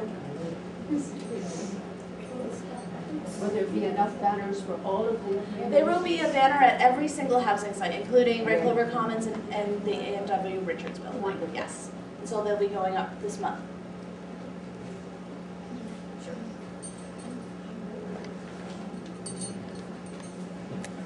Hello. I'm Lucy Taylor, run the Family Self-Sufficiency Program. One of the many rewards of my job is reconnecting sometimes with some folks that I might have worked with earlier in my job career, either at the shelter, at Life Skills Housing, or going back farther into the family garden, which is daycare. I've been around. And so it is with Damaris. We first met almost 20 years ago when I was working at Morningside Shelter, and she was with Rich Moore as part of their service-enriched housing program. Rich left and I took over his caseload, which included working with Damaris. She was living in an apartment through Wyndham and Windsor Housing at the time.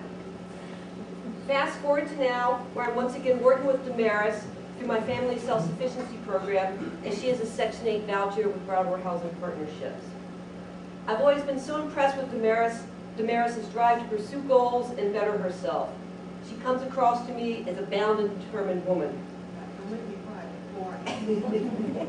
She's always first in line to take advantage of any program that is offered that might help her to further achieve her academic, employment, and housing goals. And thus, she is one of my FSS STAR participants. It gives me great pleasure to introduce you to Damaris Mills.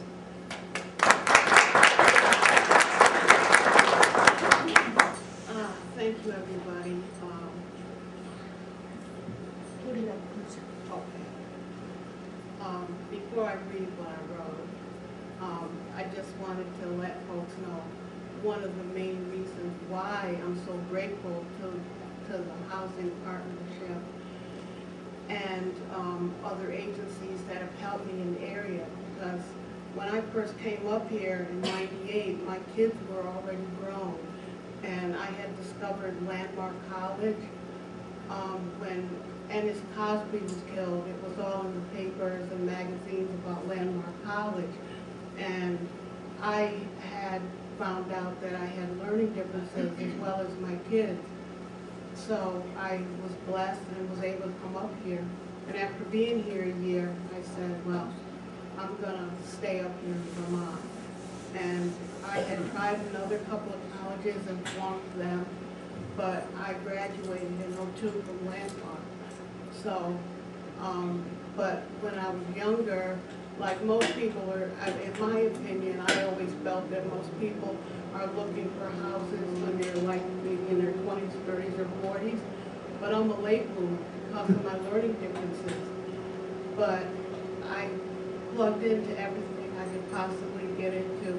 Whatever opportunity opened up for me, I went and took the chance on working with the folks like Lucy, who keeps me in check.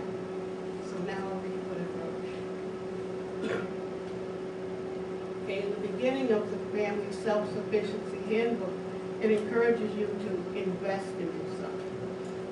And that by joining FSS, you can create your nest egg to success by paying yourself first.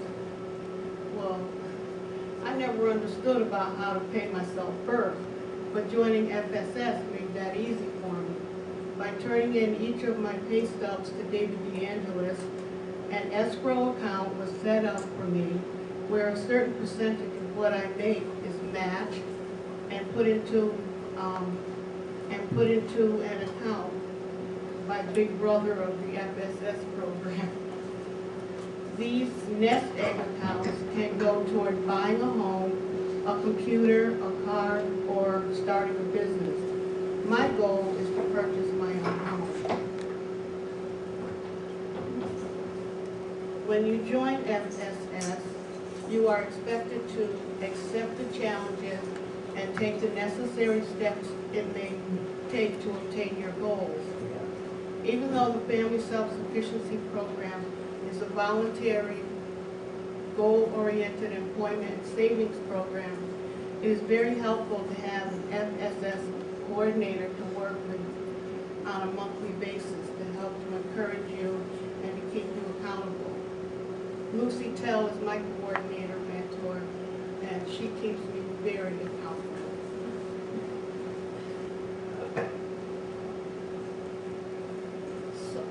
Sometimes, if I procrastinated on something, it's helpful to know that Lucy's coming over, that I had better take care of what I needed to take care of before she gets here.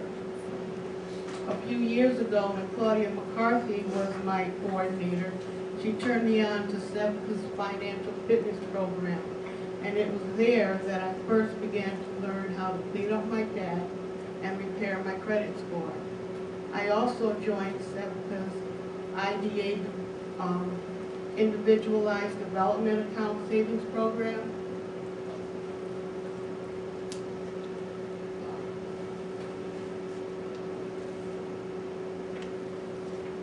This is also where I found out that it was not impossible for me to become a homeowner. After a guest session with folks from Wyndham and Windsor Housing Trust and the USDA. Me personally, I grew up in the projects, so I thought you had to be rich to buy a house. But when I took the financial fitness program, I learned otherwise. At that point, that became my biggest goal. I have also been in contact with Thelma Patterson up in Montpelier about the Section 8 homeowners program. I am happy to say that over the last 4 years or so, I have reached most of those goals. I've cleaned up my debt, raised my credit scores, and in one meeting away from finding out I had finally mortgage rent. And to my own disbelief, I have money saved in 2 different banks for the first time in my life. That's a big deal, y'all. I'm 70. That's a big deal. Okay? So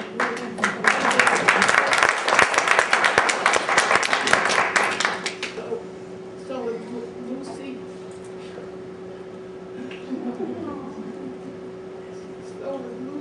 Claudia, and some of the other FSS coordinators that I work with, I have successfully developed short and long-term goals that I have reached and that I am still working on. I am definitely taking control of the quality of my life, and I can actually see now where my dreams are slowly but surely soon to become a reality. Thank you to Section 8, the FSS program, Lucy Tell, Sevka, Wyndham and Windsor Housing, for all the support we've reached.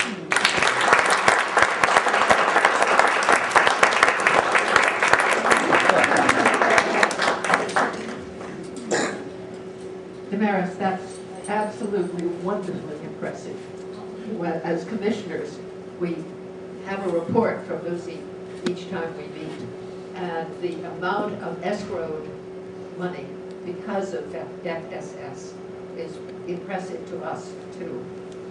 Thank you.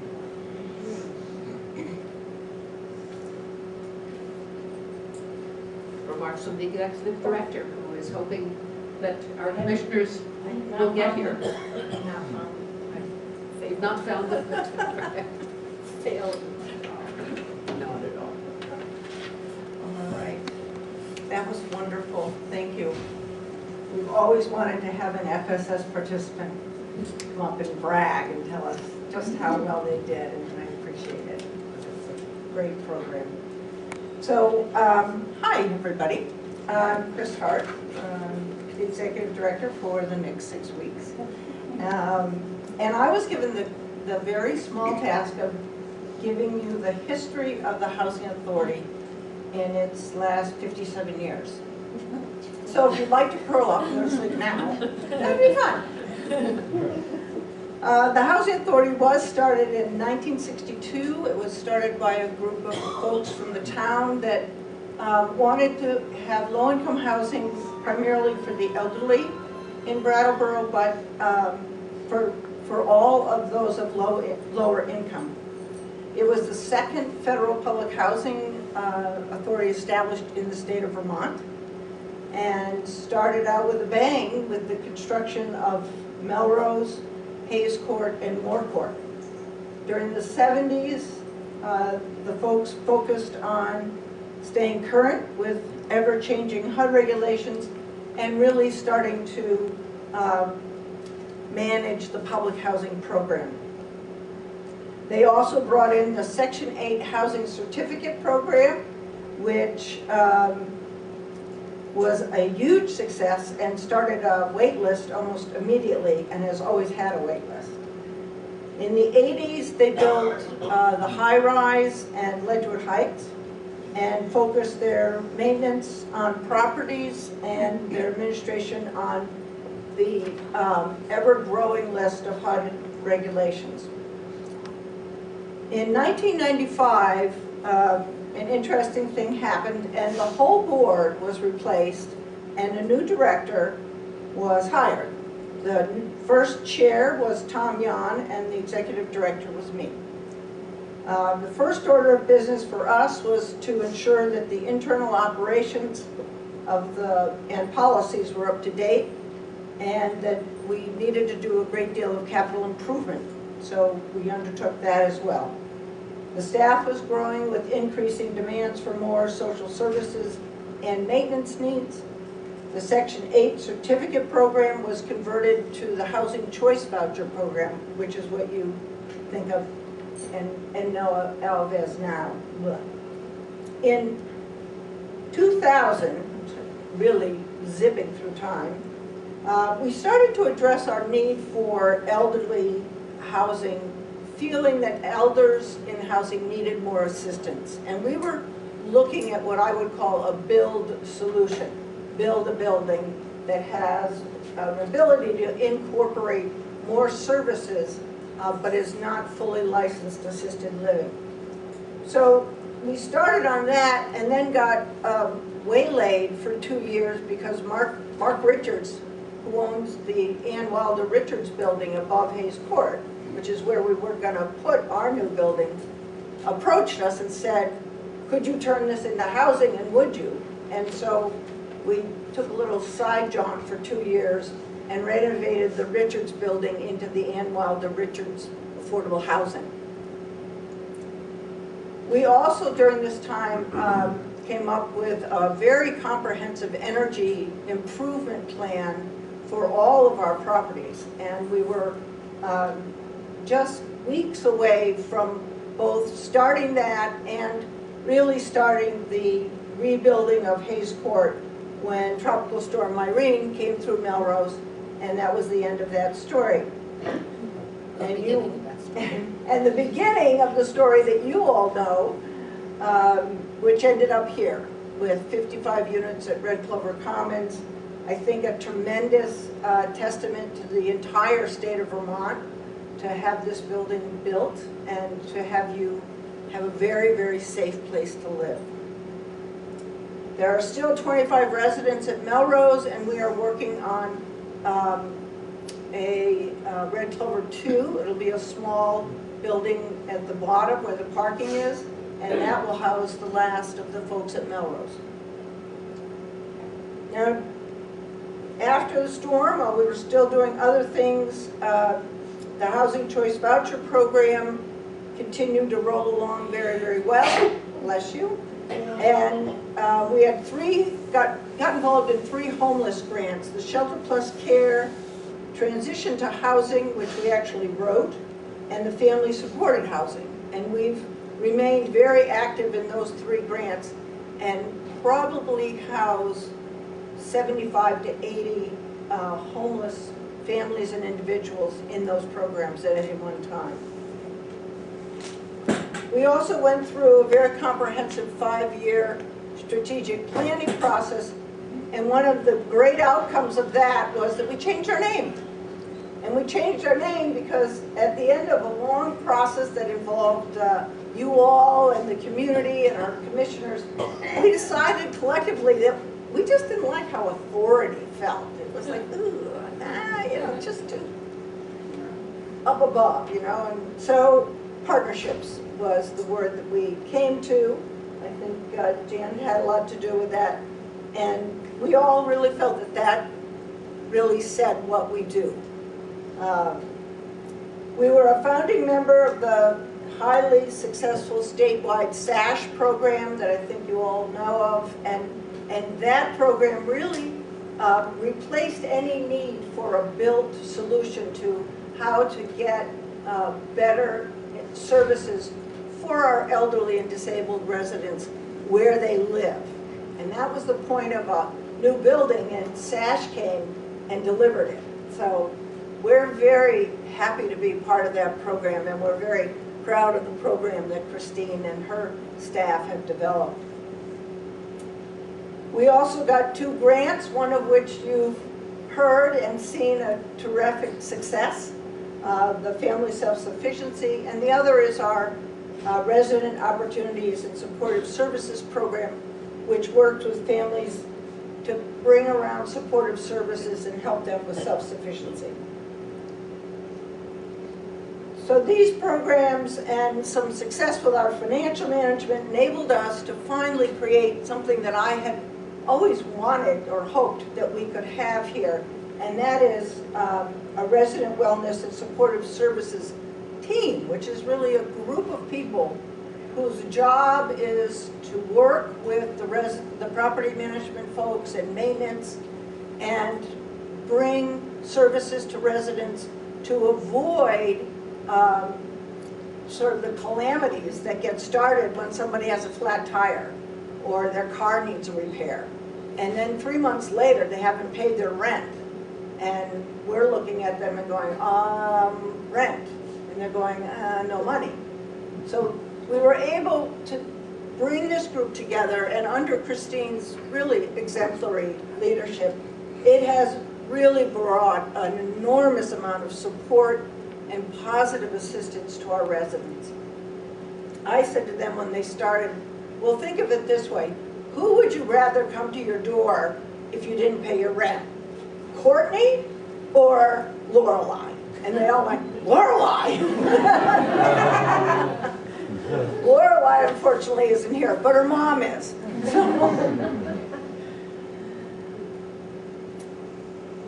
So where am I? Let's see. I'm almost at the end, folks. Hang on.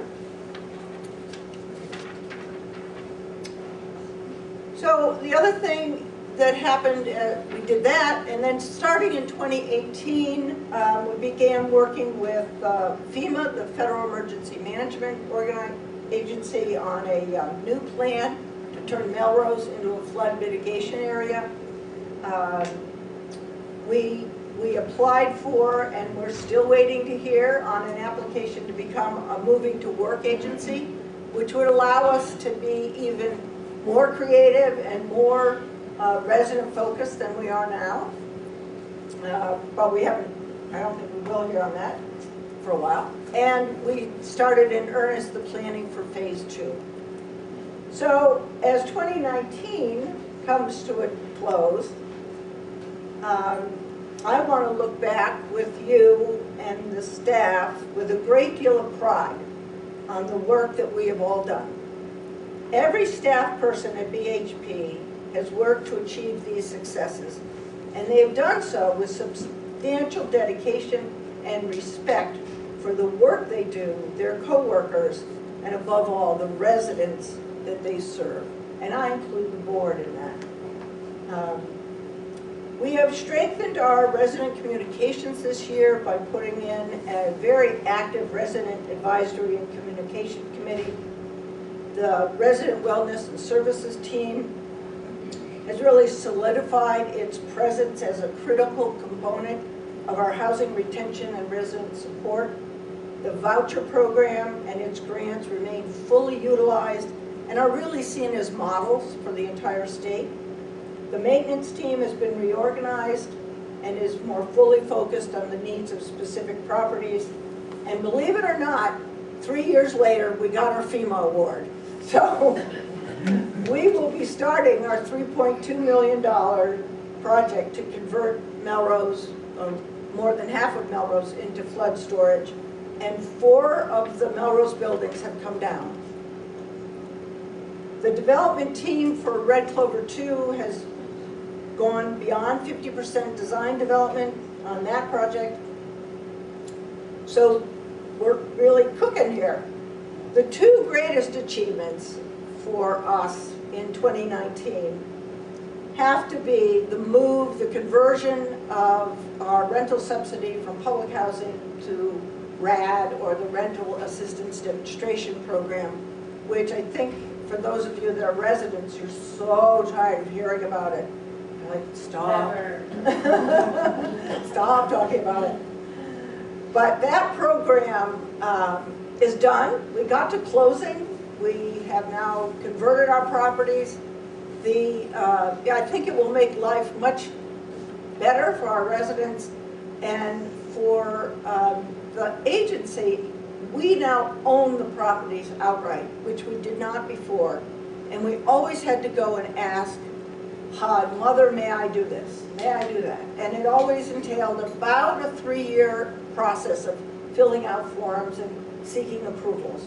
We don't have to do that anymore. We own the buildings, and that's exciting. And then the last but not least was the executive transition, which the Board of Commissioners undertook and created a very smooth plan where I will make my semi-exit at the end of the year, and Christine Hazard will become the 5th executive director of the housing agency. This is a terrific staff, a dedicated board, and I know they will give Christine their full support and help into the future of BHP. One last note, while I have the mic, I just wanted to say I thank you all, every one of you who have been a part of my truly wonderful career here. Thank you.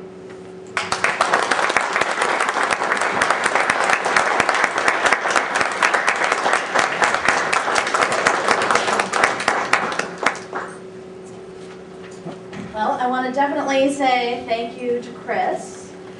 That was a very comprehensive history of Brattleboro Housing Partnerships, and while it was very thorough, I can imagine it was hard for you to edit it down, because if anybody knows Chris Hart, she knows that she loves to talk about Brattleboro Housing Partnerships, and she's very proud about it, and she always shares great stories, so this was definitely a triumph.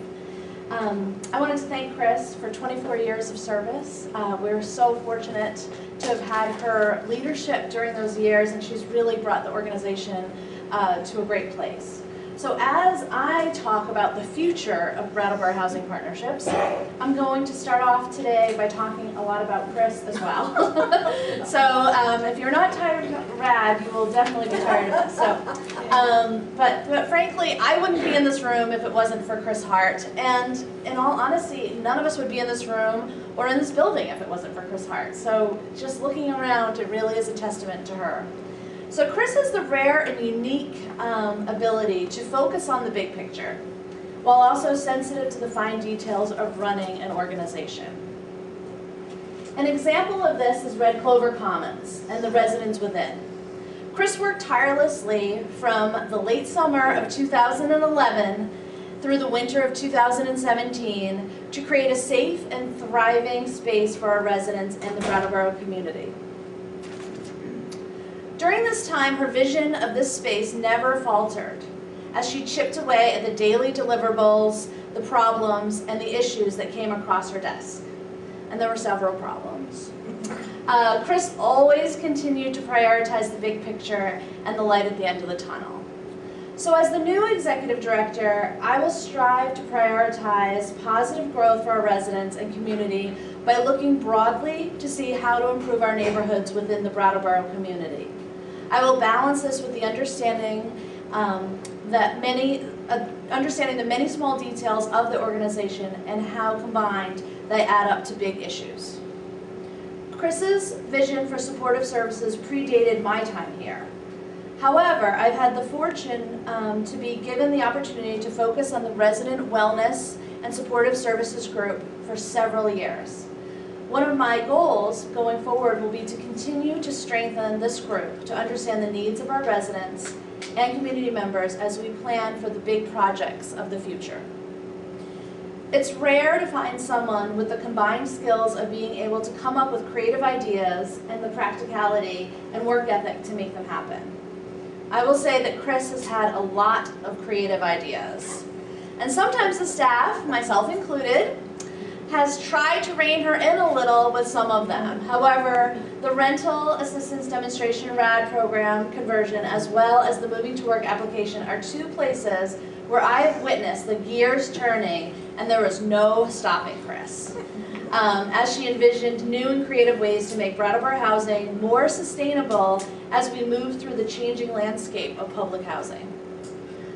The first few years of my role will be to continue the process of implementing the RAD program by focusing on capital needs improvements and planning for future improvements of our neighborhoods. During this time, I will dive into our financial management to ensure that we maintain the financial stability that Chris has worked so hard to improve after the devastation of Hurricane Irene. I will continue to focus on maintaining and creating affordable housing opportunities that offer deep subsidies for our current and future residents. Like Chris, I clearly understand that all creative and important projects to improve the neighborhoods of our residents cannot happen if we are not a financially viable organization. There are many creative thinkers in our staff, just look around, all of you, and they always come up with great ideas, and also creative thinkers from our Board of Commissioners and our Resident Advisory and Communications Committee. I will prioritize the continued work we have done to improve communication between these three groups and to help our community members in Brattleboro understand the needs and ideas of our residents. I hope to lead in a process of seeing these ideas realized to enhance the lives of our current and future residents and the vitality of our community. Brattleboro Housing Partnership staff has developed into a high-functioning team, and this was not an accident. Chris has cultivated this group and should be very proud of the team I am now fortunate enough to lead. The Brattleboro staff thinks every day about developing and maintaining our neighborhoods that support independence and create opportunity. I will continue to support them as they continue this important work. Lastly, and most importantly, I would like to thank Chris for her dedication to our community and residents. Chris told me on the first day, I'm not going to get upset, but on my first day at Brattleboro Housing, that her belief was that everybody deserved the opportunity to live in an affordable, safe space. I agree with the sentiment and will carry this with me as I navigate my new role. I have really enjoyed the last 7 years of working directly with residents in a supportive role. I have learned so much from our residents that I cannot begin to measure the impact their lives have had on my life. This is the main reason I accepted the opportunity to be the next executive director. While I know I have very big shoes to fill, I promise to continue the big picture idea that Chris has held in the forefront of every decision she has made, and that is to ensure the provision of quality, affordable housing within viable communities to support independence and create opportunity. I appreciate the guidance Chris has given me over the last 7 years, and I look forward to our continued collaboration as she transitions into her new role as Special Projects and Development Manager at Brattleboro Housing Partnerships. And at that point, I'd like to say thank you, but I know a few of our residents would also like to come up and say thank you as well and bring a small gift.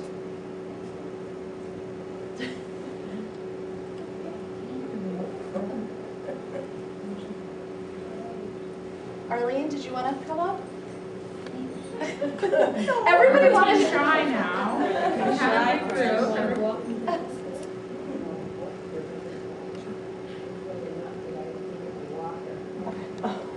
Lena, did you want to do the flowers? I'll come to you. Okay. How's that? I'll come. She's gonna do them. Okay. Lena's gonna do them.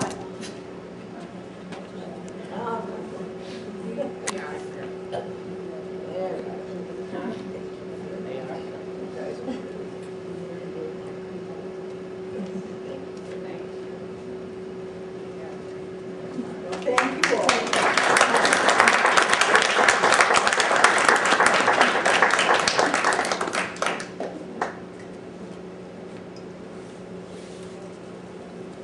What it says on my program is what has been waiting over there, looking very attractive, a refreshment break. So we won't officially adjourn this meeting until after you all are well fed. Thank you. See you. Could we just do a round of applause for Bratt? Thank you so much.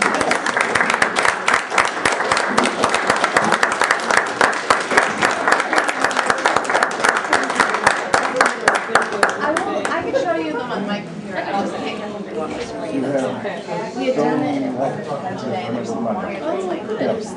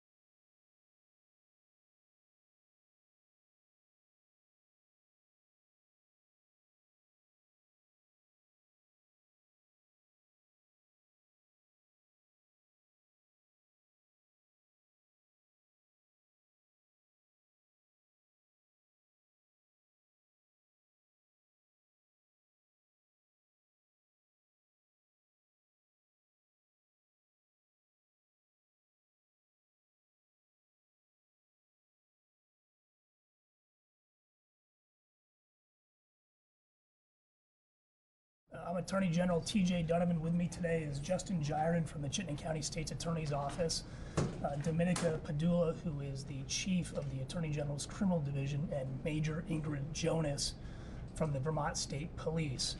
I want to acknowledge that Doug Kilburn's widow, Sherry Kilburn, is with us today, as well as Doug's and Sherry's son, Tyler, is here as well.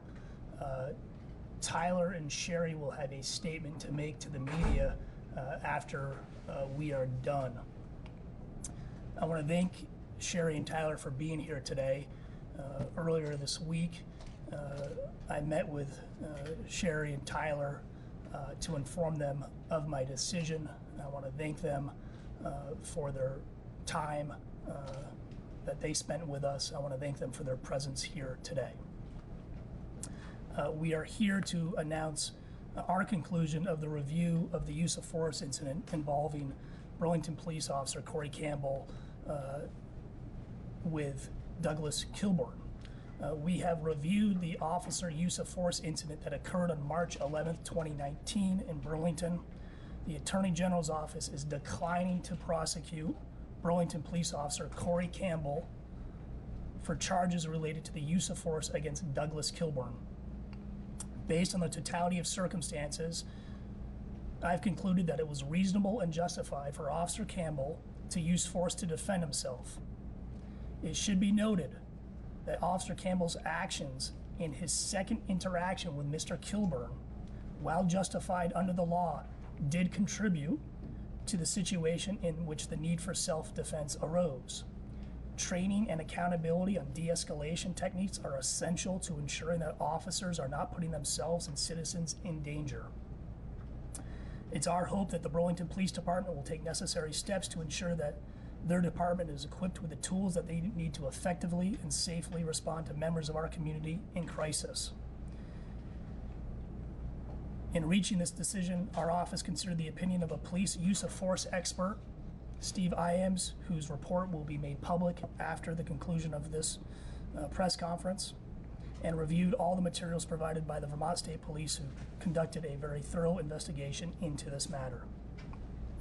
The facts are as follows. On March 11th, 2019, Burlington Police Officer Corey Campbell was dispatched by the BPD to the University of Vermont Medical Center for an individual yelling in the waiting room to the point of spitting and arguing with security and refusing to leave. When Officer Campbell arrived at UVM Medical, he encountered the individual Douglas Kilburn. Prior to Officer Kilburn's arrival, Mr. Kilburn had been at the hospital with his wife, Sherry, who was receiving treatment. When Officer Campbell arrived at UVM Medical, he met Mr. Kilburn in the parking lot. After speaking with Mr. Kilburn, Officer Campbell then spoke with UVM Medical Security, and they agreed that Officer Campbell would escort Mr. Kilburn through the emergency department to his wife's room. Officer Campbell returned to Mr. Kilburn and escorted him through the emergency department to Sherry's room. Officer Campbell asked Mr. Kilburn to remain civil before leaving him in his room.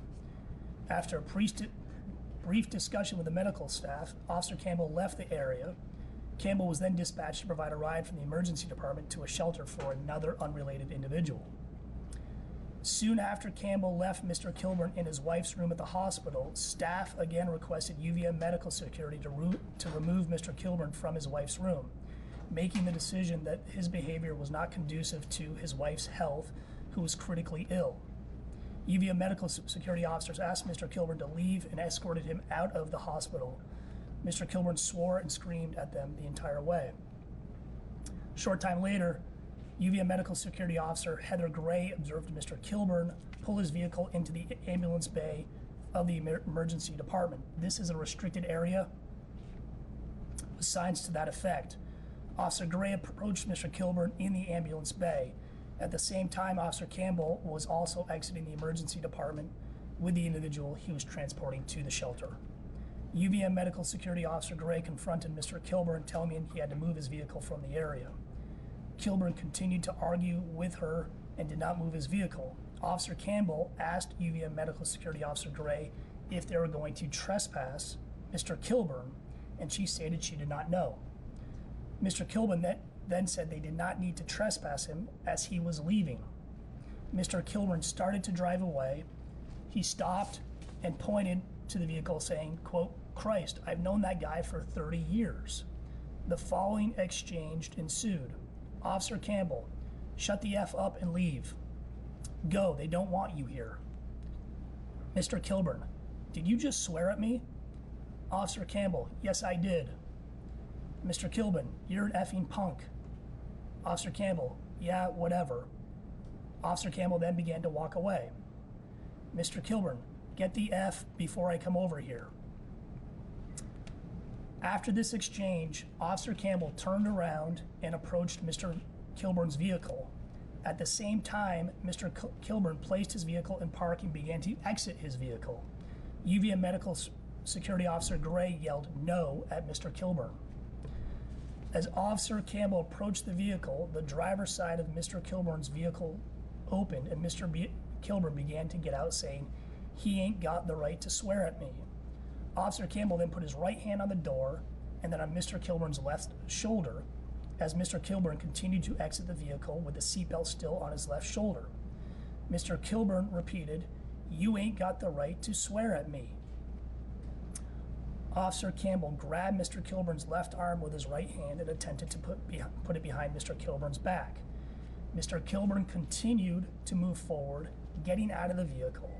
Once out of the vehicle, Mr. Kilburn punched Officer Campbell with his right fist, hitting Officer Campbell's lower left jaw. Officer Campbell then punched Mr. Kilburn in the right area 3 times with a closed fist as Mr. Kilburn was brought to the ground. UVM Security Officer Richard Howard then aided Officer Campbell in securing Mr. Kilburn and placing him in handcuffs. Mr. Kilburn sustained injuries to his face as a result of being punched and was immediately treated at UVM Medical. He was arrested and charged with disorderly conduct and assault on a police officer March 11, 2019 and released on conditions of release. Mr. Kilburn was released from UVM Medical on March 12th.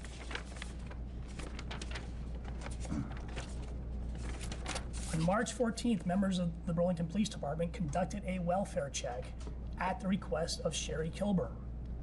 At Mr. Kilburn's residence, officers found Mr. Kilburn deceased in his bed. The Office of the Chief Medical Examiner of Vermont conducted a final autopsy report, and Vermont Chief Medical Examiner Dr. Stephen Shapiro made the following findings, quote, "Cause of death, undetermined terminal mechanism due to multiple underlying conditions. Contributory cause, hypertension, cardiac and cerebral vascular disease, obesity, skull fractures due to blunt impact. Manner of death, homicide, struck by other. The medical examiner, by law, has only 5 options to choose from in the manner of death category: natural, homicide, accidental, suicide, or undetermined. Dr. Shapiro included in further clarifying statement that homicide is a medical, not a legal designation. The Attorney General's office, in thoroughly investigating this matter, consulted with Steve Iames to review this incident specific to police practices and policy. Steve Iames is a highly recommended expert on police practices, including use of force, and has trained law enforcement on these issues both here in the United States and abroad. Mr. Iames evaluated both interactions between Officer Campbell and Mr. Kilburn. In the first interaction, Mr. Iames noted that Officer Campbell demonstrated empathy, patience, and professionalism in regard to Mr. Kilburn. However, that was not the analysis of his second interaction. In his second interaction, Mr. Iames noted 2 factors that precipitated the onset of Mr. Kilburn's assaultive course of action / behavior directed at Officer Campbell. According to Mr. Iames, the first factor was Officer Campbell's language, quote, telling Mr. Kilburn to, quote, shut the F up and leave, go, they don't want you here. And the second precipitating factor was Officer Campbell's, quote, return to Mr. Kilburn's vehicle after walking away. Mr. Iames noted that, quote, officers should not use profanity when verbally interacting with citizens, and that contemporary police training policy and practice generally prohibits officers from using rude or profane language. However, Mr. Iames concluded that the above precipitating factors did not create, quote, a basis or justification for the assaultive behavior directed by Mr. Kilbourn towards Officer Campbell. In Mr. Iames' opinion, quote, the closed fist strikes delivered by Officer Campbell in response to Mr. Kilburn's initial closed fist strike were, quote, in self-defense based on adequate cause and provocation and were generally consistent with contemporary police training, policy, and practice. Under Vermont law, a person who kills or wounds another in just and necessary defense of his own life, quote, shall be guiltless. In Vermont, self-defense is justified when 1, the defendant was not the initial aggressor, 2, the defendant was justified using a reasonable amount of force against another, and 3, he reasonably believed that he was in immediate danger of unlawful bodily harm and that the use of such force was necessary to avoid the danger. In our analysis, based on the totality of the circumstances, we concluded that it was reasonable for Officer Campbell to use force to defend himself. Officer Campbell was not the initial aggressor, as Mr. Kilburn delivered the first punch, a closed fist strike to Officer Campbell. Second, Officer Campbell was justified in using a reasonable amount of force against Mr. Kilburn. Officer Campbell used a closed fist to strike against Mr. Kilburn. Officer Campbell did not employ any other weapon in his response to being hit, and Officer Campbell was reasonable to believe that he was A, in immediate danger of unlawful bodily harm, and his use of such force was necessary to avoid this danger. Mr. Kilburn had already been assaulted, and Officer Campbell's force was necessary to avoid this danger from continuing. It should be noted that while Officer Campbell's initial interaction with Mr. Kilburn showed exemplary tactics and compassion, his second interaction did not. Officer Campbell's use of foul language and antagonistic behavior did not de-escalate the situation, which ultimately put him in a position when it was necessary to physically defend himself. It's our hope, and I know it's the Kilburn's hope, that the Burlington Police Department will commit to de-escalation training, to continue to commit to de-escalation training for their officers to ensure that their department is equipped with the tools they need to effectively and safely respond to members of our community in crisis. I want to note that Doug Kilburn was in crisis that day at the hospital. His wife Sherry was in critical condition up at the hospital. He was trying to see her. This was a tragic situation that frankly could have been avoided. I spoke to the mayor last night and I spoke to the chief this morning. They've committed to continuing to working on de-escalation tactics. When we were talking about what those tactics look like internally, my chief, the criminal division, Dominica Padula, said tools like empathy, compassion, and kindness are just as effective as a taser or any other weapon. This is a challenge not just in the city of Burlington, this is a challenge in our entire state. We have far too many of these cases happening. We seem to be dealing with these monthly, if not weekly. The legal system looks at a finite period of time to determine whether or not these are justified in the legal sense. And I want to stress that. It is a matter of seconds that we look at to determine whether or not legally these are justified. We need to do a better job. We need to look towards other jurisdictions to see how they're handling these questions of use of force. We have to continue to build public trust in our law enforcement, not just in the police, but in the prosecutors as we continue to make these decisions. And we have to be open to challenging the conventional wisdom of how we keep our public safe. I didn't know Doug Kilburn, but I know this, that he was a lot more than these few minutes that are shown on this body camera footage. He was a husband and he was a father, and we need to be mindful when we engage in these public debates that we're talking about somebody who has left us, who has died, and we need to be respectful of his memory and respectful of their family while still doing our job. As I said, our copy of our use of force experts report is available. It is a public record. I will now turn it over to the office of the Chittenden County State's Attorney. Chief Deputy Justin Gyron is here to discuss their finding. As in all use of force cases, this is a concurrent review by the Attorney General's office and State's Attorney's offices in the county in which these happen, but they're independent. So with that, let me turn it over to Justin Gyron. Thanks, DJ. Good afternoon. I would like to thank Attorney General Donovan and his office for their review of this incident, as well as the Vermont State Police for their very thorough investigation. I would not change anything in terms of what our opinion is from our office. We did review the facts, the investigation, came to the same conclusion as the Attorney General's office, and likewise echo the sentiments that this is a very tragic event. Our condolences to Ms. Kilburn and her family for what happened to Douglas Kilburn, but we do agree that in this case, no criminal charges are justified against Officer Corey Campbell. Thank you.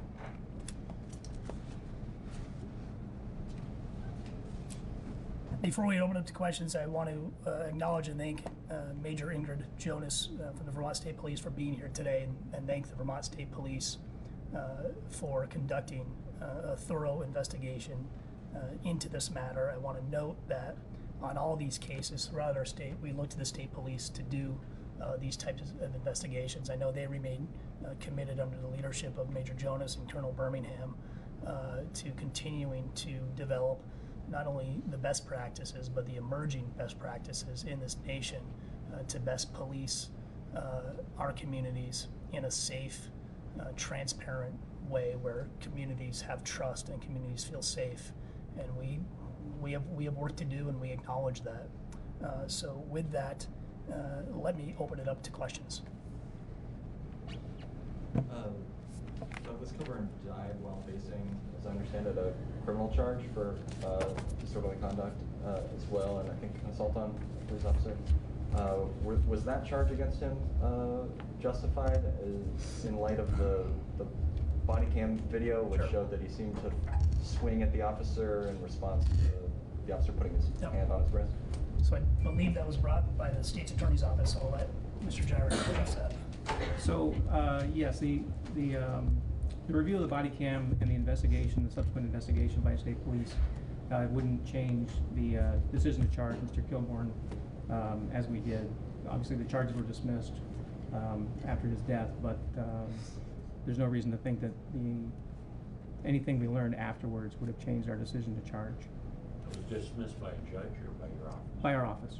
So it wasn't really dismissal, it was more you opted not to charge. There's no judge who found probable cause, is what you're saying. Well, I think I think the court had found probable cause because we filed the charges, so we had to dismiss the charge. So it wasn't, we didn't just bring it. There's an affidavit on file. There should be. What can you say about the length of time that this review took? In the instance of the officer involved shooting Montpelier, that took a matter of, I believe, maybe a month. This has been several months later. What about the timing of the review of this? Sure. I can certainly speak for myself and Ms. Padula and others in my office. I was troubled by this.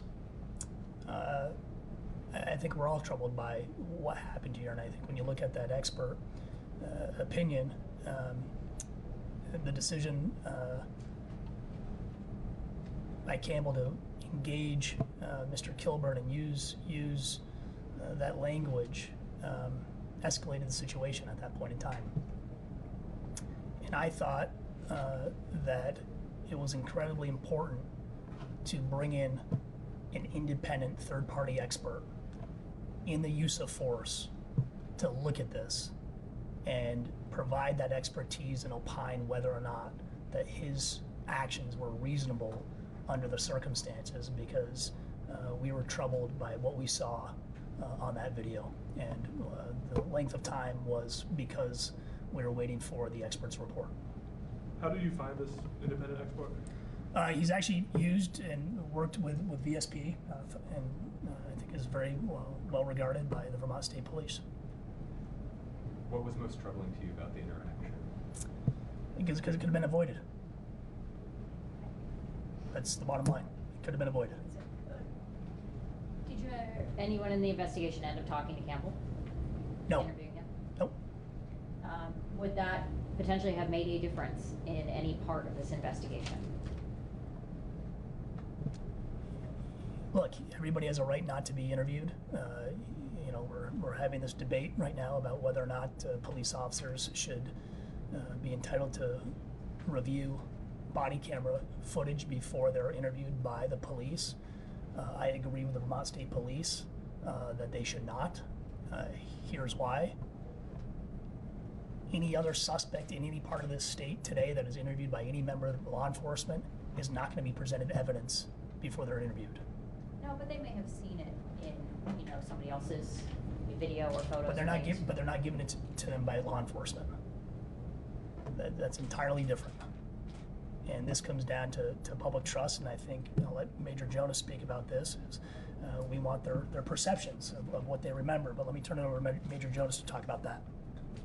Yeah, I think TJ said it well, but in an investigation like this, we're looking for the independent recollection from the officer. We're looking for their authentic perspective on it. We have the video, so that is one piece of evidence, but we're really looking for their perception, because the determining factor in cases like this really is the perception of the officer in terms of the threat. Do you think Officer Campbell should face discipline in the Burlington Police Department? That's up to the Burlington Police Department. Did you invite anybody from Burlington to be here today? No, I did not. I talked to I mean, they had a lot to say about it. Why wouldn't you invite the mayor or the chief in particular, since he seems to have some thoughts on this? Because I think we wanted to be as respectful as we possibly could to the Kilburn family today. As I said earlier, Doug Kilburn died. And this isn't about a debate. We have a job to do, and we're going to do our job. But I think we can do our job incredibly respectfully to Mrs. Kilburn and to Tyler Kilburn. Yep. And I think sometimes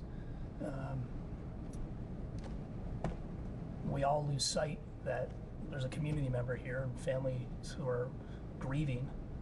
And I talked to him, I informed him of our decision, had a very productive call with both the mayor and the chief. They are committed to policing the best possible way in the city of Burlington. And as we said, we all can do better. I include myself in that definition. We all can do better. There's too much of this going on in our state. When you say there's too much of this going on in our state, what's happening here and what needs to be done? I don't know what's happening here. I would say, and I don't have the numbers off the top of my head, but we're doing a lot of these. And I think that we want to make sure that everybody feels safe. Not specific to this case. I think mental illness is a major issue in this state. The Vermont State Police do a tremendous job in policing in this state. We have to continue to, I think, learn how to best de-escalate and to talk to people. I know the city of San Antonio has a great program in their policing and interacting with folks who are in crisis. And the police have a tough job. Let's be honest about it. When there's a crisis, the police are called. And we have to have a conversation in our state about, do we want the police responding to everything? Because they do respond to everything, and a lot of those calls are mental health calls.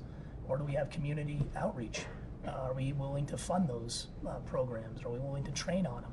So it's a complicated issue. I don't think there's any easy answers, but I think we all remain committed to doing this better, to making sure that Vermonters feel safe, to making sure that Vermonters feel safe to call the police.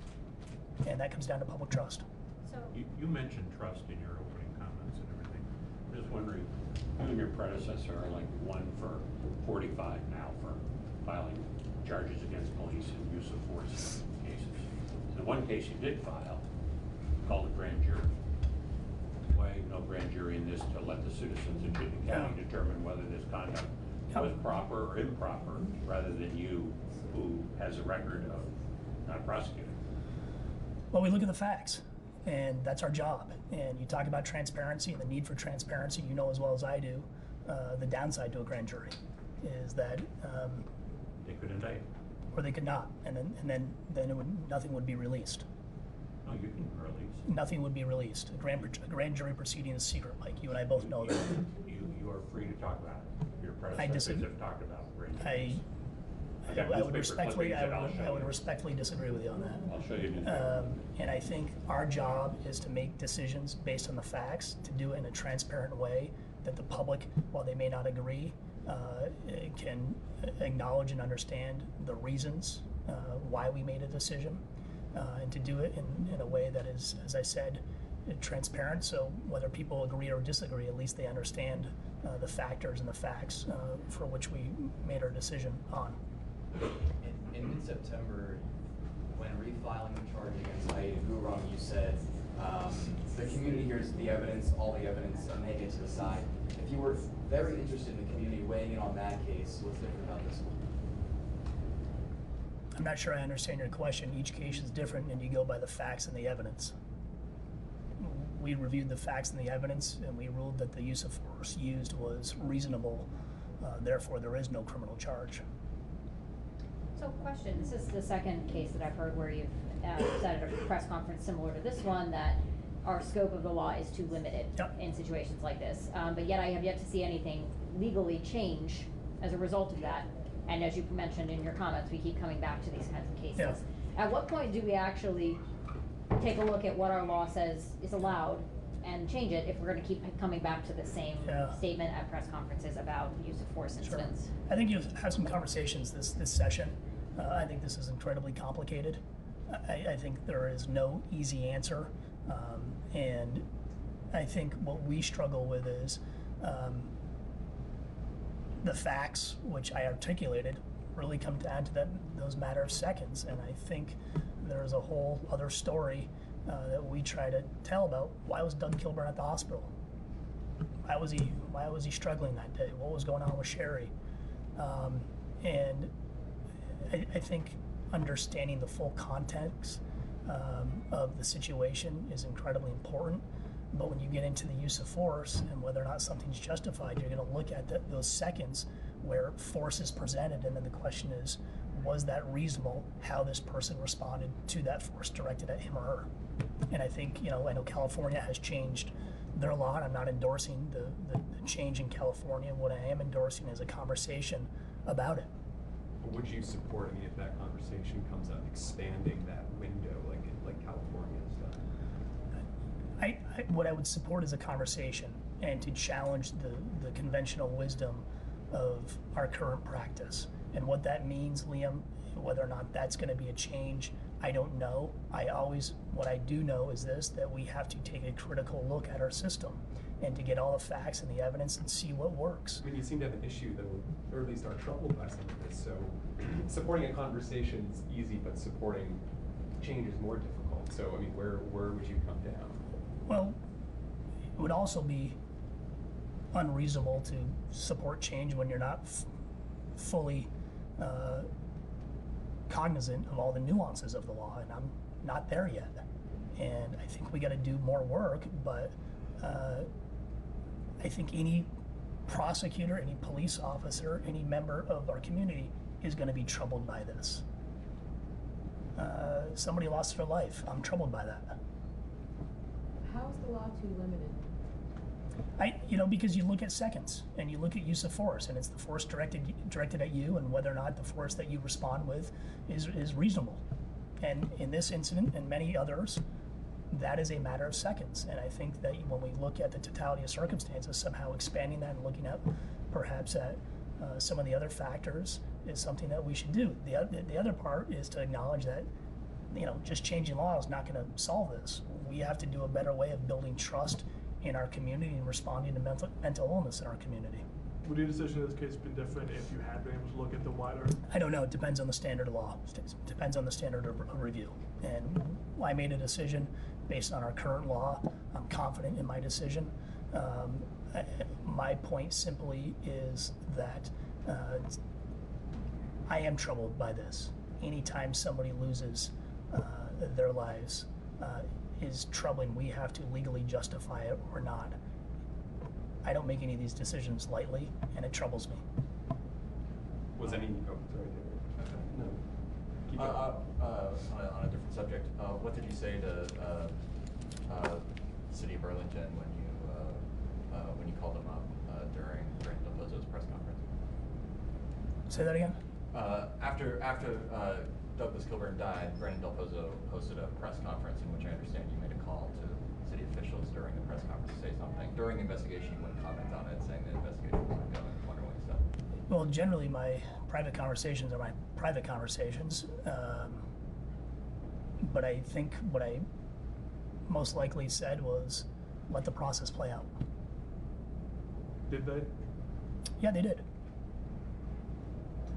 I mean, Aiden and Derek looked at the reporting. You know, they looked at the mayor and the chief had been trying to maybe like slow the release of the medical examiner's report. I mean, was that part of your review at all? The actions taken by it? We did not review the actions of city officials.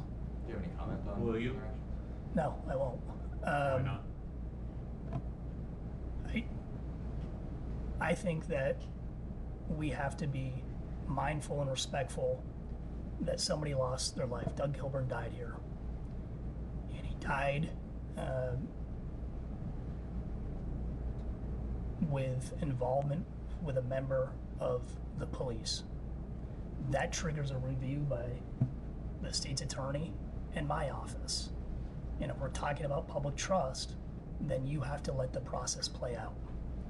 And you have to let this process play out as it would in any other case. And I don't think in any other case would you have had that type of press conference, frankly. And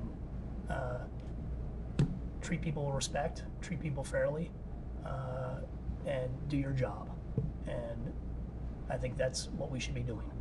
Why not go and check to see why the mayor and the chief were trying to redirect how this thing was being done? I'm not. You're going to have full transparency. Our review has concluded. Whether our review is concluded. The governor's office had said that the interventions by the city officials were borderline unethical. Do you feel the same way? As I said, I don't think you would have seen that press conference in any other case.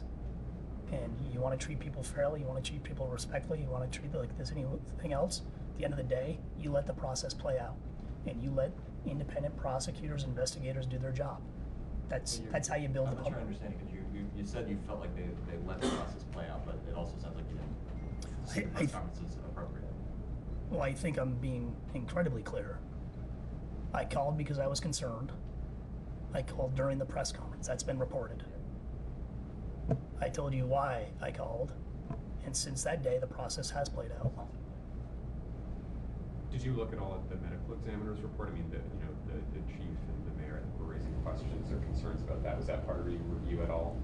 No, other than that it was a piece of evidence. The medical examiner, as he said, it made a medical diagnosis.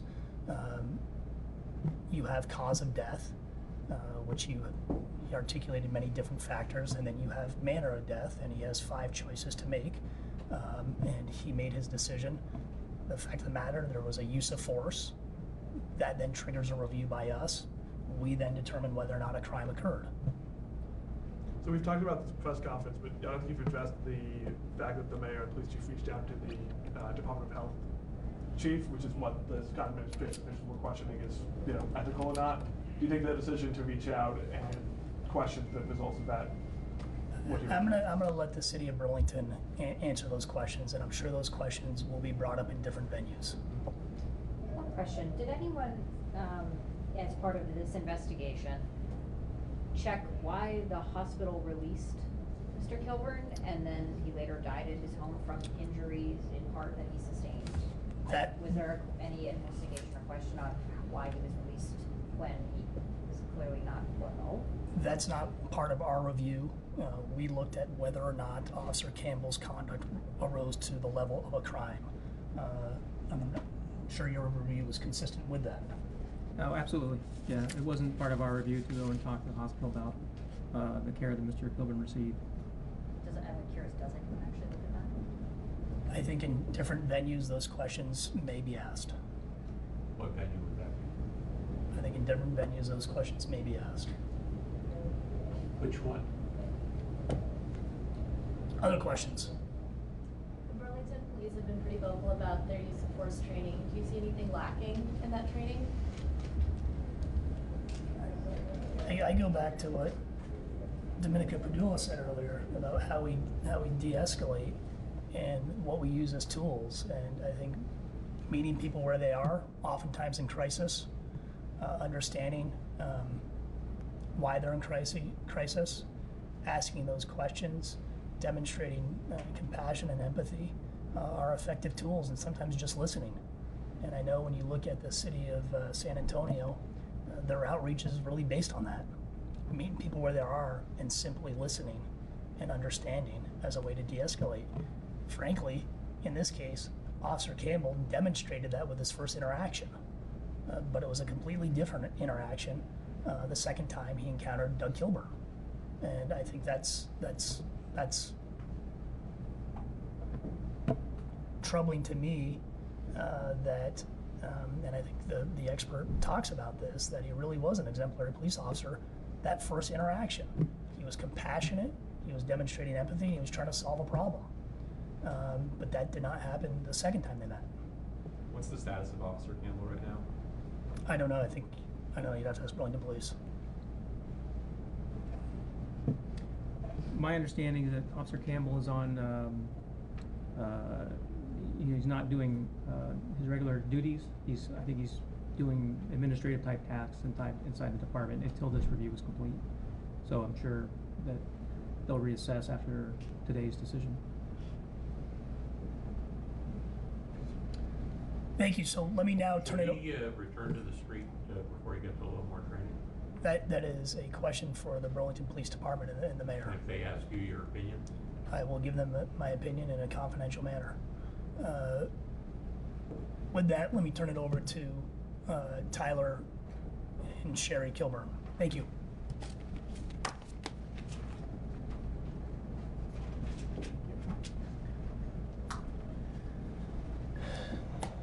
To begin, I want to thank TJ Donovan for giving me the opportunity to speak and address you all today.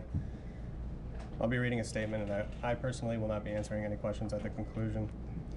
While we do not agree with the decision that was made, I would like to thank the detectives and TJ Donovan's office for the hard work, dedication, and compassion they showed my family. What happened that day between my father and Officer Campbell was a tragedy that was further corrupted by the insider politics of Burlington Police Chief Del Pozo and Mayor Merle Weinberger. When emails were sent demanding that the chief medical examiner change or alter his ruling. You willingly interfered in an ongoing investigation, and this behavior can no longer be tolerated. I find it appalling that you, as a chief of police, would interfere with an ongoing investigation with cooperation from the mayor's office. You take this career path knowing you must always hold yourself to a higher standard. You failed, Mr. Del Pozo. Mr. Mayor, you failed. You failed by allowing the Burlington Police Department to use and abuse your office to further their agenda. I beg of you to do better. I'm not asking for perfection. Just be better. Improve so that no other family has to endure a tragedy such as this. Be better so that we can keep our family members alive. This cannot happen again. It's your job to fix it. Now you need to fix it. My dad was an incredibly loving man. He was an avid sports fan and was incredibly talented musician, among many other wonderful traits that he had. Please keep in mind that in recent times, after suffering multiple strokes, that my dad struggled with his mental health. It was a daily battle for him, as it is for most of us. He was winning this fight. He was getting better each and every day, with hard work and dedication. Every day was an improvement. I implore each and every one of us to remember that my dad was so much more than the few seconds that changed our lives forever. He was so much more than the few seconds you all judge. He loved my mother with every inch of his being. He loved his mom, his dad, sisters, aunts, uncles, cousins, nephews, friends alike. He loved life, and he did not deserve the treatment that he endured. I cannot begin to fathom the fear that was racing through his head that day. I wish I could have taken all the pain away. I would do anything to just have 5 minutes back so that I can tell him how much I'm sorry and how much I loved him. I'll never get that chance. My dad needed help, not handcuffs. For everybody that's going to be watching this, if someone needs help, help them. This is not a problem with one solution. It involves each and every one of us. Be understanding that everyone has their own battles, their own demons. It's time we start lifting one another up, not degrading someone's life and legacy. Give a helping hand when it is needed, and don't cast judgment upon somebody that you know little to nothing about. Show compassion to a stranger on the street because they look like they're having a bad day. Because we all have no idea what each individual life is going through. We are all human. In closing, go home, hug your loved ones, tell them that you love them, tell them that they matter. One day, the people that we love dear will be nothing more than the memories that we share. Cherish the time that we have. Thank you.